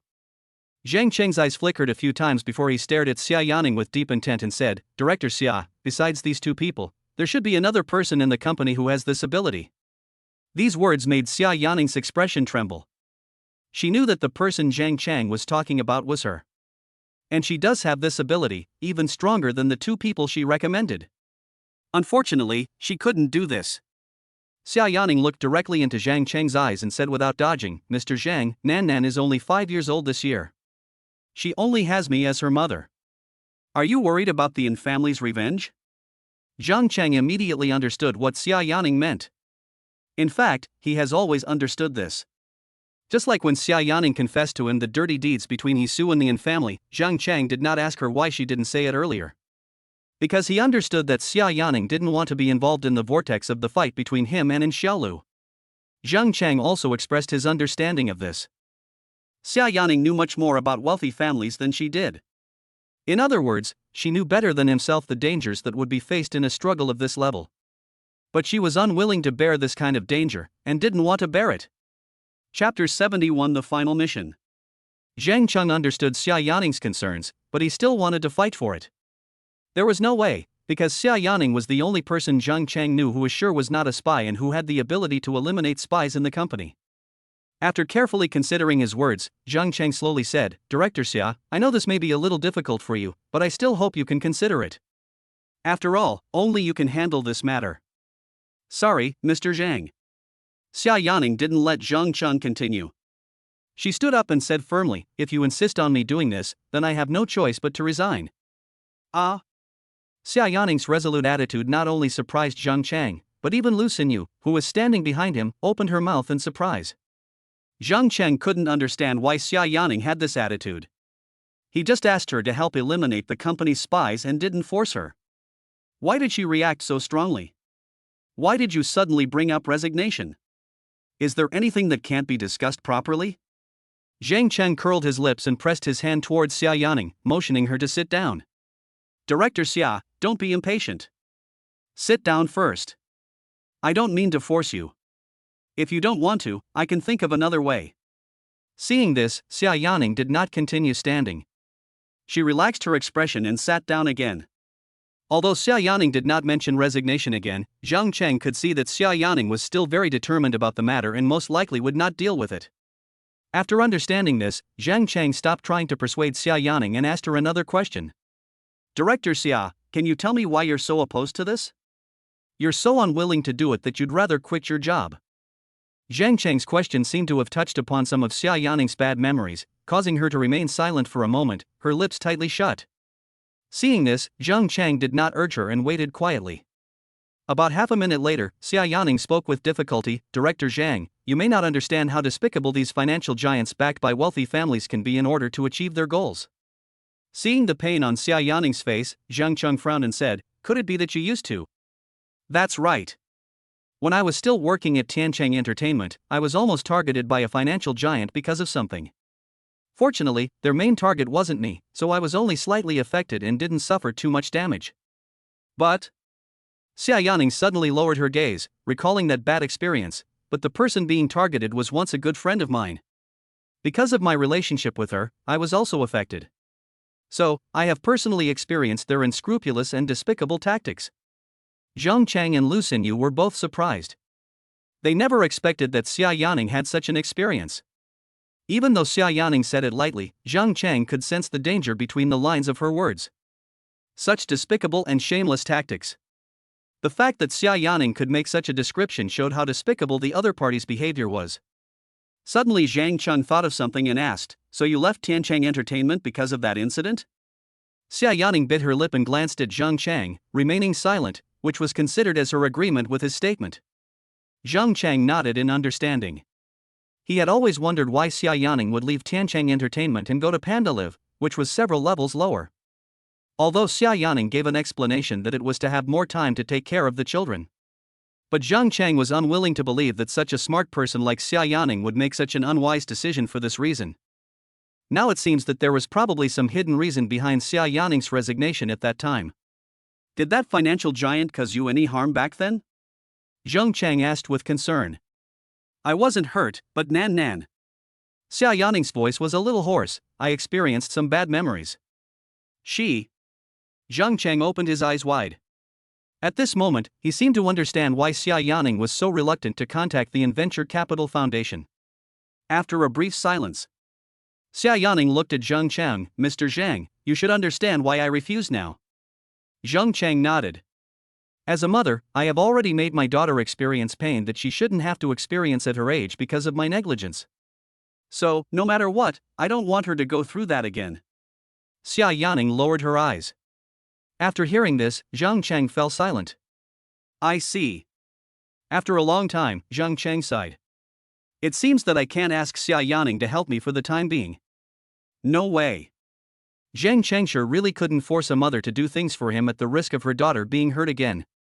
Besides, there is absolutely no need for Xia Yaning to get involved in this mess between part.Live and Anne's Venture Capital Foundation. Even if Zhang Cheng really forced her, Xia Yaning could just quit her job. Based on her resume, even if she leaves part.Live, there will definitely be many companies vying for her, so she will have no worries about having no way out. Of course, Zhang Cheng also wanted to pat his chest and say to Xia Yaning, "Go ahead and do it, I will protect you and your daughter." With the system in hand, Zhang Cheng is fully confident in saying such words. But how could he make Xia Yaning believe him? It's impossible to reveal everything about the system. This is his biggest secret, and he can't tell anyone. Just as Zhang Cheng was thinking hard about what he should do without Xia Yaning's help, a cold, mechanical voice suddenly interrupted his thoughts. Ding! The final round of the challenge begins now. Host, please slap as many people in the face as possible simultaneously within 1 hour. The more people you slap simultaneously, the richer the reward will be after completing the final mission. Timer starts, 60 minutes. 59 minutes and 59 seconds. 59 minutes and 58 seconds. Zhang Cheng was suddenly awakened when he heard the system's voice.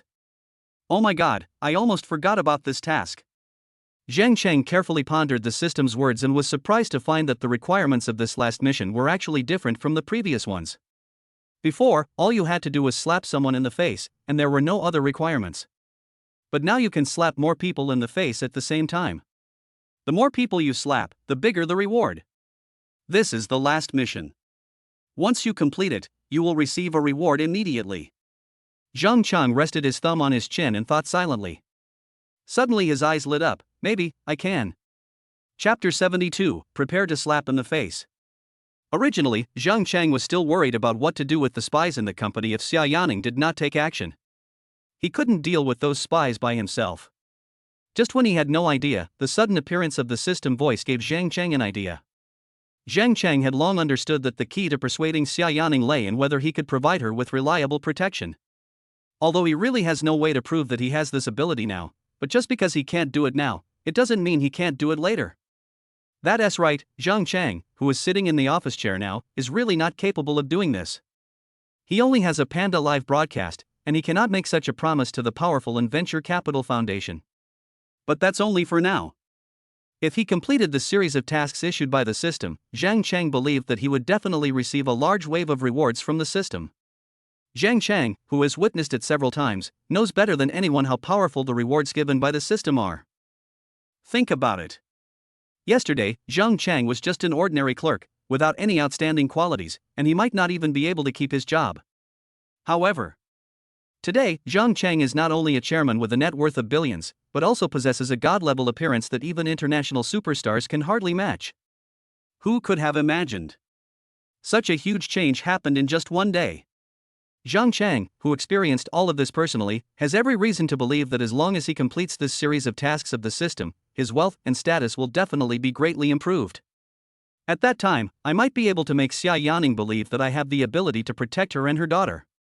After thinking it through, Zhang Cheng did not hesitate and took action immediately. With a gleam of brilliance in his eyes, Zhang Cheng stood up, straightened his collar, and said to Xia Yaning with a smile. Director Xia, I understand your difficulties. Don't worry, I won't let you deal with the spy matter for the time being. I will find another way to deal with this matter. Just focus on your work. Thank you, Mr. Zhang, for your understanding. Xia Yaning also quickly stood up and bowed slightly to express her gratitude. At the same time, he felt somewhat fortunate that Zhang Cheng was so understanding and did not force himself.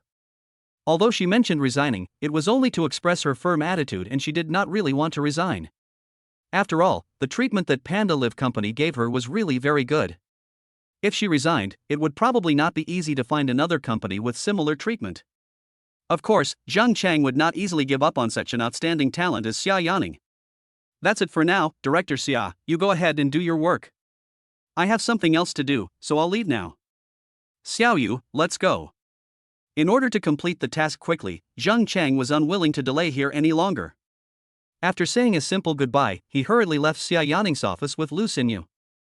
After leaving the office and heading to the elevator, Zhang Chang said to Lu Xinyu, "Did the archives find the contract? They called me before and told me that they had found it, and asked me if I wanted to send it up." Lu Xinyu nodded. "Then tell them to send the contract to my office now." Zhang Chang entered the elevator and said without looking back, "Okay, Mr. Zhang." Lu Xinyu responded and quickly called the archives department to convey Zhang Chang's intention.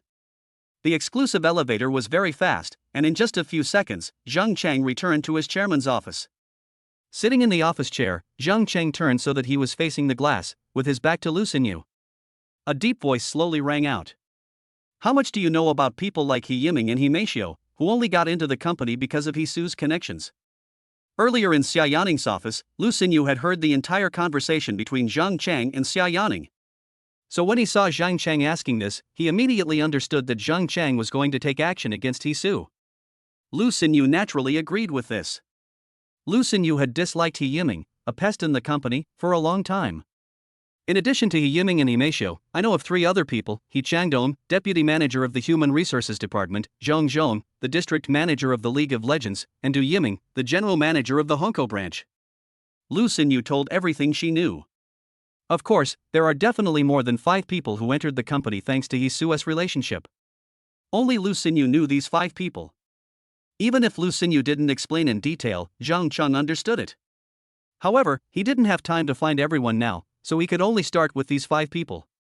Oh, the deputy manager of the HR department, the manager of the Alliance district, and a branch manager. TSK, each of them is a senior executive of the company. Zhang Chang laughed out loud, but the voice was so cold without a trace of warmth that it made Lu Xinyu shudder. Zhang Chang laughed coldly a few times, then sternly ordered Lu Xinyu, "Call He Su and the other 5 and get them to come to my office right now." After receiving Zhang Chang's order, Lu Xinyu did not dare to delay. He quickly took out his mobile phone and called everyone one by one. After talking to the last person, Lu Xinyu hung up the phone and said to Zhang Chang, "Director Zhang, I've already told them. They should be coming up soon." "But what's wrong?" Zhang Chang turned his chair halfway, glanced at Lu Xinyu and asked.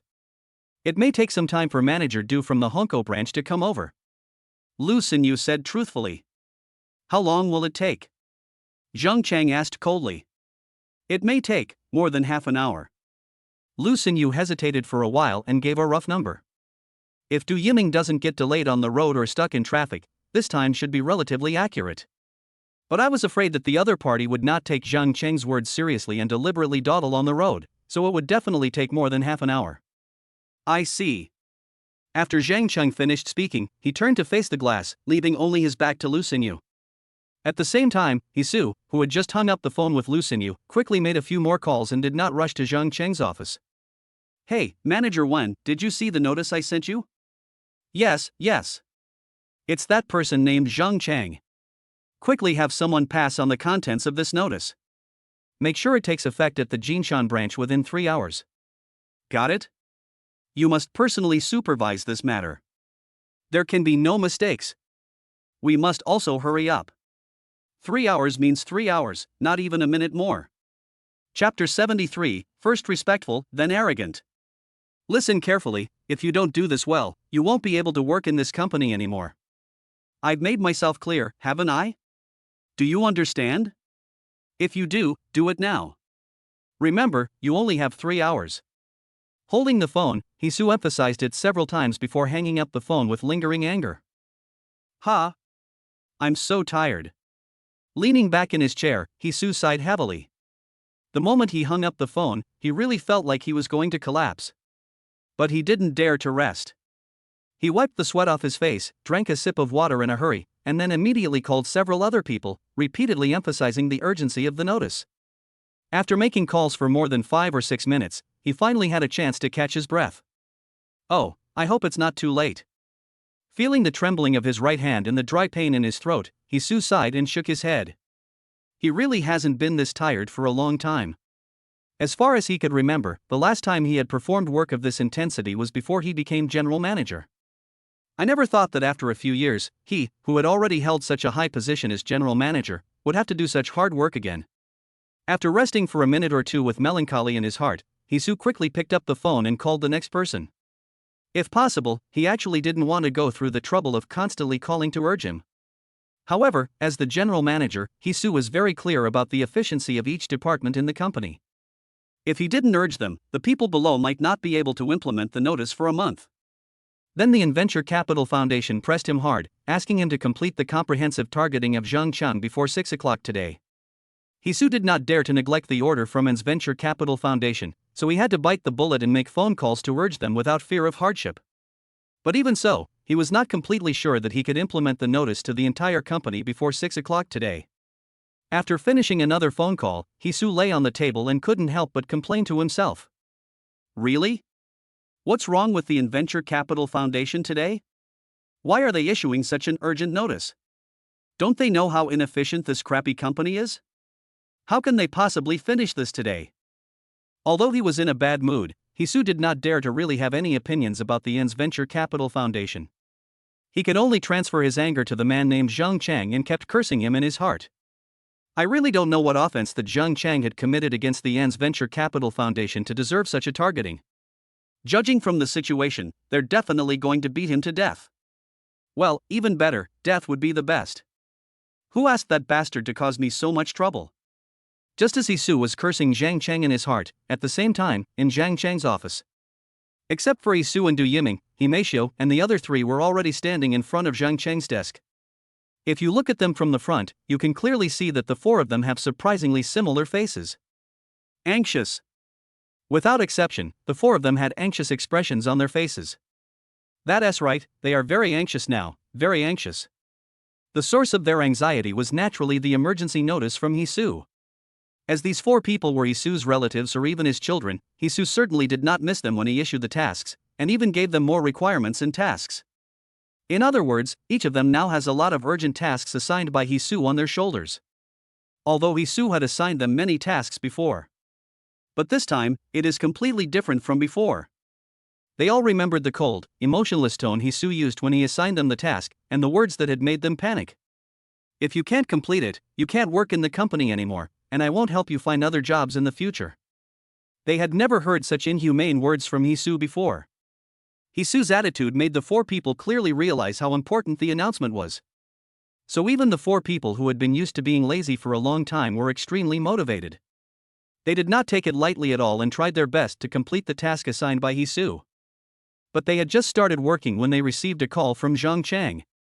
The four people who were extremely busy wanted to use the excuse that they were busy with something to brush off Zhang Chang. But Lu Xinyu told them on the phone that if they didn't come up within 10 minutes, they would not be able to work in the company in the future. Lu Xinyu's words made them realize the seriousness of the matter. The four couldn't understand why the new chairman did this. They didn't want to go up, and didn't want to delay the task assigned by Hisu because of such boring things. But we can't pretend we didn't hear what Lu Xinyu said. Finally, out of desperation, the four had to temporarily put down their work and hurriedly caught up with the idea of coming early and leaving early. But who would have thought that after Zhang Chang asked them to come up, he didn't even look at them, but just sat on the chair with his back to them. Naturally, they were dissatisfied and asked Zhang Chang what he wanted to do. The response I got was just one sentence: everyone is not here yet. I'll talk to you when they are. This made the four of them very angry. If they had not received Hisu's secret instructions not to offend Zhang Chang, they might have started cursing long ago. Himeishio looked at the motionless figure, feeling anxious. She couldn't help but ask Lu Xinyu, Secretary Lu, could you help us find out what Director Zhang wants to talk to us about? Can't he tell us now? Lu Xinyu glanced at her and ignored her. This attitude made Himeishio very angry, but now she needed help, so she lowered her attitude as much as possible and asked tentatively. Secretary Lu, we have a lot of things to do. Could you please ask Director Zhang if he can tell us what he wants now? Oh. Looking at Himeishio's respectful attitude with contempt, Lu Xinyu couldn't help but sneered in his heart. Humph, you were so arrogant when you were in the amusement park before, why are you so humble now? Shaking her head, Lu Xinyu still ignored her. This made Himeishio very angry.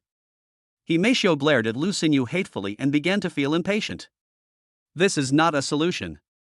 Gritting her teeth, Himeishio estimated the time in her mind. I've already wasted almost 10 minutes here. This made her realize that she couldn't delay any longer, otherwise the mission would not be completed. Chapter 74, Expelling Hisu. As time passed, Himeishio became more and more anxious. She didn't dare to imagine what kind of anger she would face from Hisu if she failed to complete the task on time. You know, even though Himeishio was Hisu's daughter, she didn't dare to face Hisu when he was furious. Because Hisu at that time would beat people. They will never stop until they see blood. Thinking of the horrible scene when her father was angry, Himeishio couldn't help but shudder. No! This can't go on any longer. Out of fear of Hisu, Himeishio mustered up the courage and decided to give it a try. Looking at Zhang Chang's motionless back, Himeishio took a deep breath and asked with a hint of anger. Director Zhang, we have some really important matters to attend to. Could you please stop wasting our time? Can you please tell us what's going on right now? Even though she felt a mixture of anxiety and irritation in her heart, Himeishio still kept her father's instructions in mind and did not treat Zhang Cheng too rudely, but she was not as respectful as before either. If you're in a hurry, you can call Isu and Du Yiming and ask them to come up quickly. Anyway, I won't tell anyone unless everyone is here. Zhang Chan leaned back in his chair, crossed his legs and remained motionless, speaking very leisurely. He really wasn't in a hurry at all. The deadline for the task was only an hour, so he could wait. Besides, if I say it now, won't there be fewer people who get slapped in the face? How can this be possible? Zhang Chang had already made up his mind to slap as many people in the face as possible so that he could get more system rewards. So no matter what, he had to wait until everyone was gathered before he started slapping people in the face. Zhang Chang's nonchalant attitude immediately made Himeishio so angry that her face turned green. The other people also showed an uncomfortable expression as if they had eaten a fly. Sister Xiao, what should we do? Should we call Mr. He? He Yiming asked with sweat all over his forehead. He was also extremely anxious. He had not completed any of the tasks assigned to him by Hisu. Snort! Himeishio glared at Zhang Chang with gritted teeth, then quickly took out her cell phone and called Hisu. However, the phone kept showing that it was in a call. I called several times but couldn't get through. I can't get through, my dad might be busy. Himeishio said with a gloomy face. Let me try. Zhong Zhong, who was standing nearby, also quickly made a phone call, but the call didn't go through. No one answered. Zhong Zhong shook his head. I can't get through either, what should I do?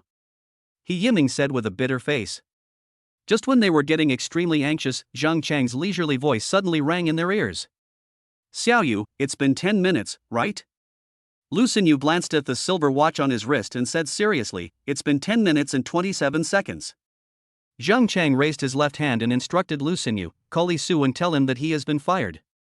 Ah! What?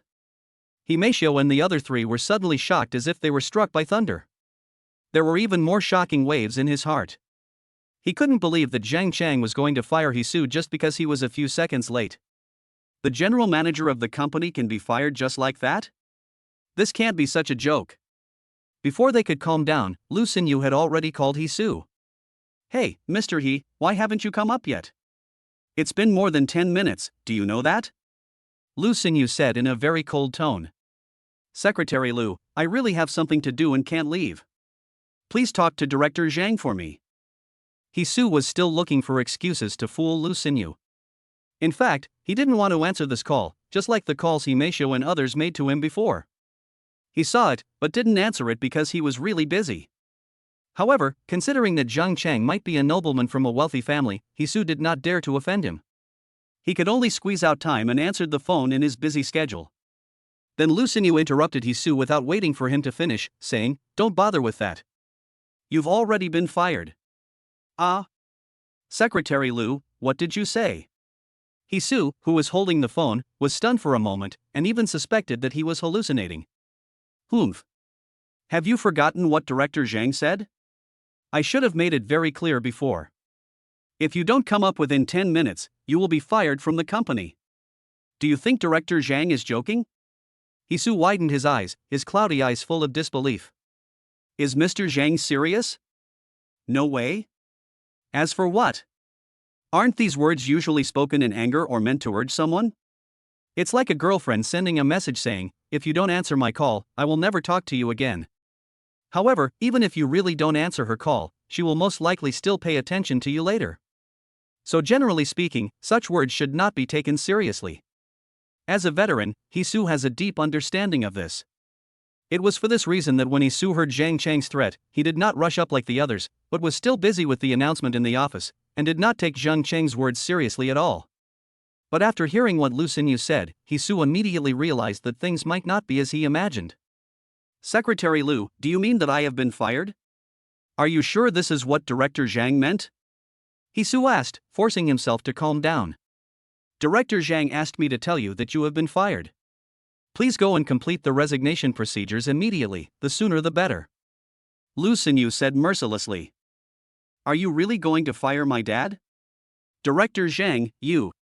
Himeishio and the other three also widened their eyes and stared at Zhang Cheng's back, totally unable to believe that this was true. Their biggest backer, the general manager of the company, the second in command only after the chairman, Hisu, Mr. He, just resigned like that? Is this true? Hisu clenched his phone, wiped the cold sweat from his forehead, and said angrily, Secretary Lu, this joke is not funny. Whether I'm joking or not, you'll know once you come to the chairman's office. But it doesn't matter if you don't come. The HR department will soon bring security to your office and force you to complete the resignation procedures.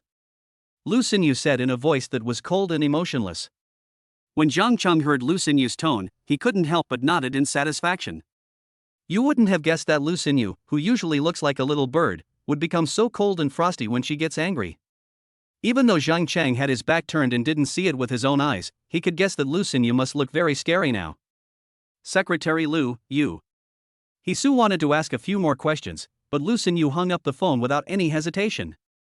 Chapter 75 Panic Hisu. Hisu, who was still sitting in his office, heard the busy tone and was suddenly filled with an inexplicable sense of fear, which made him turn pale. Oops, this might be true. Mr. Zhang might be really angry. After figuring it out, Hisu stood up in horror, sweating profusely. What should I do? What should I do? What does Director Zhang mean? Is he really going to fire me? Hisu really couldn't understand why Zhang Cheng was so ruthless. He was just a little late, so is it necessary to fire him as the general manager? He is the general manager. Even if you want to quit, you should have a good talk with yourself. How can you be so careless? This is outrageous. Hisu couldn't guess what Zhang Cheng was thinking, but he couldn't just sit there and wait for death, so he racked his brains to come up with a remedy. He took out his cell phone and quickly called the company's former chairman, Mr. Lu. He thought to himself that with his relationship with Director Lu, he should be able to ask Director Lu to plead for him with Zhang Cheng. However, to Hisu's surprise, the phone call was not connected at all. Hisu called several times, but no one answered and he didn't know what was going on. After many unsuccessful attempts, Hisu had to give up. It's over, what should I do now? Why can't I get through to Director Lu on the phone? Hisu was extremely anxious. He paced back and forth in the office, stomping his feet and running around in circles. After walking back and forth a few times, Hisu suddenly stopped with bloodshot eyes. No, I can't stay here any longer, I have to go up quickly. Hisu thought clearly that staying here would only lead to slow death. If he acted decisively and apologized to Zhang Cheng, there might be a chance of a turnaround. Although he would rather rely on Mr. Lu's relationship to overcome this crisis, Hisu, who could not contact Mr. Lu, had no choice but to go to Zhang Cheng's office to check the situation. I hope Mr. Zhang was just speaking in anger. At this time, Hisu had long forgotten the task assigned to him by the Venture Capital Foundation. What a joke! I'm about to be fired, so how can I have time to care about announcements? Besides, without the authority of the general manager, Hisu had no possibility of implementing the notice to the entire company within the specified time. Just like that, hoping for a lucky break, Hisu hurriedly took the elevator and came to Zhang Cheng's office. As soon as the elevator door opened, Hisu saw Himeishio and three others. Why are you here? Hisu asked in surprise. When Himeishio and the other three were called by Zhang Cheng, they did not tell Hisu. In addition, they had called Hisu before, but Hisu did not answer, so Hisu did not know the situation of Himeishio and the other three. Dad. Uncle. Uncle Su. When Himeishio and the other three saw Hisu, they immediately felt like they had found their backbone and gathered around him without any prior arrangement. Meishio, why are you here? Hisu grabbed Himeishio's arm and asked again. It was Director Zhang who asked us to come up. Himeishio looked at Hisu and answered truthfully. At the same time, he felt relieved, thinking that he must find an opportunity quickly to tell Hisu about Zhang Cheng's evil deed of deliberately delaying their time, hoping that Hisu would give them some time to complete the task. Why did Director Zhang ask you to come up? Hisu vaguely sensed something was wrong. I don't know. I asked him several times, but he wouldn't tell me. You made us stand here for no reason. We can't even complete the mission you assigned us. Himeisho complained very dissatisfiedly, very loudly, not afraid at all that Zhang Cheng could hear her. That's right, uncle. We've been standing here for over 10 minutes, and I haven't even started the task you gave me. If I delay any further, I'm really afraid I won't be able to complete the task you assigned to me. He Yiming also cried out quickly, his whole face squeezed into the shape of the word, which looked so funny. Zhang Cheng was sitting on a chair, so he naturally heard the voices of Hisu and others. After waiting for them to say a few words, Zhang Cheng knocked hard on the handle of the chair and said calmly, "Keep your voice down. Don't you know this is the chairman's office? What are you making so much noise for? Do you really think this is the vegetable market downstairs? Seriously, are the executives in this company so low quality? They feel no different from the aunties at the vegetable market." Zhang Cheng's words made Himeisho and the other three who kept complaining feel choked up in their throats, and they felt as uncomfortable as if they had eaten cactus. Hisu's face also looked very bad. You know, even Mr. Lu never said that to him. What are you talking about? Who is the dish? Himeisho, who already had a bad temper, wanted to retort immediately, but Hisu quickly held her back. He didn't dare let his daughter offend a powerful person like Zhang Cheng, otherwise she would die without knowing how. Shut up. Dad. You. Himeisho looked at Hisu aggrievely. Shut up. If you dare to say another word, I will smash your mouth. Hisu said viciously in a low voice. Himeisho was so frightened that she dared not speak. Because she knew that her father was a man of his words, and if she really disobeyed him now, she would definitely be beaten later. At the same time, Himeisho was also extremely puzzled. Why was her father so afraid of Zhang Cheng? After the other party said such words, why didn't he even dare to refute a single word? Hisu saw all of Himeisho's grievances, but he didn't think he did anything wrong. Hisu, who has been dealing with the Yin family for many years, knows more about those wealthy families than Xia Yaning. Therefore, he knew very well that with people of their status and position, when dealing with people from wealthy families, they must be as humble as possible and absolutely must not offend the other party, otherwise the consequences would be something they would not be able to bear. After Hisu calmed down Himeisho and the other three, he quickly showed a fawning attitude and carefully apologized to Zhang Cheng. I'm sorry, Mr. Zhang. It was indeed our negligence just now. Hearing Hisu's apology, Zhang Cheng didn't care at all. Instead, he asked, what are you doing here? Didn't I fire you? Hisu swallowed hard and gritted his teeth, forcing himself to explain, Boss Zhang, I really had something to do and couldn't leave. I didn't mean to. Okay, I don't want to hear your excuses. Zhang Cheng slammed the chair to interrupt Hisu's explanation. But Mr. Zhang, Hisu was sweating profusely. He never expected that Zhang Cheng would not even give him a chance to explain. I should have made it very clear before. If you don't come up within 10 minutes, you will be fired from the company. Do you think I'm joking? Zhang Cheng said coldly. No, Mr. Zhang, Hisu was really panicked. No need to explain, you can go and complete the resignation procedures now. Zhang Cheng leaned back in a comfortable chair and said relaxedly. He didn't care at all how much panic his words caused Hisu. Chapter 76 Humble Hisu. Hisu's whole body was shaking slightly, with big beads of cold sweat dripping from his forehead. What should I do? What should I do? He never expected that even though he came here in person, this would be the result. Why don't you even give me a chance to explain? Hisu was panicked, very panicked. Zhang Cheng had no idea how important the position of general manager was to Hisu. Because this is his ticket to high society. It is also his only chance.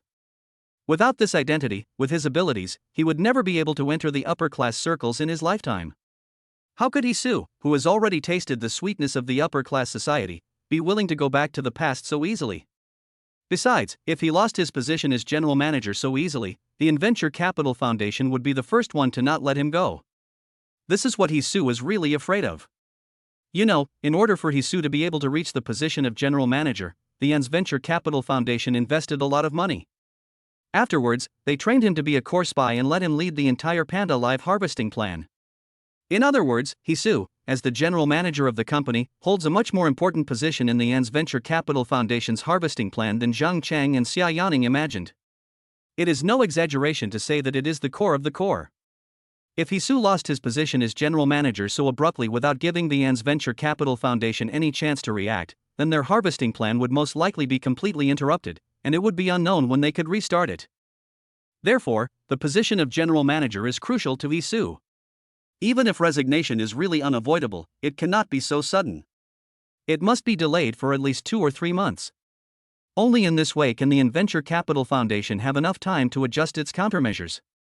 Otherwise, if the entire plan was ruined because of him, not only would he not be able to enjoy a peaceful life for the rest of his life, it would be uncertain whether he could live like a normal person. Given the ruthlessness of those wealthy families, Hisu had no hope of luck at all. Therefore, even though Zhang Chang has said it so firmly, Hisu is still racking his brains to think of a way to save the relationship. Hisu, what are you still standing there for? Don't you understand what I'm saying? I told you to go and complete the resignation procedures. Do you still want me to treat you? Zhang Chang's voice became increasingly cold, gradually taking on a hint of majesty, which made Hisu feel more pressured. Looking at Zhang Chang's figure with his back to him, Hisu's expression became uncertain. If the chairman sitting in this position now was the former Mr. Liu, he could easily bring up the Venture Capital Foundation as a threat. But this method obviously cannot be used on Zhang Chang. Because Zhang Chang had clearly expressed before that he hated the Venture Capital Foundation, and he even unilaterally severed all cooperation with the Venture Capital Foundation in a tough attitude, showing no fear of the Venture Capital Foundation at all. Zhang Chang's fearless performance made Hisu unable to figure out his background. He felt that his background was unfathomable. The strength and background behind him might not be worse than the Yin family, otherwise how could he dare to offend the Yin family so casually? Hisu's wrong guess made him at a loss for a moment. He couldn't think of any solution, so he could only bite the bullet and say, Director Zhang, can you tell me what you wanted to talk to me about before? Even if you want to fire me, you have to let me know the reason. Zhang Chang smiled faintly. He knew that Hisu would not leave easily. It's okay for me to tell you, but I have to wait until everyone is here before I tell you. Zhang Chang said in a calm tone. The only one missing is Du Yiming. I hope Hisu can get that guy to come quickly. Zhang Chang can't wait to slap him in the face. Only when everyone is gathered together can the slapping effect be best. Is everyone here? Hisu was stunned. Who else was he waiting for? Dad, he is still waiting for Du Yiming. Meishio pouted and said with dissatisfaction. She always felt that Zhang Chang was deliberately making things difficult for them. Du Yiming is in the branch office, so far away from here. Can't we wait until he arrives and then call them up? Why do you have to call them up and let them stand there idly? What a waste of time. I have to say that Meishio's intuition was quite accurate. Zhang Chang was deliberately making things difficult for them, and Meishio was absolutely right. If you're in a hurry, you can call Du Yiming and ask him to come quickly. Zhang Chang said generously. Hisu didn't hesitate, took out his cell phone and called Du Yiming. Hey, Du Yiming, where are you now? How long will it take you to get to the company headquarters? Hisu said angrily. He took out all the grievances Zhang Chang suffered on Du Yiming. Brother Su, I just left the company, what's going on? Du Yiming obviously didn't take Zhang Chang's words to heart. It was more than 10 minutes later that he left the company. What the hell? Why did you just go out? Didn't Director Zhang call you more than 10 minutes ago? Hisu cursed directly into the phone. Du Yiming said aggrievedly, Brother Su, this is not my fault. You have assigned me so many tasks, I have to arrange them properly before I can leave. He really had no choice. Although Zhang Chang was urging him to do it urgently, the task Hisu assigned to him was more urgent. Compared to Zhang Chang, whom he had never met before, Du Yiming was more afraid of Hisu, who promoted him. That's why he would rather offend Zhang Chang and delay a little longer to hand over all the things arranged by Hisu to his assistant. After everything was explained, he drove over at a leisurely pace. But now Hisu, who was in a difficult situation and could not save himself, did not care about so many things and directly issued him an ultimatum. Stop talking nonsense to me. I give you 20 minutes to get to the company headquarters. If I don't see you in 20 minutes, forget about working at the company. Brother Su, how can 20 minutes be enough? It will take me at least 30 minutes to get here. Du Yiming was dumbfounded. He never expected Yisu to make such a request. This was simply asking too much. Du Yiming, listen to me, 25 minutes. I won't wait for you for more than 25 minutes. If you don't show up in 25 minutes, don't expect me to help you with anything anymore. Yisu also knew that his request was almost impossible for the other party to fulfill, so he could only reluctantly relax the time limit a little. But Brother Su, 25 minutes is only. Du Yiming still wanted to buy more time? 25 minutes is my bottom line. You figure it out yourself. After saying that, Yisu hung up the phone. Then he looked at Zhang Cheng's back cautiously, hoping that his performance would satisfy Zhang Cheng. That humble look was just like a child who had made a mistake and was waiting to be scolded. Chapter 77, Toss. When Yisu was making the phone call, Zhang Cheng saw his aggressive look, which made him nod with satisfaction, thinking to himself that this guy was not as useless as he seemed. At least when he is mean to his own people, he still has some authority as a boss. Himeisho and others who were very close to him naturally heard the conversation between Yisu and Du Yiming. The moment the phone was hung up, their eyes widened. Is it necessary to rush it so much? It took 25 minutes to get here from the branch office. It was really rushed. It was almost driving me to death. But Yisu didn't care about that at all. Now he just wants to make Zhang Cheng satisfied, and it would be best if he is not fired again. For him, as long as he can keep his position as general manager, nothing else matters. Mr. Zhang, I have already called and asked that brat to come over as soon as possible. Yisu said with a hunched back. Okay, I understand. Zhang Cheng said calmly. That. Yisu carefully raised his head and stared at Zhang Cheng's back, as if he wanted to ask Zhang Cheng if he could tell him the reason for his dismissal. Well, just keep standing there and waiting. I'll talk to him when he comes. Zhang Cheng leaned lazily on the chair, turned the chair, revealing half of his face, and glanced at Yisu coldly. Okay. Yisu quickly lowered his head, letting the cold sweat drip down his forehead, not daring to say a word in rebuttal. His servile, menial appearance made Lu Meisho and the other three look at him with dull and puzzled eyes. If the occasion wasn't inappropriate, they would all want to question Yisu. Are you so afraid of this new chairman? He's already fired you. You don't have to listen to him like that. You, the general manager of the company, were fired for some inexplicable reason. So, apart from apologizing profusely and admitting your mistakes, you don't dare to say a single harsh word? If I ask you to call and urge them, will you really call and urge them?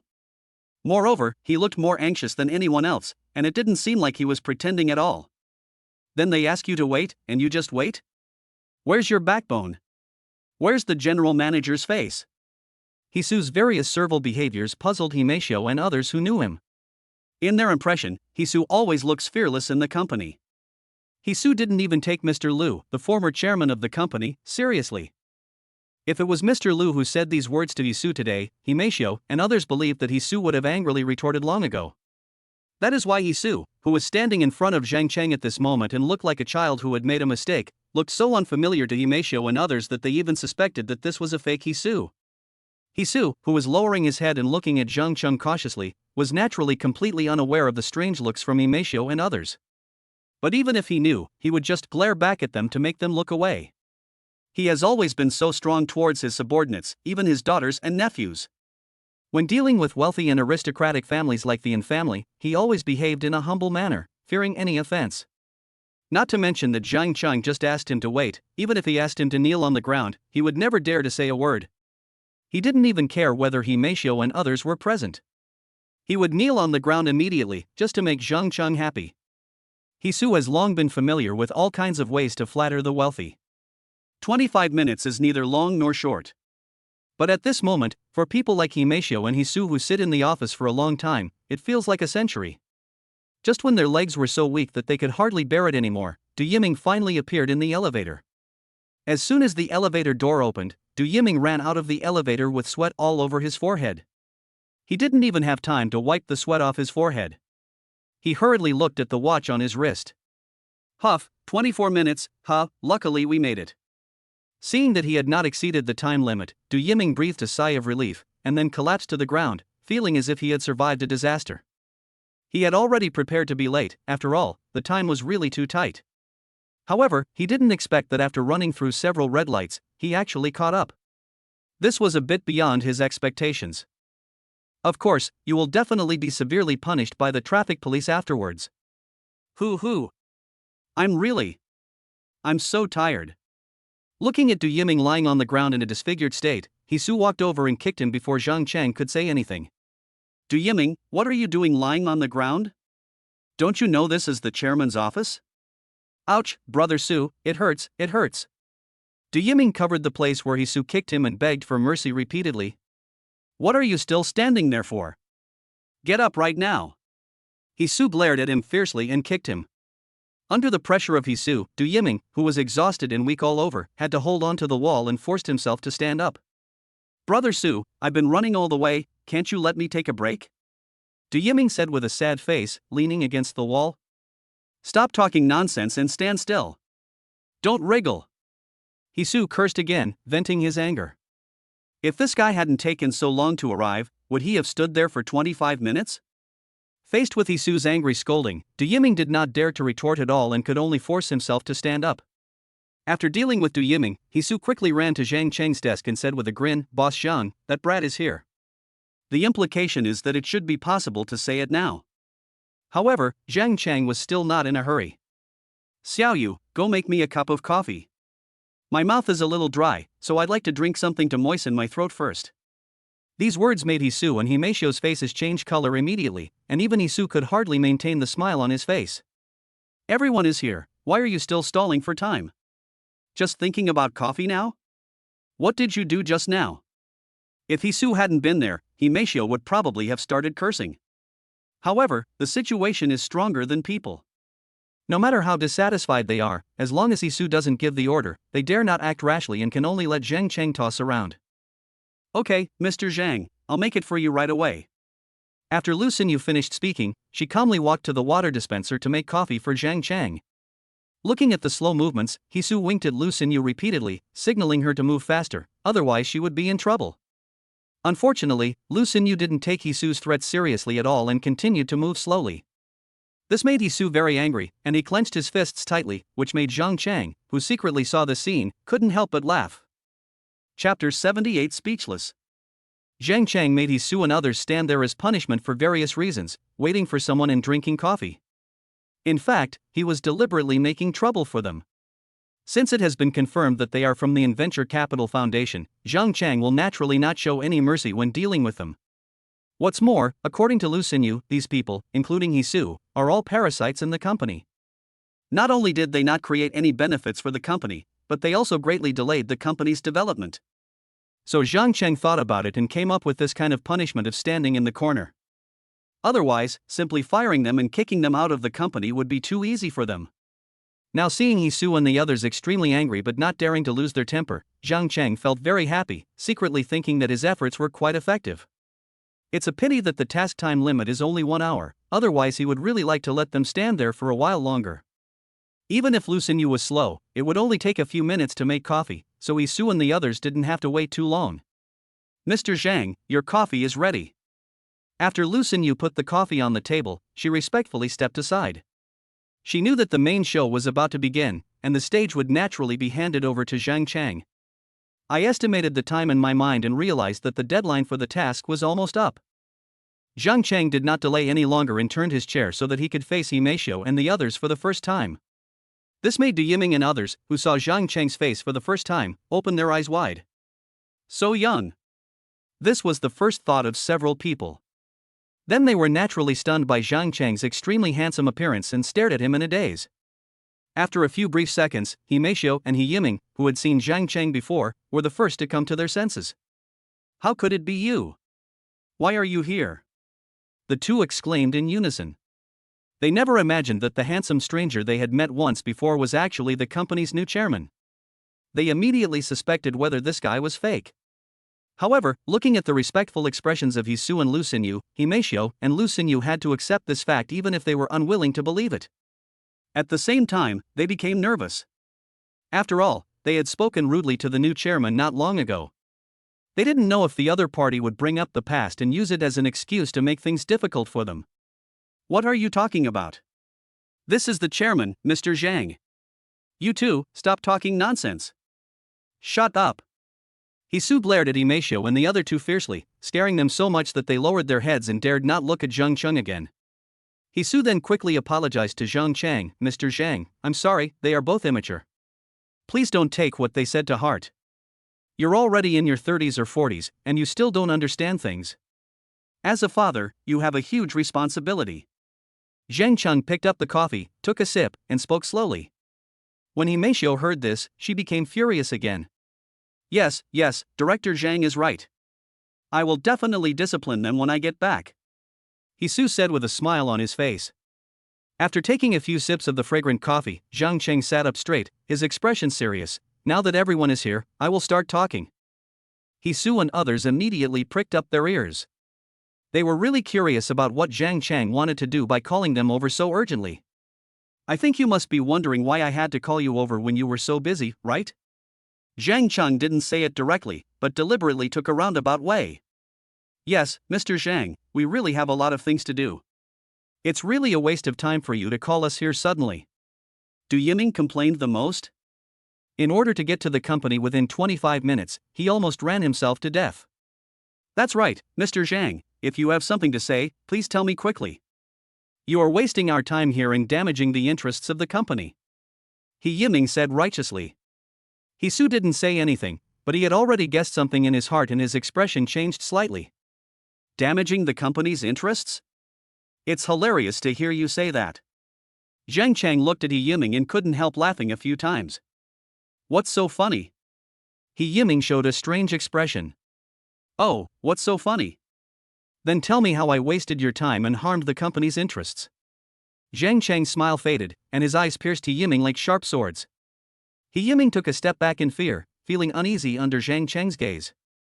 Tell me, what interests have been damaged? Zhang Cheng pressed aggressively. Damage. He Yiming tried hard to say something, but after thinking carefully, he didn't know how to start. After all, what they are going to do doesn't seem to be of any help to the company. You know, who is Zhang Cheng in the notice and why are they targeting him in every way? He Yiming knows nothing about it. Not to mention him, even Hisu is not much better. All we know is that this person offended the Venture Capital Foundation, and nothing else is known. He Yiming was in trouble and couldn't think of a good solution, so he had to look to Hisu for help. However, Hisu didn't know what to say. He was just anxious and couldn't provide any help to He Yiming. It may have damaged. Without Hisu's help, He Yiming racked his brains and mumbled for a long time but couldn't utter a word. What? You can't say it? Zhang Cheng smiled contemptuously. There's no way you can say that. Then he turned his gaze to Imashio, looking at him like this, he probably can't answer. How about you help him answer it? Me? Imashio pointed at herself and suddenly panicked. She doesn't know what to say. It's okay to let her bully her subordinates, but forget about asking her to answer questions like this. Oh, looking at you like this, you probably can't answer it. Zhang Cheng didn't hold her back, and then looked at the others. What about you? Do you have anything to say? Du Yiming and others quickly lowered their heads, not daring to say a word. What? Are you all silent? Haven't you been yelling about being in a hurry? What's the hurry? Speak up. Zhang Cheng raised his voice, and the anger that had been pent up in his heart for a long time was temporarily revealed. Those who were in the wrong had no way to refute and could only lower their heads even lower. They can't say that we are in a hurry to add a complete stranger to the company's blacklist. It is almost self-evident which is more important, this matter or the chairman's summons. You've been so anxious for so long, but in the end, it's not to create benefits for the company? Then what are you so anxious about? After a while, Zhang Cheng asked knowingly. Chapter 79 Hisu's Story. What are we in such a hurry for? Imashio and the others looked at each other and pursed their lips in shame. It seems difficult to tell the chairman about what they are busy with. Hisu, they can't say it. As the general manager, you can't be like them. Zhang Cheng looked at Hisu with burning eyes. Hisu lowered his eyes, not daring to let Zhang Cheng see the guilt in his eyes. Cold sweat as big as beans kept falling to the ground. You can't even tell me what I'm anxious about. It turns out that firing you was the right decision. Zhang Cheng deliberately showed a disappointed expression. Hearing this, Hisu became anxious and quickly explained, Director Zhang, we are really busy, but. But what? Zhang Chang raised his eyes and stared at Hisu. He wanted to see what tricks Hisu could come up with. However, this matter is rather complicated, and I cannot explain it clearly in a short time. So please give me some time to sort it out and then report back to you. In desperation, Hisu could only find ways to delay as much as possible. Humph. Can't explain it clearly? I think you don't dare to say it. Zhang Chang snorted coldly. Hisu, who had his head lowered, suddenly widened his eyes when he heard this. He had already vaguely guessed something. Mr. Zhang called us here this time, isn't it because of the announcement that he wants to cause trouble for us? It's no wonder that Hisu had such speculation. After all, this timing is too coincidental. You know, he had just given the order and hadn't started to act when he was called up by Zhang Chang. Hisu absolutely doesn't believe that there is no connection between the two. But he couldn't understand why Zhang Chang called them up specifically for this matter. It's just putting an ordinary homeless person on the blacklist. It doesn't affect Zhang Chang at all. Is it necessary to get so angry about this? What made Hisu even more confused was that Zhang Chang actually fired him as the general manager. Doesn't he know how important the general manager is to the company? How can you just quit like that? It's simply unreasonable. Suddenly, Hisu had a flash of inspiration and seemed to have thought of something.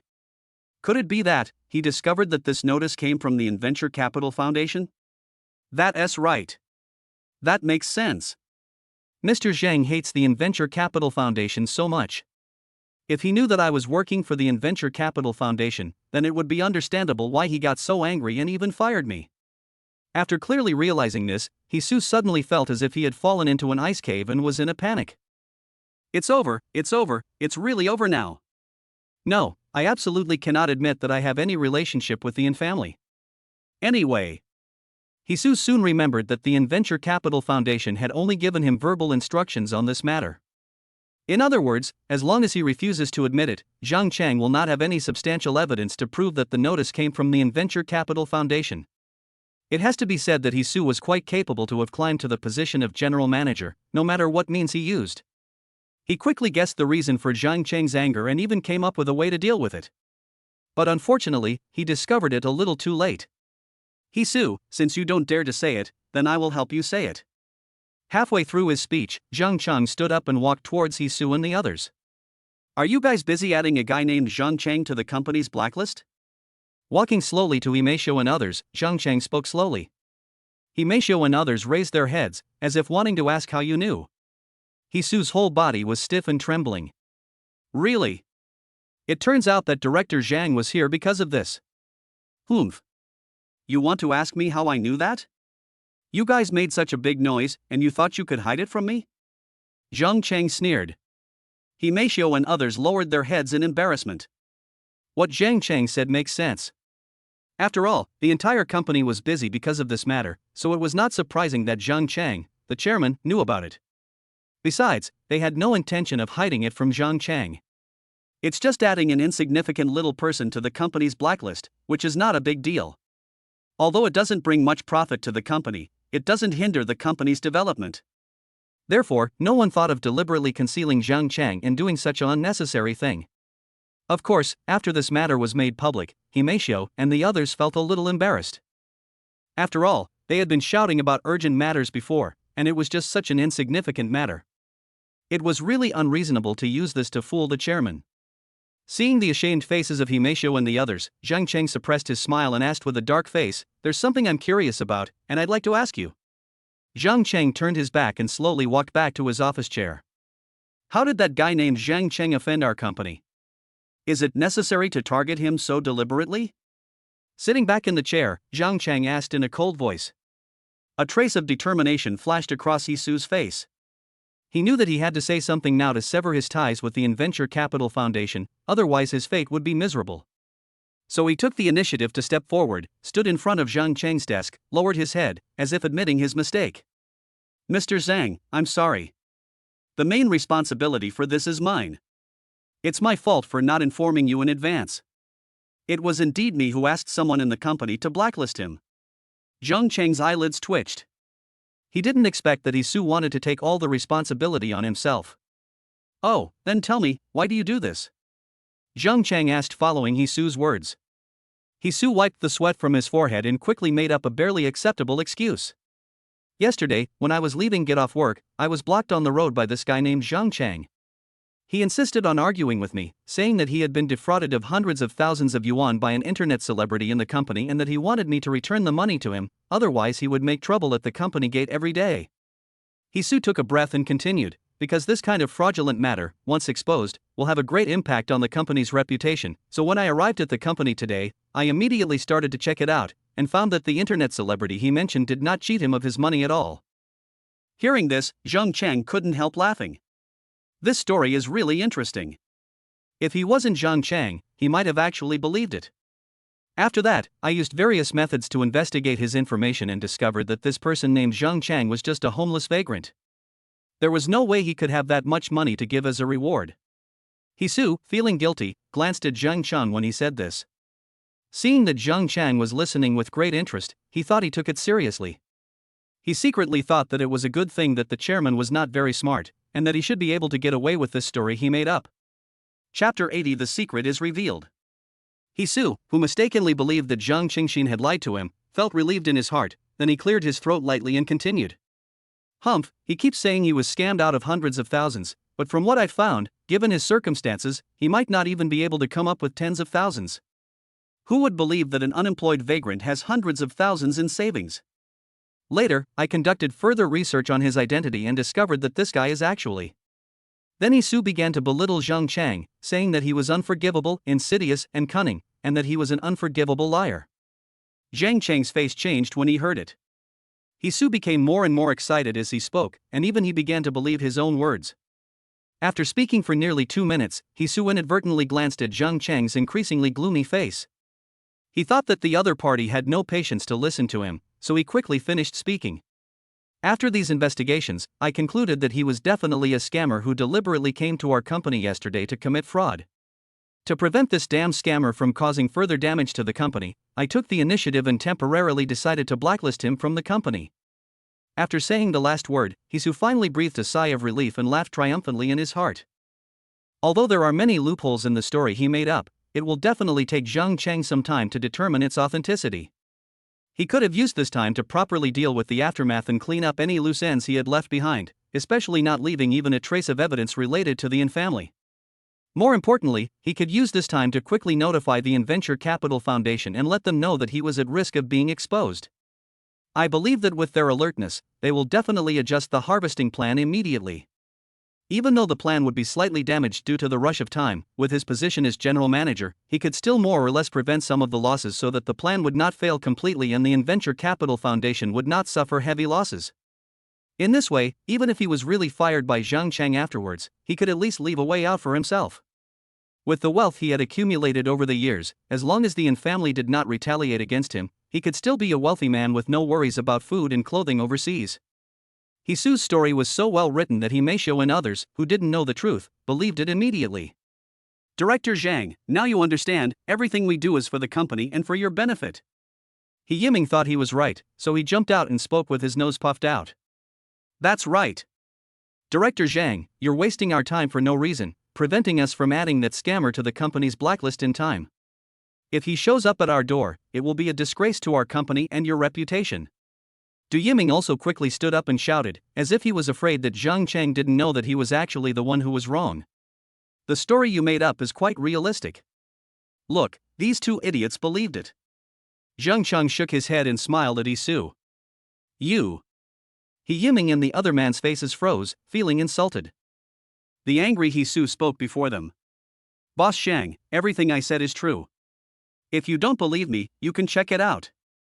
Hisu's expression was very serious, as if he was not afraid of Zhang Chang investigating at all. His thoughts were simple: as long as Zhang Chang hadn't found out the truth, there was no reason for him to fire him as the general manager. It would definitely take a long time to get to the bottom of something like this, and if I interfered, it would even take longer. With so much time for me to maintain my power as general manager, the group should be able to react and adjust their plans. Hisu's plan was good, but Zhang Chang did not act as he expected. Since you say this is true, then I want to ask you, when did I meet you yesterday? Zhang Chang's smile broke apart, like a tiger showing its fangs. Hisu's breath was choked, and he was startled by Zhang Cheng's smile. Then he immediately became doubtful about Zhang Cheng's words. What did you meet yesterday? Didn't we meet for the first time today? Mr. Zhang, I don't understand what you mean. Hisu forced himself to concentrate and asked in a trembling voice. Huh? You don't understand? Didn't you just say that you saw me yesterday when you got off work? What? You made it up yourself and you forgot it so quickly? Zhang Cheng's eyes gradually became cruel. Mr. Zhang, what are you talking about? Zhang Cheng's words made Hisu feel a little scared, and he always felt that something very bad was going to happen next. Bang! Zhang Cheng slammed the table hard. The loud noise frightened everyone in the room, including Lu Xingyu. Didn't you just say that you ran into me yesterday when you were leaving get off work and I was trying to scam you? How many times do you want me to say it again? Zhang Cheng could no longer suppress his anger and poured it out directly on Hisu. Hisu was so scared that he took a few steps back, his face full of surprise and horror. Zhang. Mr. Zhang, I didn't say it was you I met yesterday. I was talking about the one called Zhang. Hisu quickly suppressed his fear and defended himself. The Zhang Cheng you're talking about is me. Zhang Cheng was too lazy to play along with him anymore and just showed his true colors. What? Impossible. Hisu, Du Yiming, and others all showed extremely shocked expressions. The astonishment in their pupils, the fear on their faces, and the dull corners of their mouths all showed their shock at this matter. Mr. Zhang is the Zhang Cheng mentioned in the notice. How is this possible? They were really shocked. Even though Zhang Cheng spoke so righteously, they didn't dare to believe him. Because this is really outrageous. A chairman with billions of assets was actually equated with an unemployed vagrant at the bottom of society. This is impossible no matter how you think about it. Mr. Zhang, are you kidding? Hisu asked with a tingling scalp. Look at me, are you kidding? Zhang Cheng looked at him with a cold face. Boss Zhang, your joke is too bad. We've all seen photos of Zhang Cheng, and you don't look anything like him. Feeling that she was being fooled, Himeishio could no longer suppress her temper. She stood up and pointed at Zhang Cheng's nose and yelled. Even though Hisu felt that it was inappropriate for his daughter to speak to Zhang Cheng in this way, he also felt that he was being fooled, so he acquiesced to Himeishio's accusation and did not stop her. Mr. Zhang, your joke is not funny at all. Hisu looked at Zhang Cheng and his face became gloomy. Du Yiming and others also stared at Zhang Cheng, wanting to see how he would give them an explanation. Chapter 81 The same Zhang Cheng. Haha, a joke? You all think I'm joking? Zhang Cheng sneered, his facial muscles gradually twisted with anger, and his clenched fists kept crackling. He is now completely furious. Zhang Cheng's ferocious expression made Hisu and others tremble with fear. They had only seen this kind of expression on the faces of extremely angry people. But they didn't understand, what Zhang Cheng said was just a joke. We are not blind. The photo and Zhang Cheng are so different, how could they be the same person? Could it be that he was unhappy because his joke was exposed in front of him and he felt embarrassed? So he got angry? This is too selfish. Unconvinced, no matter how frightening Zhang Cheng's expression, Himeishio braved his anger and forcefully retorted, Boss Zhang, we all know whether this is a joke or not. Who are you showing that expression to? Do you think we were raised to be scared? Although Hisu also agreed with his daughter's words, her words were too rude and undoubtedly added fuel to the fire for Zhang Cheng, who was already angry. So Hisu quickly gave her a look and told her to shut up. However, unexpectedly, Zhang Cheng did not become even angrier as Hisu had imagined, but instead suddenly regained his composure. A photo doesn't tell you anything. Often, the person in person looks different from the photo, just like those influencers on screen and the real people in real life. You've been in the live streaming company for so long, how come you don't even know such a simple truth? After Zhang Cheng finished speaking, he took out an ID card from his pocket. In order to prevent the possibility of needing ID when signing the transfer contract today, Zhang Cheng specifically brought his ID card with him. But I never thought that it was not used at all when signing the transfer contract. But now it has its place. This is my ID card. Come here, Hisu, take a look and see if it's exactly the same as the person named Zhang Cheng in the notice you posted. Zhang Cheng waved at Hisu, motioning him to come over. Hisu swallowed hard, a strong sense of unease suddenly lingering in his heart. He didn't want to go over there. But in this situation, he had to go. Approaching the table, Hisu took the ID card Zhang Cheng handed to him with trembling hands. Hisu's breathing stopped after just one look.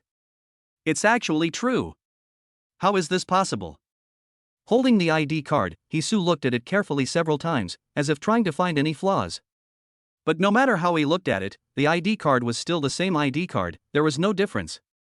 Himeishio was closer to Hisu, and at this moment she also saw her father's trembling body. With a bad premonition in her heart, Himeishio took a step forward, came to Hisu, and asked carefully, "Dad, what's wrong? Look for yourself." Hisu handed Zhang Cheng's ID card to Himeishio with a somewhat dejected look. Himeishio took a look, and her beautiful eyes were immediately filled with shock. Impossible. Impossible. How could Mr. Zhang be that unemployed vagrant? This is impossible. Are you really that Zhang Cheng? She raised her big eyes, stared at Zhang Cheng and asked. Hasn't I shown you the ID card? Are you dazzled or what? Can't you recognize it? Zhang Cheng said with a mocking look on his face. This is impossible. The man named Zhang Cheng in the notice is clearly an unemployed vagrant. How could you be him? Himeishio asked the question that Hisu also wanted to ask. Yes, how could you be him, that unemployed vagrant? Although Hisu also knew that Zhang Cheng's name was Zhang Cheng, he did not connect him with the Zhang Cheng in the notice at all. He just thought that they happened to have the same name. Because the identities and appearances of these two people are very different, there is absolutely no similarity at all. So Hisu couldn't figure it out. How could Zhang Cheng be the Zhang Cheng in the notice? This is a bit too magical. Although Du Yiming and others who were standing in the distance did not see Zhang Cheng's ID card, they could tell from the performance of Hisu and the others that Zhang Cheng seemed to be the Zhang Cheng in the notice. This made their brains freeze all of a sudden, and endless fear lingered in their hearts. We actually want to blacklist the company's chairman. I'm afraid you're tired of living. Several people were shaking with fear, with big beads of cold sweat dripping to the ground uncontrollably. The entire office was filled with depression and fear for a moment, and only Lu Xinyu maintained a normal expression. After all, she had seen Zhang Cheng's appearance before the facial transformation, so she knew very well that the Zhang Cheng in the notice was Mr. Zhang. But now she couldn't help but wonder what kind of magic Mr. Zhang had cast to make her facial appearance change so drastically in such a short time. In less than an hour, Mr. Zhang seemed to have changed his face. It's simply incredible. Have you finished reading it? If you have, give me back my ID card. After Zhang Cheng finished speaking, he snatched the ID card back with one hand. His expressionless face was like the calm before the storm. Himeishio was so shocked by this incident that her face turned pale. Even after Zhang Cheng snatched her ID card from her hand, she still didn't come to her senses. She really wanted to question whether this ID card was fake and whether Zhang Cheng had made a fake ID card to deliberately target her and her group. But then he thought again, it had been less than an hour since he received the notice. How could he forge an identical ID card in such a short time? But if it is not fake, then where did this ID card come from? It can't really be Mr. Zhang's, right? The more Himeishio thought about it, the more confused she became, and she couldn't figure it out no matter how hard she tried. Zhang Cheng was in no mood to argue with them any further, so he said with a gloomy face, "Okay, now we can talk about the punishment. Director Zhang, this is all a misunderstanding." A misunderstanding? When Hisu heard the word punishment, he immediately panicked and was so scared that he wanted to kneel down and beg for mercy. He himself was well aware that arbitrarily blacklisting the company's chairman and attempting to fabricate a story to deceive the chairman were enough to kick him out of the position of general manager. What's more, he just exaggerated and said so many bad things about the chairman. Looking at Zhang Cheng's expression now, he probably wanted to tear his heart apart. Although he knew that he had made a big mistake, Hisu was unwilling to accept being kicked out of the company now. You know, if he was kicked out of the company now, then the affairs between him and NS would no longer be hidden. Chapter 82, Give the Way Back. You know, there are still many documents related to Hisu's identity as a spy in his office that have not been cleared out. If he was kicked out of the company like this, his identity as a spy could be easily discovered by carefully examining the documents he left in the office. If this gets exposed, I will definitely be sued. What's more serious is that once his spy identity is exposed at this moment, the harvesting plan that the Inventure Capital Foundation has prepared for several years will definitely be ruined, and it will suffer heavy losses afterwards. Given the consistent style of the Inventure Capital Foundation, Hisu was fully convinced that they would not let him, the culprit, go free afterwards and would definitely put all the losses on his head. In this case, I will most likely spend the rest of my life in prison. Anticipating the tragic consequences, it was no wonder that Hisu was so panicked. His brain started working at an unprecedented speed, desperately thinking of a remedy. Director Zhang, there must be some misunderstanding. Please give me some time and I will give you a satisfactory answer. Misunderstanding? No, I don't think there's any misunderstanding. You told that story so well before, with the unforgivable liar and the expert in scamming people. You described it so vividly, but I didn't see any misunderstanding at the time. Zhang Chang, who had already taken the initiative, said calmly. I wasn't talking about you, seriously. I made a mistake. You might be wrong. I definitely wasn't talking about you, seriously. Hisu didn't give up and kept explaining to Zhang Chang with all his strength. Mr. He, there is a camera there. Everything you said was recorded. Zhang Chang curled his lips and pointed to the camera not far away. And there's one thing you can't get around. The ID card of Zhang Chang shown in your notice is my ID card. You said you're not targeting me, do you think I'll believe you? Zhang Chang strangled Hisu's lifeline. Hisu suddenly felt a sense of fear overwhelming his whole body and didn't know how to explain it. Because the ID card on the notice is exactly the same as the one held by Mr. Zhang, it cannot be faked at all. But this is the ID card that An's Venture Capital Foundation gave him. If he had known that this was the chairman's ID card, he would not have dared to release this announcement even if he had 100 times the courage. Thinking of this, he felt even more resentful towards the Venture Capital Foundation. I don't know what those people were thinking. They actually asked him, the general manager, to add the company as chairman to the blacklist. This is totally setting him up for death. Actually, I think the content of this notice is quite good. It's hard for ordinary people to come up with such a comprehensive and thorough targeting of one person. Zhang Cheng picked up a document on the table, read it carefully, and said with a smile. Hisu stopped thinking and raised his head, not knowing what Zhang Cheng meant. However, this notice has one flaw. If this is fixed, it will be perfect. Zhang Cheng put the information on the table and instructed Lu Xinyu, Xiaoyu, you must issue a notice to the entire company in my name. Lu Xinyu quickly came over and looked at Zhang Cheng in surprise. Director Zhang, what announcement do you want to convey? Why are you suddenly issuing a notice? Lu Xinyu couldn't understand. Zhang Cheng handed the documents on the table to Lu Xinyu. The content of the notice is the same as this notice. Ah? Everyone looked at Zhang Cheng with confusion. Isn't this notice directed at him? Why send it out? Are you disgusted with yourself? Of course, one thing must be changed. Zhang Cheng deliberately kept it a secret and did not say it directly. Lu Xinyu quickly pricked up her ears. She knew that what Zhang Cheng was going to say next would definitely be crucial. When you announce this, remember to change Zhang Cheng's name to Du Yiming, Hisu, Himeishio, He Yiming, He Changdong, and Zhong Zhong. Do you understand? Zhang Cheng spoke extremely cruel words in an indifferent tone. As soon as he finished speaking, everyone in the office understood what Zhang Cheng wanted to do. He actually wanted to use the notice originally intended for him to target Hisu and others. How cruel this is! Himeishio and others could no longer sit still. If this notice is really implemented throughout the company, they will have no chance of getting into the management of Shanghai. After all, the executive circle in the entire Magic City is so small, and if they cause such a big scandal, other companies will definitely find out about it. If they leave Panda Live and want to go to another company, with such a loud scandal on their backs, even if other companies want them again, they will most likely have to weigh the impact of the scandal behind them, which will undoubtedly make it more difficult for them to find a job. So no matter what, they must not allow this notice to be implemented. Himeishio, the most proud of the group, was the first to jump out and accuse them harshly. Zhang, how could you do this? We're all company executives after all. How can we hold our heads up in front of our colleagues with this kind of announcement? Du Yiming was also furious. Boss Zhang, no matter how angry you are, you can't treat us like this. We have contributed years of sweat to the company. Even if we have no credit, we have worked hard. Even if we offended you today due to some negligence, you can't ruin our future like this. Mr. Zhang, please think about it carefully and don't be impulsive. He Changdong, who had been silent all the time, spoke for the first time.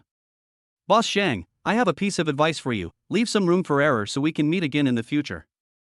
If you dare send this notice out, you'll definitely regret it later. Seeing that everyone was rebelling, He Yiming also showed his usual arrogant side, completely forgetting that they had used this notice to target Zhang Chang before. Himeishio and the others said a few harsh words in indignation, but Isu was the only one who said nothing and looked as if he had lost all hope in life. Zhang Chang glanced at Isu and thought to himself that he was a smart man who knew that they couldn't cause any trouble in front of him. Then he turned his gaze to Himeishio and the others, shook his head sarcastically, as if he was looking at a group of clowns. "Are you finished? Mr. Zhang, you." Himeishio was not convinced and wanted to say something. Zhang Cheng didn't bother to pay attention to them and asked Lu Xingyu directly, "Did you understand everything I said?" "Well, I understand, Mr. Zhang." Lu Xingyu nodded blankly. Chapter 83 Expulsion. Lu Xingyu was also a little shocked at first. She never expected that Zhang Chang, who looked gentle and elegant, would be so merciless when punishing others. "I thought that just expelling Hisu and others from the company would be enough, but I didn't expect Zhang Chang to actually ruin their future. This kind of behavior of cutting off one's retreat is rare in the workplace." Lu Xinyu's heart started beating fast. "How scary, Mr. Zhang. But Mr. Zhang is also very handsome." "Okay, I understand. Let's announce the notice quickly." Zhang Cheng's face was calm, as if he was sitting on the Daiyutai. "Okay, Mr. Zhang, I'll announce it to the entire company right away." Lu Xingyu quickly regained her composure from her infatuation, and decisively opened group chats to announce Director Zhang's orders. Seeing Lu Xingyu move quickly and efficiently, Zhang Chang nodded with satisfaction. Then he glanced at Isu's ashen face and said sarcastically, "Mr. He, why do you look so grim? Are you regretting working for the Adventure Capital Foundation?" "Mr. Zhang. Mr. Zhang, I didn't." Isu's denial was weak and feeble. "You don't have to say anything, I know." Zhang Cheng smiled. He didn't care whether He Shuqing admitted it or not. Because when Isu issued that notice to the entire company, Zhang Cheng had already determined that he was from the Adventure Capital Foundation. That S in Xiaolu's people. Then, he is the enemy. Zhang Cheng never shows mercy when dealing with his enemies. Even if we don't beat them to death, we will definitely not let them have an easy time. So Zhang Cheng knew that if this notice was released, it would have a very bad impact on them, but he still did it. "Mr. Zhang, how dare you do this?" Himeishio's face was ferocious and she was almost going crazy with anger.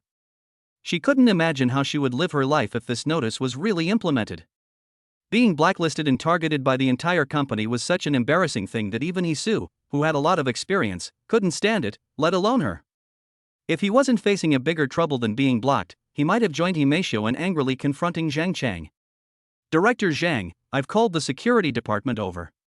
Looking at Himeishio, who was becoming more and more crazy, Lu Xingyu said something to Zhang Chang lightly.